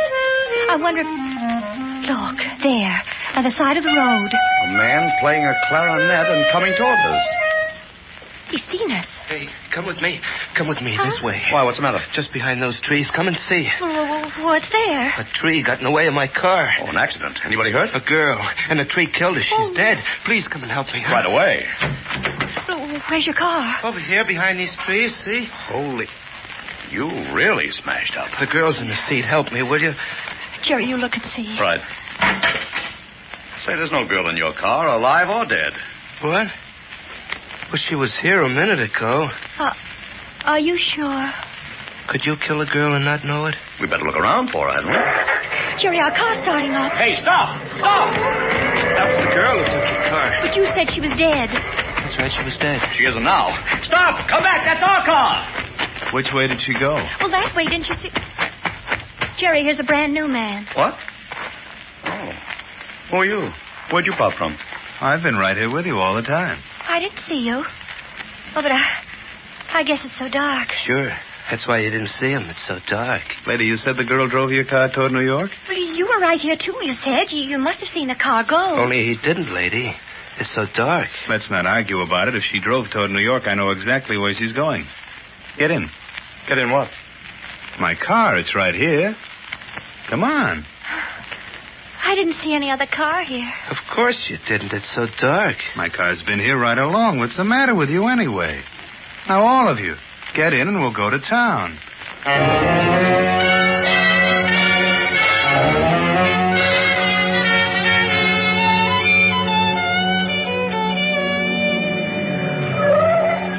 Here we are. Made it fast, didn't we? If you ask me, we made it in no time. Oh, it's too dark here. I'm going inside where it's dark. What place is this? It's a pretty gloomy-looking house. This is where the girl came. It's where we all live. So long. So long? What about our car? And the girl who was dead, but isn't?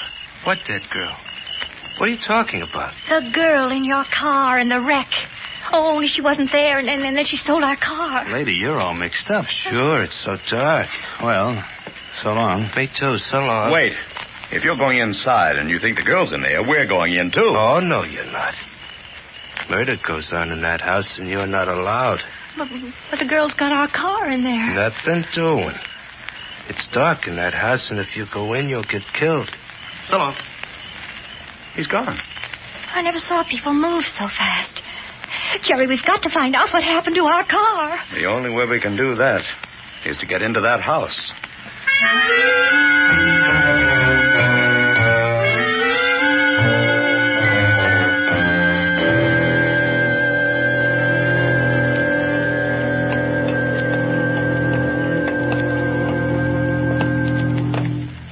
Jerry, so dark. You sound like that clarinet player. This is the darkest cellar I've ever been in. I don't think it's a cellar, dear. It's a corridor. I can touch both walls at once. Oh. Do you hear anything? No. We'll have to get upstairs. Here's the door. Can you open it? I can't find the handle. Oh, here it is. Stick right behind me, Pam. I'm so close behind you. I'm practically in front of you. Here it goes. It's heavy. There. Oh! Jerry, what is it? It's a jam session. These many musicians getting together and playing just for themselves. There's the man who drove us in. He's playing the trumpet. And next to him, that clarinet player. There's no air in here. And it's hot. Jerry, there's the girl, and she's singing. Yes, her mouth's open, but the orchestra's so loud I can't hear her. Can you? No. Oh! Jerry, look at the walls. They're closing in on us. The room's getting smaller and smaller. But look behind the musicians. There's no wall at all. Only black space. We've got to get out of here. Oh, no. You can't get out now. Oh, the clarinet player. But how can you be talking to us here? Your clarinet's still playing. My clarinet plays by itself. Huh? I told you not to come in here, didn't I? Now you're gonna die. Jerry! You're gonna die by the knife in my hand. Jerry, where are you? Help me! He's gone. Now listen to that trumpet. Listen to him climb. Okay, boys? 1, 2. When he hits high C, this knife goes right into you. Oh, no. Jerry! Jerry, where are you? Listen to the trumpet. G sharp. A. B flat. Now look at this knife, and here comes high C. Jerry! Pam, darling, what's the matter? Help me! The knife! I see. Don't leave me. I'm right here, sweetheart. Wake up. Wake up. Huh? Oh, I was asleep. Sure. Oh, darling, what a horrible dream. It must have been. You were waving your arms and kicking your legs. But you're safe in the car, and we can start driving home again. Oh. You know, darling, it all started when I dreamed I heard a clarinet playing. And then I saw... Jerry, am I awake? We both are. And I hear it, too. Somebody's playing a clarinet somewhere near us on the road.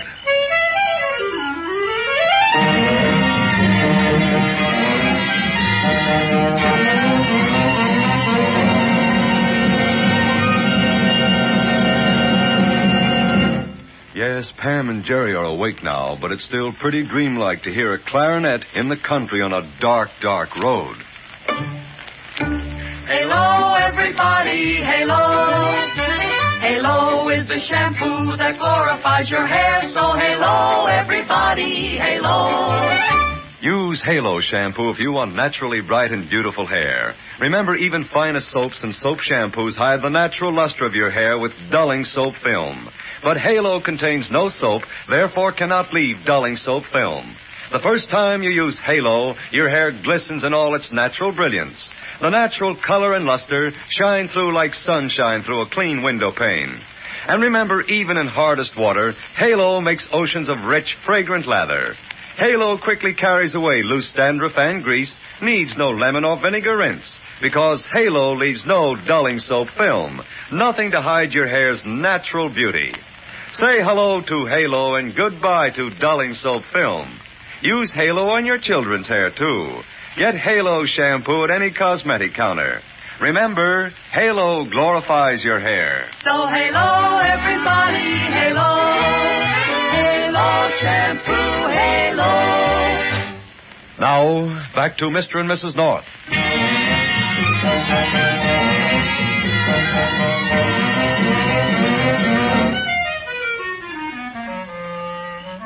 Jerry, we've got to see what it is. I know what it is, darling. A clarinet being played on a dark road on a dark night. The point is, why? It's coming from behind those trees. We'll see in a minute.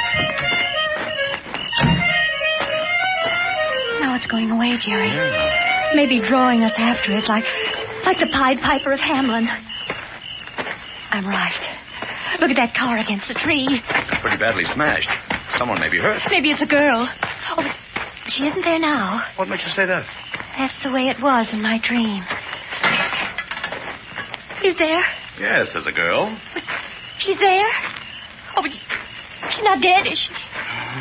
She's alive, ma'am. Oh, somehow I knew she would be. Loopy, you gotta take me back. You've gotta, Loopy, or I'll... Oh, who are you? We found you here in the wrecked car, miss. Are you badly hurt? No, I just hit my head, I guess. Here, let me help you out.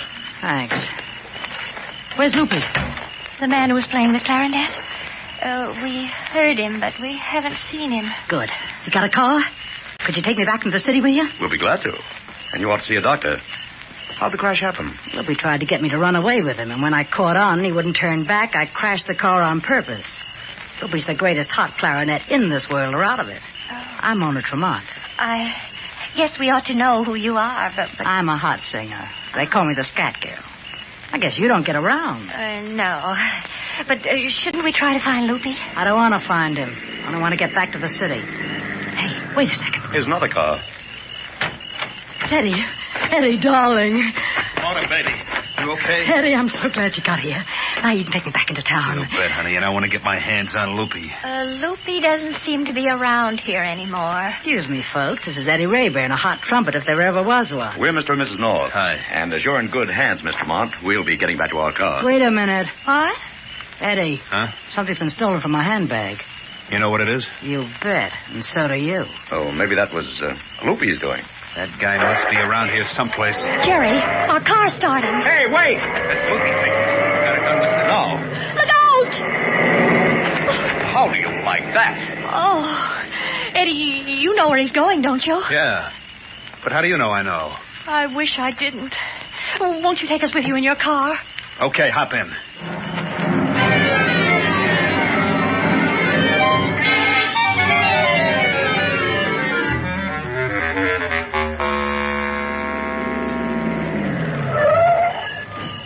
Okay, Cats. There's your crate parked just ahead. I never expected that.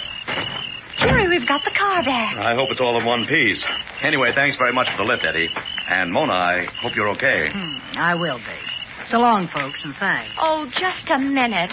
I want to see that Loopy McGee and give him a piece of my mind for stealing our car. Now, look, Mrs. North, you're not going to see Loopy. I'm giving a private party. And you're not coming into that building with us or you'll get hurt. Permanently. Oh. Now take your car and get going. So long. Nice people. We better go, Pam. It's late and there's our car.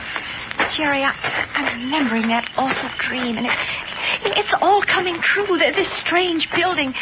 This is where Eddie brought us before. Darling, forget it. Dreams never come true. I know, but something tells me we're not going to leave here. No? Just watch us. Get in, dear. I'll get in the other side. Jerry, look at this here on the seat. Never mind, dear. Never mind. Get in. Jerry, it's a wanted circular for an escaped convict. Huh? Wanted, Eddie Malden escaped 6 weeks ago from state penitentiary while serving 3-year term for armed robbery. Dangerous. Former occupation, trumpet player. Look at the picture. That's Eddie, the man who drove us into town, the man who just took the girl into that building. And this must be the thing Mona missed from her handbag. Loopy stole it from her. And they were both scared because Loopy found out he's a fugitive. That's right, Mr. North. Now I'll take it from you. Eddie, well, we thought you were inside. Give me that thing. Here you are. Well, so long, Eddie. Hold it.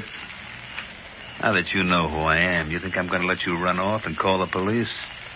Not a chance. Come on inside. Oh, dear. What are you going to do with us? Keep you locked up in the cellar while I finish some unfinished business?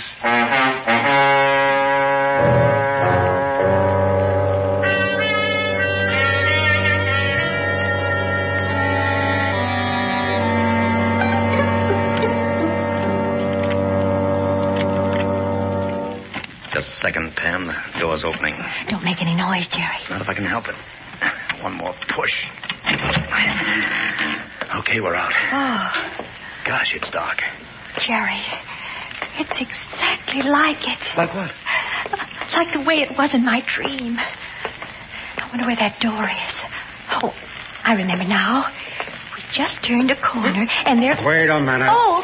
Don't move. Who's that? I don't know. Just a man I bumped into in the dark. Won't be dark long. There's a light right here. There. Oh, there's two of you characters. Just what do you got in mind sneaking around here? Talk fast or you'll get in trouble. Let's begin by finding out who you are. Flash Farrell, Mona Tremont's manager and future husband. And there's a private jam session going on, and you haven't been invited. Now you take a course. Jam session? Then there is a jam session. Yeah. What do you want with it? We've got to get in there to prevent Pam. Mr. Farrell, I want you to hear me sing. You sing, do you? Oh, haven't you heard of me? I'm Pam, Choo-Choo North. Choo-Choo. That's my style. Okay, Choo-Choo. And who's this guy? Look, Mr. Farrell. That's my husband, Hot Lips North. Did you ever hear him play on the zither? Zither? Who can play hot on a zither? Oh, you've never heard Hot Lips. Has he, Hot Lips? No, he never has. It all sounds fishy to me. Okay, then. Just show us where the jam session is. Okay, Choo-Choo. And the first thing we'll do is to hear you sing. And you better be good.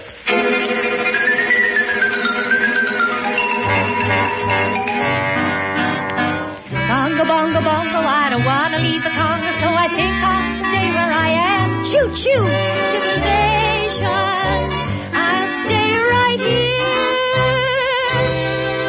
Choo-choo. Okay, Choo-Choo, you're not so bad. She's okay, isn't she, boys? Not bad. Oh, I'm so glad you liked it, Mr. Farrell. Jerry, the way it was before, Loopy had a knife. See if he has one now. All right, I'll be right back. Hey, North. Yeah?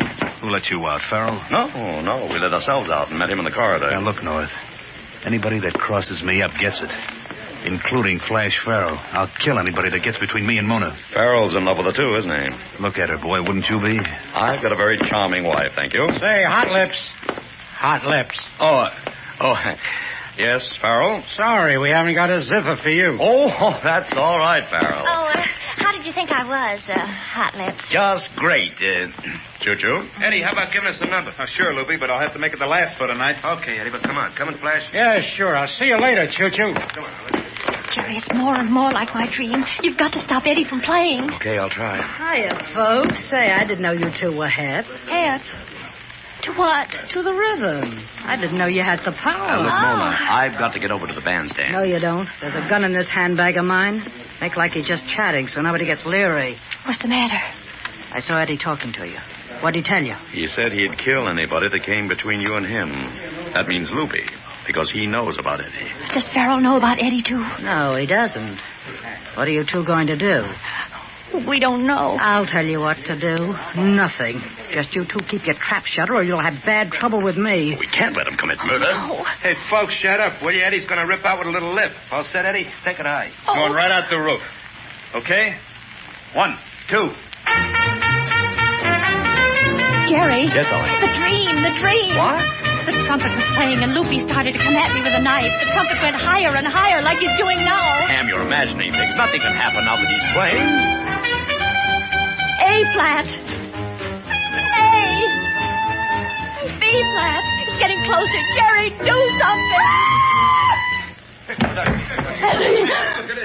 I told you, Jerry. What's the matter with him? Here, let me see. What's happening here? Hey, Jerry, is he... Yes. Eddie Malden is dead. He's dead. He's just dead.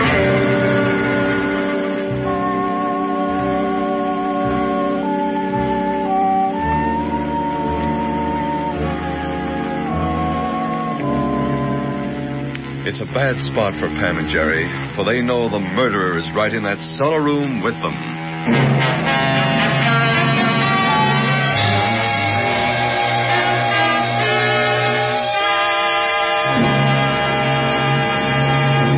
The last word on cleaning teeth is your dentist. Yes, the last word on cleaning teeth is your dentist. And over 4,000 dentists in a nationwide survey said Colgate tooth powder with the 2-minute routine gets teeth sparkling and super clean. Yes, dentists say Colgate tooth powder with the 2-minute routine gets teeth sparkling and super clean. So to get your teeth sparkling and super clean, to show their full natural sparkle, start today with Colgate tooth powder and this 2-minute routine. 1. Brush your teeth night and morning for 2 minutes with Colgate tooth powder. 2. Be sure to brush all 3 surfaces of your teeth, the biting edge, the inside, and the outside. 3. And always stroke your brush away from the gums. Remember, dentists nationwide approve Colgate tooth powder with the 2-minute routine. Remember, too, Colgate tooth powder also freshens and sweetens your breath. The last word on cleaning teeth is your dentist. And dentists say Colgate tooth powder with the 2-minute routine gets teeth sparkling and super clean.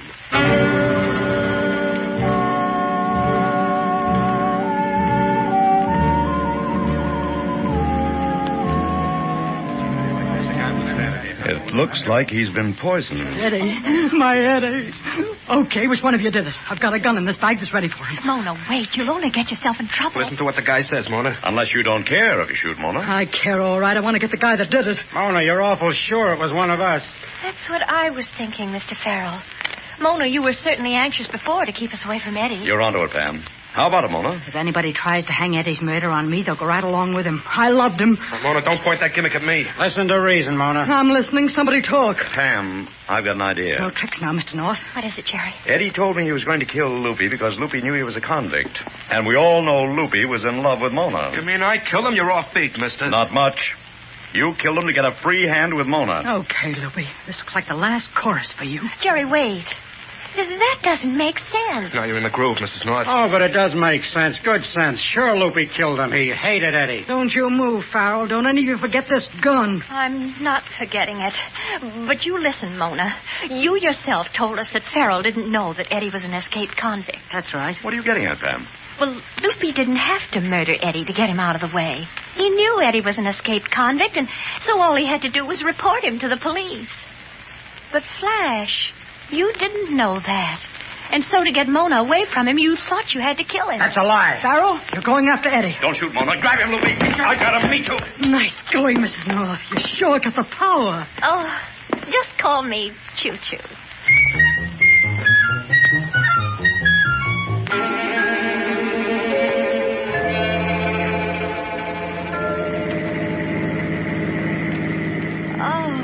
Jerry, what a night. Now it's almost dawn. We'll be home in a moment, darling. And then some sleep. I could go to sleep right now. Jerry, listen. It's that clarinet again. Where's it coming from? Am I dreaming?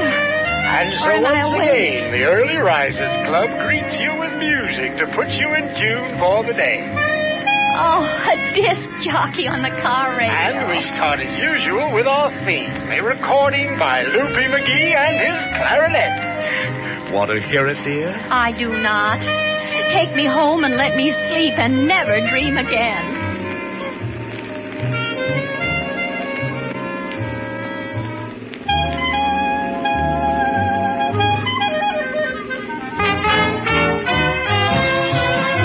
Tuesday night at the same time, the Colgate-Palmolive Peat Company, makers of Halo Shampoo and Colgate Tooth Powder, brings you Mr. and Mrs. North, starring Alice Frost and Joseph Curtin. The characters are based on those originally created by Francis and Richard Lockridge. Original music is composed and conducted by Charles Paul. The program is produced and directed by John Loveton. There's a fragrance that men love, so delightful and gay, caressing the skin you bathe with cashmere bouquet. You're enchanting and entrancing with a subtle perfume that whispers of romance in a candlelit room. And it's thrilling to bathe each day with cashmere bouquet. No other soap gives your skin this exciting bouquet.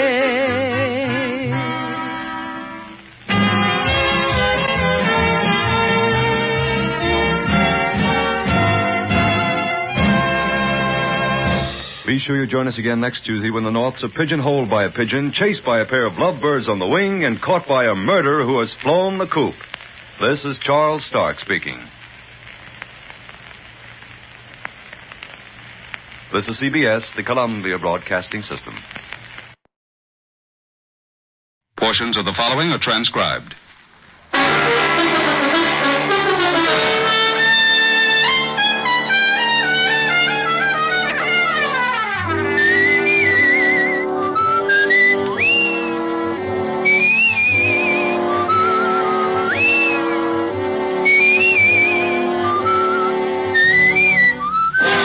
Dick Powell as Richard Diamond, private detective.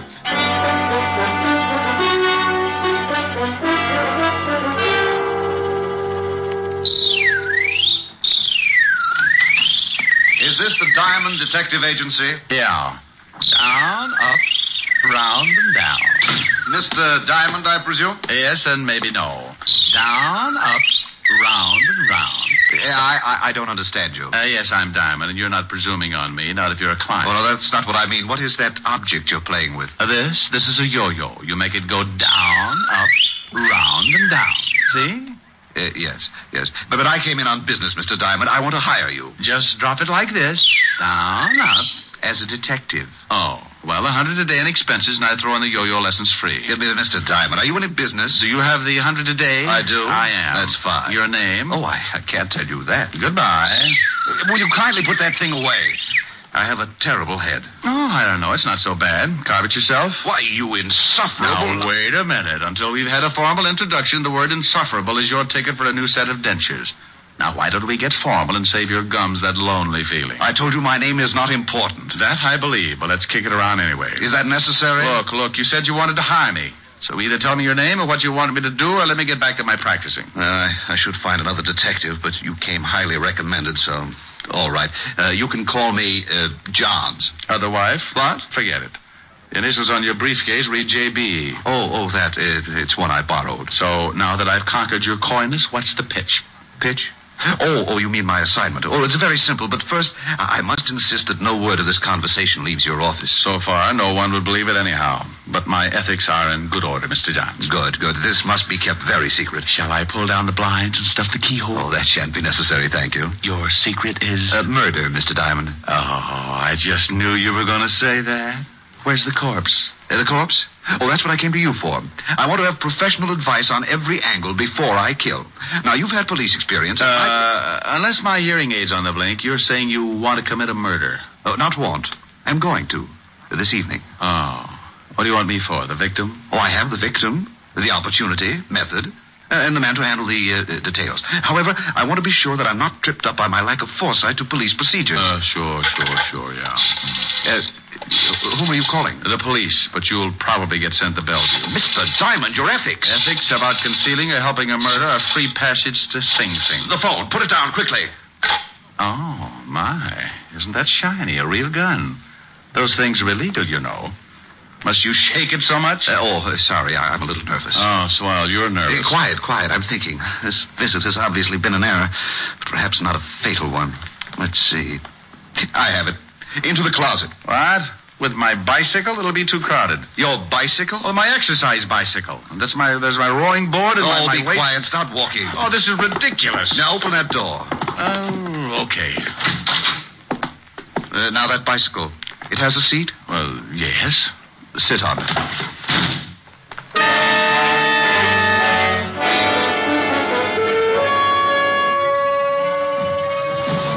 So the Diamond Detective Agency sat in the stuffy closet listening to the sound of the desk being pulled over and jammed against the door.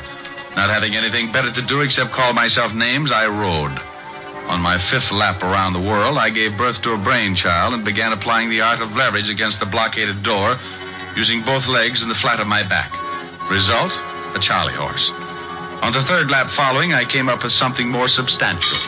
A heavy barbell.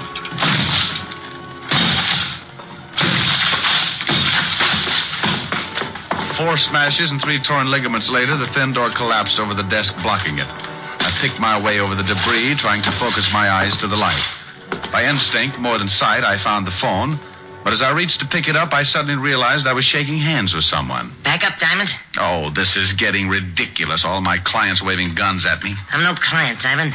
Mr. Johns wants I should keep you company for a while. Oh, well, you're a small one. This gun makes me a big one, Diamond. Real big. That's why my nickname is Big Man, even though I'm only 4 feet tall. Oh, maybe I could help you. I've got a lot of exercise things. Be funny or shut up. How about a few yo-yo lessons? Say, it's very funny. Shut up. Big Man, what would happen if I took that gun away from you? You want to try? I was giving it a thought. But on second thought, no. Smart shamus. I can empty this magazine in your stomach before you make 2 steps. Rick, I didn't know you had a client. Take it easy, Diamond. I got a gun in my pocket. Helen, baby, come in. Meet Big Man McCarthy, an old pal from PS 69. Big Man, this is Miss Asher. Oh, yes, delighted, Mr. McCarthy. Hey, same here, chick. Say, pal, you got good taste. Some built. Oh, such a flatterer. Rick, what happened to your closet? The termites broke my non-aggression pact. What's on your mind, baby? Well, I came to see if you were ready for the benefit tonight. You are, aren't you? Oh, well, am I? Just watch this new yo-yo trick. They call it round the world. Oh, wonderful. Oh, Rick, you know so many things. Where'd you learn that? The PS 69, of course. Where else, Mr. McCarthy? Do it again, Rick. I want to see how you do it. Sure, baby. Just watch. You take it in your hand like this and throw it out like this. Rick, you struck that poor little man. No. Well, that poor little man had a big, nasty gun in his pocket, and it was pointed right at my breakfast. Why, that horrible... Why didn't you hit him harder? He might have hurt you. Oh, darling, are you sure you're all right? I'm sure, baby. Will you send for the police? He should be behind... Now, look, Helen, this is my department. You'll go along with your errands. Rick, he's dangerous. Helen, will you go away? I have a few questions I want to ask this little hood, and you'll be of no help, believe me. Well, all right, but you be careful. Oh, and about tonight. It's not at my apartment, but the Parker's penthouse up above in the same building. Now, come early and help Francis and me get things ready. Stop pushing. I'll see you tonight, baby. Oh, Rick, are you sure I can't stay? Go, scat. Now, for you, Mr. Big Man. Come here. Wake up. Wake up. The mule train went that way. Come on, come out of it. That's you, huh? Yeah, me. Now, what's the real name of your boss? Who's he going to kill? You can stop the questions, Diamond. I'm not going to talk. You want me to wring it out of you like a wet wash? Who is Mr. Johns? You know, there's a big advantage in being Little Diamond. Yeah, you can hide under smaller rocks. Who's your boss? There's another advantage, too. A man my size can be awfully hard to catch. What? Hey, come back here.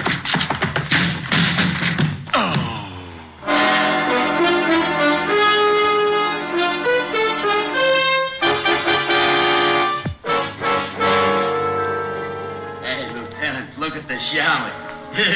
He never looked so good. Shut up, Otis. He's really been worked over. Wonder what gang did this to him. Rick, snap out of it. Oh. Rick, what happened?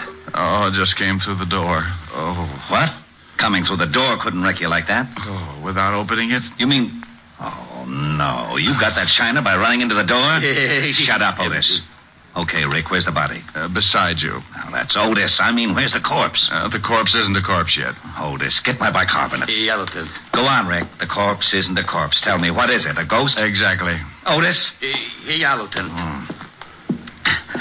Now, Rick, do me a favor. Please tell me what you're talking about. Oh, you aren't trying, Walt. All I said was that the corpse isn't a corpse yet and that it's a ghost, because I don't know who's going to be the corpse. Rick, before I go stark raving mad, will you tell me what you're talking about? Well, a man came into my office this morning, said he was going to commit a murder. Threw a gun on me when I started to call you. Locked me in a closet. I broke out only to find he left this little man, Big Man, the midget who just ran out of here. Stop, please. So Helen came in. I turned the tables on Big Man. She left. I asked questions, drew a blank. Big Man started to run. Why didn't you nab him? He ran through the door. I ran into it. You're up to date. I'm up to date. Get him. I'm up to my ears in confusion.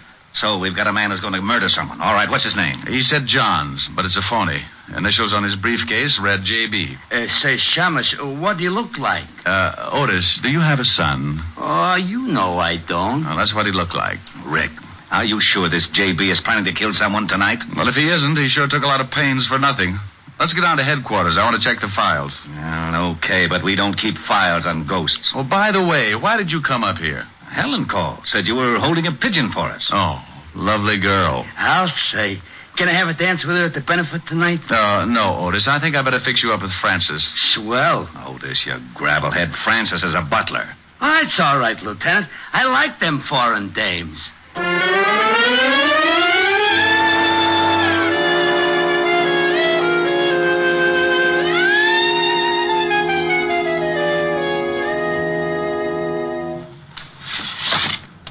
Well, that's all the pictures, Walt. I've looked them all. Johns doesn't have a record, neither does Big Man. Well, they wouldn't. The one time we get a chance to stop a murder before it's committed, and we've even got a good description of the potential killer. Walt, this J.B. was no bum. Not even an ordinary working man. His clothes are expensive, and the briefcase he carried probably cost more than your weekly salary. Now, it's an even bet he belongs to the social upper crust. That or close to it. Well, that would narrow the field a lot, but still... How about the newspapers, Walt? They have society reporters who know anyone who is anyone. It's a long shot, but name me a better. You can go through the newspaper logs. They might have a picture of some... No, Walt, no pictures. I'm nearly blind from looking at pictures now. Thanks, but I'll try the reporters with a description. Sounds like you're going to search for a needle in a haystack. Oh, Otis, please. Your cliche is showing. That's screwy. You can't kid me. Only dames wear cliches. How could mine be showing? Sergeant, when you die, will your brain to a clinic. Maybe they'll discover a cure for it. Lay off. Besides, I got a good idea for your investigation. I wouldn't miss hearing this for my next 2 issues of Batman. Yeah, I was thinking you could maybe save a lot of time if you got an artist to draw a picture from your description. They do it in all the movies and catch crooks easy. Otis, how would you like a transfer to Staten? Wait a minute. He may have an idea. I know where there's an artist who could sketch J.B. from a description. It's crazy, but you may as well try it, Rick. Otis, you can drive him there. Lieutenant. Tell him yes, Walt. I can't stand to see him cry. All right, Otis. You can use the siren.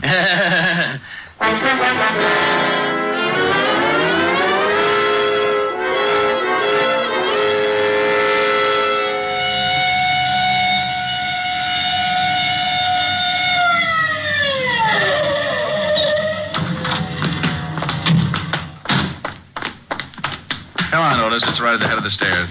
Who is this guy? Name's Vladimir, and be careful. He's temperamental. Oh, that's okay. I've been vaccinated.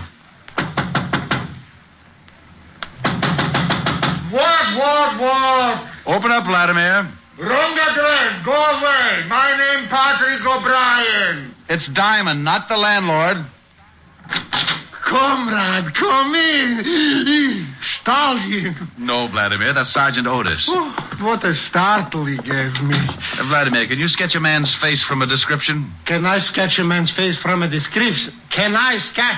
Did I not once sketch the whole Russian army? And with one pencil? Okay, Vladimir, but can you do it? Comrade, you doubt it? I am the greatest artist that's impossible. I can draw...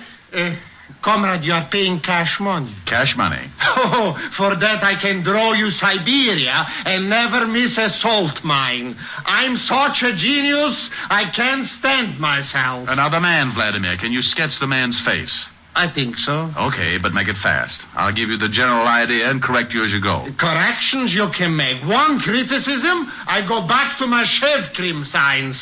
Come with me to my hizzle.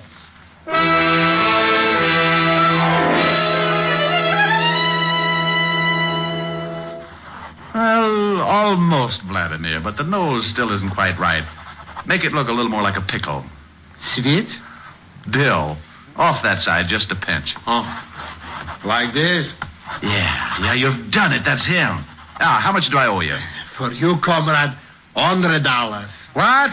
$50. A buck. Sell my genius for $1? I die first. $1.25. Comrade, please, I'm a capitalist now. $1.50. Last price. I wouldn't get...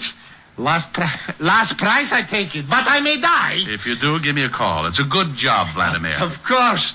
Was I not the artist to sketch the Tsar himself? Of course, it didn't pay so well, but was great honor. Looks pretty fuzzy to me. Comrade Diamond, your patronage I appreciate. But if you must bring along this peasant, don't. Even his face makes me sick with the repulse. Otis, come on. You have to pardon him, Vladimir. Whenever his shoelaces come untied, his brains slip out. See you later. Occhichornia, comrade.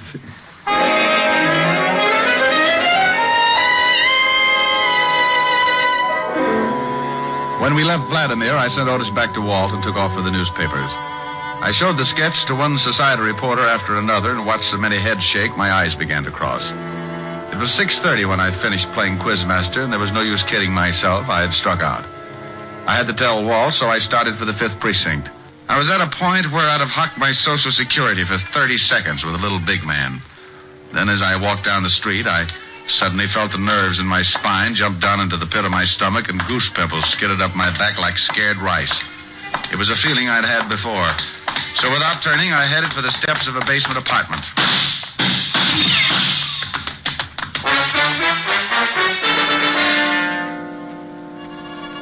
Well, I got my meeting with Big Man all right. It came within inches of being a vamp into a Gabriel solo. Big Man apparently thought his shots hit pay dirt. But when I peeked over the top of the stairs, he was in his car and going. I took in the torn knees of my pants, sent a few messages to the spirit world that would have barred me from any seance, and hauled what was left of the Diamond Detective Agency to see Walt Levinson. Well, you can have it, Walt. This is getting ridiculous. Beating my brains out, getting shot at, and for what? Shot at? That's right. I said shot at. You can have the whole stupid mess. I like to get fees for playing post office with slugs. And if a guy gets killed, call me. I'll help with the embalming. But... Oh, but nothing. It's 7 o'clock, and I'm not sticking around to split a 3-way crying job over a killing that may already have happened. I'm going to Hella's and get a drink. Oh, all right. Go ahead, Rick. There's nothing more you can do anyhow. I'll see you later. Right. And you stop looking like a panda with a bellyache, Otis. No, what did I do? Oh, shut up. Hey, where you going? I'm going out and punch the first little guy I can find right in the nose, just on general principles. I left the precinct and headed for Helen's party. I remembered that the benefit was being held in the penthouse and went on up. I was surprised to find Helen's butler, Francis, opening the door. Good evening, Mr. Oh, my, did you have an accident? This day has been an accident, Francis, but if you mean my clothes, I was playing spin the bottle with a bulldozer. You do look a little battered, if I may say so, sir. You ought to see the bulldozer. What are you doing opening the door up here? Oh, the Parker's butler was taken ill, sir. As I was helping Miss Asher with the decorations anyway, I remained to take his place for this evening. Oh, is she here? Yes, she's in the living room, sir. Thanks. I'll go on in. Rick, over here. Hello, baby. What, hit you, a bus? Just the door and the sidewalk. The bus I get later. Oh, Rick. And just look at your suit. It's ruined. Now, what's with the concern over my suit? You lobbying for my tailor? I wanted you to look your very best tonight. Here, let me see those knees. Come on, sit over here. That's it. Now. Oh, well, they're not as bad as I thought. Oh, cheer up. Maybe they'll get infected. That'll help. Who did this to you, Rick? Our sweet little friend of this morning, Big Man, or I should say his boss, J.B. He's the one who sent Big Man after me. J.B.? A specter. Sent to haunt me for my past sins. He hired the little killer you saw me sock with my yo-yo. Your yo-yo? Oh, you haven't lost your yo-yo, have you? Oh, Helen, baby, your Ricky's nearly been killed. Must you worry about my yo-yo? I'm sorry, but it is all right. In my pocket, here. See? Good as new. Oh, that's fine. Now, what about this J.B. person? Why did he send Big Man to kill you, Rick? Because I know he's going to commit a murder tonight. Maybe doing it right now. Wait a minute. You said Big Man. Did you let him go this morning? Yeah, I let him go. And I've worn my feet off up to my eyebrows trying to find out who his boss is and who's on the spot to get knocked off. Oh, poor Ricky. I wish I could help you. It's not me that needs help now. I quit. It's the guy J.B. is after. J.B., are those his real initials? Yeah. No, we've had lots of things to go on. Initials, descriptions, even a sketch of him. Here, I've got it in my pocket for all the good it did. Oh, wait, don't tear it up. Let me look at it. Oh, Rick, silly. This is no murderer. That's a sketch of Johnny Blackwell. It's Helen, you know who this man is? Of course. It's Johnny Blackwell from Newport. He and his wife are up here visiting Adam Wister. Rick, what is it? You're all turning blue. All day long, when you were in my office, you could... Oh, if I'd only asked... Helen. Yes, Rick? Get me some cyanide, no water. Oh, but you must be mistaken about the sketch. Johnny Blackwell can't be a murderer. Well, I'm getting out of here. Where can I find him? If you'll just sit still, he'll come to you. Adam Wister's bringing him and his wife to the benefit tonight.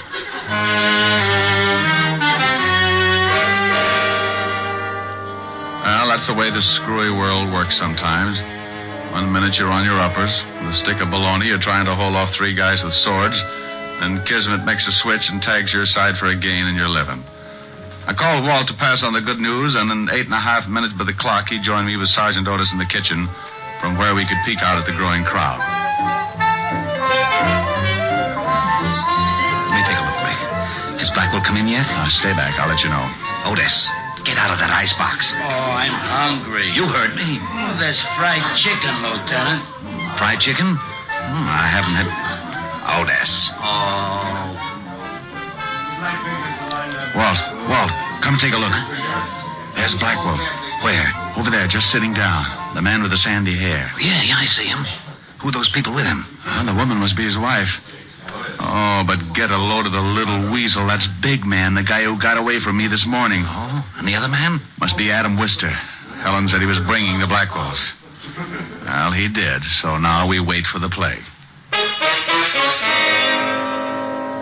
Well, we waited and watched the Blackwell party settle down to enjoy itself. Big Man acted like he hadn't eaten for a week and made hors d'oeuvres vanish in his mouth like marbles down a manhole. After what seemed like weeks, the situation grew, suddenly took shape. On Blackwell's urging, Big Man rose to dance with Mrs. Blackwell. Mrs. Blackwell was a dark-haired honey with curves right out of one of my better dreams. But my mind was on her husband and Wister. As soon as they had the chance, they got up and headed out of the room.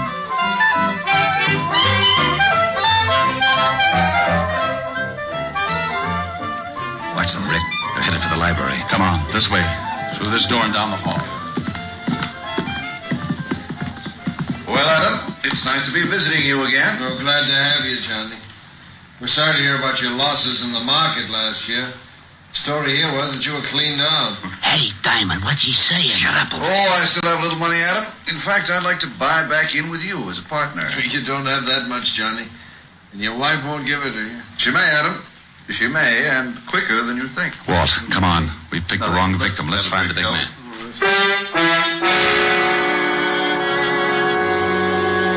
Hey, it's nice on the terrace, Mrs. Blackwell. Yeah, real nice out here. I don't like it. It's chilly. Oh, it'll warm up, Mrs. Blackwell. No, I'm going back in. Better not. I don't like the way you're acting, big man. Get out of my way. Get back and shut up. How dare you talk to me like that, you little... Now I'm big, Mrs. Blackwell, real big. A gun? What in the world? I'm gonna kill you. Kill me? Yeah. Only it'll look like an accident. Oh, this is ridiculous. What kind of a joke is this? It's no joke, Mrs. Blackwell. Your husband don't think it's no joke. He wanted me to tell you he was real sorry. Now I'm going to kill you. You mean it? You really mean it? Yeah, sure, Mrs. Blackwell. Mr. Blackwell needs your dough bad. Back up. He can have it, all of it. Only don't kill me, don't. Sorry, Mrs. Blackwell, too late. Now start back. Please, please. Over to that wall. You're going to play Humpty Dumpty. Oh. That's right. Now get up on the wall. No. I'm a guy who's willing to help you. Me too. Diamond, why you... Captain the girl, Walt. Big man's mine. He was going to kill me. All right, Mrs. Blackwell.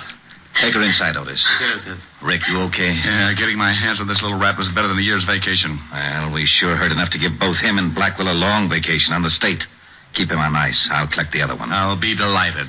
Oh, my jaw. Oh, waking up? What a shame. What a lovely party. I do love these informal get-togethers, don't you, big man? It was short but very sweet, the wind-up of the no one was murdered case. The score was the kind to make you forget you didn't get a fee. 2 killers caught, no victims. When I saw Walt take the little big man, not so big without his gun, and his boss Blackwell off to the Bastille, my worries melted like a snowman in a blast furnace. And speaking of melting, the lovely Mrs. Blackwell showed signs of being upset. So, what could I do but console the pretty little thing? Oh, Mr. Diamond, I think you were so wonderful and brave. Oh, you show a few nice points yourself, Mrs. Blackwell, and call me Rick. You saved my life, Rick. And call me Rita. You can get to the point quick. Why, Rita. Oh, there you are, Mrs. Blackwell. I know you must be terribly upset. Oh, Rick has been a great comfort to me. I'll bet he has. But I've arranged for Francis to take you home. Now.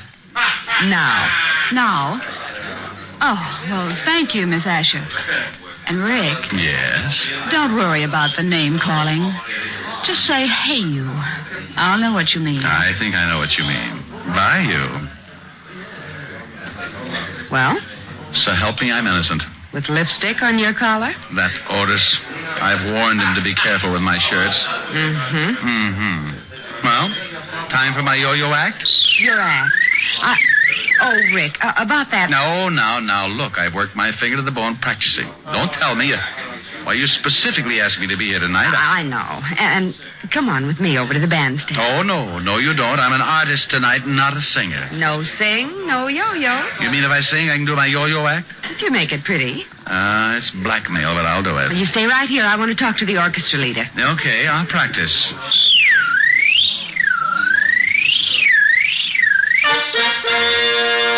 Well. Ladies and gentlemen, I give you Richard Diamond, his piano, and his yo-yo. Sing good, Rick. Like a robin with a sponsor. Are the stars out tonight?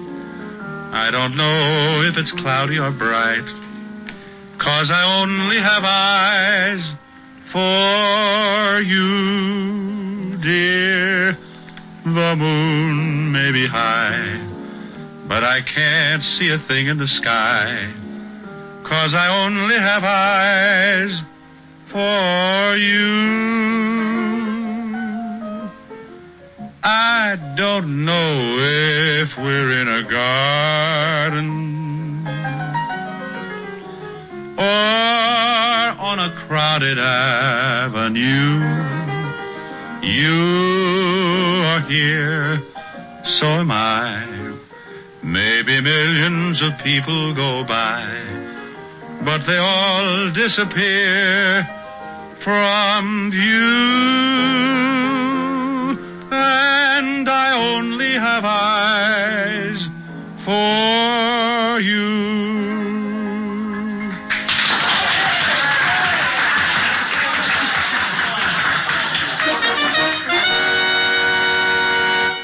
And now Mr. Diamond will present an exhibition of dexterity. Now? Now. Oh, no, Shamus, no. You're doing it all wrong. You got to use more wrist action. Oh, to stay out of the act. Oh, come on, let me show you. Here, give it to me. Now, you start it down, like this. Helen. Yes, Rick, he's better. Let's go home and Nick. Wait till I get my hat.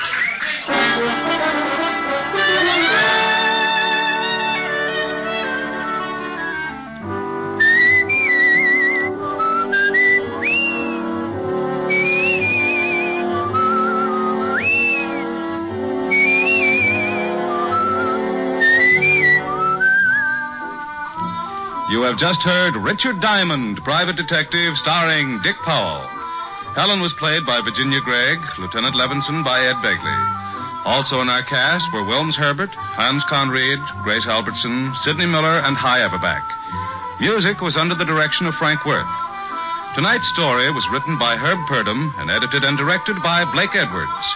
Portions of the program were transcribed.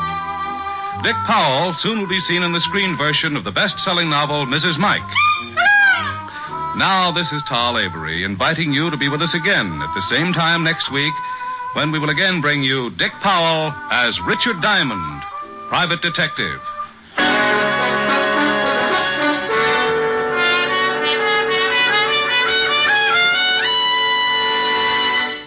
Saturday night is packed with entertainment when you stay tuned for NBC's star lineup of shows. There's always a program of interest on NBC. Now stay tuned for Edward G. Robinson and the Hollywood Star Theater on NBC.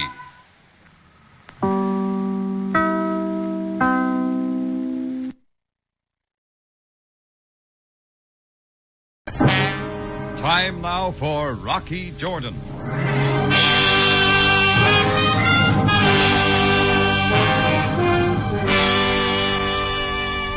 I'm always suspicious of a man, even in Cairo, who wants to play hide and seek.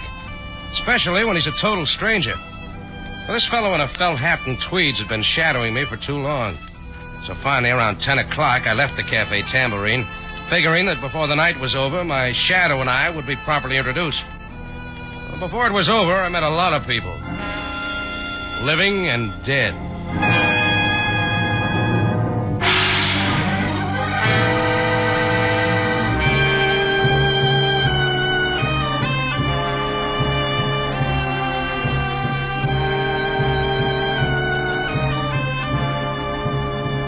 Again, we bring you a story of adventure with Rocky Jordan, proprietor of the Cafe Tambourine, which stands in a narrow street off Cairo's native quarter within sight of the Mosque Sultan Hassan. The Cafe Tambourine, crowded with forgotten men from the world's waterfronts, alive with the babble of many languages. Now, Rocky Jordan, and tonight's story, Strangers 3.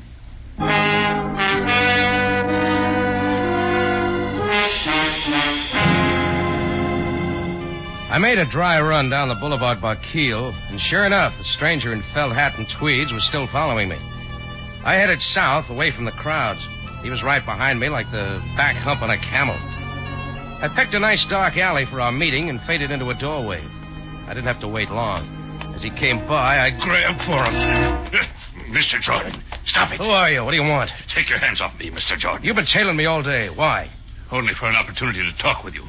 This is a very personal matter. All right, from the top of the page, mister. And start with your name. Feder Brahms. I'm delighted. Now, just what do you want? After I explain, you will understand why I did not wish to show myself. You see, I knew you were a good friend of Angus Morgan.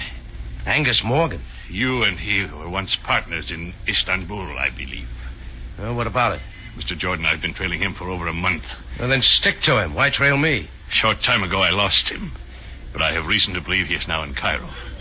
At first, I hoped that you would unwittingly lead me to his hiding place. Perhaps even your Cafe Tambourine. Want to stay with that story or try another one? Mr. Jordan, would $500 be a decent sum for Angus Morgan's address? You can have it for free. Angus Morgan's been dead for 3 months. Now, you take it from there. $1,000 then? Look, I'll play it once more. Angus Morgan is dead. Not dead, my friend, but very much alive. All right, let's say I buy your story for the moment. Why is Angus's address worth all that dough? You are very cute, Mr. Jordan. Well? You have the dough with you? Certainly not. It's hardly the place for a financial transaction. Shall we say your cafe in 2 hours? Let's say that. I'll have the money there. You will carry out your part of the bargain? I didn't make a bargain. I think you will. In 2 hours, Mr. Jordan. At the Tambourine. I watched Brahms fade off up the street and then detoured by way of the Cairo News Gazette. It was true. Angus Morgan and I had once been partners in Istanbul. Only Feder made one mistake. Angus and I were not friends, not even poor ones. Angus had double-crossed me and run out, owing me $15,000. If Angus was alive, only one thing interested me, my 15 grand. It took some fast talk and 20 piastres to get me into the newspaper morgue that time of night. But from then on, the night clerk was cooperative. And what was that name again? Morgan. Angus Morgan. Oh, yeah. Moody, I wouldn't mind this night job if it wasn't for my wife. You married? No. There was a story in the paper about his death about 3 months ago. Don't ever get married, not if you work nights. What'd you say that name was? Morris? No, Morgan. Now take my wife. Always wants to know what happened. What? Oh, wait. That's the one I want right there. No, that's Morgan. Angus Morgan. Give it to me. Okay. What can I say to her? She wouldn't believe me anyhow. Angus Morgan. Killed in mysterious explosion, salvaging operation. Off coast of Ras El Had. Yeah, then she says, why can't an alert, energetic man like me get a day job? Sure looks dead, all right. Yeah, she's just that way. Huh? My wife. Oh, yeah. Well, thanks for everything. Here, file this back under Rocky Jordan. Sure. Good night, Mr. Morgan. I decided to make one more call before keeping my date with Feder Brahms at the Tambourine. The authorities seemed sure Angus Morgan was dead. But if he was alive and in Cairo, he was here for one reason. A reason named Sabina. She wasn't too much to look at now, but at one time she was the toast of Istanbul. These days she ran a Turkish bath near the Sharia El Mudafar. It was late, but her office door was open and the sign said, "Come in." So I did. I can't believe it. When can I see him? He's waiting at the Sharon Sanitarium. Philip, wait. Hello, Sabina. Did I interrupt something? Rocky Jordan. Yeah, we meet again, Sabina, like old times. Don't tell me you want to lose weight. No. There's enough hot air over at the Cafe Tambourine to keep me in shape. I'd like a word in private with you, Sabina, as soon as you're through here. Why, I am in no hurry, Sabina, so suppose you go ahead and see what Mr. Jordan wants. I will wait for you. Why, that's very kind of you, Mr. Tournay. Yeah, thanks. We'll only be a minute. Yes, Rocky? Who's the overgrown Frenchman? Oh, Mr. Tournay was arranging for me to give someone a massage at the sanitarium. Please, Rocky, what do you want? Sabina, what do you hear from Angus Morgan? Angus? What are you talking about? You know I've got a hunch he's alive. What kind of a cruel joke is this? I got reasons for believing it. Rocky, I know how you hated Angus for double-crossing you. What good can this do you? Can't you let the past sleep? Still do anything for Angus, wouldn't you? Get out of here, Rocky. Sure, Sabina. Get out! I got out. If Sabina was putting on an act, she wasn't doing a good job of it. But I knew my visit with her was a sure way of making Angus show his hand, if he was around. I went back to my Cafe Tambourine. It wasn't yet time for Feder Brahms to show up, so I sat out in my office to try and decide how I could handle him. Hello. Hello. Is this Mr. Jordan? Yeah? Good. I want to speak to you, Mr. Jordan. It is very important. Who is this? Oh, yeah. We have never met. My name is Svensson. Swenson? Jan Svensson. Oh, naturally. Mr. Jordan, I saw you talking to a man named Feder Brahms. Well, nice of you to tell me. I don't know what he offered to pay for information leading to Angus Morgan, but I can guarantee you I will double his price. I didn't know a dead man was worth so much. Mr. Jordan, a man does not yoke when he is 40 fathoms under. Look, drop the salty talk and get to the point, huh? I am staying at the Hotel Mala, room 6. Will you come see me right away? How much money did you say? I'm sure we can strike a bargain. Well, then get ready to bid, Swenson. You got competition. I hung up knowing that Feder Brahms wasn't the only one who'd been following me. Add one Jan Swenson. I figured Feder and his appointment could wait. 2 heads were better than one, and if my 15 grand was around, I wanted to be sure of it. The Hotel Mala wasn't far, and I was there in 5 minutes. Room 6 was on the first floor. There was a light on inside the room, and I knocked on Jan Svenson's door. No answer. I tried the door, but it was locked. So I called the hotel manager, and we went in. Oh, what has happened? That bed does not belong in the center of the room, and the dresser upside down. It looks like somebody went through here with a bulldozer. Oh, there has been a fight. But Mr. Swenson's clothes are still here. Yeah, a few of them. Yes. Oh, what are these? Heavy rubber gloves, like a deep sea diver's, maybe. Nice and new. Oh, this is terrible. Dust all over everything. Yeah, even the phone. We must call the police. Yeah, do that. I left the hotel manager wringing his hands and got outside. I checked my watch. It was time for my date with Feder Brahms at the Tambourine. And this time I really had some questions. As I turned to go, I felt something tugging at my coattail. It was a small native boy. He handed me a white envelope and dodged away into the crowd. I opened the letter, and it read, Mr. Jordan, before you see Angus, see me. I will meet your price. Signed, Captain Maury. Address, 62 Fernier Road. It looked like time for me to tally the score. First on base was Feder Brahms. Next, Jan Swenson. Now coming up to bat, Captain Maury. I figured that Feder could wait for me at the Tambourine, and I caught a taxi to 62 Fernier Road. It had all the earmarks of a sedate rooming house. The skinniest woman I've ever seen opened the door. I'm Mrs. Phipps. May I help you? Yes, I'm Rocky Jordan. Shh. You'll have to keep your voice down. My guests have been asleep for hours. Oh, sorry.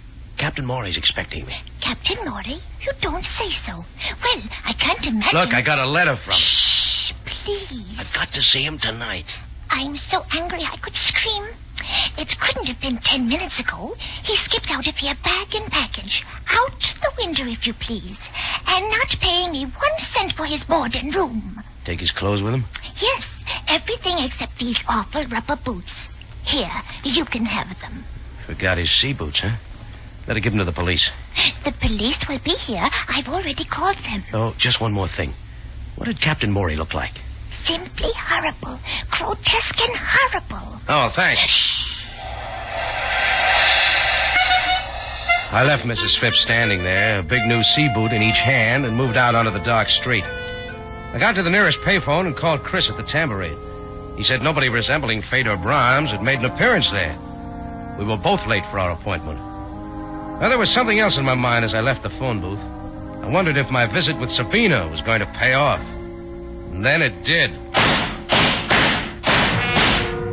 The shots were wild, and there were holes in the wall all around me. I dropped to the ground, rolled up in a dark corner. The guy with the gun must have thought he got me because he took off down a side street. He was big, but he ran like a scared gazelle.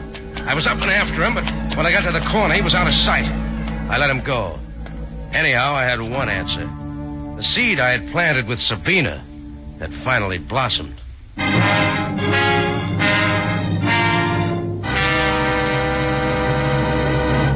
Rocky Jordan returns in just a moment. On CBS, My Friend Irma is now one of the most popular comedies on the air, and the two characters, Irma and Jane, are familiar to millions.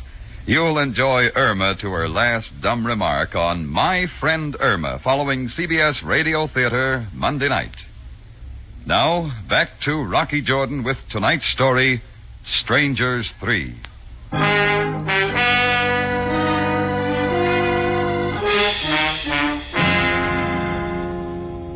Angus Morgan was supposed to have died 3 months ago.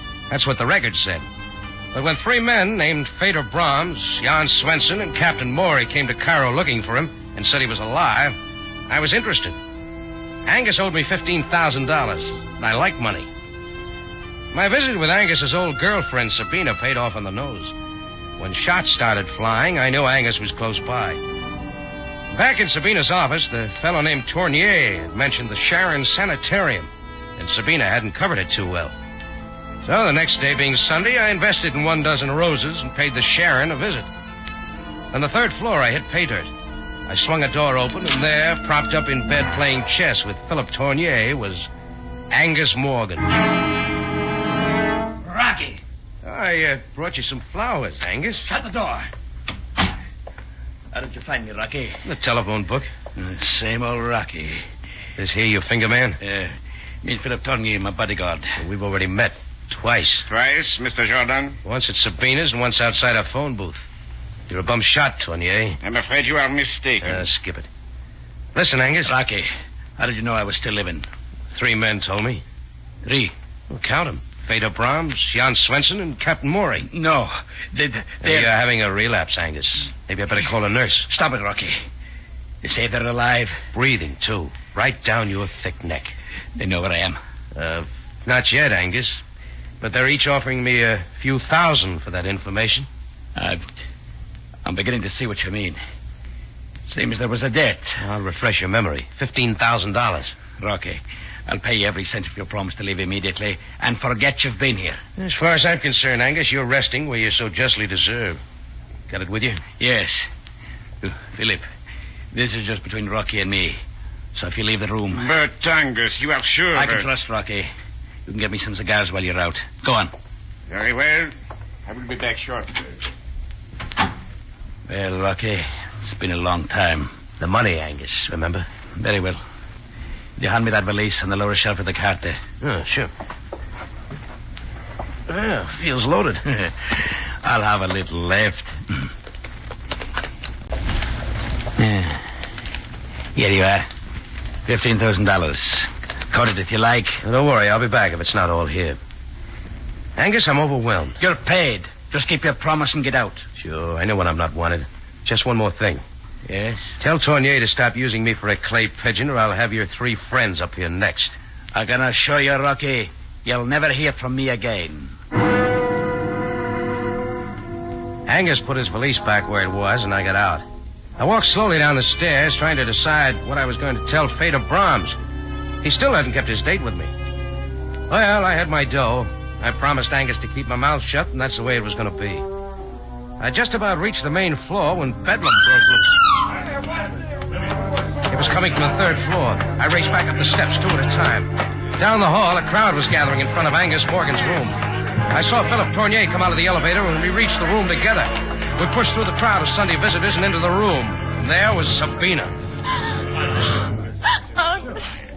Sabina, what is it? Pull yourself together, Sabina. What happened? I walked into the room and there he was. There's no doubt about it this time. Angus is dead.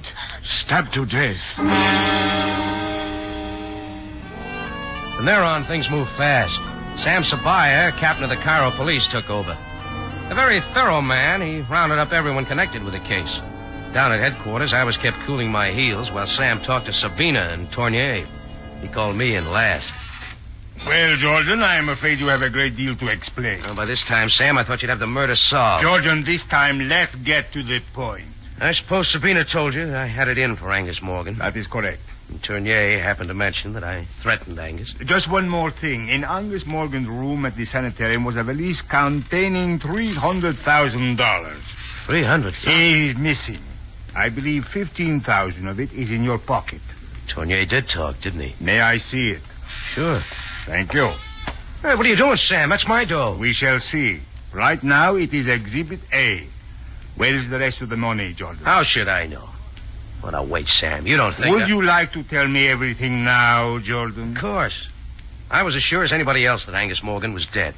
Then people came to me looking for him, said he was alive and in Cairo. What people? Well, first a guy in a felt hat and tweeds named Feder Brahms. Then Jan Swenson and Captain Moultrie. They both skipped out, but I'll give you their former addresses. You better look them up, Sam. Getting back to Angus Morgan, how did you find him? Philip Tournier let his whereabouts out of the bag when I went to see Sabina. Oh, by the way, an hour later, somebody tried to kill me. I think it was Tournier. But about that $15,000, Angus owed it to me. I will do my best to find this threesome you speak of. But, Jordan, the facts remain incriminating. I was halfway out of the building when the murder took place. Save that part of your story for the inquest tomorrow. We will notify you of the time. Okay, Sam, we'll play it your way. Good night, Jordan. Good night, Sam. Oh, and by the way, when you give me back my money, I'm going to buy you a present. Oh? What, Jordan? A can of oil. Your chair squeaks. I went out into the street, and when the air hit me, I knew I was sweating. If we were all released, that meant Sam was playing cat and mouse with us. And everything pointed in my direction, much too conveniently. I had to act quickly while I still had a few hours of freedom. I had a hunch the police were following me, but I didn't care. I had nothing to hide. Sabina was first on my list. She took my bait once before, and she might again. When I reached Sabina's Turkish baths, she was already there. Rocky, what are you doing here? Who let you in? I've got to talk to you. Haven't you caused enough trouble? Leave me alone. Who's Fader Brahms? Jan Swenson, Captain Moultrie. Why don't you ask Philip Tournay? I will. Where is he? He's staying at an apartment over the open-air market on Faran Street. Oh, thanks. I got a good hunch who killed your boyfriend, Sabina. Maybe you have, too. Who did it, Rocky? That's what I got to find out, Sabina. Or I may be next. I went to the open-air market on Faran Street. Philip Tournay's room was on the second floor. I knocked. When he finally opened it, he was either out of breath or awfully scared. Jordan! I'm coming in, Tournier. Yes, of course. I thought you were in jail. Oh, weren't we all? There is a policeman watching my apartment? 2 of them now. 1 for each of us. All right, start leveling with me, Tournier. You tried to kill me last night, didn't you? I could have, Rocky, but I shot wild, purposely. I was Angus Morgan's bodyguard, not his finger man. When did Sabina arrive at the sanitarium Sunday? I do not know. You ever hear of Fader Brahms? Why, I have never seen him. Well, try these for size. Jan Swenson, Captain Moultrie. Angus, Fader, and Swenson hired Captain Moultrie's boat. They salvaged an army payroll from an American freighter that had been sunk during the war. Where? Off the coast of Ras El Had. The 4 of them were supposed to split the money between them. Knowing Angus, he changed his mind, wanted all of it. That is right. After they had hauled up $300,000 of the money, Angus sneaked off the boat, leaving a time bomb behind. Everyone was reported missing at sea, including Angus. Well, they're not missing now. They're in Cairo. They will kill me. Sure, if you took the $300,000. But I did not. What can I do? Just sit tight and don't talk to anybody. Especially not to Sabina. Tournier was halfway to his phone before I got out the door, but I didn't mind. At least now I had something to work with, if I could believe anything he said. I went out onto the street wondering if I'd ever see Fader Brahms again, or Svensson, or Captain Moultrie. Why would anyone kill Angus, take the money, and stay around Cairo for the police to get at?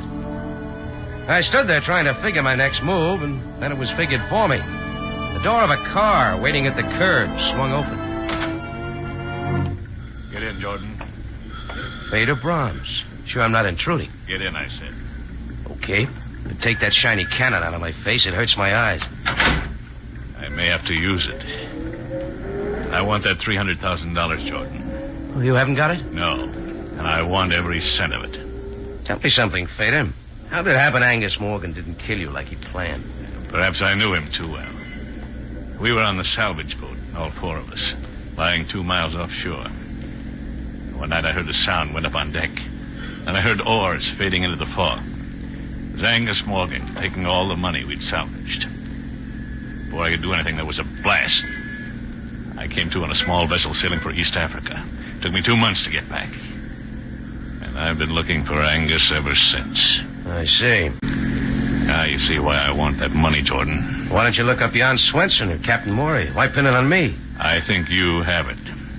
Jordan, I swear I'll kill you right here. Oh, maybe not after you take a look out the back window. Where? Black car? Keep watching it. The police, Fader. They've been tailing me all day.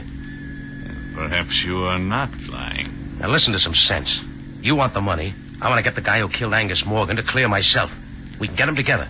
You know who killed Morgan? Yeah. Captain Moultrie. I'm sure I saw him at the sanitarium. Captain Moultrie? Of course. What's your plan? Well, first we split up. Shake the police off our trails. Meet me at the corner of Sika and El Modar, right by the old tower. Why there? I think I know his hideout. You'll be there in 30 minutes. Very well, Jordan. I will be there.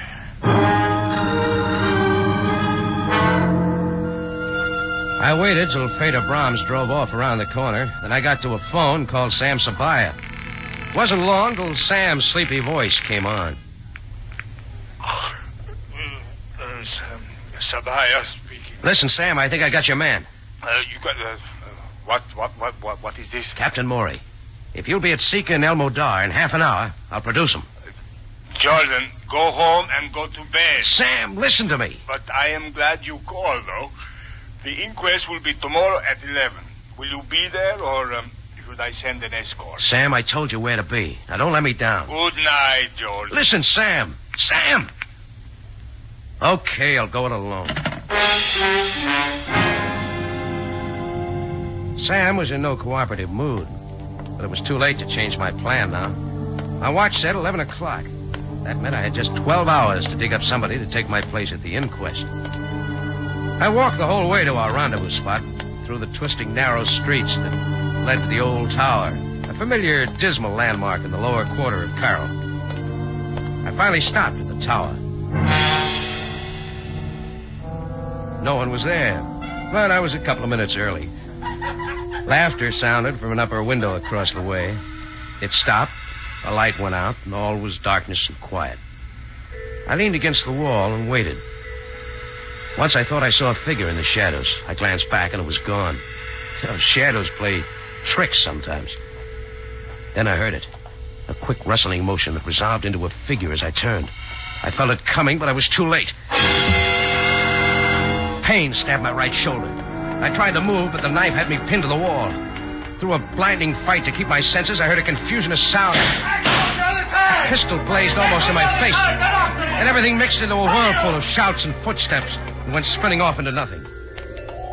With Rocky Jordan right in the middle.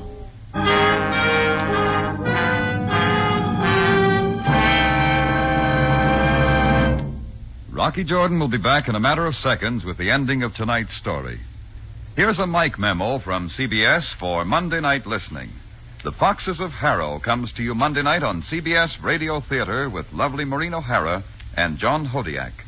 Don't miss The Foxes of Harrow, CBS Radio Theater, Monday night at 7 in California and 6 elsewhere in the West. Now back to Rocky Jordan for the ending of tonight's story.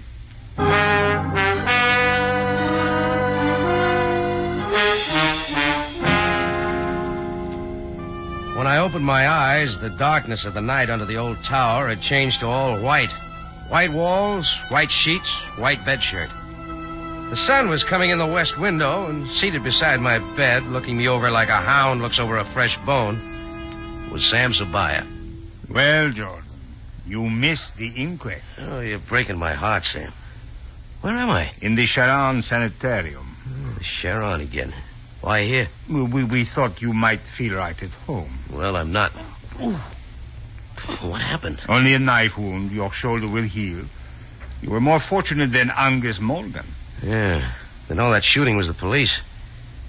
Sam, I thought you weren't coming to the party last night. Oh, Jordan, you wronged me.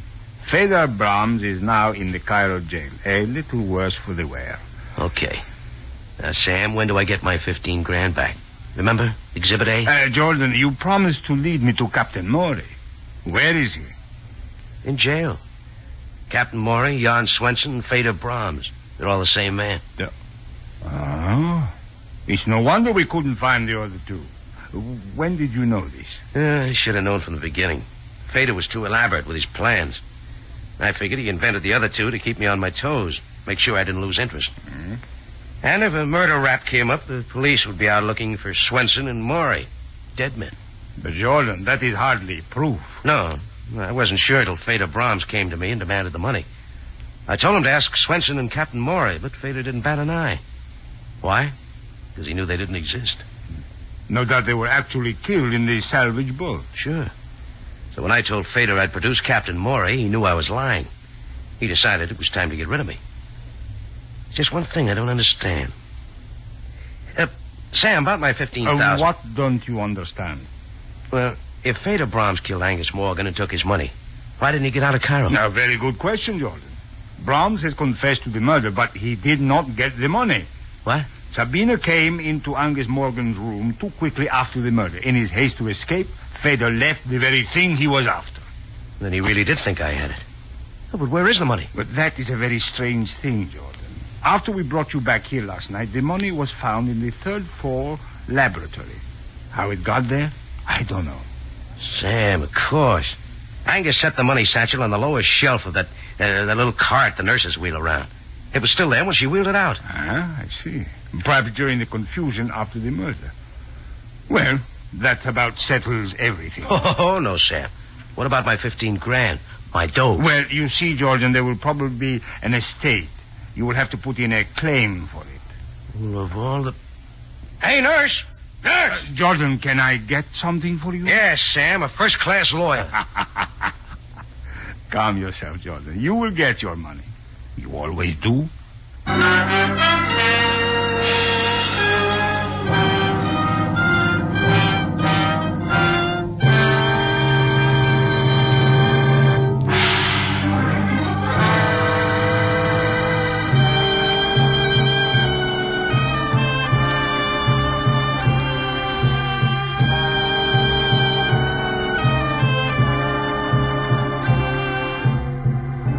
Rocky Jordan is presented from Columbia Square in Hollywood and stars Jack Moyles in the title role. Tonight's story was written by Bernard Girard and was produced and directed by Cliff Howell with original music by Milton Charles.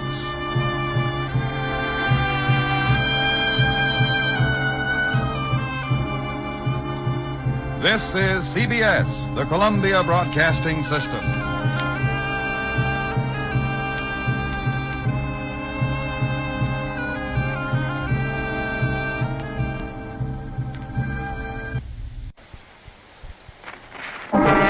Time now for Rocky Jordan.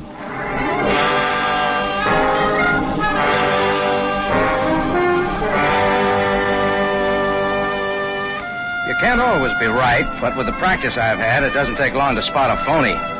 She had on low tan Oxford shoes, service-weight hose that disappeared under the hem of a very new-lookish tweed suit. Her hair was plastered down in a severe updo that left her ears sticking out as perfect resting places for the brown tortoiseshell arms of her glasses. She was carrying a brown leather briefcase, and the end of her nose was tilted just a little as if something smelled. I thought so, too.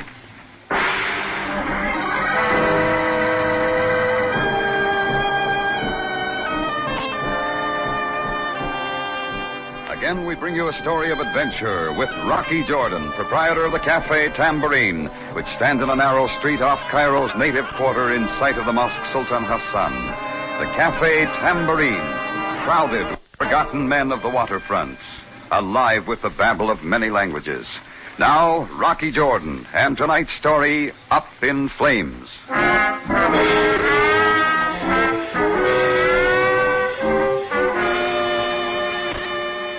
From her hairdo to her round-toed Oxford shoes, she looked 100% businesswoman. I mentally turned up my sales resistance to medium and sat back.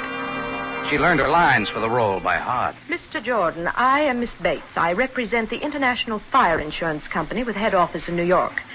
I am certain that you already carry fire insurance, but with the rising costs of building materials and good labor, is it adequate to replace your establishment if it were to burn to the ground? Oh, Miss Bates. I am certain it is not, Mr. Jordan. My company, sensing the trend of the upward spiral in replacement costs, has decided to extend for this fiscal period an added inducement policy covering the differential in costs that has developed. Now, look, Miss Bates, no doubt what you say is true, but I'm not interested in any more fire insurance. Mr. Jordan, your attitude is typical. But under the current circumstances, don't you think it would be wise to reconsider? What circumstances, Miss Bates? Surely, Mr. Jordan, you must be aware of the unusual number of major fires in Cairo in the last 3 months. All right, sister, drop the act. What's the pitch? Mr. Jordan, you do me a great injustice. In almost excuse every me. case... Hello, Cafe Tambourine. Hello, Rocky Jordan. Speaking. Oh, Rocky, this is Lefty Miller. I met you in the back room of Gus Gimlick's snooker parlor, remember? Oh, yeah. How's the broken nose and cauliflower ear business? Same as always, Rocky. I'm in a semifinal bout tonight at the American Club. You coming to the fight? Oh, I thought I'd drop in. Why? I'd like to have you come down to my dressing room before my fight. I got a little favor to ask. Why not ask me now? I can't, Rocky. It's something personal. It takes too long to explain over the phone. What do you say, Rocky, huh? Oh, okay, Lefty. I'll stop by. Swell, Rocky. I'll leave a ringside ticket for you at the information desk. Oh, thanks. Don't mention it. See you tonight, Rock. Goodbye. Now, Mr. Jordan. Oh, you still here, Miss Bates? Here's my business card. Both day and night telephone numbers are on it in case you wish to reconsider. One never knows when a conflagration might cause irreplaceable loss. Oh, I'm certain one doesn't, Miss Bates. Well, if I change my mind, I'll let you know. Mr. Jordan, Mr. Agrazian, who owned the frozen food lockers at 937 Kamal Street, Mr. Tanut, who owned the hotel at 3014 Shariel Modafar, and Mr. Shoup, who owned the drugstore at the corner of Akil and Canal, felt exactly as you do. Now, since their establishments have been completely destroyed by fire, they are very glad they reconsidered and took out adequate protection with my company. You might check with them, Mr. Jordan. They might help you to change your mind. With that clincher, she closed the door and left. I decided to check up on her little game, so I ignored her card, looked up the telephone number of the International Fire Insurance Company in the phone book, dialed the number, and asked for the manager. This is Mr. Temple speaking. Who's calling, please? Oh, I want some information about fire insurance. I already have some, but I need more. Will your company issue additional insurance? Oh, indeed we will, sir. In fact, at this very time, our company, sensing the trend of the upward spiral in replacement costs, has decided to extend for this fiscal period an added inducement policy covering the differential in costs that has developed. Oh, that's fine. Now, if I wanted a salesman to call, who might I expect? I will arrange to have our star salesperson contact you in the morning. Her name is Miss Bates. Who is this calling, please?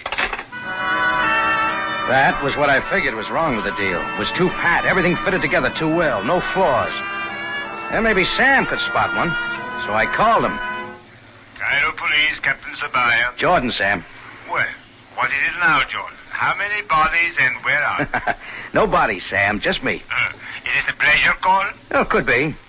How's about taking the night off and going to the fights at the American Club with me? Oh, I would be delighted, Jordan. Only Commissioner Baromede takes a rather dim view of his men relaxing in such a manner while on duty. Oh, it's too bad, Sam. Some other time then, huh? Sam. Now it comes out. All right, Jordan, let's have it from the beginning. You're in a rut. All I want's some information. I'm waiting. You got any leads on who's been setting all the fires we've been having lately? Jordan, if you know something we do Calm not... down. I haven't got a thing. And what about all those fires? Well, every one of them, causes unknown, owners away at the time, no evidence of arson. Luckily, most of them were adequately insured. With the International Fire Insurance Company, Sam? How did you know that, Jordan? Were the claims paid? Every one of them, Jordan. What are you running into?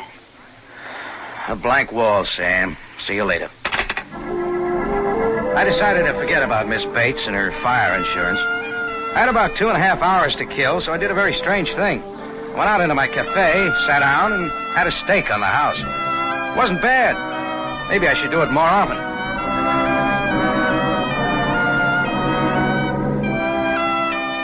I picked up my ringside seat ticket at the information desk of the American Club. And the attendant told me Lefty Miller's dressing room was number 7 in the basement under the gymnasium. The first preliminary was already underway upstairs. Lefty's door was open. He was sitting on his rub-down table, a faded purple dressing gown over his shoulders. His manager and his sparring partner in second were just finishing tying up his shoelaces. Rocky, come on in. Hey, look, Mac, you and Benny step outside for a while. Will you? I want to talk to Jordan alone. What's the idea, Lefty? You'll be on pretty soon. Never mind. You and Benny wait out in the hall. This won't take long. Okay, if that's the way you want it. Rocky, Gus Gimlick says you're a right guy, that you don't mind doing a favor now and then. Well, I'll return the compliment when I see him. All right, what is it? I came down to see the fights, remember? This won't take but a minute. Rock, my wallet's in my coat pocket there in the locker. Get it out for me, will you? Sure. This it? Yeah. There's $250 in it. Take the dough out, will you? Okay. Now what? Quick, stick the dough in your pocket. They might come back in. Now, here's the favor. When you go back upstairs, I want you to bet it on tonight's... Oh, get the phone for me, will you, Rock? I got my gloves on. Hello? Hello, Jordan. Yes, sir. How'd you find me? I called the information desk to have you paged on the loudspeaker. They said you were in Lefty Miller's dressing room. That's how. I'll buy that. What do you want, Sam? Jordan, if any of my men stop you as you are hurrying back to the tambourine, tell them you are going to a fire. What's that? I'm trying to tell you, it just came over the teletype machine. The tambourine, your cafe, is on fire. Thanks, Sam. I'm on my way. Hey, Jordan, where you going? I ain't back. No time to explain, Lefty. I didn't get to use Sam's advice. Nobody stopped me. I pulled up in front of the tambourine. Business was going on as usual, so I wheeled around to the back. There'd been a fire, all right. Seemed the trash barrel had caught on fire and smoked up the back wall of my cafe a little. If this was a practical hint to buy more fire insurance, I didn't like it. I went inside. Miss Bates' card was still on my desk. I called the night number. A man answered, but I didn't hang up. Hello, Hello, this is Mr. Temple speaking. Oh, I called earlier today for some information. Oh, you're the gentleman who called. We must have been cut off or disconnected. Yes. Would you please give me the phone number or the address of your star salesperson, your Miss Bates? Who is this, please? And may I ask why you want that information tonight? Well, never mind, Temple. Just give me your phone number or her address. Who is this speaking, please? My name is Jordan. I run the Cafe Tambourine. I want to talk to you, Miss Bates, about a little fire. Mr. Jordan, can't the discussion take place tomorrow? Miss Bates is asleep now. What, at this hour? Wake her up and get her to the phone. Mr. Jordan, I am seldom abrupt with a prospective client, but I am afraid you're overstepping your bounds. This apartment is my home. Miss Bates is my wife, and she's worked very hard today. If I do not choose to awaken her, that is my prerogative. Good night, sir. Well, that was that. It was too late to go back to the fight, so I tore up my ringside ticket and went out into the cafe. About 45 minutes later, Lefty Miller's fight manager, Mac, walked in, spotted me, and came over. Jordan, I want to talk to you. All right, go ahead. Let's go in your office. Oh, real private, huh? Okay, come on. Hey, Jordan, why did you come to Lefty's dressing room tonight? I'm an admirer of muscles. A smart guy. What went on in there? Look, if it's just $250 you want, here. He said he wanted me to bet him on the fight, but I left the club before I could make the bet. Well, what's sticking in your craw? You wouldn't be knowing that Lefty took a dive in the third round and didn't even make it look good. What? Look, Jordan, I don't appreciate guys getting to my boy. When I find out for sure it was you who did it, I'm coming back. Time's up. End of bout. Beat it, Mac. And take Lefty's dough with you. Mac took the $250, gave me a dirty look for a receipt, and slammed the door behind him. Now, things had been jumping all evening. I hoped they'd quiet down, but they didn't.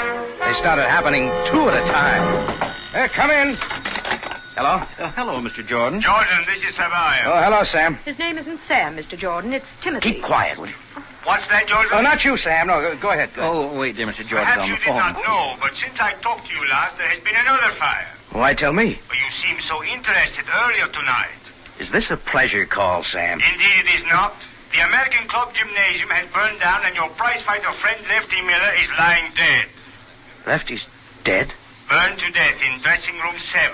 I am calling from the main building of the club. I want you to come down immediately. Okay, Sam. I'll be right over. Now, you there. What do you... Good evening, Mr. Jordan. When my husband, Timothy here, told me how agitated you sounded on the telephone earlier this evening, I realized you must have reconsidered. So we got dressed and hurried right over. Now, Mr. Jordan, just how much additional fire insurance do you think you will need?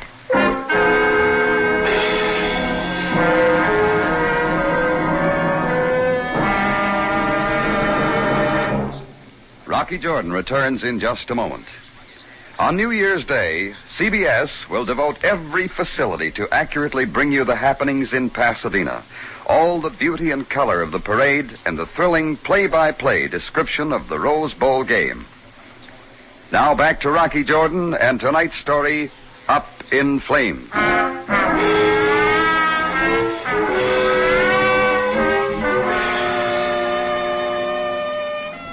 It all started when Miss Bates, tweed suit, horn-rimmed glasses, and briefcase, had tried to sell me some extra fire insurance.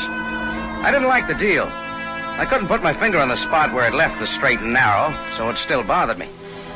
Item 1, the prize fighter named Lefty Miller, who took a dive in the third round of his fight, and his manager blamed me. Item 2, a fire in back of my Cafe Tambourine. Item 3, and this is where things started happening two at a time, Sam Sabaya called me on the phone, and at the same time, at 11 o'clock at night, who should walk into my office but that certain Miss Bates and her husband, Mr. Temple. Subject, fire insurance. I said, Mr. Jordan, how much additional fire insurance do you think you will need? Well, look, something has just come up that's going to delay my decision. But, Mr. Jordan, you see... The American Club gym is burned down. Oh, good Lord, another one. And a prize fighter was burned to death in his dressing room. Oh. And Captain Sam Sabaya wants me to come right over, so if you'll both pardon me... We'll do more than pardon you, Mr. Jordan. We'll drive you down there. Come on.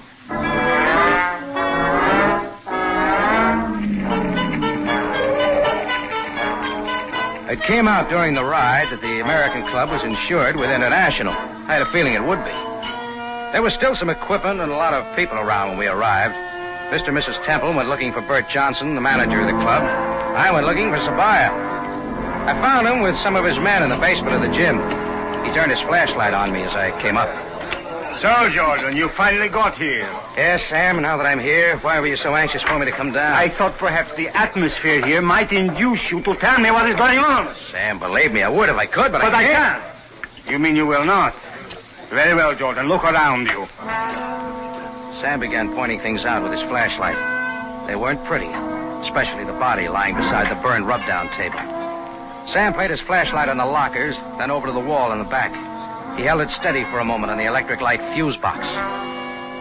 The little metal door was hanging open. Is that what caused it, Sam? No. If there had been a short circuit, the fuse would have burned out. I checked them. None of them is burned out. Any ideas?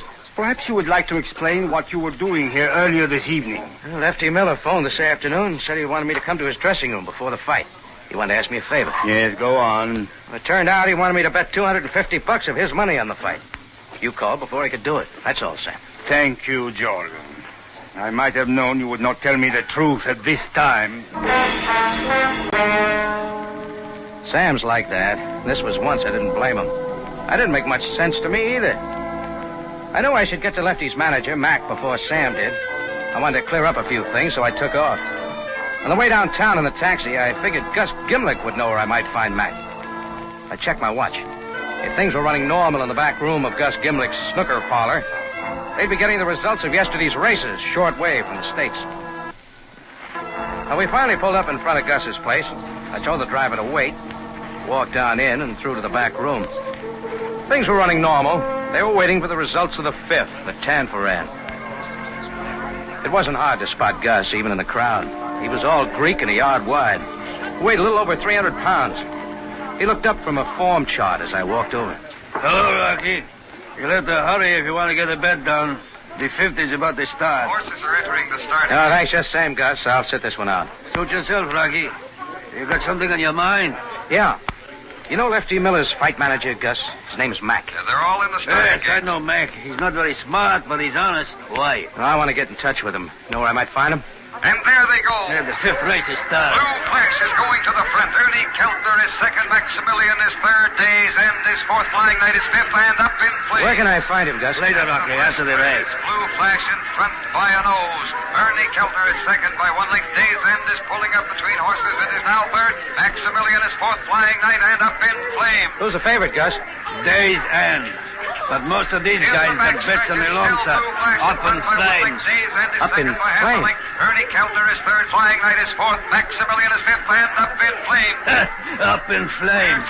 They said it was a hot tip, Rocky. Days End is second by half a length. Flying Knight is third. Ernie Keltner is fourth. Up in flames is fifth. And Maximilian. And there goes Up in Flames. He found a hole in the rail and is moving up between horses. Yeah, Gus, your bankroll's going up in flames. It's Blue Flash, Days End, and Up in Flames. Now it's Days End and Blue Flash and Up in Flames. They're in a drive and coming down to the line of finish. It's Days End and Up in Flames. And Up in Flames gets up to win it by a nose. Days End is second and Ernie Keltner is third in front of Blue Flash. Yeah, too bad, Gus. You can't win all the time. Don't worry, Rocky. I'll get it back. There are still 2 races to go. Now they'll all bet on the long shots. I hope they do, Gus. But to get back to where I can find Mac. Oh, yes. I don't know where he lives, but he hangs around Lefty's apartment all the time. It's 847 St. George Street. 847 St. George Street turned out to be a medium-sized apartment house in a middle-class neighborhood. I paid the driver and walked up the 6 stone steps to the entranceway. The entrance light was burned out, so I scratched a match. The name Lefty Miller was on the mailbox, numbered 311. I started to flick out the match and stopped. Just under it on the mailbox, numbered 211, was the name Mr. and Mrs. Timothy Temple. It was a mild shock, but I'd been waiting for something like this all evening. Things had to tie together, and maybe this was it. I went upstairs and knocked on the door just under where it said 311. I hoped the door would open. It did. And I got another shock. This one gave me the full treatment. Well, Rocky Jordan, come in. It was Lefty Miller, and very much alive. Come in, Rocky, come on in. I went in. Lefty seemed glad to see me. While I stood there trying to believe my eyes, I noticed on a long table about 5 or 6 radios with their parts scattered all around them. I'm glad you dropped by, Rocky. Did you get that bet down on me to lose? Now, this may come as sort of a mild surprise, Lefty, but not more than an hour ago. I left your dead body lying in 3 inches of sooty water in what was left of dressing room 7 after the fire. My dead body? Fire? What fire? You don't know that the American Club gym burned down? Well, no, Rocky, but what do you mean? There was a body in your dressing room that everyone figured was you. Good Lord, Benny. Benny? Yeah, my sparring partner in second. Rocky, this is awful. They'll say I killed him. Well, did you? No. I'll admit we had a quarrel. I knocked him out, but I didn't kill him. Wait a minute. You said just now, did I get the bet down on you to lose? That's what Benny and I had to fight about. I didn't tell him I was going to take that dive in the 3rd round. Then it was a phony dive. Sure, I admit it. Benny bet on me to win. He was sore about it. He swung on me after Mac left. I let him have one on the chin, left him lying on the rub-down table. I turned out the lights, closed the door, and left, that's all. Hey, you didn't bet my money on me to win, did you? I didn't bet your money at all. I gave it to Mac when he came over to my cafe later. So that's where he went. Maybe he figured you got me to take the dive. Why did you? That was Gus Gimlick's idea. I owed him some money. Some horses I bet on decided not to come in. He said if I take the dive in the 3rd round, he'd cancel a bet. That's a quick way to end your fight career. As far as I'm concerned, it's over right now. I wasn't making any dough in a fight game. None of bouts. I've been making my rent money repairing radios. That's quite a hobby for a prize fighter. I picked it up during the war. Essential industry kept me out of the Army. Oh. Hey, let me show you the combination screwdriver and soldering iron I invented. Some other time. Hey, what did you come here for, Rocky? I was looking for Mac to convince him I didn't get you to take the dive. I guess it won't be necessary now. No, I guess not, Rocky. Going already? Yeah, but you'd better stick around. I think you're going to have another visitor. An official one. Lefty shrugged his shoulders, picked up his combination screwdriver and soldering iron, and turned towards the table with the dismantled radios. I closed the door and walked down 3 flights to the front entrance. The timing was perfect. Sam's limousine pulled up at the curb just as I was going down the 6 stone steps. Jordan! Jordan, what were you doing in there? Talking to a very much alive dead man, Sam. You'll find his story very interesting. No doubt, Jordan. The body is not that of Lefty Miller, but of his sparring partner and second, Benny Myers. Miller was seen leaving the club quite some time before the fire. Yeah. Jordan, a penny for your thoughts. You just rang a bell, Sam. See you later. Jordan, come back here! I guess Sam figured he knew where he could find me later, because he didn't follow me. I grabbed a taxi at the corner and headed for dressing room 7 of the American Club gym. I didn't ask for permission, and nobody tried to stop me. Just as the 4th match was burning my finger, I found what I was looking for. 14 minutes later, I pulled up at 937 Kemal Street at the charred remains of Mr. Agrazian's frozen food lockers. The next stop was 3014 Shariel Motorfar, and what used to be Mr. Tanut's small hotel. From there, we wheeled around and went to what used to be Mr. Shoup's drugstore at the corner of Bakil and Canal. Then I gave the driver the address of 847 St. George Street and settled back to count my evening's loot. Adding them up carefully, they would just come to the price of the new American airmail postcard.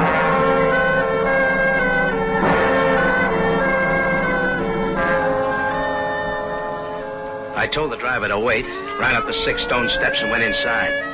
This time I knocked on the door right under where it said 211. I figured when the door opened, it'd be Timothy Temple. It was, and he was in a bathrobe. Mr. Jordan. Thanks for asking me in, Temple. What do you mean by forcing your way in like this? What do you want, Jordan? I'm onto your game, Temple. Did you ever see these before? You're asking me to identify 4 American pennies, Mr. Jordan? They're yours, aren't they? How would I know? Look, will you please go? Mrs. Temple and I were about to go to sleep. Who is it, dear? What is going on? Oh, Mr. Jordan. Well, you look quite different without your glasses, Miss Bates. Mrs. Temple. Mr. Jordan, I don't know why you forced your way in here like this, but will you please go? We would like to go to sleep. With that radio on in the bedroom? Sounds more like you were dancing. Mr. Jordan, that radio is not in our bedroom. It is in the apartment upstairs. That awful man plays his radio day and night. And what is more, he is a prize fighter, and when Timothy reprimanded him, he offered to knock my husband's block off. We're going to move just as soon as we can find another apartment. It's just possible I could be wrong about you two. What are you getting at, Jordan? Why did you want me to identify those 4 coins? Let me ask one, friend. Who besides you and your wife would know to whom you had sold extra fire insurance? It is odd you ask, Mr. Jordan. My husband and I have tried to keep that information a secret between us, discussing it only here at home. The number of our clients having fires is alarmingly high. The head office is quite disturbed. Well, what would happen if you could prove those fires were deliberately set just to collect the insurance? Why, we could force them to return the money and put the guilty persons in prison. But what makes you think the fires were not accidental? There's no proof. I've got the proof, Temple. Wait a minute. You stay right here. I've got an idea. I left Mr. and Mrs. T looking at each other without saying a word. I didn't count the steps between 211 and 311, but there weren't many. I tried the door of 311. It wasn't locked, so I opened it. And here they are. Lefty was gone. The music was coming from one of the radios. I walked over and turned it off. Why do you think Mr. Jordan came here? My dear, I haven't the slightest idea. He asked me to identify... Mr. and Mrs. Temple's voices were coming out of a pair of headphones lying on Lefty's work table. It all fit now. I had my answers. I walked over to the phone and called Sam. Cairo Police. Captain Zabaya. Jordan, Sam. Any of you boys around this time of night? Certainly. Why? If they want to know where you're taking them, tell them you're going to a fire. Jordan, what are you talking about? No time for details, Sam. Meet me at my cafe as soon as you can. Maybe we can catch the guy red-handed. I think somebody's getting ready to set fire to the tambourine. Hurry, Sam.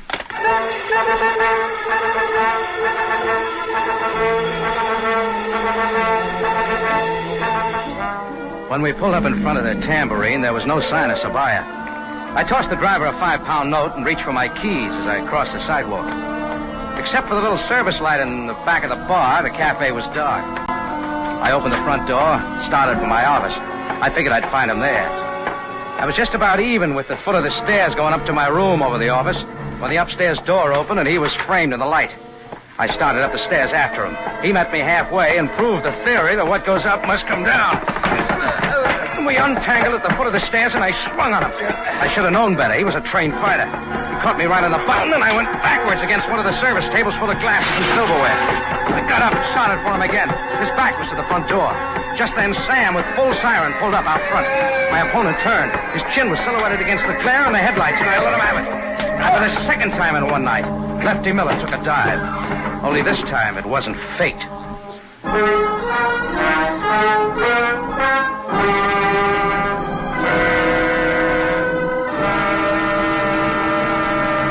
Rocky Jordan returns in a matter of seconds with the ending of tonight's story. On New Year's Day, the Rose Bowl kickoff will be at 2 instead of 3 p.m. due to the return of California to Standard Time. Remember to enjoy both the Tournament of Roses and the Rose Bowl game on your local CBS station New Year's Day. Now back to Rocky Jordan for the ending of tonight's story. Well,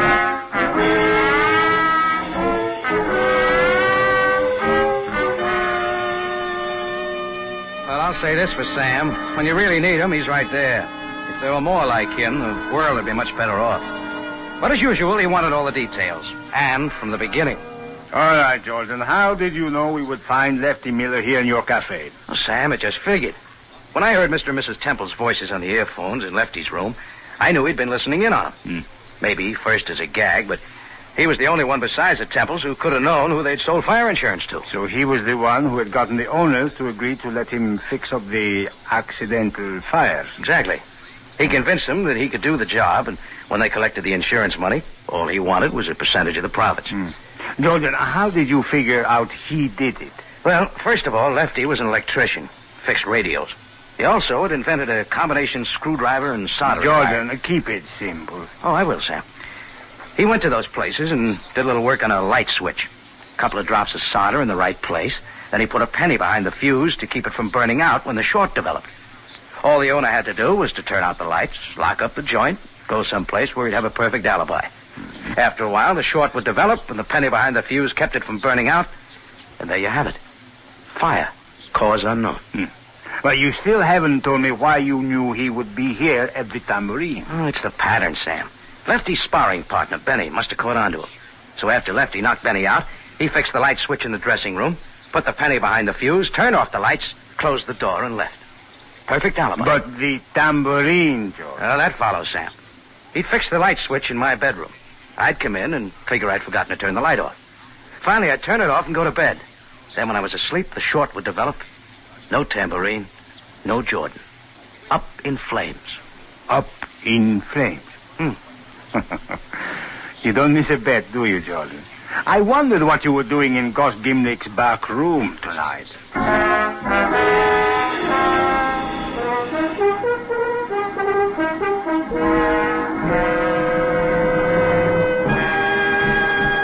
Rocky Jordan is presented from Columbia Square in Hollywood and stars Jack Moyles in the title role.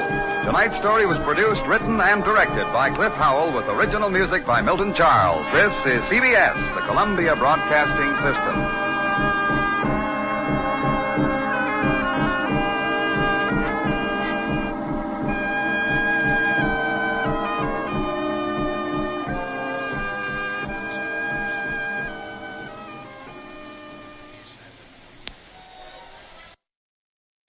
The Whistler.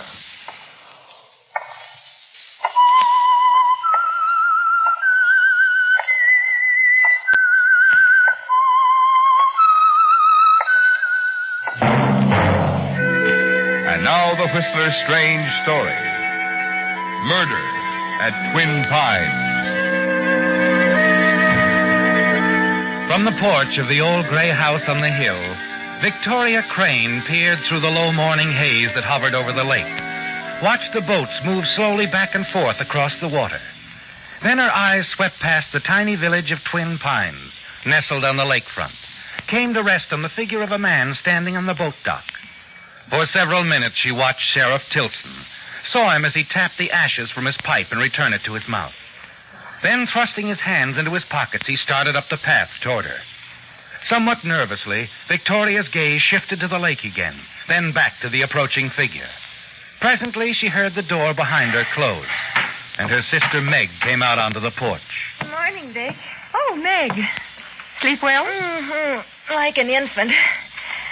Oh, goodness, looks like we're going to have another nice day. Yes, it does. Vic? Mm-hmm. What's going on at the lake?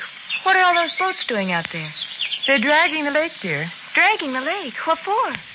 They think they'll find a body. What? A woman. Sheriff thinks she may have been murdered. Oh, how horrible. But what makes him think that? Well, night before last, several people heard shots from somewhere out on the lake. And then yesterday, a rowboat was found drifting along the north shore. Is that all they have to go on? No. This morning, some boys found a woman's scarf in the reeds near the boat dock. Vic, do they have any idea who the woman is? No. You had your breakfast, dear? Yes, I've had breakfast. Meg, you know, I've been thinking about that dress material we saw yesterday. I do believe we could get much better if we went up to San Francisco this week and... Meg? What? Aren't you listening to me, Meg? Oh, I'm sorry, Vic. I was... Hello there. Oh, good morning, Sheriff. Morning, Victoria. Meg? Morning. Find the body yet, Sheriff? What? Well, you might know the news is all over the village. I heard about it 2 hours ago. Find out who the scarf belonged to? The scarf? Oh, it belonged to a young woman who was staying at the lodge. You don't mean Margot Reed, do you? Uh-huh. Know her? I know of her. You know how people talk. We don't often have strangers here in Twin Pines, and when a glamour girl like Margot Reed shows up, well... I don't suppose you know why she came here, do you? No, I don't. Meg? Yes? Any idea where your fiancé is? Oh, no, not exactly. But what do you want with Ben? Ben Driscoll's newspaper office was closed when I went down there this morning. Oh, well, I think he drove up to San Francisco last night on business. I see. Why do you ask? Oh, figured he might be able to give me a line on things.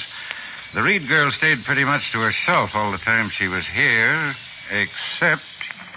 Except what, Sheriff?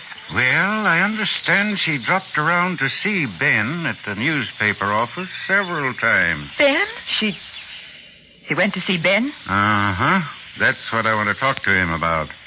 Maybe he has some idea what she wanted here in Twin Pines. I see. Well, I guess I better get back to the lake. Mind if I go along with you, Sheriff? No, don't mind at all. I won't be long, Vic. What? Oh, all right, Meg. See you later, Victoria. Margot went to see Ben. She went to... Oh, if I'd known. If I'd only known.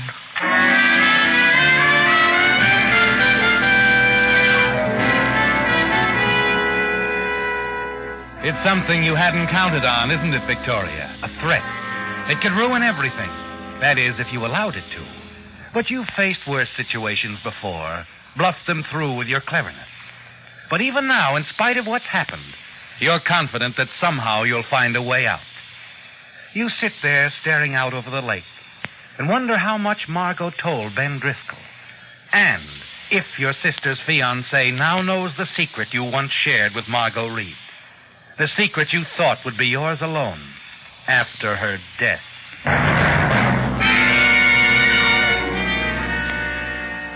There's nothing you can do now but wait. Wait for Ben to return. And then finally, late that afternoon, you hear a car pull into the driveway. You hurry outside, see Ben get out of his car. He stands there for a moment looking down at the lake, a puzzled frown on his face. Hello, Ben. Oh, hello, Vic. Say, what's going on down there? They're dragging the lake. What? You mean they're looking for a... Yes, there's been a murder. So the sheriff says. Well, how do you like that? First time I leave Twin Pines in over a year and a murder takes place. Say, I better get down Ben, there. wait. They think it's Margot Reed. Margot Reed? The sheriff wants to talk to you, Ben. He thinks you might be able to tell him what she was doing here in Twin Pines. No one else seems to know. But, Vic, What's the matter, Ben? Nothing. I think I'd better go. Ben, wait. Do you know what Margot Reed was doing here? Did she tell you? Ben. Oh, hello, darling. You just got back? Yeah. You heard what's happened. Vic was just telling me about it. I was saying, fine newspaper man I am. Biggest story we've had around here in years, and I have to be out of town. You haven't seen the sheriff yet? No. I'm on my way now. Will you be back? Yeah, later. I have a number of things to do at the office. I'll call you, darling. Bye.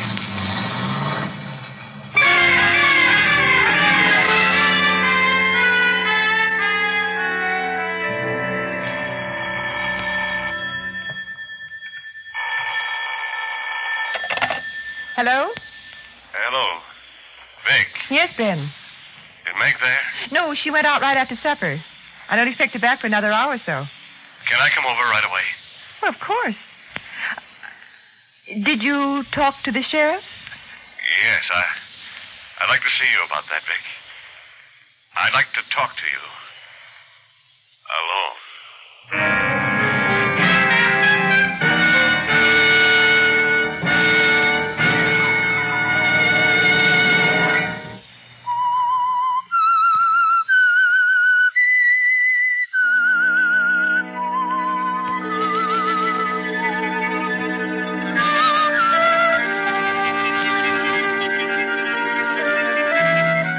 It's turned out just as you feared it would, hasn't it, Victoria? You're certain Ben knows something.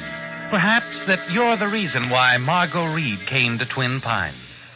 Yes, somehow you can't believe she's told him everything, can you? That doesn't sound like Margot. You're sure that she wouldn't admit blackmail to a perfect stranger. And so you wait anxiously for Ben to arrive and stare out the window. Watch the small boats as they move back and forth across the water, searching for the missing Margot Reed. A quarter of an hour later, you're sitting in the library facing Ben.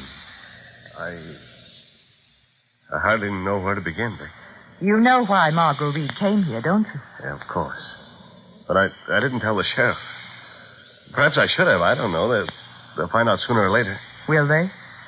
I'm telling you this, Vic, because I know I can trust you. You got to talk to somebody about it. You see, Margot and I were married once. What? Yeah. We called it quits 5 years ago, divorce. Shortly after that, I came here to Twin Pines, bought the paper, and lost track of her completely until a month ago. I got a letter from Margot. Oh, Vic, don't look at me like that. I know I should have told Meg, but... So Margot Reed came here to see you. Yeah, she said the divorce was a mistake. She wanted us to... Well, of course, I told her it was no use, but she stayed around the village anyway. And then, day before yesterday, she came into the office. She was excited about something. Oh? Said she'd accidentally run into someone here. An old friend. Did she tell you who it was? No. No, I think she was about to, but Eddie walked into the office then. Eddie? Yeah, Eddie Farrell, my assistant at the paper. And that's something else, Vic. Eddie overheard Margot say she'd see me that night. I'm sure he did. Did you see her? No. No, I waited for her at my cottage, but she didn't show up. That must have been the night Oh, Vic, I pulled a stupid stunt. I should have told the sheriff the whole truth. Well, it's too late now, Ben. It would only make matters worse. If I were you, I'd leave things just as they are. There's a chance they'll never find out. Yeah, but suppose Eddie tells him I had a date to see Margot that night, and suppose the sheriff starts to investigate Margot's past. Then listen to me. I don't know why everyone's getting so excited.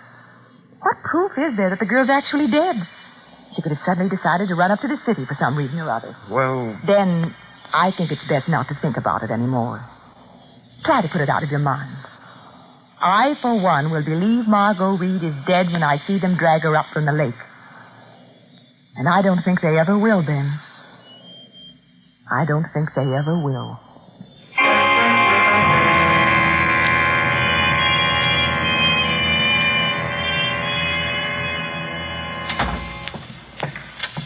That you, Meg? Yes. Did Ben call while I was out? He stopped in for a moment. Had to dash back to the paper. Said he'd call you in the morning. Oh, I see. Oh, by the way, Meg, I think I'll drive up to San Francisco in the morning. Want to come along? No, thanks. I'd rather not. You going to see about the dress material? Yes. There's something else I have to take care of, too.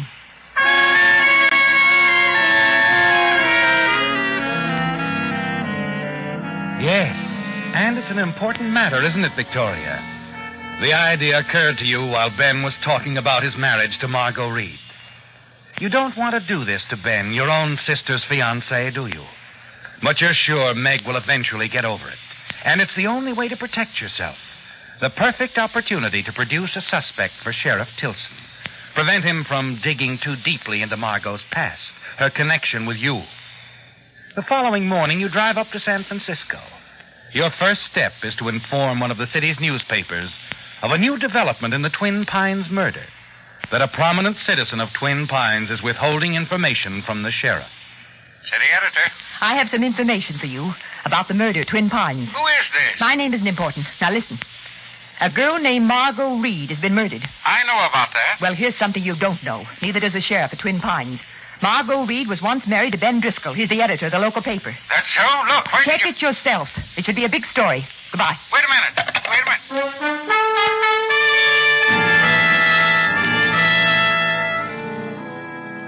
You step out of the phone booth, a smile on your lips. It's done, isn't it, Victoria? You've made the first move, and now it's up to the newspaper, to some bright, eager reporter, to follow through. Early that same evening, you return to Twin Pines, to the house on the lake. As you step inside the door, Meg rushes out of the library into your arms. Oh, Vic. Oh, now, here. Well, now, what's all this? Oh, it's Ben. The sheriff's holding him for questioning. He's in jail. What? They came for him this afternoon while I was with Ben at the paper. There was a man with the sheriff, a reporter from a San Francisco newspaper. I don't know how he found out, but... Oh, Vic, Margot was Ben's wife. Ben admitted it. He said he was glad the truth was out. Do they think he killed her? Oh, the sheriff didn't say, but I'm sure that's what he thinks. It's what they all think. But he couldn't have killed her. You don't think he did, do you, Vic? Of course not. I'm sure he didn't kill her.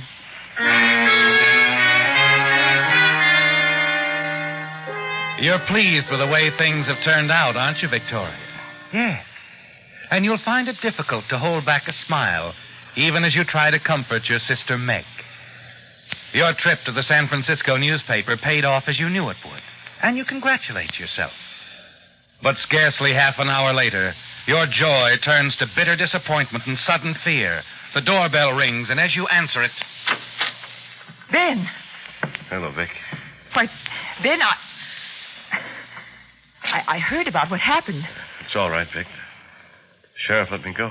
Well, that's fine. I told him the whole story. I guess it sounded all right to him, so here I am. Where's Meg? In the library. Come on in, Ben. Yeah, I'd like to see her. I have a lot of explaining to do.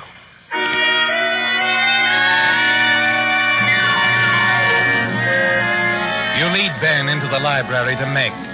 Sit there as Ben tells her the whole story. His marriage to Margot, the divorce, everything. And then suddenly something he says causes you to stiffen in your chair. Meg looks up quickly. Ben, did you say Margot works for a Dr. Kingston in Seattle? Yeah, that's right, darling. She was working as a nurse in Seattle at the time we broke up. Dr. Kingston?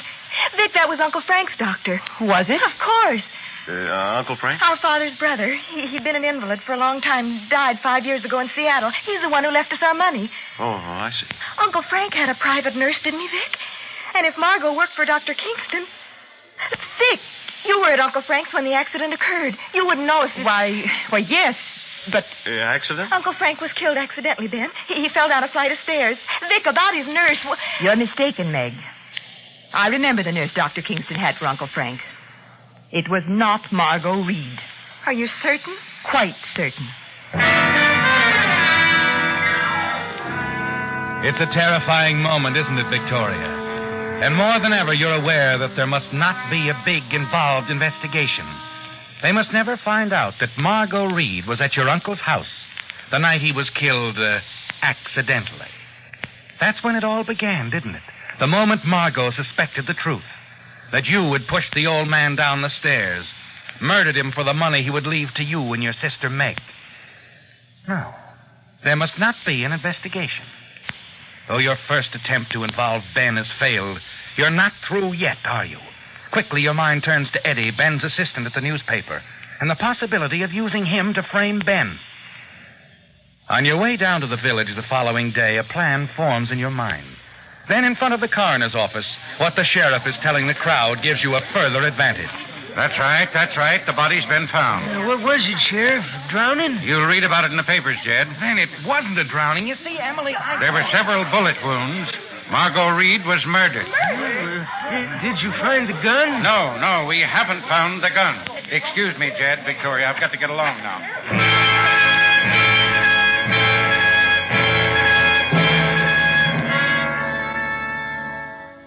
Now they know, don't they, Victoria? It's murder. And now you can get the gun and plant it in Ben's cottage when the right moment comes along. Yes, the gun must be there when you've finally given the sheriff enough clues to direct him to a murderer. But first, Victoria, you must begin to build a solid case against Ben through his assistant, Eddie Farrell. Morning, Miss Victoria. Hello, Eddie. You hear the news? A couple of the sheriff's boys just dropped in. Oh, goodness, did they question you, too? Huh? Me? Oh, gosh, no. They only... Oh, yes. Yes, they told you she'd been shot. And... Yeah. I heard, too. I was down there. Oh, that poor girl. Well, I guess they know the kind of person to suspect. How do you mean? Well, you know. The sort of man who runs around a good deal. Unmarried. Always an eye out for a pretty girl. Sure, I guess there's a few in this town. But Eddie. Goodness, you're taking what I have to say to heart. You don't think I'm talking about you. Oh, no. No, I didn't think that. Well, with all the dates you have, it's an advantage. Not something to put you under suspicion. What lucky girl were you out with on that particular night, Eddie? Why, Had 2 dates, probably. Why, I don't think I had any dates. What did you say, Eddie? Nothing. What was it you came in for, Miss Victoria? Let me see. What did I come in for? Oh, yes. Yes, I wondered if you had a copy of last week's paper, Eddie. There was a dress pattern in it I wanted. That all you wanted? Yes. Yes, that's all.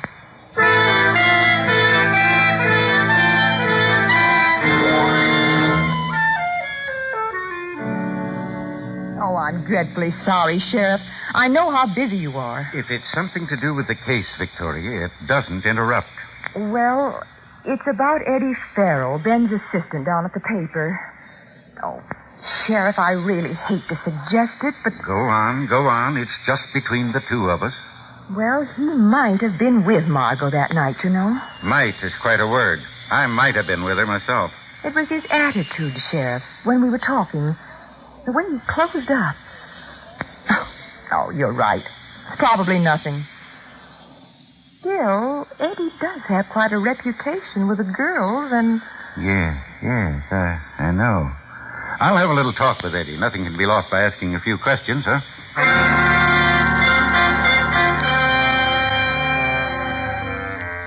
He's right, isn't he, Victoria? Nothing can be lost by asking a few questions.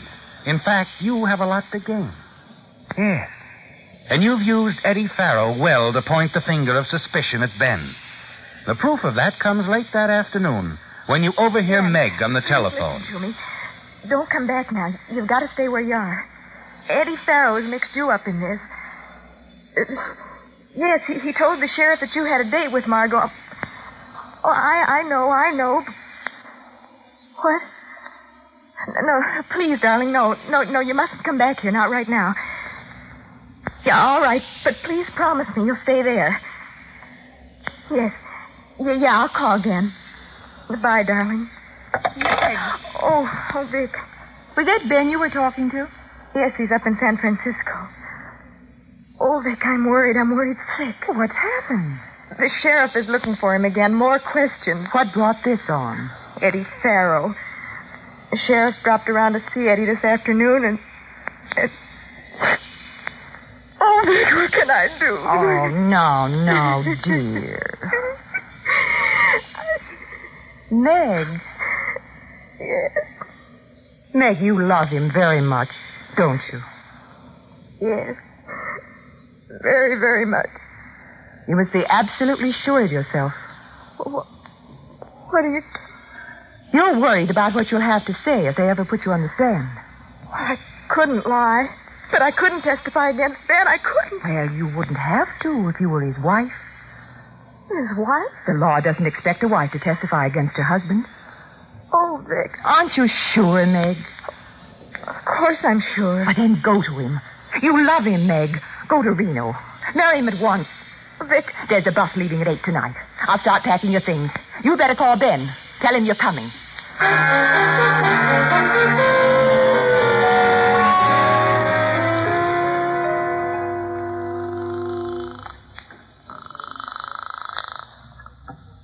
Hello? Sheriff Tilson speaking. Sheriff, this is Victoria. Yes? Sheriff, I hate to tell you this because it involves my sister. But she must never know. What is it? Ben's hiding out somewhere in San Francisco. She's going to him. Left the house a few minutes ago. She's headed for the village, carrying an overnight bag. They're running off together? Oh, something like that. You'll have to follow her. She'll take you to him. All right, Victoria, and thanks.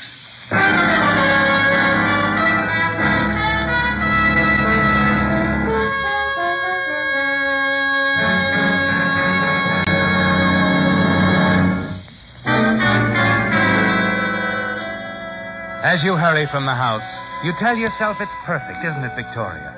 Meg is gone now on her way to Ben. She'll talk him into running away, and that's all you need. You know Sheriff Tilson won't let them get very far. All that's necessary now is to take the gun from where you've hidden it and plant it in Ben's cottage. You're certain the murder weapon can't be traced back to you. That when it's found at the cottage, it will definitely implicate him in the murder of Margot Reed. You hurry along the lake shore, keeping well in the shadows, using the darkness to advantage. You have no trouble getting into Ben's cottage. And in the half-darkness of moonlight, you cross the living room, open a closet, and locate one of Ben's old hunting jackets. You're about to place the gun in the pocket when you hear footsteps in the next room. Suddenly, a door opens and the lights go on. Meg! Victoria. You shouldn't have come here, Meg. Why, I had to. When I called Ben, he asked me to bring some of his things. I've been packing them. But, Meg, you... Vic! What are you doing with that gun? What? I found it here in Ben's jacket. Wait a minute, Victoria. You couldn't have. I had searched this place completely just 2 hours ago. Sheriff Tilson, what are you doing here? Just what you asked me to. following your sister. She asked you to?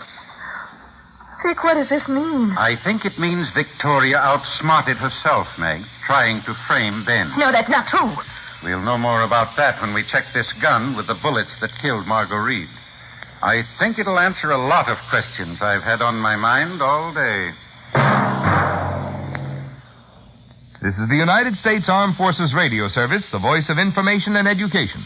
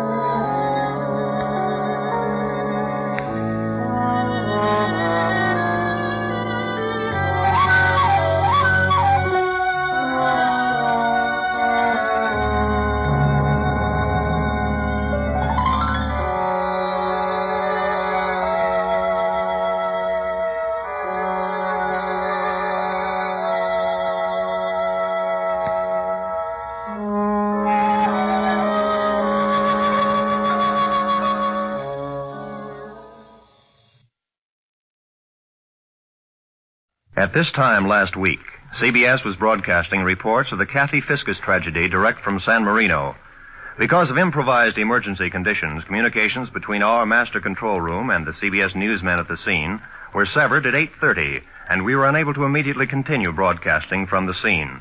Because of these conditions, we decided to return to our normal broadcast schedule with the understanding that if an official announcement should be made during the ensuing program, it would be interrupted for the release of the announcement. We regret that we were unable to continue the San Marino broadcast at that moment. This was a decision of the Columbia Broadcasting System and not that of any sponsor. The Signal Oil Program. Yes, the Signal Oil Program. The Whistler.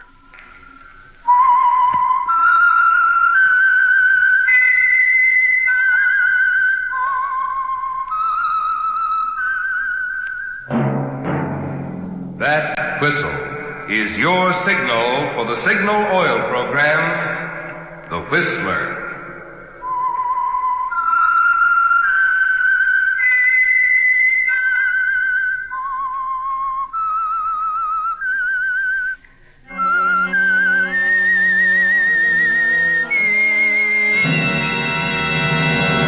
I am the Whistler, and I know many things, for I walk by night.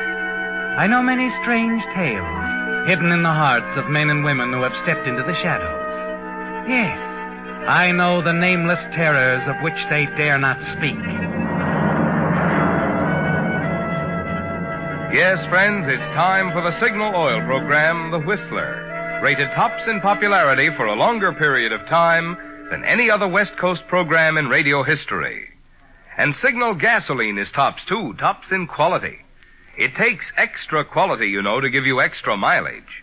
And Signal is the famous Go Farther gasoline. So look for the Signal circle sign in yellow and black that identifies independently operated Signal stations from Canada to Mexico. And now the Whistler's strange story. Sleep, my pretty one.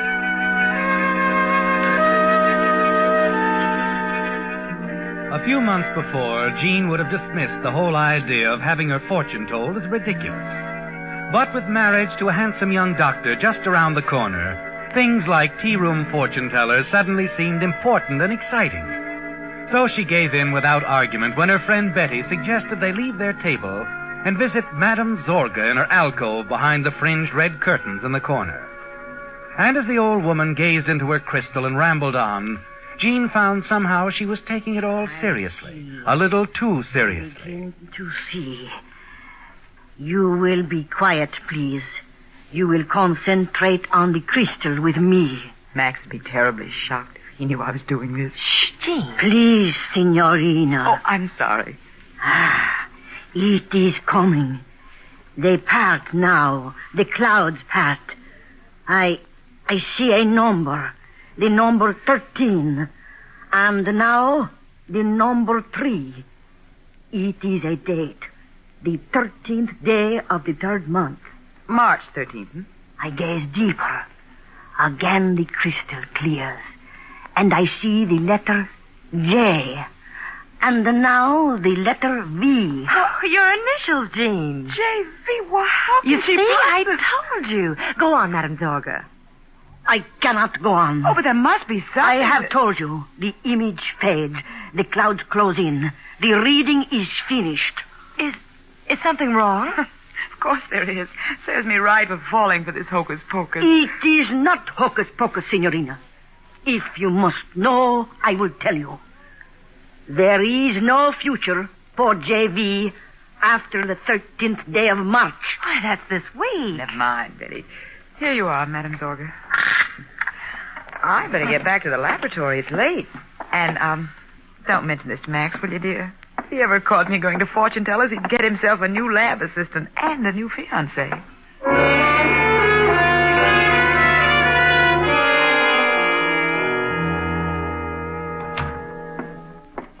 I'm sorry I'm late, darling. I had lunch with Betty.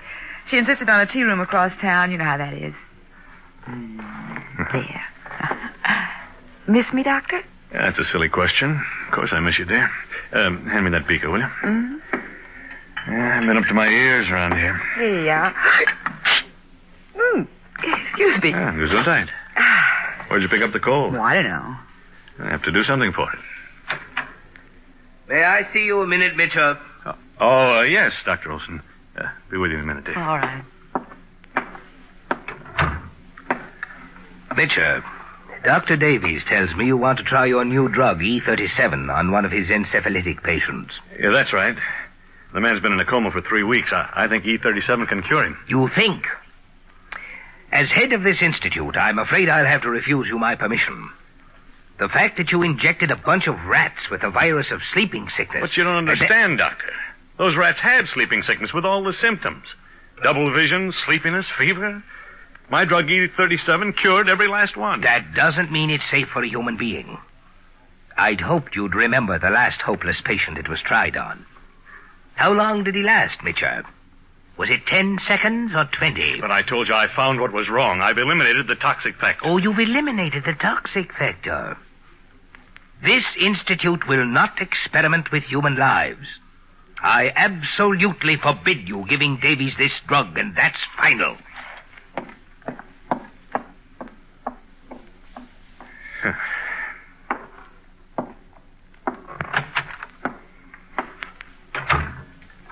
I couldn't help hearing it, Max. The transom was... Yeah. It seems, my love, that my work for the past year has been dedicated to a batch of white rats. There ought to be some way that you... There is. Just one. The drug's got to be proven on a human patient. Olson knows that.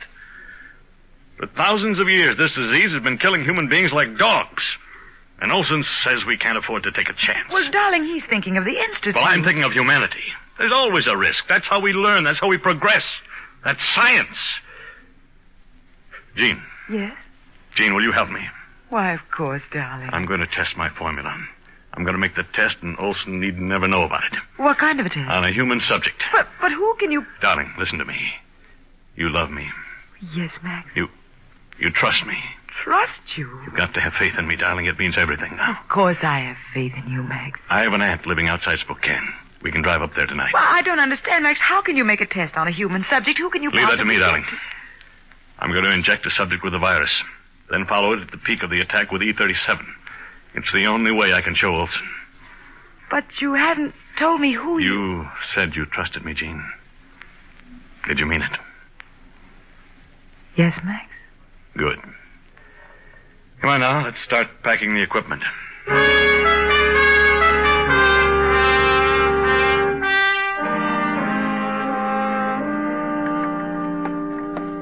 Careful with that vial, Jean. It'd take us days to reproduce that drug. I'm wrapping it in cotton. Excuse me.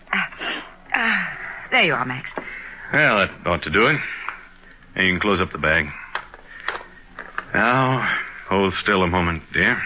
Why? What are you... Oh! Just hold still. Max, what is this? I'm giving you a shot for that cold of yours. Can't have you sick at a time like this. I feel a little faint. Yeah, I know. It always affects you this way. That's why I didn't warn you. I don't like injections, Max. Why did you... I told you, dear, it's for your cold. You'd better have faith in the doctor, darling. Yes, Max, of course. Good. Feel better now? Yeah, I suppose so. Well, let's go then. It's a 5 or 6 hour drive, and Well, Max, aren't you going to leave word where we're going? Of course not. I don't want anyone to know where we are or what we're doing until it's over.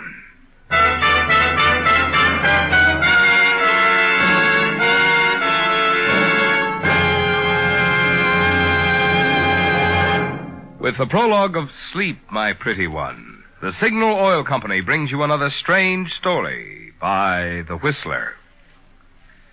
I don't have to tell you how automobiles have changed or how driving conditions have changed in recent years. But tonight I want to tell you about an amazing new change in gasoline. A gasoline scientifically engineered to help your car take fullest advantage of today's driving conditions.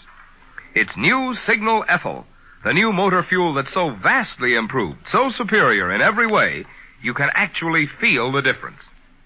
Because today's traffic is heavier, new Signal Ethyl is engineered to let you inch along smoothly at a snail's pace without bucking. Because stop signs are everywhere today, new Signal Ethyl is engineered to give you eager, flashing pickup when you get the go signal. Because today's highways are broader, smoother, swifter, new Signal Ethyl has wonderful new power that makes the miles fairly fly by. And because many of today's motors have higher compression, new Signal Ethyl has higher anti-knock to make hill climbing a pleasure. To actually feel this difference in your own car, just try a tank full of new Signal Ethyl. See if you don't agree with the delighted drivers who are saying new Signal Ethyl is tops.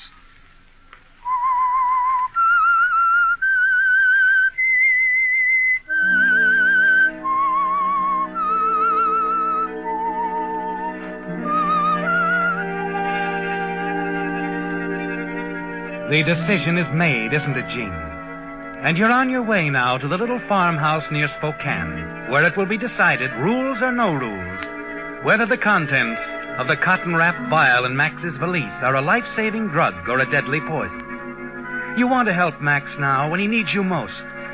But as you guide the car north through the chill March night, you can't help feeling uneasy as if something is terribly wrong. And in spite of your belief in Max, you wonder how far he'd go to prove his cure. And you find yourself thinking about the shot for your cold that Max gave you. You glance sidewise at him at the solid set of his jaw. Wonder who the human subject is he's so vague about. His almost fanatic zeal for his work. His determination that science must come before all else. What's the matter, dear?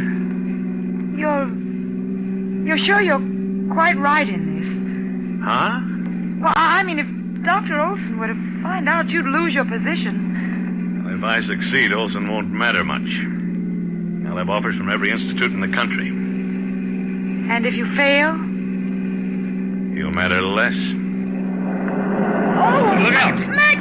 Good Lord, Jean, watch the road. I don't know, Max. Well, what's the matter?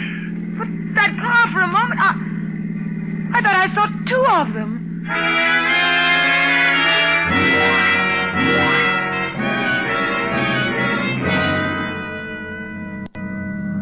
Careful now, the road's pretty narrow.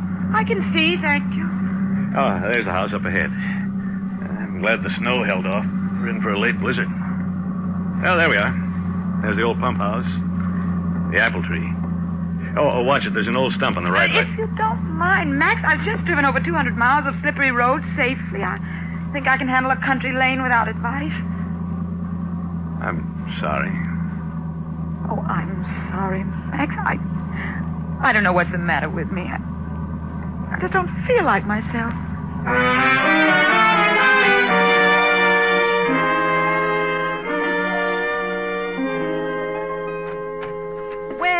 Well, this must be Jean. How do you do? Come in. I declare, Max, you got mighty good taste. Well, thank you. Now, don't bother. She can't hear you, Jean. What? She's stone deaf. Best just let her go on her way. She will anyway. Oh, I see. Come on to the kitchen. Gotta get this stuff on ice. I'm glad we're warm again. I'm so drowsy. You're just tired, dear. I guess so. Well, here we are. Same old icebox. Have to clear a place here at the back for the vials. You got them there? Right here. Max, I don't like to keep asking this, but Yeah? What is it? where do you expect to find anyone with sleeping sickness around here? I don't. What? It's very simple. Since there are no cases of encephalitis at my disposal, there's only one answer. To create one. Max. To inject the subject with the virus. Then after a good case is developed, use E37. We're completely isolated here. Where can you find... I've already found the subject, Jean. Max! Jean, look what you've done. It slipped. I'm sorry. Why did it have to be this one? E37. Jean, the cure, my cure. Every bit of it was in that vial. Max, listen to me. Maybe it's better this way. Maybe you better forget about E37 and treat the patient in the ordinary way. Must be a hospital somewhere, Max. Don't be ridiculous. My E37 is our only chance. I injected 20,000 units of sleeping sickness virus. Fatal dose. Yes, a fatal dose. We got to start work on another batch of E37 right now. Come on.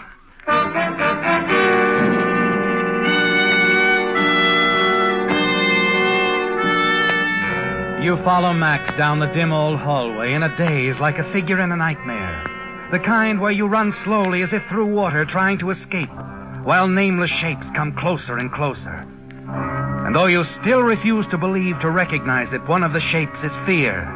Yes, the fear that Max might be using you as the subject in this dangerous experiment. What? Here we are. Why, it's a laboratory. Used to be Aunt Agnes's pantry. Turned into a lab for me when I was a boy. But, Max, this is nothing like your laboratory in town. How can you expect to synthesize? Sure, it's crude, but it's all we've got. Between what I brought and what's here, we can duplicate E37. With a little luck. How tired are you, Jean? I'm all right. Once we start the process, we can't let up for a second. Come on. Let's get to work.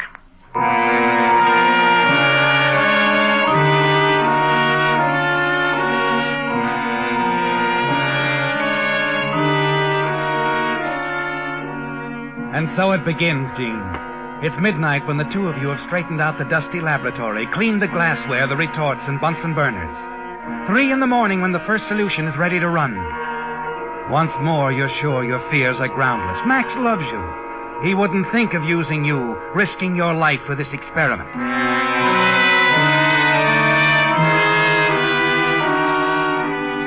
Make a note of the time, will you, darling? Right. March 10th, 5:20 a.m. First dilution completed. 100 C. Max. What's the matter? My eyes, I can't seem to focus. I'm seeing double. Sit down. Rest a moment. You'll be all right.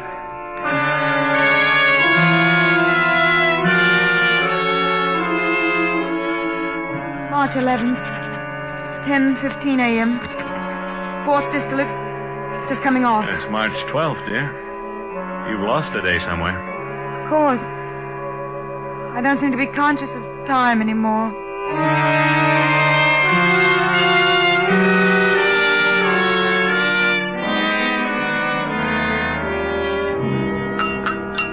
If I ever get through this, I'm going to build a monument to black coffee.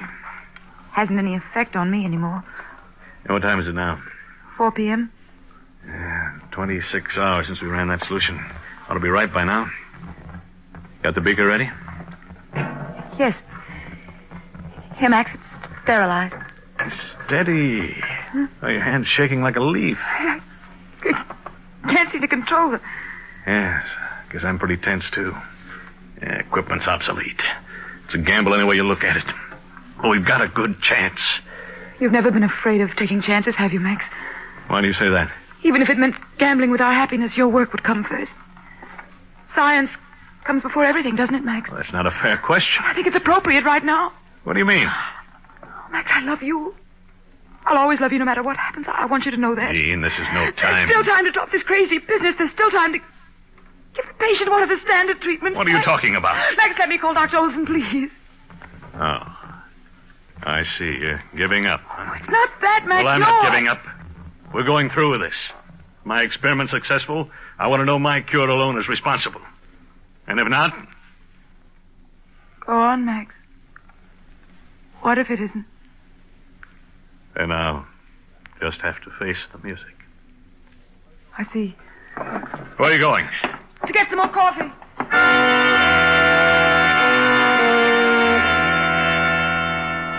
You're glad the telephone's at the other end of the house, that you'll have a chance to get the call through to Dr. Olson before Max has a chance to stop you. You wait for the operator to answer, trying to fit the words together in a way that will tell Olson the story without going too hard on Max. There's no other explanation, is there, Jean? The dull pain in the back of your head, the nervous disturbance, the deadly fatigue, the double vision can only mean one thing. There's little doubt in your mind now. Max's Aunt Agnes is obviously all right. So you're almost certain Max has used you as a human guinea pig. His belief in the effectiveness of his drug has won over his love for you. Why, Jane, good land, you're not trying to make a phone call, are you? The line's been down for hours, count of the storm. Oh, no. Oh, you look all worn out, child. No wonder the way you two been working. Listen to me, Aunt Agnes. You better get Listen some to me, rest, Aunt Agnes. child. I've never seen such dark circles under anybody's eyes. Listen. What's the matter, child? Why are you shaking me like that? I'll write a note. There's paper and pencil by the telephone. Now watch. Aunt Agnes, watch. Well, what you writing? Huh? Oh. Max trying dangerous experiment. Stop him. It's life and death. My life and death. Land, Do you child. understand it's life that? and death. I wouldn't dream of such a thing. Ain't ever interfered with his doings, not even after time he and I blew outside the barn. Please, it means a life. Rest My of the family life, was Aunt always Agnes. at him for one thing or another, but not me. That's science, you know. Max says that's the way we learn. Gene, wait.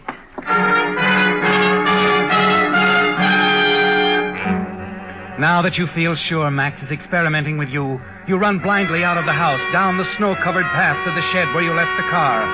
There's only one way now, Jean.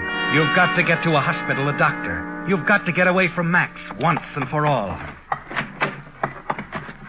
And as you fumble for the car keys, the nightmare you've lived through for the past few days comes back in a rush. I'll inject the subject with the virus, and after a good case is developed, use E37. How long did the patient last, Mitchell? Was it 10 seconds or 20? Hold still, dear. I'm giving you a shot for that cold of yours. That car. I saw two of them. Double vision, sleepiness, fever. There is no future for JB after the 13th day of March. No future. No future.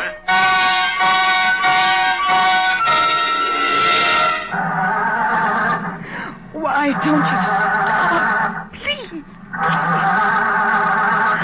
Gene, what on earth are you doing out here? Where do you think you're going? Thought if I could reach Dr. Olson, I wanted to get some help. There's no help outside. Only here. Where's the oxalate? On the top shelf of the cupboard. Yeah, I looked there.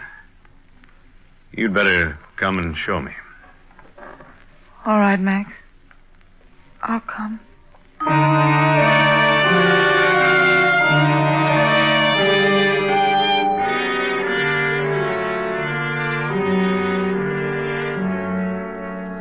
What time is it, Gene? About 9. Is the hypodermic in the sterilizer? No. Well, put it in. Put it in. We're almost ready.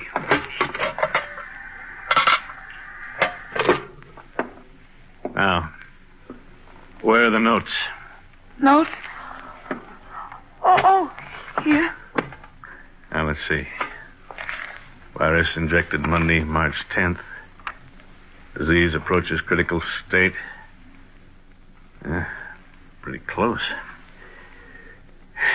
Better make the final entry, Gene. Or next to final. While I finish here. All right. Ready now? Yes, Max. Preparing to administer anti-encephalitic bolt drug E37 to subject. Work commenced on drug at 1 a.m. March 10th. Completed at 9 p.m. March 12th. Your hand trembles as you write. As you watch Max rise, walk slowly to the sterilizer, lift the lid and remove the hypodermic. There is no future for J.V. after the 13th day of March. You fight it out of your mind. Struggle against the fear that grips you as Max turns, hypodermic in hand. Everything begins to waver before your eyes. You drop the journal. It'll be over in a minute, Gene. You see, I simply put the needle in the solution. Release the plunger. No! No, Max. Please. Gene!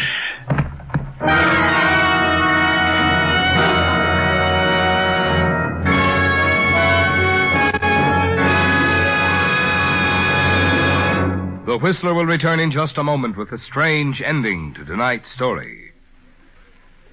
In spring, most folks think of house cleaning.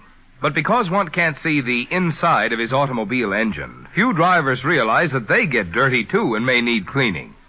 In fact, that's one of the reasons Signal brought out Signal Premium Compounded Motor Oil, the improved type lubricant that combines 100% pure paraffin base with scientific compounds.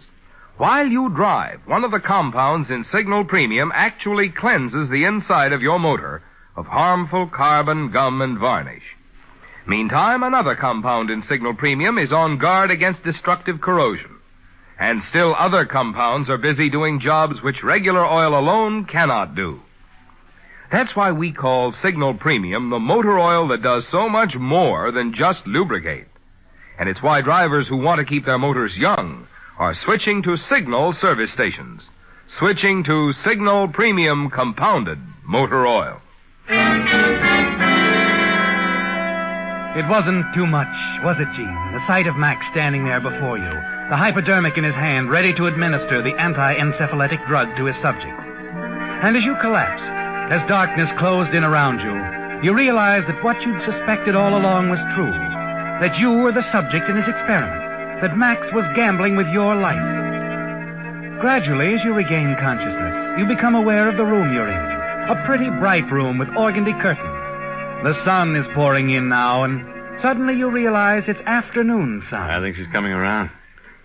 Did you say something, Max? Never mind that, Agnes. Well, it's about time, young lady. Max. You've slept the clock around, darling. It's after 3. Max, it's all over? Yes, it's all over. You're all right.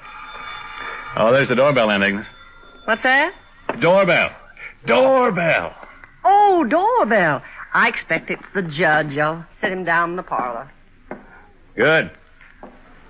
I told the judge to drop by on his way home from town, dear. Thought we might make an appointment. That is, if you don't mind changing your name on an unlucky day like the 13th. Change my name? My initials on the... Unless you'd rather... No, it's...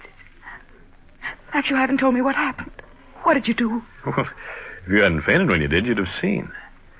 Within an hour after I took that injection, I was feeling better, and 8 hours later, there wasn't a trace of sleeping sickness in my blood. Max, darling, darling. Yeah, that's science, darling. You risk a little to gain a lot.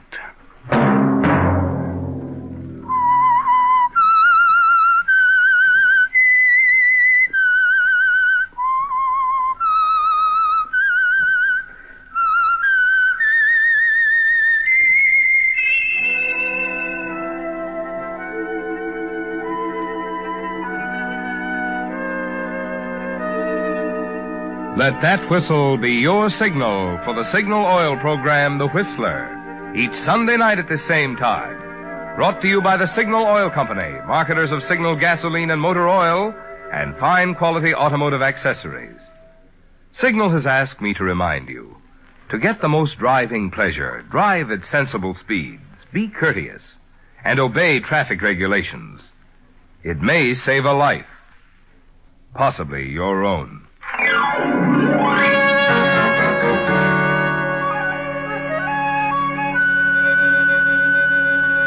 Featured in tonight's story were Betty Lou Gerson and Willard Waterman. The Whistler was produced by George W. Allen, directed by Gordon T. Hughes, with story by Ruth Bourne, music by Wilbur Hatch, and was transmitted to our troops overseas by the Armed Forces Radio Service. The Whistler is entirely fictional, and all characters portrayed on The Whistler are also fictional. Any similarity of names or resemblance to persons living or dead is purely coincidental. Remember at this same time next Sunday, another strange tale by The Whistler. Marvin Miller speaking. This is CBS, the Columbia Broadcasting System.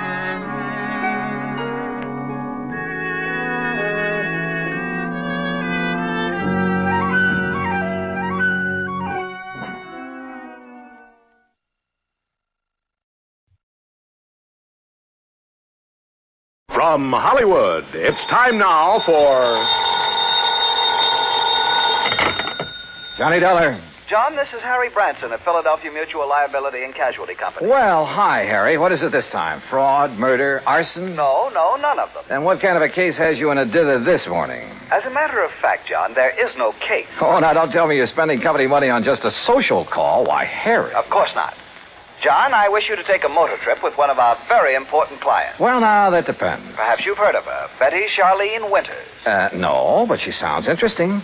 She is. She's one of the most charming people. Very wealthy, too. John, you'll love her. Oh, tell me more. I want you to accompany her to her summer place on Lake Wawayanda in northern New Jersey. Sounds better all the time. On expense account, of course, plus a fee of $1,000 for the week or any fraction thereof. How can I lose? Harry, I'll grab the first train.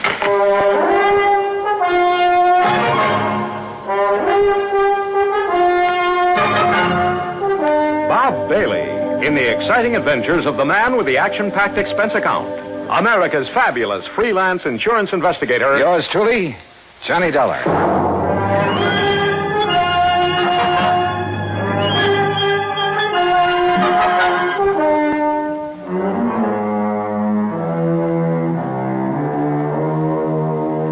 Expense account submitted by Special Investigator Johnny Dollar to the Philadelphia Mutual Liability and Casualty Company, Philadelphia, Pennsylvania.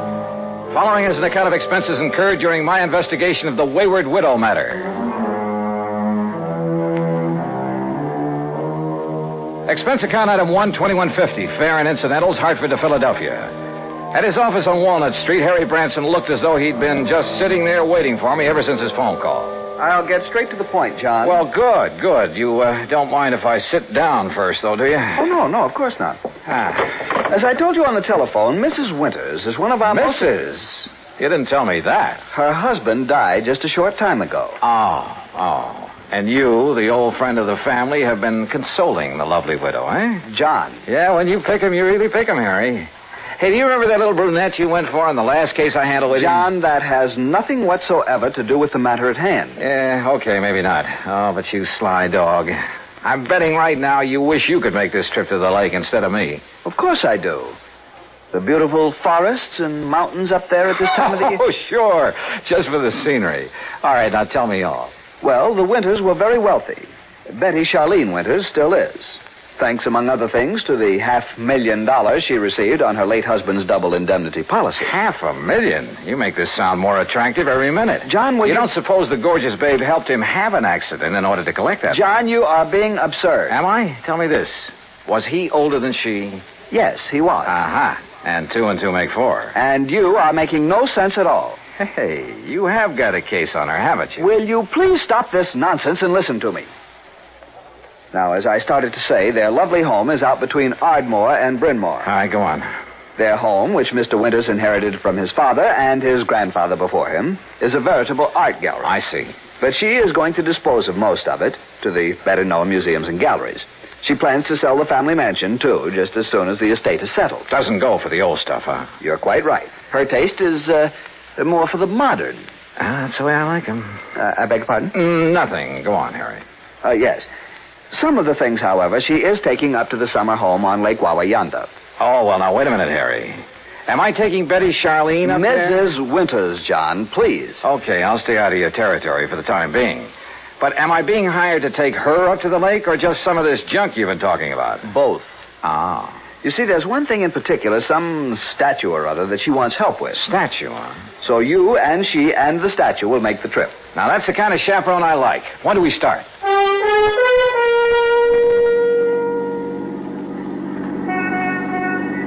I must confess it's quite a relief to get out of that office for a while. Oh, don't try to kid me, Harry. The only reason you wouldn't let me find my own way out to this winter babe's home. Babe! Honestly, John, you sometimes carry this levity much too far. By the way, how long ago did her husband die? About, 4 months ago. Oh, brother, you don't even wait for the ashes to get cold, do you? John, I tell you that... What did he die of? Well, it was an accident. Yeah? In the car during a little trip that they were making south of here. He'd taken over the wheel from the chauffeur. They struck the abutment of a bridge over a tidal creek leading out to Delaware Bay. Oh? He was thrown out, and his body was carried into the bay. It was never recovered. And so our tasty little dish was left with $250,000 life insurance, a huge estate... John, I simply will not listen to any more of this sort of nonsense.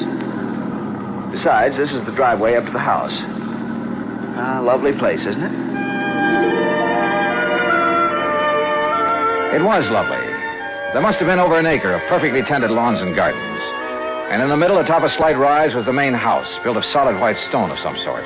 Old, too, but in beautiful condition. This was wealth, all right, and plenty of it. Harry's year-old car looked almost tawdry in this setting. We stopped, went up the broad front steps and across a wide porch and rang the doorbell. Yes? Oh, Mr. Branson. That's right. Mrs. Winters is waiting for you in the sunroom. Thank you. Come, John. The butler led us through a large reception room, a huge living room. Both of them hung with beautiful prints and paintings. Through the walnut-paneled library with its high ceiling and hundreds of leather-bound books. Finally, after passing through a long corridor lined with statues and magnificent vases, we entered the spacious sunroom. There, standing in front of a chair at the window, was a chauffeur. And in the chair sat Betty Charlene Winters. Mrs. Winters, may I present Special Investigator John Dollar.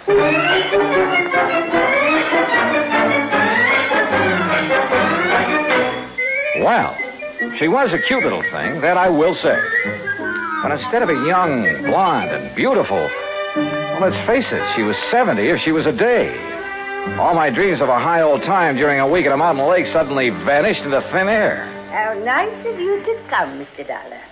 Investigator, did you say, Mr. Branson? Yes. I see. Well, don't just stand there. Sit down and be comfortable, both of you. Thank you. Yeah. Is something wrong, Mr. Dollar?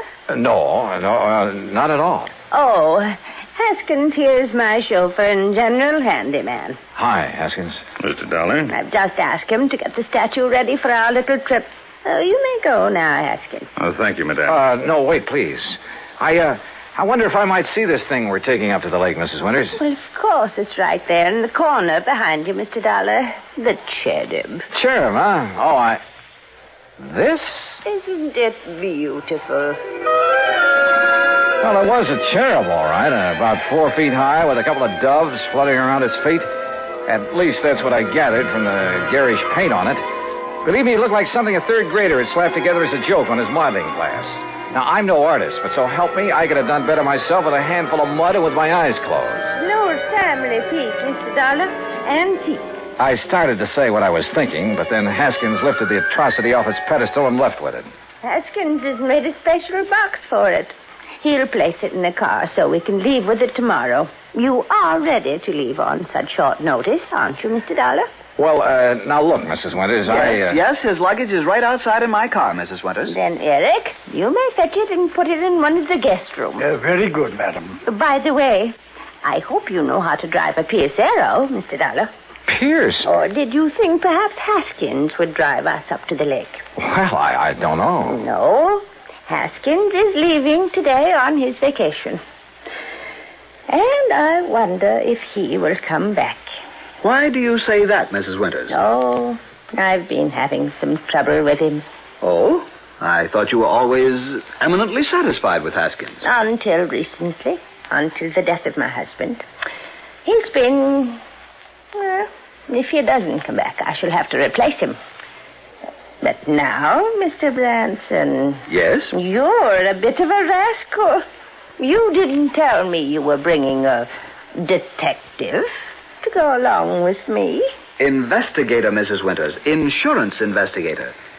Since the company wouldn't permit me to issue any special insurance on that thing. But I thought you were going to bring me just some strong bodyguard. I have known John for many years, Mrs. Winters, and I assure you... Oh, now, don't apologize. I think this is fine. I just hadn't expected so much. Such a nice, good-looking young... But now come, Mr. Dollar, and I'll show you the rest of the house. We spent the next hour or so on a tour of the place, and Mrs. Winters pointed out the various works of art destined for specific museums and galleries all over the country after she moved out, after the estate was settled. Then Eric caught up with us and announced that Haskins had created the statue and placed it in the car. You know, I was curious about that car, so we went out to the garage and inspected it. It was a Pierce Arrow, all right. Vintage of 1928, complete with headlights on top of the fenders and as bright and shiny as the day it was made. When I tried to start her, it purred like a contented kitten. With a bass voice, that is. Along about 5 o'clock, Mrs. Winters, with a sparkle in her eye, announced it was cocktail time. Harry, being a teetotaler, decided to leave, but not before I buttonholed him for a quick conference. What doesn't make sense, John? Oh, that silly statue, Harry. All the fuss over that piece of junk. After all, John, with all the big policy she carries with us on the legitimate artwork, well, we just can't afford to displease her. But if it had any real value... Perhaps it does to her. How can it? Unless she has a lot of jewelry hidden away in the base of it or something. What, John? A cocktail, she said, and I'm sure ready for him. Go on back to Philly, Harry, and wait for my final report. Well, I must admit that Betty Charlene Winters turned out to be a charming hostess, a very interesting conversationalist. Even long after dinner, over brandy and cigarettes, we chattered away like a couple of magpies. I didn't question her about the statue because I wanted to find out more about it on my own hook. Finally, about midnight, we decided to retire, had a nightcap, and went to our respective rooms. But instead of going to bed, I sat around and read for a few minutes, turned off the light, waited a few minutes more. Then, quietly, I slipped out of my room. That was a mistake, for as I reached the end of the long hall to the stairway, a door behind me suddenly opened. Huh? Who's there? I said, who's... Oh!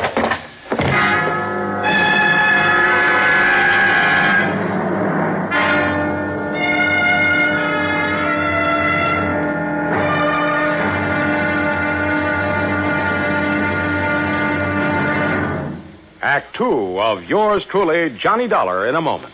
With the bigger, more impressive kaleidoscopic change of events on the world scene today, we sometimes forget the smaller kaleidoscope, the child's toy, with its ever-changing designs and color. The kaleidoscope is a fantastic experience for any child. That is, any child who can see. But what of those children who cannot experience the ecstatic pleasures of form and color in the ever-changing world about them?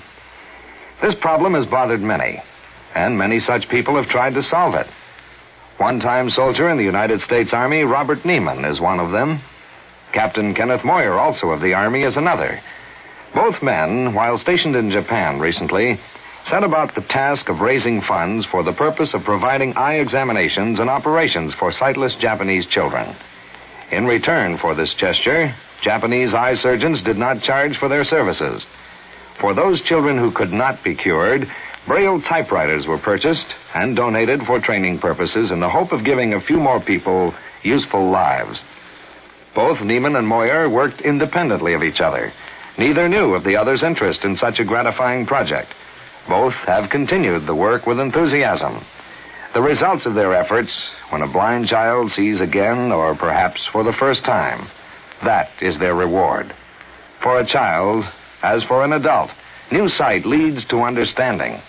And understanding is a building block of freedom, the right of all men, everywhere. And now, Act 2 of yours truly, Johnny Dollar, and the Wayward Widow Matter.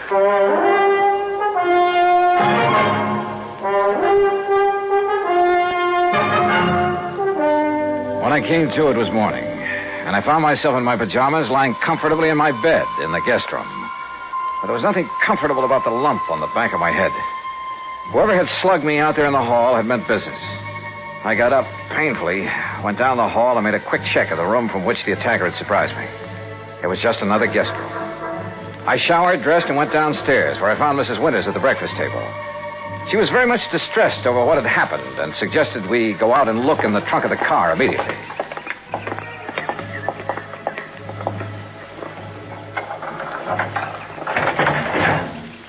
There now. Do you see, Mr. Dollar, the box with the statue in it hasn't been touched. I don't understand it. Where is your chauffeur, Mrs. Winters? Why, Haskins left on his vacation last evening. I thought I told you. But surely you don't think Haskins... Well, you said you were having trouble with him. Maybe we'd better open that box to make sure that... But it hasn't been touched. And I'm the only one who has a key to that little lock on it. Yeah, I see. But now it's pretty logical to assume that whoever slugged me last night was interested in...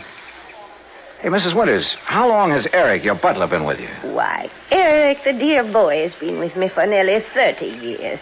But good heavens, you surely don't suspect him of anything like this. He's a very fine person, Mr. Dollar, and a perfect gentleman.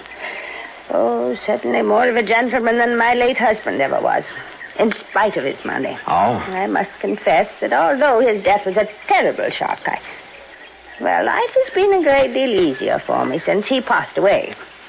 Just how do you mean that, Mrs. Winters? No, well, why talk about it? Something that... Oh, why not talk about it? I married Charles for his money, Mr. Dollar. I'd never got any further than the front line of the chorus until he came along. Would you believe that I was a chorus girl? Well, as a matter... And the wealth and the luxury that he could give me was very attractive, was very satisfying for a long, long time. But for the past 10 or 15 years, maybe more, he insisted that we just stay penned up in this musty old museum he called a home. And what happened? Well, all our friends were traveling around the world, seeing new places and new people. We just sat here looking at four walls and at each other. Except for a couple of blessed months up at the lake.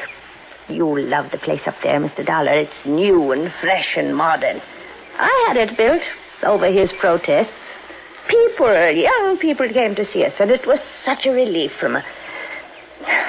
Well, I'm sorry. This must be so boring for you to hear. Not at all. Now, look. Why don't we call the police then about this thing that has happened to you? Come, we'll go right back into the house and Wait a we'll minute. No, let's not. A bunch of policemen prowling around would scare him off, whoever he is. Suppose you're attacked again. Well, at least I'm ready for it now. I just don't like your taking this chance. Of course, we could leave. Go up to the lake. Run away from him? Well, yes. Oh. Of course, it might prove whether he's interested in the statue. If he follows us, I mean. Oh, dear. Why don't you let me call the police? Only if you think they ought to be around here to protect the house while we're gone. No, that isn't necessary. We have a very efficient burglar alarm system. Well, it doesn't look as though it was working very well last night, does it? Unless it was someone in the house who attacked me. Who else is there besides you and Eric? No one, except the cook. Male or female? Oh, no, Mr. Dollar, not Martha. Why, the poor dear is nearly as old as I am, and a real companion for me. Sounds strange, I know, but we're real nice friends. All right, let's go back in, have our breakfast, pack our things, and go on up to the lake.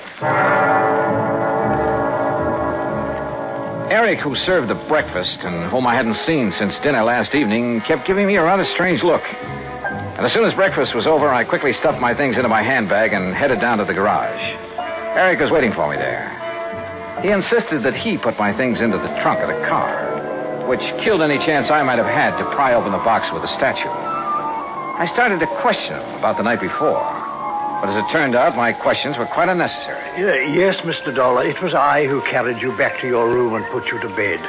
Oh? You see, I was making a final inspection of the house, as I always do after everyone else has retired. I'm always concerned about the many valuable things we have. I don't blame you. Well, I was on my way up the main staircase when I heard you fall. I was slugged. Forgive me, sir, but when I found you there at the head of the stairs, I thought your condition was due to... you must pardon me, sir, but was due perhaps to having imbibed too much brandy after dinner? Not a bit of it.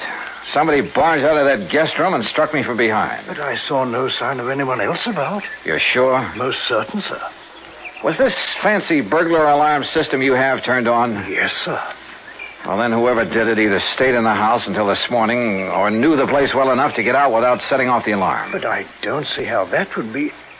Have you called the police, sir? No, and we're not going to. Mrs. Winters and I are leaving for the lake just as quickly as possible. But don't you think this is sufficiently serious to warrant... Don't forget one thing, Eric.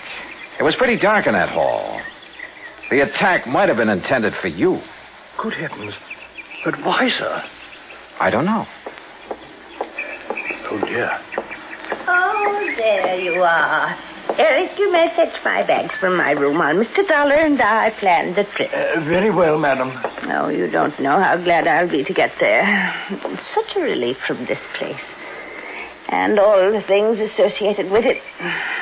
I'll be so glad when Charles' estate is settled and I can sell this old house and just Martha and I can stay at the lake. Oh, I know all the paintings and things are all very fine and valuable. But I'm so tired of looking at them. Well, then why do you take this so-called, I beg your pardon, this statue up to the lake? Well, this is different. Oh, yeah, I'll grant you it is a bit different from the other things that... Oh, well, let's talk about it along the way.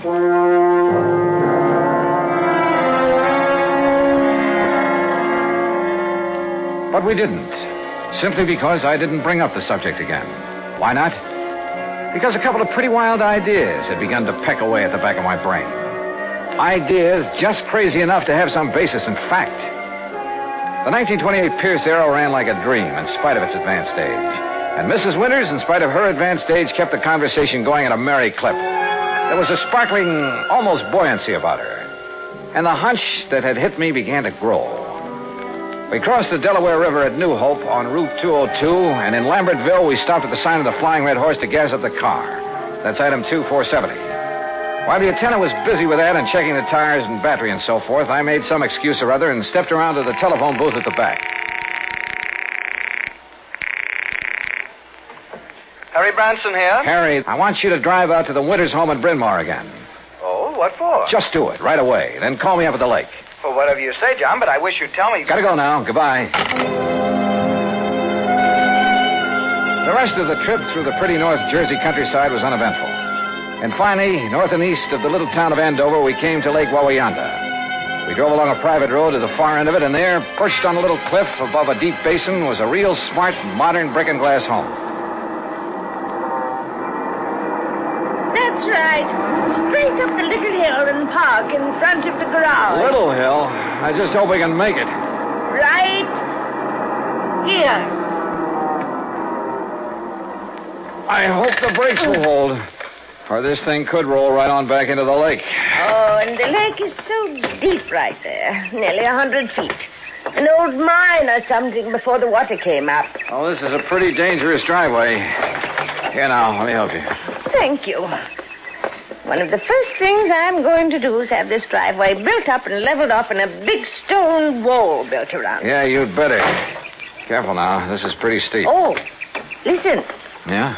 Telephone is ringing inside the house. Oh, well, let me have the key and I'll go in and answer it for you. I'll answer it. You can unpack the car while I do. I suspected the call was from me, but didn't want to say as much. So I opened the car trunk, proceeded to take out the luggage and the big, clumsy box for the statue.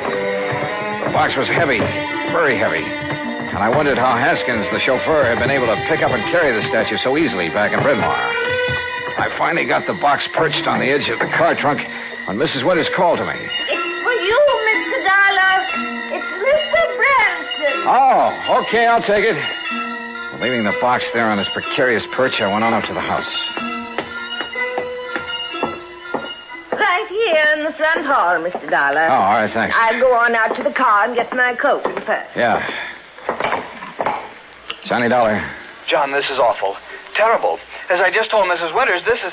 Well, I couldn't believe it. How did you know? How did I know what? Eric, the butler. Yeah? Dead. He's dead. And John, Dead from what? How did he die? He apparently fell down the main staircase.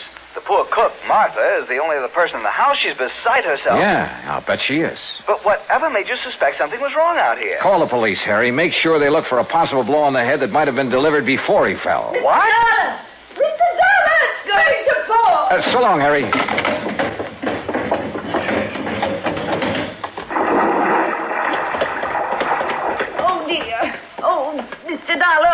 dear. Fell off the back of the car, huh? Yes, the big box. I must have bumped it when I reached into the trunk for my weekend case. Bounced right down into the lake, huh? Yes, my beautiful little statue is at the bottom of the lake. Oh, well, don't worry, Mrs. Winters. We'll get it back. I'll have a diver come up here. No. It's all right. We'll leave it there. Huh? No, you were right. It'd only be another memory of the musty old house in Brenoir. It really has no place here where everything is so fresh and new and clean. We'll get it back. But it really had no actual value. You were right, Mr. Dollar. It's better to just... Yes, we'll leave it there. Sorry, Mrs. Winters, but that's where you're wrong. Why, Mr. Dollar? We'll get it back, all right. And whatever's in it. Oh, dear. I suppose I might have known. Expense account item 3, $290 even for the diver who came over from New York and retrieved the box from the deep hole in the lake. 2 boxes, as a matter of fact. One with Haskins' body in it, and the other with the body of Charles Winters. The body that was supposed to have been washed out to sea after a car accident. The story? Well, of course. After Haskins got rid of Charles for me, I had to do something about him. Or rather, we did. Martha, you know. He's such a wonderful friend. Was Haskins the one who slugged me? Yes, so foolish of him, wasn't it? But he'd heard Mr. Branson say you were an investigator, and it frightened him. Worried me a little, too. Well, he might have killed you, too, if Eric hadn't stopped him. And, of course, Eric knew that Haskins had unwittingly made this second box for his own body. So now Eric's gone. Martha, huh? Yes, she did it. But she had to put him away. Oh, yeah. You see, he was the one who took care of Haskins for us. And we couldn't have him around knowing everything. Oh, dear. Martha and I had planned so many wonderful things together. But now... Oh, dear.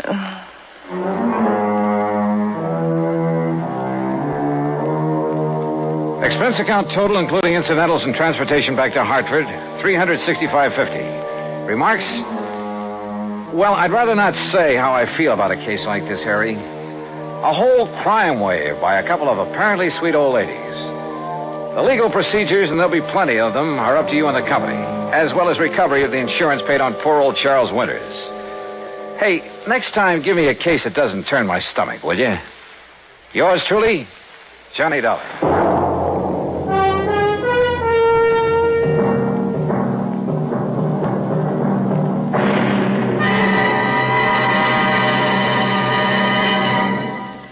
Now, here's our star to tell you about next week's story. Next week, a taste of the Old West and a taste of lead from a .38 Colt. Join us, won't you? Yours truly, Johnny Dollar.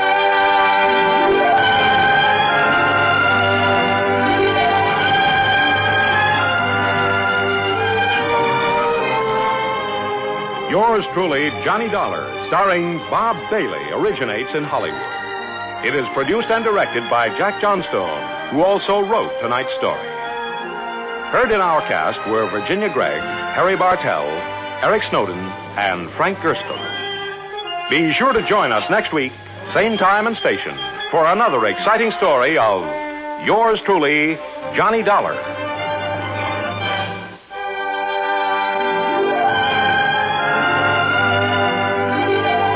This is Joe Walters speaking.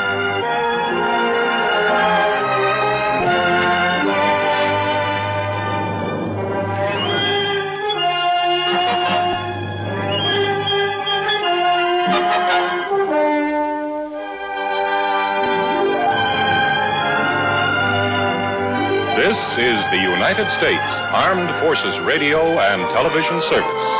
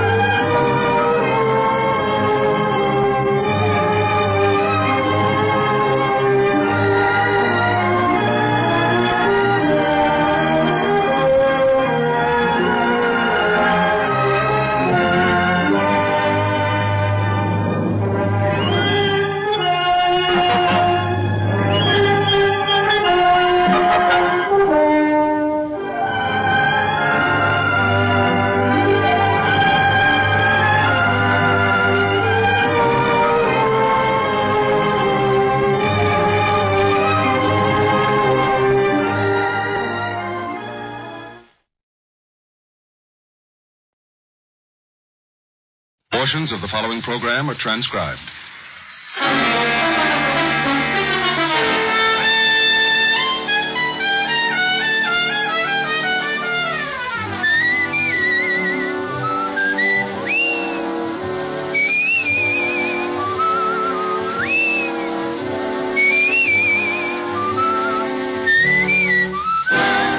Here is Dick Powell as Richard Diamond, private detective.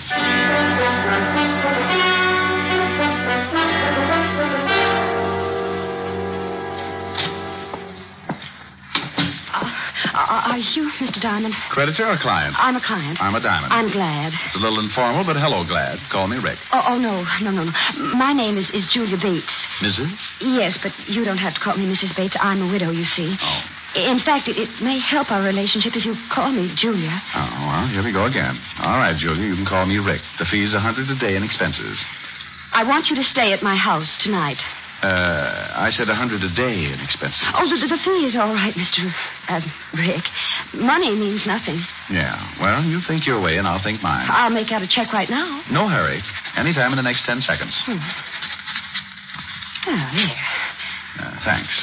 Now, about this assignment. Well, it may sound silly, but I'm afraid of the house I live in. Oh, dandy.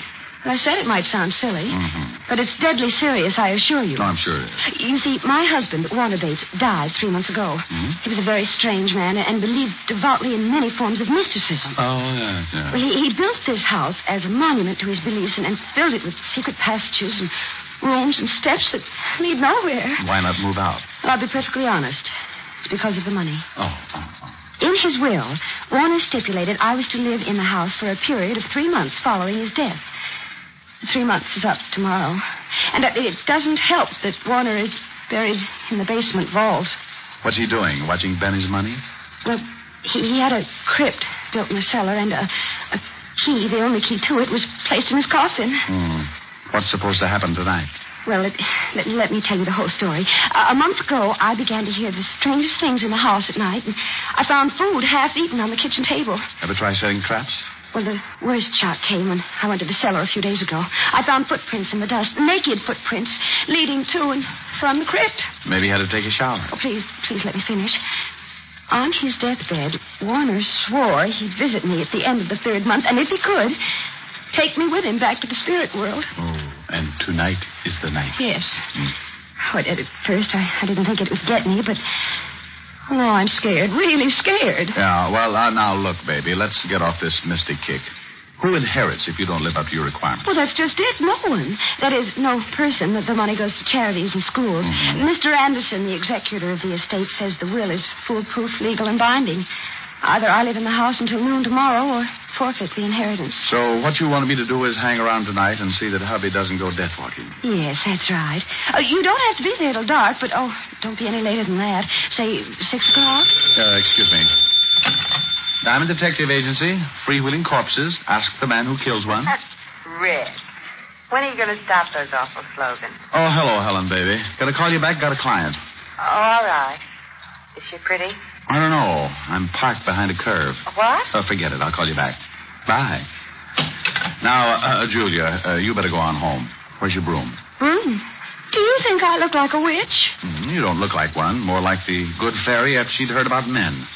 Now, you fly on home, sweetheart, and I'll see you at 6. Don't be late. I'll be there with bones on.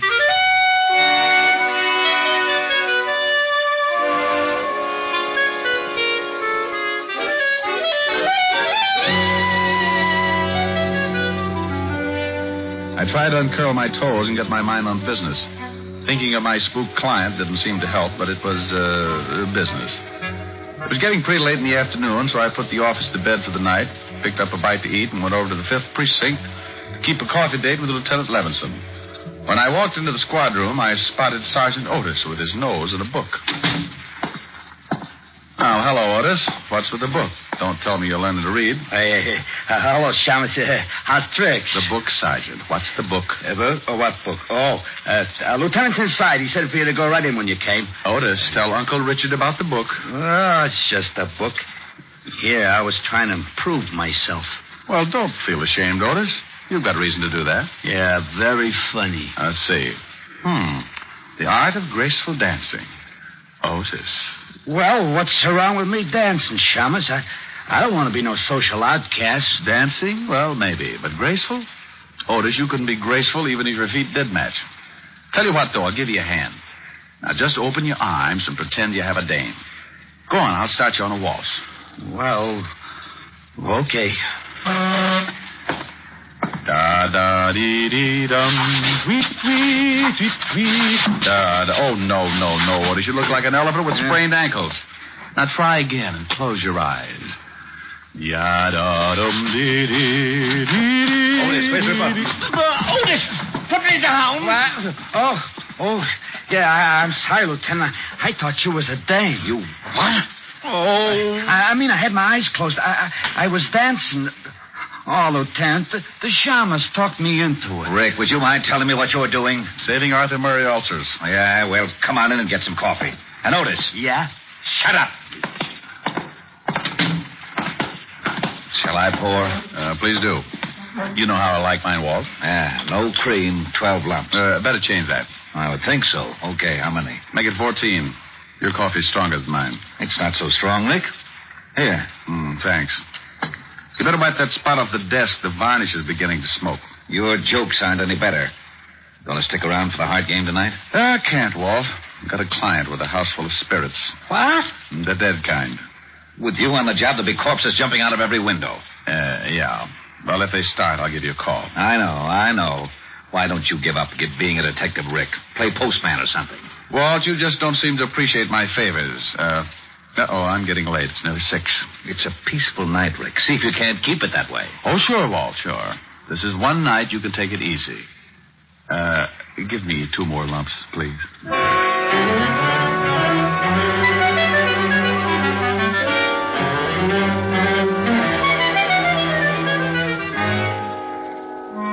Leaving Walt and heading to the Bates house, I was feeling as happy as a bird in a hat full of worms. I had $100 to stall off the landlord, a lovely red-headed girlfriend with curves, and a spook client with trouble. Everything great. Then the storm began to blow up.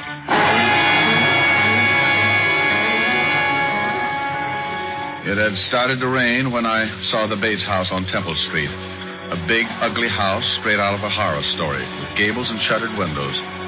And as if that wasn't enough, I was met at the door by a butler who was a tiny thing, about 7 feet tall and 300 pounds, with a face like the devil with a hangover. Come in. Yeah, I wanted to see... Mrs. Bates, of course. You are Mr. Diamond. She left word with you? I need no word. I am the 7th son. Of a what? The 7th son. Of a... Oh, no, this could go on forever. Okay, lead on. The name is Kane. Yeah? How's your brother? What? Forget it. Where's your, Mrs. Bates? In the drawing room. This way, sir. Cozy little mausoleum. What time do the ghosts come out? Usually right after the vampires, sir. Oh, dandy. I hope they have an early show. Oh, it will be soon enough, sir. The dead are restless tonight. Maybe if I rocked them to sleep.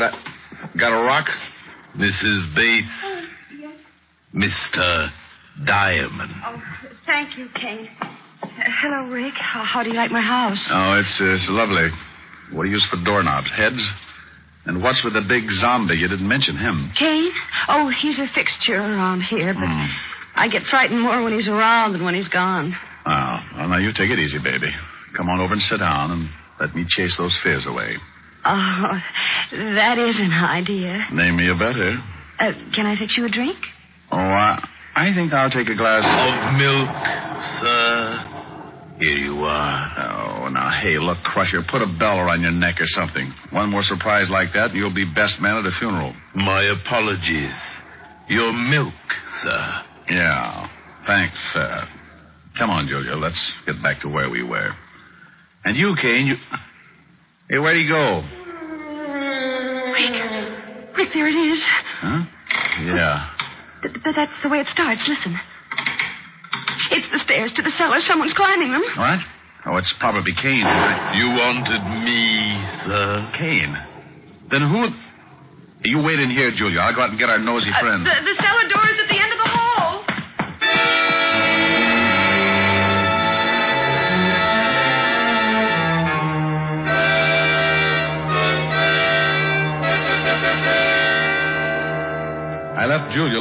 nervous as a one-legged man walking a tightrope and took off down the long hall. There was only one door, the one to the cellar, so I opened it and flipped on the switch. I was moving my ankles down the creaking steps when I heard trouble. What the devil? Julia! Are you hurt? What is it? Rick, over there in the closet. A dead man. Oh, no. There's no dead man in here. Not there. But I saw him, Rick. I swear there was a man in there. He was all bloody, and there was a big knife in his chest. Oh, but you must have been mistaken. About a corpse? Rick, he was there. I don't see it. Oh, wait a minute. Here on the floor, bloodstains. You see, there was a man in there. This is blood, all right. But where'd the body go? He couldn't have been moved that fast. Unless... Where's Kane? Right here, Mr. Diamond. But I did not move the dead one. No? Where were you just now when Julia screamed? Having tea with a vampire? No, I was in the kitchen, sir. Do not be mystified, Mr. Diamond. Accept the fact that you are in a house controlled by the other world. There's been a murder, Kane, and that brings it into this world. Who are you calling? A real-life cop who likes to know about dead bodies kicking around. Lieutenant Levinson, homicide. Walt, Rick. Oh, no. I know that tone. Where's the body? I wish I knew. Come on over to 209 East Temple Street. Wait. What do you mean you wish you knew? Is there a body there? Well, it's here someplace. Now, don't argue. Get over here. Wait. And hurry. Now, Kane, you can go back to the kitchen, but stay there. Don't roam around. As you wish, sir. And now, Julia, baby, we're going to do some investigating. Investigating? That's right. I got to begin to see what's in that vault downstairs. And this time, I'm taking you with me. But, Rick, it's locked. I hope so, but I'm not making book. You mean you think it may actually have been Warner come back from the dead? And killed that man, I mean? Right now, I don't know what to think. I wouldn't be surprised to run into Dracula sitting on top of the Wolfman. Here's the basement. Hey, who turned out the light? I know I turned it on before. Yeah, that's better. Come on. Oh, Rick, it's cold down here. Oh, hurry, Rick. I'm getting scared. Yeah, I don't like to feel it myself, but I want to check this vault. See the footprints there in the dust? I see them, but I don't believe them. Not yet. Yeah, I'll try the door of the vault. Why, it's unlocked. Yeah, look what's inside. The coffin is empty. It's empty, all right, and it's open. Well, are you going inside? No. I think I'll stay out here. Oh, the light. Rick, who put out the light? It wasn't Edison, baby. We got company. I told you I'd come back for you. Warner? Hey, what is this? I am dead. Oh. You know I am, don't you, Julia? Yes. Huh? Yes, I know it's you, Warner. I'm coming for you tonight, Julia. I will appear at 9 o'clock. I'd better set my watch. Be prepared to meet me, Julia, at 9 o'clock. No, Warner, no. Take it easy, baby. Rick, you down there? Oh, hallelujah. Yeah, well, turn on the lights. Sure. There, they're on. Rick, what are you doing there? Oh, blonde. I should have known. Well, do come upstairs and join me. We're cutting off. Now, what is this all about? Wait. In a minute, Walt. Otis, help Mrs. Bates into the living room. She's pretty shaken up. Sure, Shamus. Come on, lady. Thanks. Now, what is all this about, Rick? Now, come on back downstairs with me, Walt, and get your gun out. Somewhere in this cellar is a dead man with a lousy sense of humor.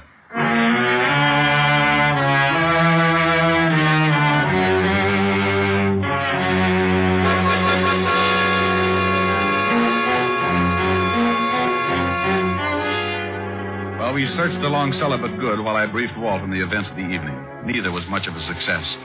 Walt didn't believe me, and our ghost remained a ghost.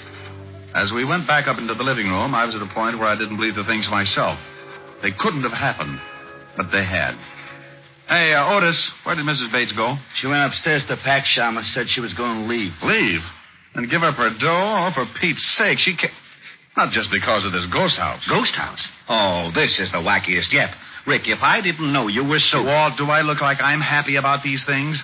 I'm at a point where I'm believing in spooks and spirit worlds and dead men who talk from out of nowhere. Yeah, so the Shamus is afraid of spooks. This I'm loving. Otis. I know, Lieutenant. Shut up. Did I say that, Otis? Well, no, Lieutenant. What do you want me to do? Shut up. Oh. Gee, I wish I had a glass of... A glass of water, Sergeant. Oh, come out from behind that chair, Otis. It's only Kane. Who's he? Well, didn't he let you in? No, we found the door open. When we rang and no one answered, we came in. Oh, did you? Hey, Kane, where were you? Didn't you hear the doorbell? I knew the door was open, Mr. Diamond, and I was busy. Like maybe playing Ghost? No, sir. Baking a cake. Cake? Oh, swell. Rick, I'm all packed. Will you take me to a hotel? Now, but Julia, look, you can't leave. Think of the money. Money or no money, I'm getting out of here, Rick. That was Warner's voice, and I just don't have the nerve to stay. Oh, but look, baby, you know there aren't any such things as ghosts. Do I? You were in the cellar with me. You heard him. And did you find anybody down there afterwards? Well, no, but... Just a minute, Mrs. Bates. You saw a murdered man earlier this evening, didn't you? You know I did, in that closet. Yeah, well, until I find out who he is and who killed him, you don't leave this house. But Warner... I'm sorry, Julia. We'll protect you, but you can't leave. Otis, take Mrs. Bates into the library and make her comfortable. Hey, Lieutenant. Come on, Mrs. Bates. Well... Now, Rick, enough is enough. How could there have been a body in that closet 1 minute and not the next? Where did it go and why? Well, how the devil should I know? She saw it, screamed, I ran back, opened the closet, and it was gone. Oh, great. Now, come on. I want a better look at that closet. Well, looks all right. Wonder how it sounds. Use your gun butt on the walls. Yeah.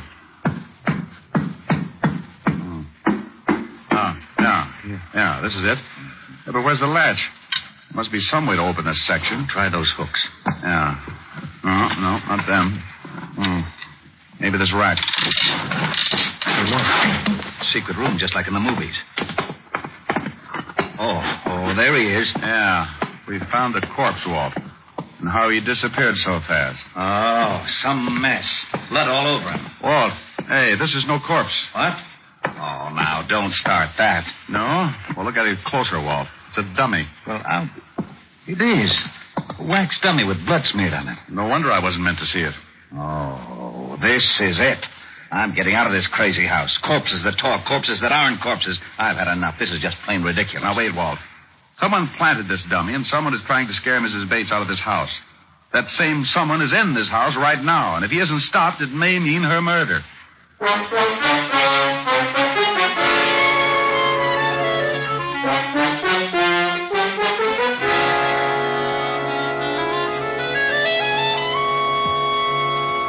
How are you feeling, Julia? I'm exhausted, Rick, but We found the body, Julia. It was a dummy.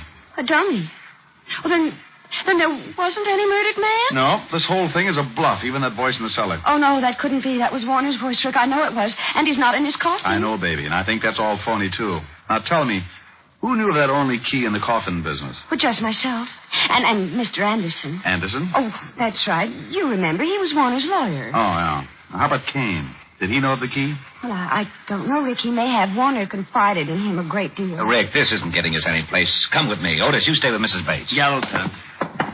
All right, Walt. What are we going to do, grill the dummy? Go ahead. Be funny. But I want to search this whole house. Oh, Walt, this place is a nut house full of secret rooms and hocus pocus. It'll take 2 maps and a Ouija board to get around in it. Well, I'm going to get around it, and up these stairs is as good a place as any to start. Oh!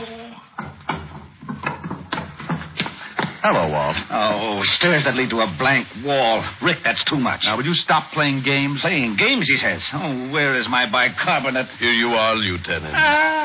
Sorry to be late. Where's the thunder, Kane? You missed your cue. Will there be anything else, sir? I don't see how, sir. Not unless Frankenstein drops in for a game of jacks. I doubt if he will. Tonight it's at his house, so I'll be on hand if you need anything. We won't. Go on back to your embalming. Come on, Walt. You feeling okay? Oh, I'll never feel okay again. Rick, I've stood for your getting me mixed up in some crazy cases, but this night I'll never forget. Oh, don't quit on me now, Walt. We still have to find that spook and keep Julia from being killed. How? Please, tell me how. Look, he said he was going to appear at 9 o'clock tonight to take her to the spirit world with him. Yeah, well, I'll get a squad down here to see that he doesn't. No, Walt, wait. He'll never show up if we're all hanging around, right? Well, yeah. The only way we can catch the ghost is for him to show up, right? Yeah, go on. So what do we do? So we pretend to leave. Make a big fuss about giving the whole thing up. Then we sneak back in and hide. We wait and see if he shows up, and when he said he would, and if he does, we nab him. Case closed. Well, it sounds screwy, but to wind this case up, I'll buy anything. Where do we hide? We'll get Julia to wait in the living room. We'll sneak back and hide in that secret room behind the closet. If the ghost shows, we can grab him as soon as he gives himself away. And I think he'll show.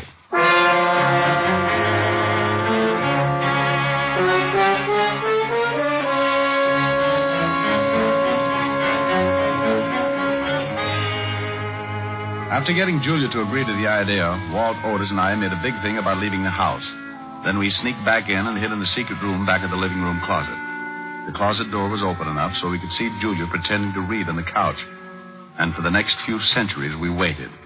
Waited for a dead man to keep a date. What time is it, Rick? It's 2 minutes to 9. If he's going to show, it won't be long.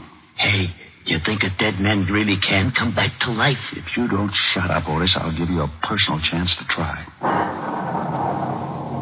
I wish he'd hurry. Yeah. Well, it's just time now. I hope Julia plays her part okay. She looks pretty nervous. No, why would she be nervous? She's only waiting for a dead man. A phony dead man, Walt, I hope. Now, don't you start believing in ghosts. You know there aren't any such things. Rick, the lights went out. Shh, listen. I told you I would come for you, Julia. It is 9 o'clock. Oh, Warner, please don't take me out. I don't want to die. Rick, that's him. Wait a minute, Walt. I am the dead, Julia. I am your husband. Yes, I know you, Warner. You must leave this house, Julia. No. Come on, Walt. Right. And Otis, be quiet. Oh, I will. I know enough not to make any noise. What was that? Rick, hurry! Come on, let's grab him.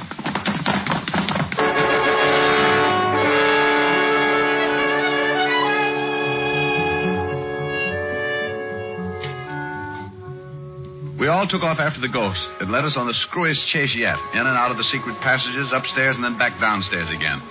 Trying to lay hands on him was like trying to swat a fly with a piece of string. He finally made a break for the outside door. Then, not to be outdone, I made like a big athlete. Hey, that was a pretty nifty tackle, Diamond. Rick, think you okay? Yeah. As soon as I get this hood off, I'm going to have a few words with this spook. There. He's out cold. Otis, bring Mrs. Bates in here. Oh, okay. Come on, you. Wake up. Who is he? I don't know. Come on, wake up. Before I make a real ghost out of you. Okay, don't hit me anymore, please. Here she is, Lieutenant. Mrs. Bates, do you know who this man is? Why, it's Warner's lawyer, Mr. Anderson, the executor of the estate. Sure, baby, had to be. All right, Buster, what's the story? Oh, all right. It was the money. If I could get Julia to break the will, I had a dummy charity set up so I could get the estate. He's all yours, Walt. Wrap him up. It'll be a pleasure. Otis, put the cuffs on him. Take him out of here. Yeah, Lieutenant. Come on, Spooky. Well, that takes care of that. Hey, what about Kane? He must have known about all this. Of course I knew, Lieutenant, but I did not wish to intrude. Those who interfere with the dead pay their own penalty. Lose their haunting license? Nothing. Oh, sir, my cake is done. Would you like some? It's devil's food. No thanks. I'll skip it. With nata. Julia, walk me to the door. Well, of course, Rick. I'll leave you with Kane, Walt. Tell him a ghost story. Feeling all right, baby? Oh, yes, much better. I'm fine now that I know there's nothing to be afraid of. Tomorrow I'll be moving into an apartment. Will you come and see me? We have things to talk over. Like what, honey? Like sharing a mood. You know. Just the two of us.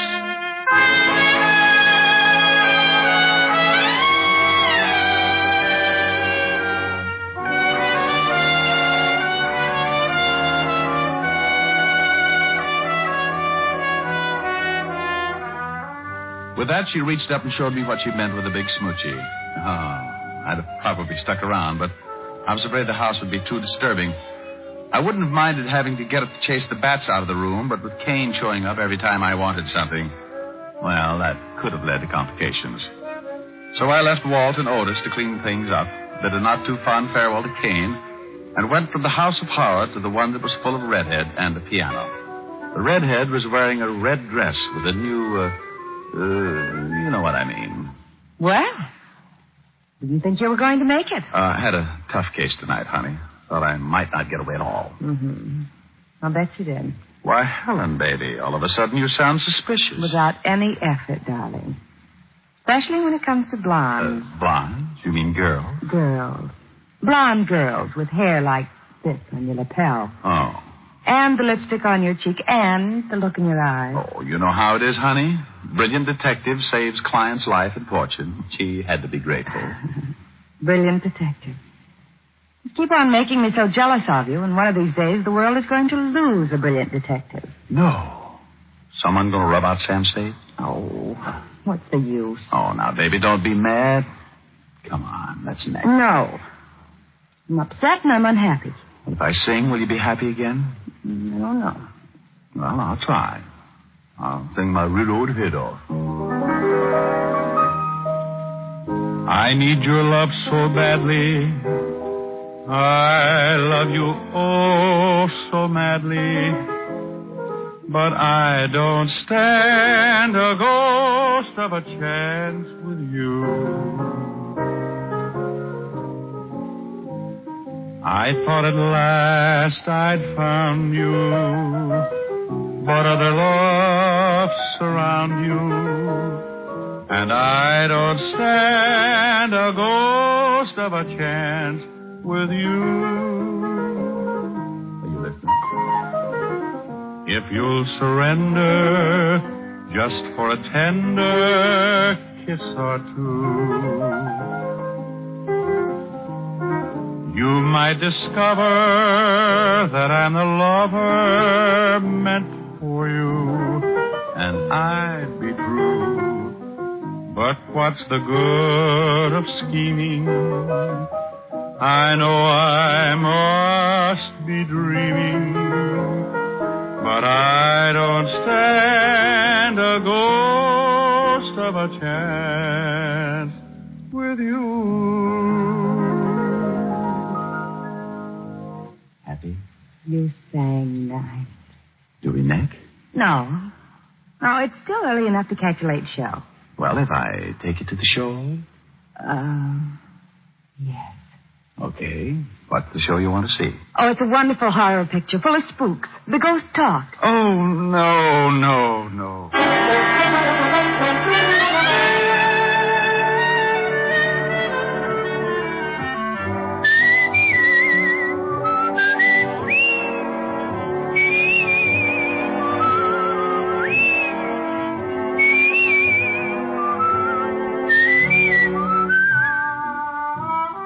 You have just heard Richard Diamond, Private Detective, starring Dick Powell.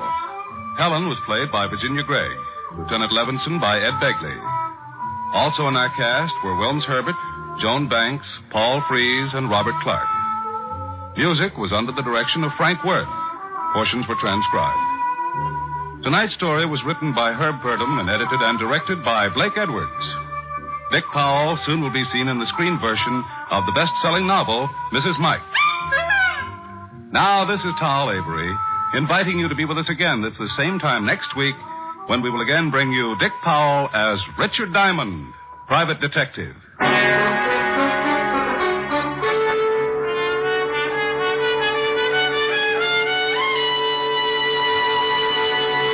What's on NBC tomorrow? There's great comedy in store for you on the Phil Harris Alice Faye Show when Phil and Frankie go shopping for Alice's Christmas present. And there's excellent drama on Theater Guild on the Air. Tomorrow, Richard Conte, Diana Lynn, and Shirley Booth will be starred in the Pulitzer Prize-winning play Street Scene on Theater Guild on the Air.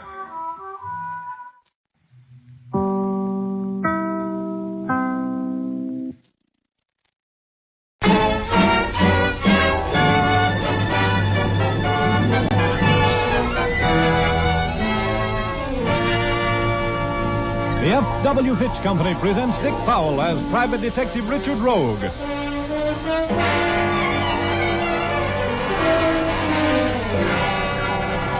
In Rogue's Gallery.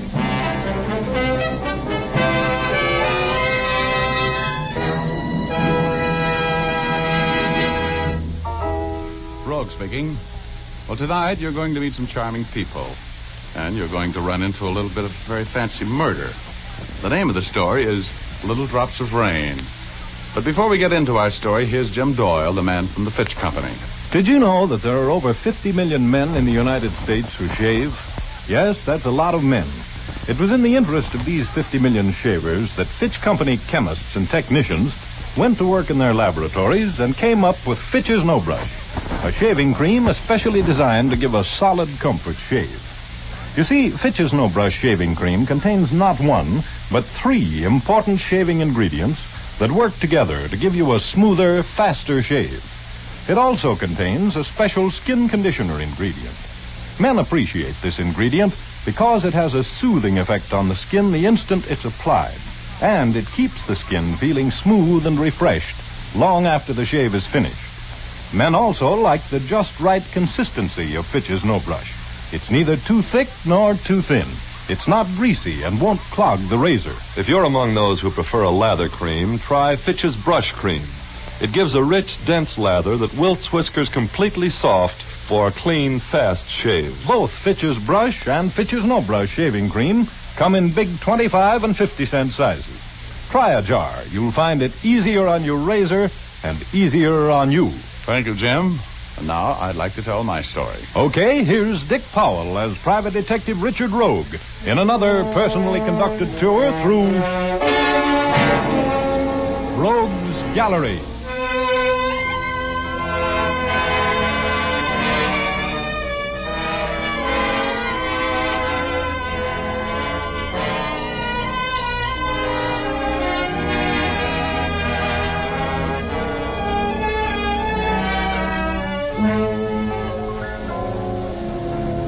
Well, I'm still confined to my little cranked-up downy couch in the hospital, but not as still as I was last week. I am now allowed to get up and totter around a little, and I use the word totter advisedly. My legs act like strangers who have different political beliefs, and my knees have suddenly developed sideways hinges. But my nurses, my nurses. Yes, they're beautiful and tender and resistant. And speaking of nurses, nurses are girls, and girls are my favorite pastime. And that brings me up to the girl who has done the most to confuse my life. Liza, the girl I was so sincerely in love with a couple of months ago. Liza was in to see me. She just left, and we were talking about the time when I showed up at her apartment for a date. It was raining out, and I was sitting at the piano doodling around a little bit.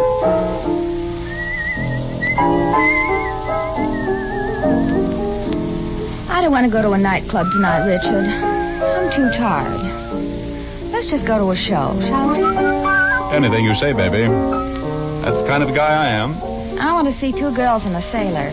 It's playing at the Rialto. June Allison's in that, isn't she? Mm-hmm. Uh-huh. That's for me, then. You think so? Definitely. You think she's prettier than I am?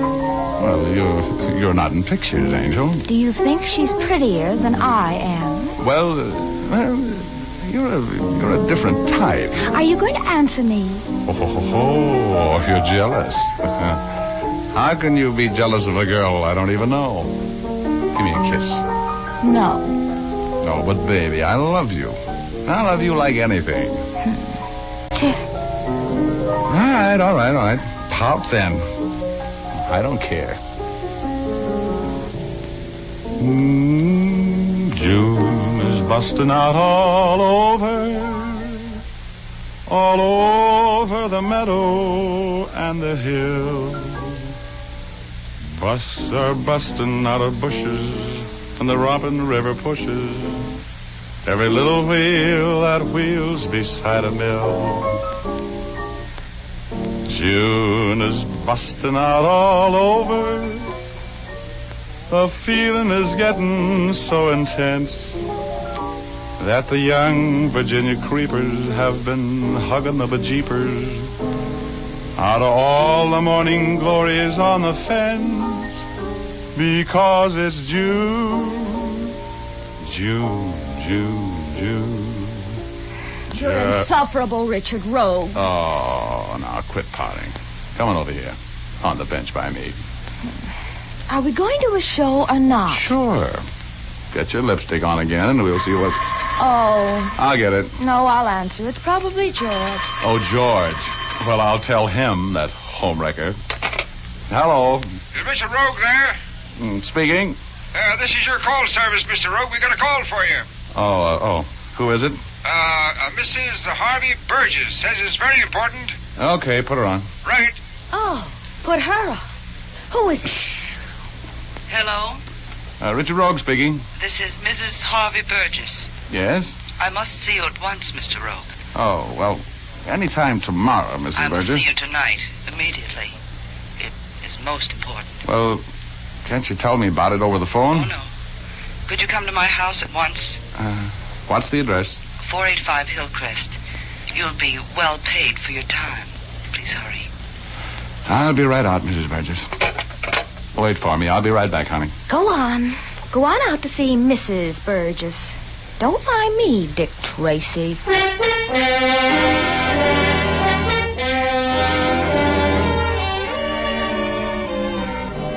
Well, what could I do?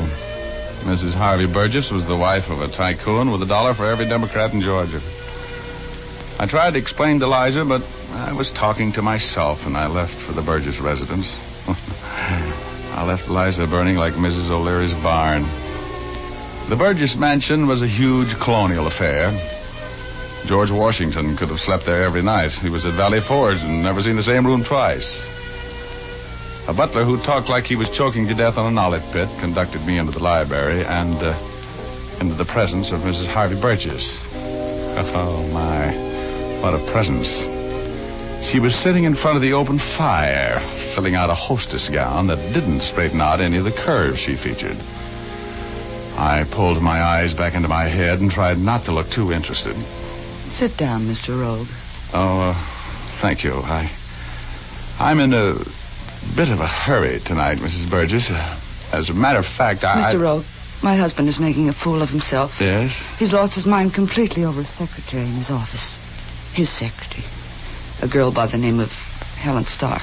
You mean that... Yes, I mean he prefers her company to mine. Well, that doesn't sound reasonable, if you'll pardon me for saying so. What do you want me to do? Somebody has to bring Harvey back to his senses, Mr. Rogue. Well, I'm afraid you've called on the wrong man. I'm not very good at long fatherly talks. Oh, Mr. Rogue, please, I'm so alone. Hey, now, wait a minute. Good grief. You mean to tell me that Harvey is neglecting you? What you need to straighten Harvey out is a psychiatrist, not a detective. Harvey is definitely off his trolley. Please, help me, Mr. Rogue. No, Mrs. Burgess. He's with her right this minute. How do you know? When he left the house tonight, I followed him. He went to the home of his best friend, Clarence Roman. I parked across the street.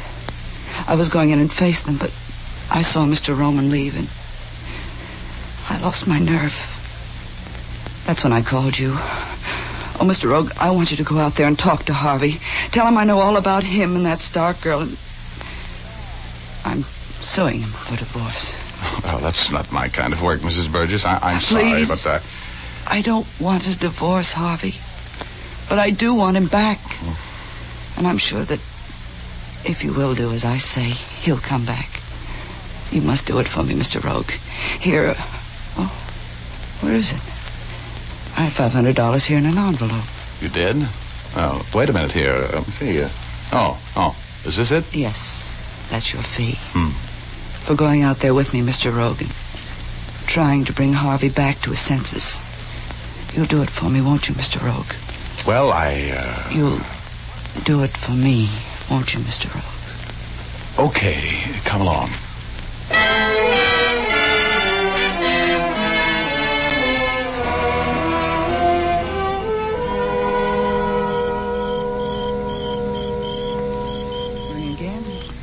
All right. Well, it seems there's nobody home. There's my husband's convertible out in front, right where he left it tonight when I followed him out here. How did the girl arrive? In her car. Oh, her car isn't here. It was right behind Harvey's. Looks like we got here too late, doesn't it? Try the door. I know Harvey's still here. All right. You're an old friend of Roman's, I suppose. Yes. Why? I just want to know before I try to open the door. You see, there are laws against that sort of thing. Door's unlocked. Do we go in? Yes. Okay, after you. You know the house better than I do. Go ahead. All right. The living room is over here. Nobody home. Look, Mrs. Burgess, we better get out of here. No. I know Harvey's in this house someplace, and I'm going to find him. I can... What are you sniffing for? Wait a minute. That smell in the air. You get it? What? Oh. I don't smell anything. You don't? I smell chloroform. Chloroform? Yeah. You take a look upstairs. I'm going to shake down the first floor. That smell of chloroform can mean trouble, you know. Mr. Rogue, what do you mean? You're frightening me. Mrs. Burgess was very fetching when she was frightened, but I calmed her down a little bit. Now, this may sound fantastic, but I've got a little bell in my head that rings an alarm every time I really get around serious trouble. And it was playing a tune that sounded too much like a death march right that minute. I had to get her out of the way. She finally went upstairs, and I went to work. I took the living room first and looked behind all the couches and in all the dark corners. I was bending over, looking under a huge Italian carved table when I thought I heard a stealthy footstep behind me. Don't move. Oh!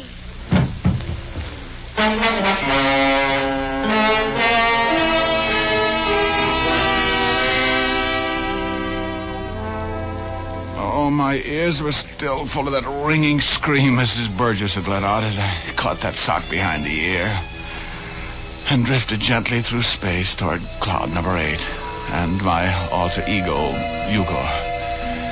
I was hoping he wouldn't be there, but he was. Sitting there with that silly smirk on his face with his little short legs pulled up under his chin and his funny little arms around them and his long white beard waving the cosmic breeze. Hello, Richard. Welcome home. Oh, shut up. That's a fine attitude. You go prowling around a strange house and get caught at it and knocked out. Then you come up here and take it out on me. Get out of here, you ingrate. Oh, stop acting like a landlord, Hugo. What happened to me? Are you kidding? Tell me, why did Mrs. Burgess scream? Answer me, Hugo. Do you know why she screamed? Sure. You going to tell me? No. Find out for yourself. You're a detective. Oh, someday I'm going to get rid of you, you little pest. Why don't you get back to work? You got a date with Liza, you know. She's still waiting. Yeah, that's right. Well, here goes.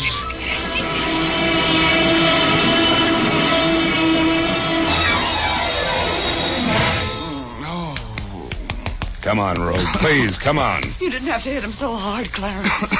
Oh, who hit me? I'm Clarence Roman, Rogue. I came home. I found the front door unlocked. I walked in. I saw a strange man prowling around my parlor. A woman screamed, and I hit you with my cane. Oh, well, what do you carry for a cane? A ball bat? Why did you scream, Mrs. Burgess? I found my husband upstairs. He's dead, murdered.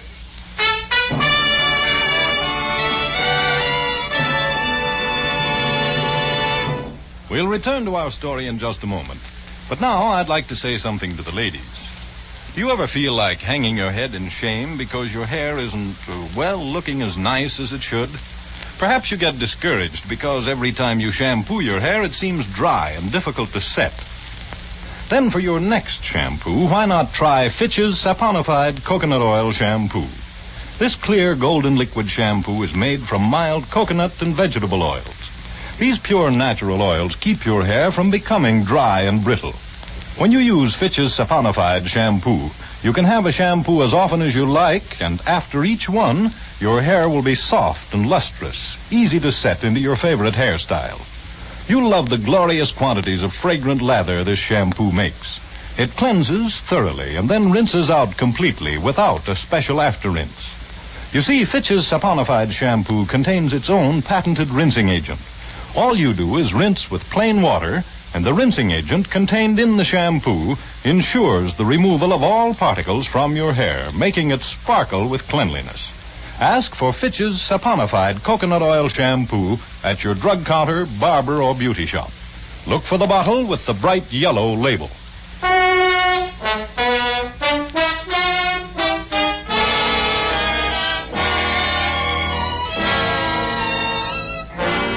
Now back to Rogue's Gallery.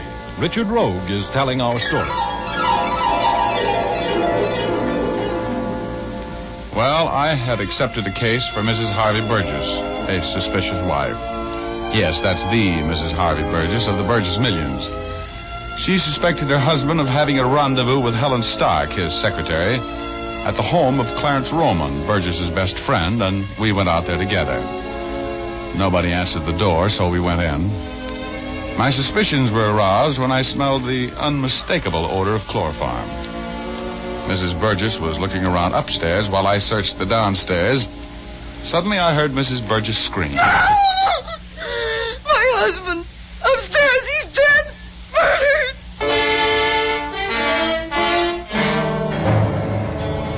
Well, that snapped me out of it. I got to my feet and ran up the stairs. Mrs. Burgess and Roma were right behind me, and she directed me into the library, which was just off the main hall. And there he was, as dead as last summer's romance, with a neat little blue hole right below the part in his hair. He was a nice-looking old guy, about 50, which made him a good 25 years older than his wife. And his widow was really taking his death big, which was natural. A woman doesn't have a husband murdered every day. Poor Harvey, this is horrible. Has anything in this room been moved or touched? Well, I just arrived home. When I looked in here and saw Harvey, I knew he was dead. I screamed. Yes, I heard you. Then you ran right downstairs. Yes, huh? I saw Mr. Roman hit you, and I ran down to tell him who you were. And... That's a little late. Okay. Just don't touch anything. Stay right there in the door, both of you. Just who are you to be giving us orders? You'll find out. You ever see this gun before? Yes. Where? It was Harvey's. He kept it in his desk at the office. Oh, you recognized it mighty quickly. How? It has his initials on it. I can see them from here, inset in the butt of the gun. Oh, his gun, huh? Yeah. Well, it wasn't suicide. Not with the gun clear over here on the opposite side of the room. This is murder. Hey. What's the matter? Now, this ought to do it. What is it? It's a handkerchief. A very nice linen handkerchief with initials in the corner. And blood on it. What initials? H.S. Helen Stark. That's her handkerchief. She killed Harvey. She killed my Harvey. Is there a phone upstairs here? Yes. You'll find an extension in the hall. Thanks. Come on out of this room. I don't want anything touched or moved. Now. Dear, please. You two wait for me downstairs. I'll be down just a minute. As soon as I call the police.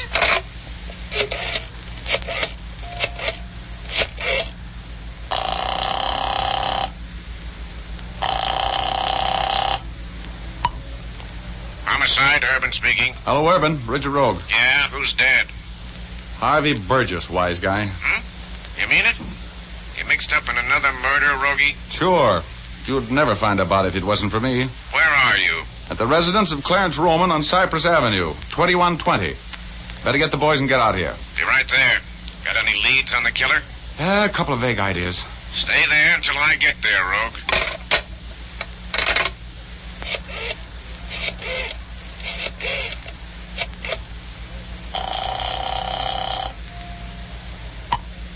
Hello? Oh, hello, Liza, darling. This is Rogie. Oh, you know what time it is? Oh, sure, honey, I'll but... give you 10 minutes to get back here and take me to that show. What? Oh. Look, Roman. Well, the cops will be here in a minute. Tell Urban, that's Lieutenant Urban. He'll be in charge for the police, that I'll be right back, will you? Tell him I went out to get a murderess for him. Of course. And I hope you managed to catch her, Rogue.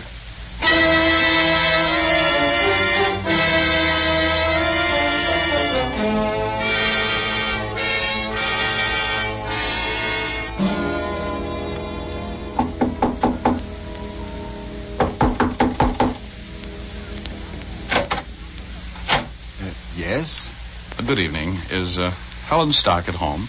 I beg your pardon. I'm a bit deaf. I couldn't hear you. Oh, I said, is Helen Stark at home? Oh, Helen? No, she isn't home this evening.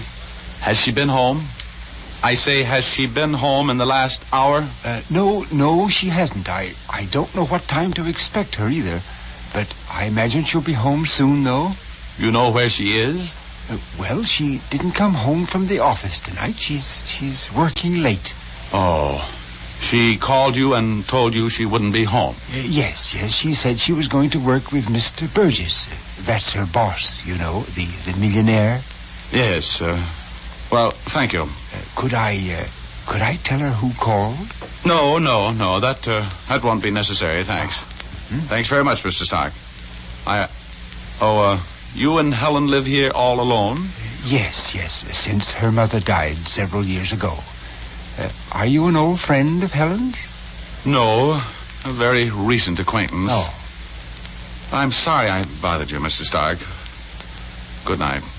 Good evening. Nice out after the rain, isn't it? Yeah, sure is. Good night. Good night.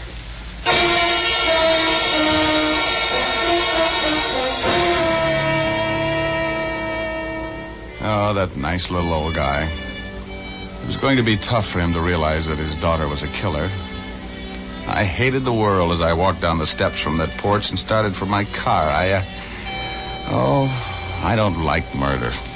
It upsets so many people who aren't involved in the act, or the reasons for it. Yeah, I guess I'm a chicken-hearted patsy. But if I am, I'm glad. Anyway, I was walking down the walk when that little bell rang in my massive intellect again. I noticed something peculiar. There were tire tracks running into the Stark garage. It had only stopped raining about 45 minutes before, and if that car had been driven into the garage while it was still raining, there would be no tracks. They would have been washed away. Now, very peculiar. I ran up the driveway and opened the overhead garage door. Then I jumped back. The garage was full of carbon monoxide. I wet my handkerchief in a puddle of rainwater, held it over my nose, and ran into the garage. I wrestled the door of the small coupe open and saw a young girl, unconscious, slumped over the steering wheel. I pulled her out of there. She was dead weight, and carried her into the house. Oh, Helen. I'm afraid it's a little late for that, Mr. Stark. Where's your telephone? In the hall. Right in the hall. Thanks. I'll get a pull motor squad out here right away.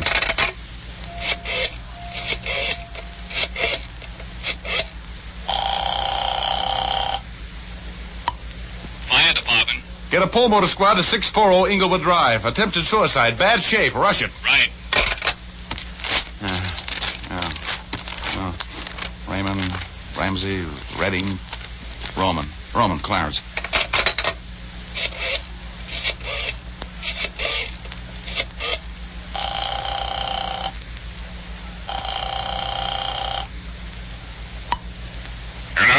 Hello, Lieutenant Urban, please. There's Richard Rogan. It's important. This is Urban speaking, Rogue. I thought I told you to stay here. Look, never mind the arguments. Get out here to 640 Inglewood Drive. I've got Helen Stark for you. You have? Nice work. I want to talk to that young lady. Well, you missed the boat. I think she's dead. Suicide. Carbon monoxide poisoning. Step on it. Okay, Rogie, I'll be there in 10 minutes. Don't go away.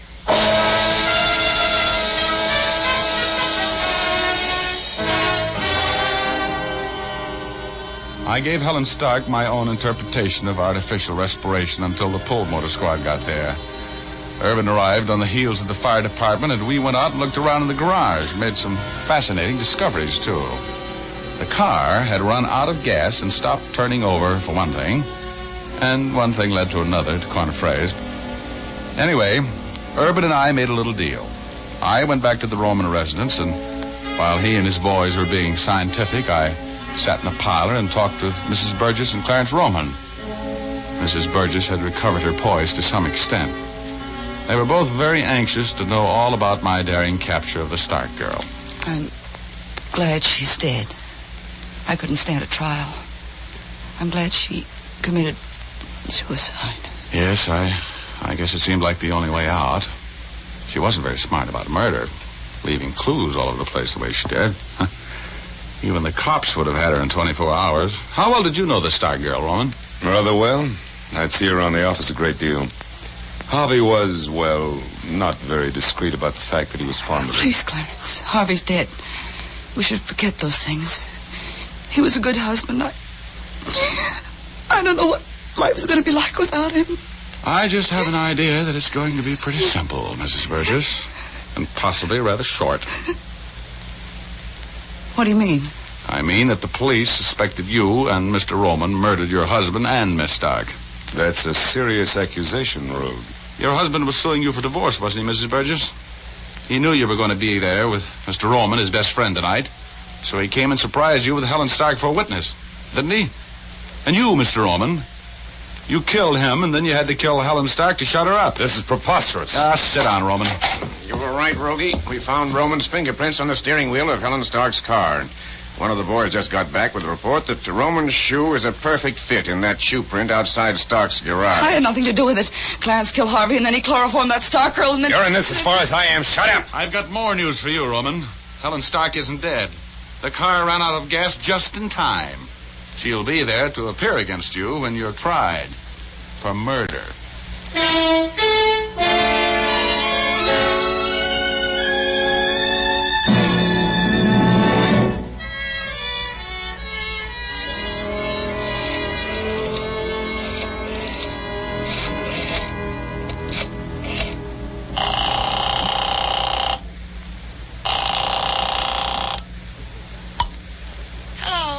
Hello, Liza, honey. I don't want to talk to you, Richard Rogue. I'm busy. Oh, now, honey. The lady says she's busy. Yeah? Who are you? His name is George. Good night, chump.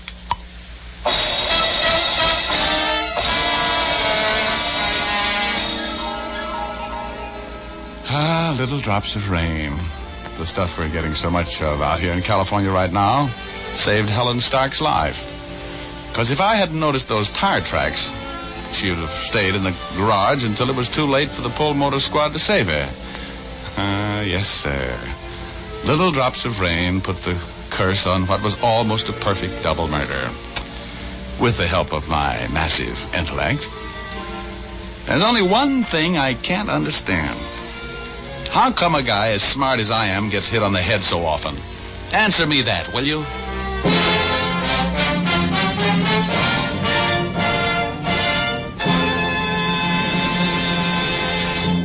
This is Dick Powell again, ladies and gentlemen. How did you like our little story tonight? Ray Buffum wrote it. Leith Stevens composed and conducted the music, and Dee Engelbach produced and directed. Don't forget to tune in next Thursday night. We're going to present a strange story of a house where everybody was scared. We call it the House of Fear. So make a date with us, will you? Thanks for listening, and good night, all. Now here's Jim Doyle. Don't forget to tune in again next Thursday, same time, same station, when you will again hear Dick Powell as Richard Rogue in Rogue's Gallery. Remember, if dandruff is your problem, ask for Fitch's Dandruff Remover Shampoo. Removes dandruff the first time it is used. Fitch's Dandruff Remover Shampoo is the only shampoo whose guarantee to remove dandruff is backed by one of the world's largest insurance companies. This statement can be made by no other shampoo. Ask for Fitch's Dandruff Remover Shampoo at your drug counter, barber, or beauty shop. Fitch is spelled F-I-T-C-H. Folks, when we see a wounded veteran, we can thank him with our eyes and with a smile. We can also thank him in more material ways, like helping make sure he gets all the benefits of the GI Bill of Rights. That takes money. The money we lend when we buy victory bonds. Buy victory bonds.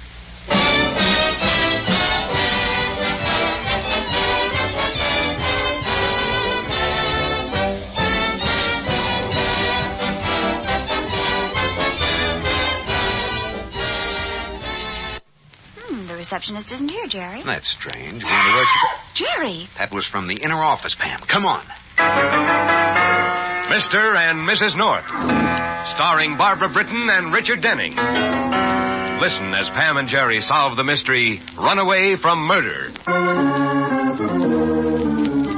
The office of the president of the Gordon Electrical Appliance Company is a large and cheerful room. But the man who sits behind the desk in that office has little in common with his surroundings. He is neither large nor cheerful. He's a small man. Small, tired, worried, and frightened. Yes, Miss Nichols? Mr. Schaefer of the Seaboard National Bank calling, Mr. Gordon. Oh yes. Put him on. And would you come in, Miss Nichols? Yes, sir. Hello, Greg. What's the news? Only 30 days. But I asked for a 3-month extension. I know, but... Yes, I understand, Greg. I see. Well, thanks for calling. Is something wrong, Mr. Gordon? The bank is giving me only 30 days more on my loan instead of 90.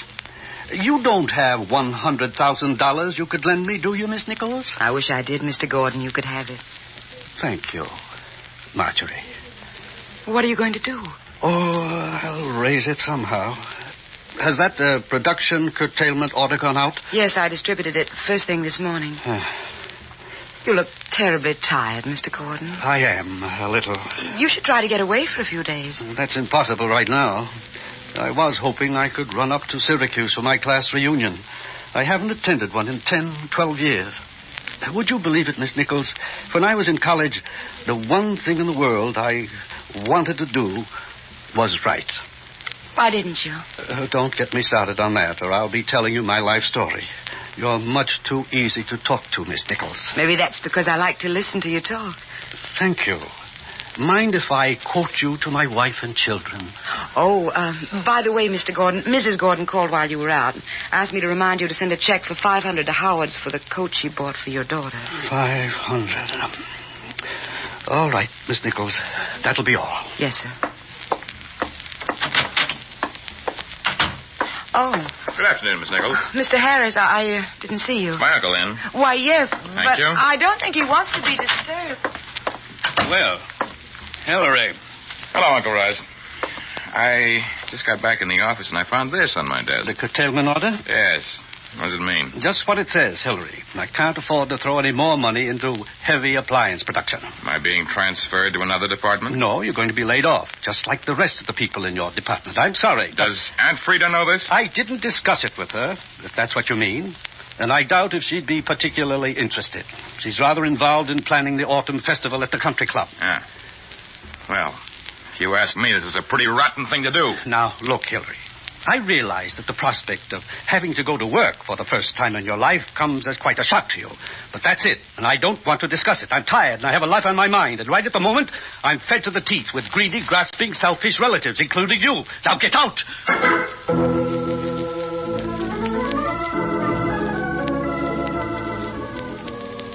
Jerry, look at all these wonderful books.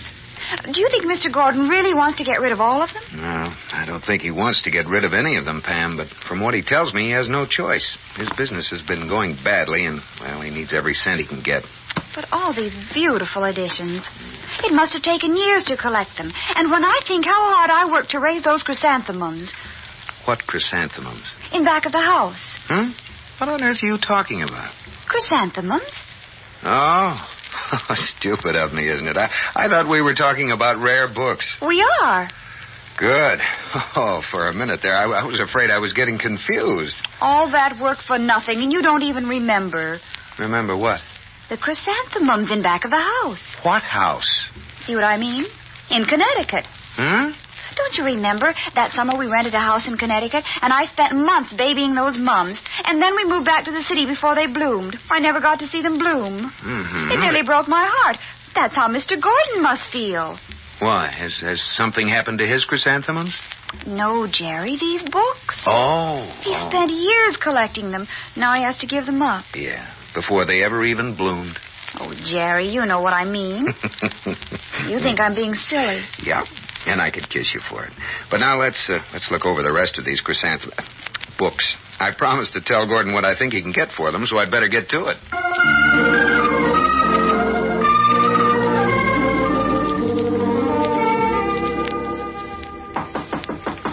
Come in. Have the Norths gone? Yes. What did Mr. North say about the books? He says I can get $25,000 for them. 25? But you paid a lot more for them than that. Jerry knows the rare book market, Frida. And on a forced sale, that's all I can hope to get. Then where's the rest of the 100,000 coming from? From the liquidation of the heavy appliance division, sale of the machinery, inventory. I've already made a deal with American Electric. This is almost like starting all over, isn't it? We'll pull through it. Have you talked to Hillary? He telephoned, but I made it clear to him that I wouldn't try to influence your decision. Well, thank you, Frida. I'm sorry you can't make a place for him in the company, but if you can't, well, we have to look out for ourselves. Frida. Yes? What you said a moment ago about starting over, it will be, in a way, in the work I'll have to do. And What, Russell? I don't think I can do it. But you just said we'd pull through. And we can, if we want to. But I don't. I'm tired, Frida. I want to quit. Quit? Let the bank foreclose. Let it have the company. I hate it. I've always hated it, really. But what would you do? I wouldn't do anything if I didn't feel like it. We could get by. We'd have $6,000, $7,000 a year. $6,000 or $7,000 a year? We couldn't live on that. Not the way we're living now, no. But we could sell this house and a place in Southampton, get rid of the servants and one of the cars and buy a little place. Have you gone completely out of your mind? Is it such a crazy idea? It's insane. Why? This is our life. What kind of a life is it? A good one. Good. Yes, Russell, a very good life. I like it, and so do the children. I'm sorry if you've decided you don't, but it can't be helped. Frida. And after 25 years of asking me to expect one thing, you can't suddenly change your mind and ask me to take something else. But You've grown almost to hate me, Russell. Yes, and the children, too, because you think we're selfish. Well, what do you call this preposterous idea of yours? You're 50 years old, Russell. You're not a child. And our life isn't a toy you can toss aside because you're bored and tired. All right, Frida. Forget it. Where are you going, Russell? Nowhere, Frida. Nowhere at all. Except to bed.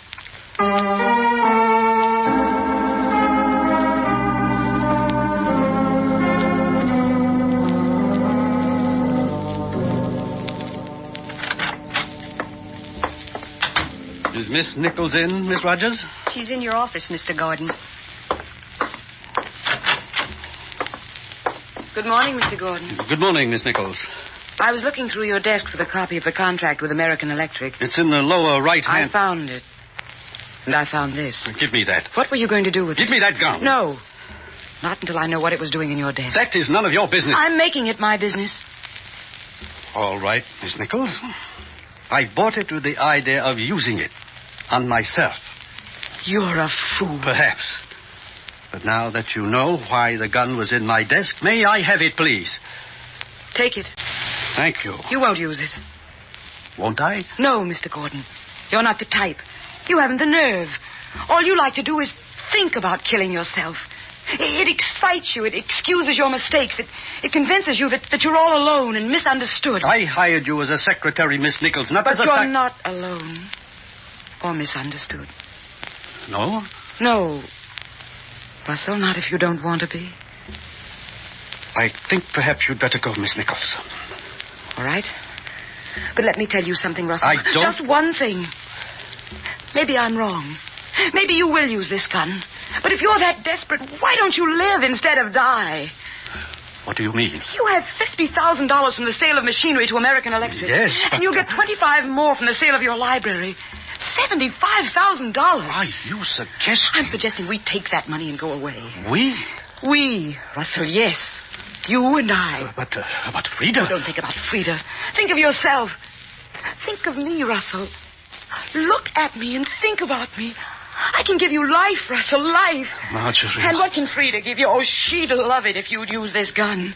She'd have your insurance. You wouldn't be around to annoy her. Use it and she'll dance on your grave. But come with me and But money, it isn't mine, really. But nothing is yours unless you take it. Oh, where would we go? Oh, anywhere. Everywhere. It's a big world, Russell. It's a wonderful world. Marjorie. Oh, Russell, you'll never regret it, I promise you.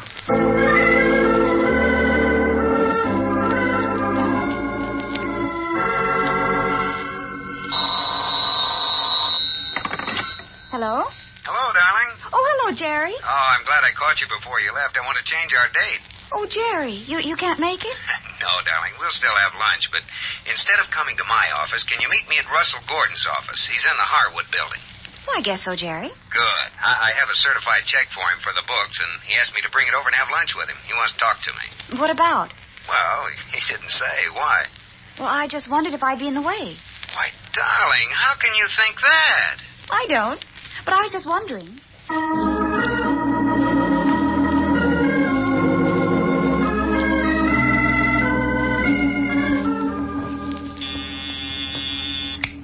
Yes, Miss Rogers? A Mr. and Mrs. North to see you, Mr. Gordon. Mr. and Mrs. North? Oh, yes. Tell them I'll be right out. Well, what are they doing here? I'm having lunch with them. But it's nearly 12:30. It's all right. I'm all packed. I have the bags and briefcase right here.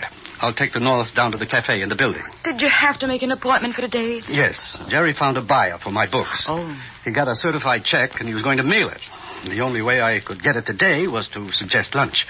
All right, Russell. I'll meet you at the airport. The plane leaves at 2. I'll be there. For your sake, I hope so.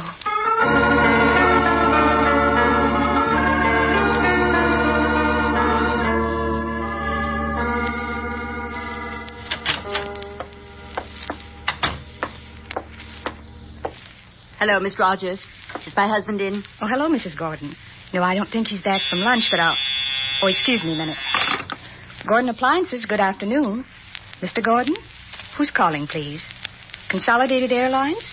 Well, I'm sorry, Mr. Gordon isn't in. Can I take a message? Airline? Here, let me take that. One moment, please. All right, Mrs. Gordon, you can use the phone on the desk. I'll connect you. Hello. This is Mrs. Gordon speaking. What is it? What? What reservations? Today? I see. Well, Mr. Gordon isn't here. He's the only one who can confirm it. I'll tell him when he comes in. Goodbye. They wanted to confirm 2 reservations for the 2:00 plane today. What do you know about this, Miss Rogers? Nothing. Mr. Gordon didn't say anything about going away. Could it be a mistake? It certainly could. But I don't think it's the airline who made it.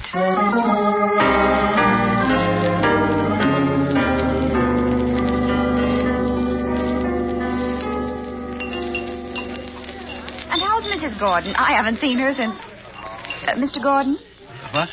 Oh, did you say something, Mrs. North? Well, I just asked about Mrs. Gordon. Oh, Frida. Yeah, she's fine. Well, I've got to be going. But I thought you wanted to talk to me. It'll keep, Jerry. Thanks again for helping with the books. Oh, I was glad to do it. Now, I really must get back to the office. But you folks finish your lunch. Don't let me interrupt. Don't get up, Jerry. Thanks again. I'll be in touch. Jerry, what on earth's the matter with him? Business worries, I guess. Oh, Jerry, look. What? He forgot his glasses, left them on the table. Oh, yeah. Well, his office is in the building. Let's finish our lunch, and then we can take them up to him. All right. You know, Jerry, it's strange. What is, darling? Well, a man who makes as much as Mr. Gordon does having to worry about money. Well, it doesn't matter how much you make if more goes out than comes in. But why should it? Look at you. You don't make nearly as much as Mr. Gordon, and still you can eat your lunch in peace. Well, maybe that's just because we spend everything I make, not more.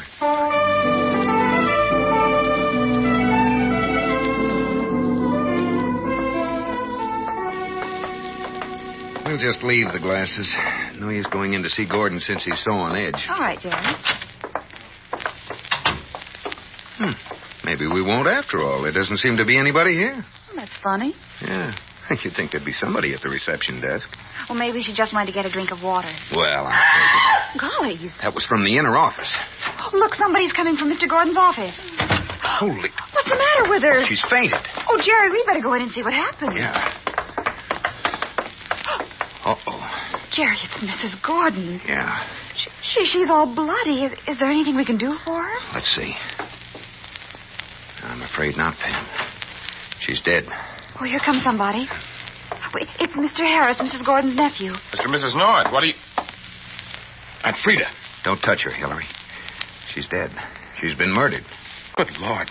Jerry, you'd better call Bill Wygand.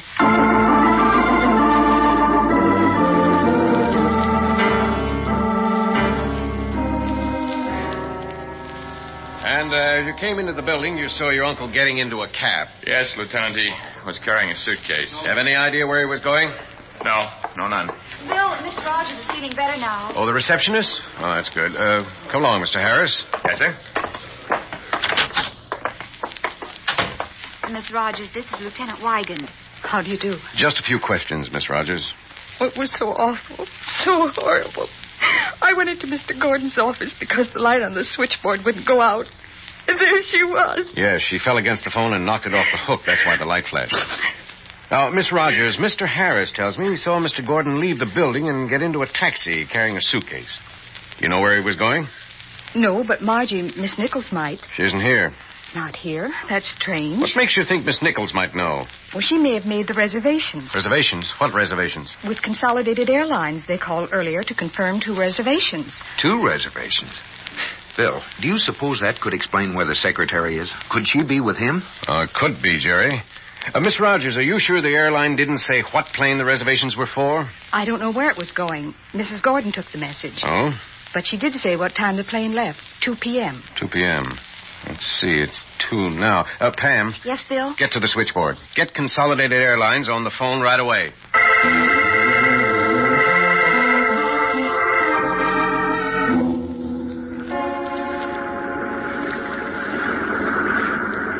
What are they waiting for? Why don't they take off? For heaven's sakes, Russell, relax. We've been sitting here for 10 minutes. Where's the stewardess? I want to ask. Oh, where's Dottie? It's about time. Everything will be all right. I hope so. Wait a minute. We're not taking off. We're turning around. Maybe they're going to use a different runway. Let's see. No, we're taxiing back to the loading gate. What is this? Darling, don't worry. Do you think... do you suppose it has anything to do with us? Well, how could it? Who'd be checking with the airline so soon? You never know. I'd call Frida Guy. Maybe it started something. Why did she have to come to the office today anyway? What? Nothing. Oh, we're stopping. Well, now, just sit tight. It might have nothing to do with us. But they're rolling out the steps. Look there. Where?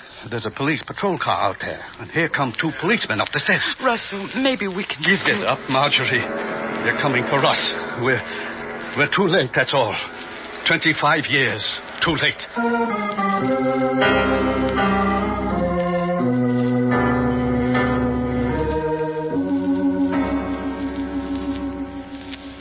Quite a while since the police phoned that they took Mr. Gordon and his secretary off the plane, Jerry. I wonder when they're going to get here. Well, it takes at least half an hour to get in from the airport, even in a police car, Pam. Well, it's been a half hour. Jerry, you say you know Gordon.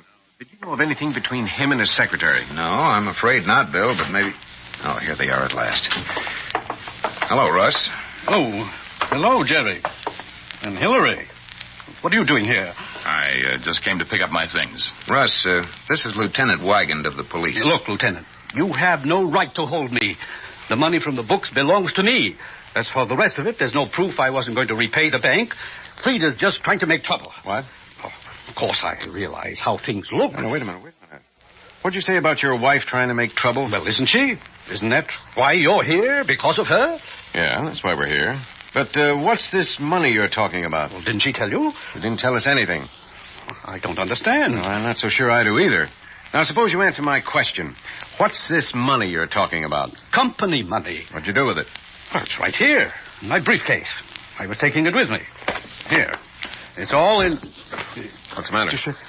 Well, it's not here. What? The money, it's not here. Russell, look.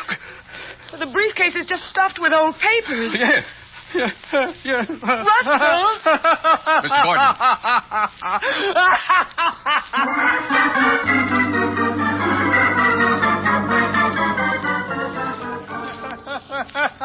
All right, John, that's enough. Now stop it. Where's Frida? I want to find out what she did with the money. She must be the one who took it. When? While I was at lunch. When I came back, she was in my office. I thought she acted strangely. When I told her I was going away on an overnight business trip, she didn't even ask why I hadn't told her about it. She knew I was lying. She knew I was running out, but she didn't care.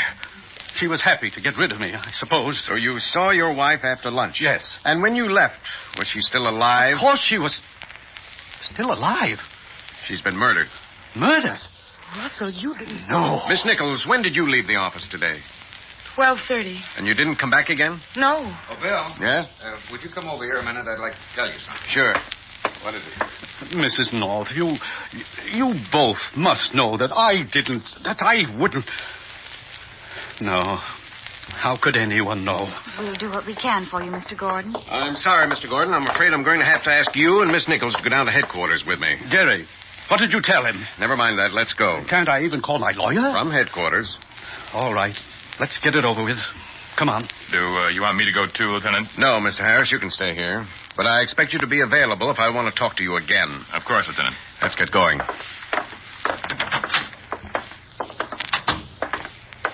All right, Gordon, Miss Nichols, wait right here till I come back. And then I advise you not to try to leave. Now, Jerry, you and Pam come with me, and we'll see if you're right. Okay, Bill. Where are we going? Around to the side corridor. Jerry has an idea the murderer will give himself away. Well, after all, he didn't have much time to hide the money. What? Here, we can hide here and see around the corner if we hear the door open. Right. You see, Pam, Mr. Harris told us that when he was coming in the building, he saw his uncle getting in a taxi. That's right. Well, that was 1:45, but Mr. Gordon was on the 2 o'clock plane, and it takes at least half an hour to reach the airport from here. You said so yourself. Uh-huh. Well, so he couldn't have been here at 1:15. That's it, Pam. So Mr. Harris was lying. I guess what happened was that Mrs. Gordon took the money out of her husband's briefcase while he was at lunch, and then the nephew killed her to get it from her. And do you think he hid it in the building? Yes. Then he came right back to the office and pretended to be just arriving so that if anyone had noticed him enter the building, he'd be able to say he arrived after the murder. He wanted to clear himself and wanted the chance to accuse his uncle. Oh, there's a door opening. Stay back. Is it Harris, Bill? Yeah. He's going down the hall, stopping by a door. I think it's a storage closet. He's looking for something in there. You know, this could be it. I better go and see. Come on, Jerry. Find anything, Harris? Lieutenant! Bill, he's trying to get away. Stop, Harris. Stop or I'll shoot. Don't shoot again. I'll stop. All right, Harris, just stay where you are and stop whimpering. Just a warning shot. It didn't come anywhere near you. I'll take that bundle. I have an idea it's going to be a lot more damaging to you than the bullet I just fired. All right, let's go.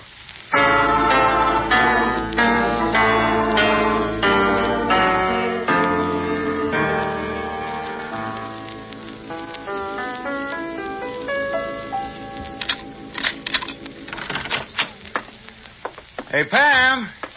Come here. See what I brought you. A present, Jerry? What is it? Well, remember when we were looking over Russ's collection? Remember what you said? About how much I like the books? Oh, Jerry, did you buy one of them? Which one? No, Pam. I didn't buy any of them. But, Jerry, I thought you said... Oh, Jerry, how lovely. Right? Oh, you're a darling. Oh, how sweet. A bunch of chrysanthemums.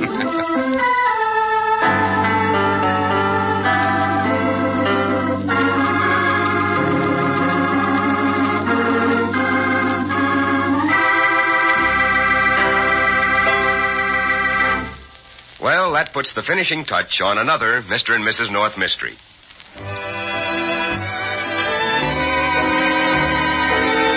This is the United States Armed Forces Radio Service.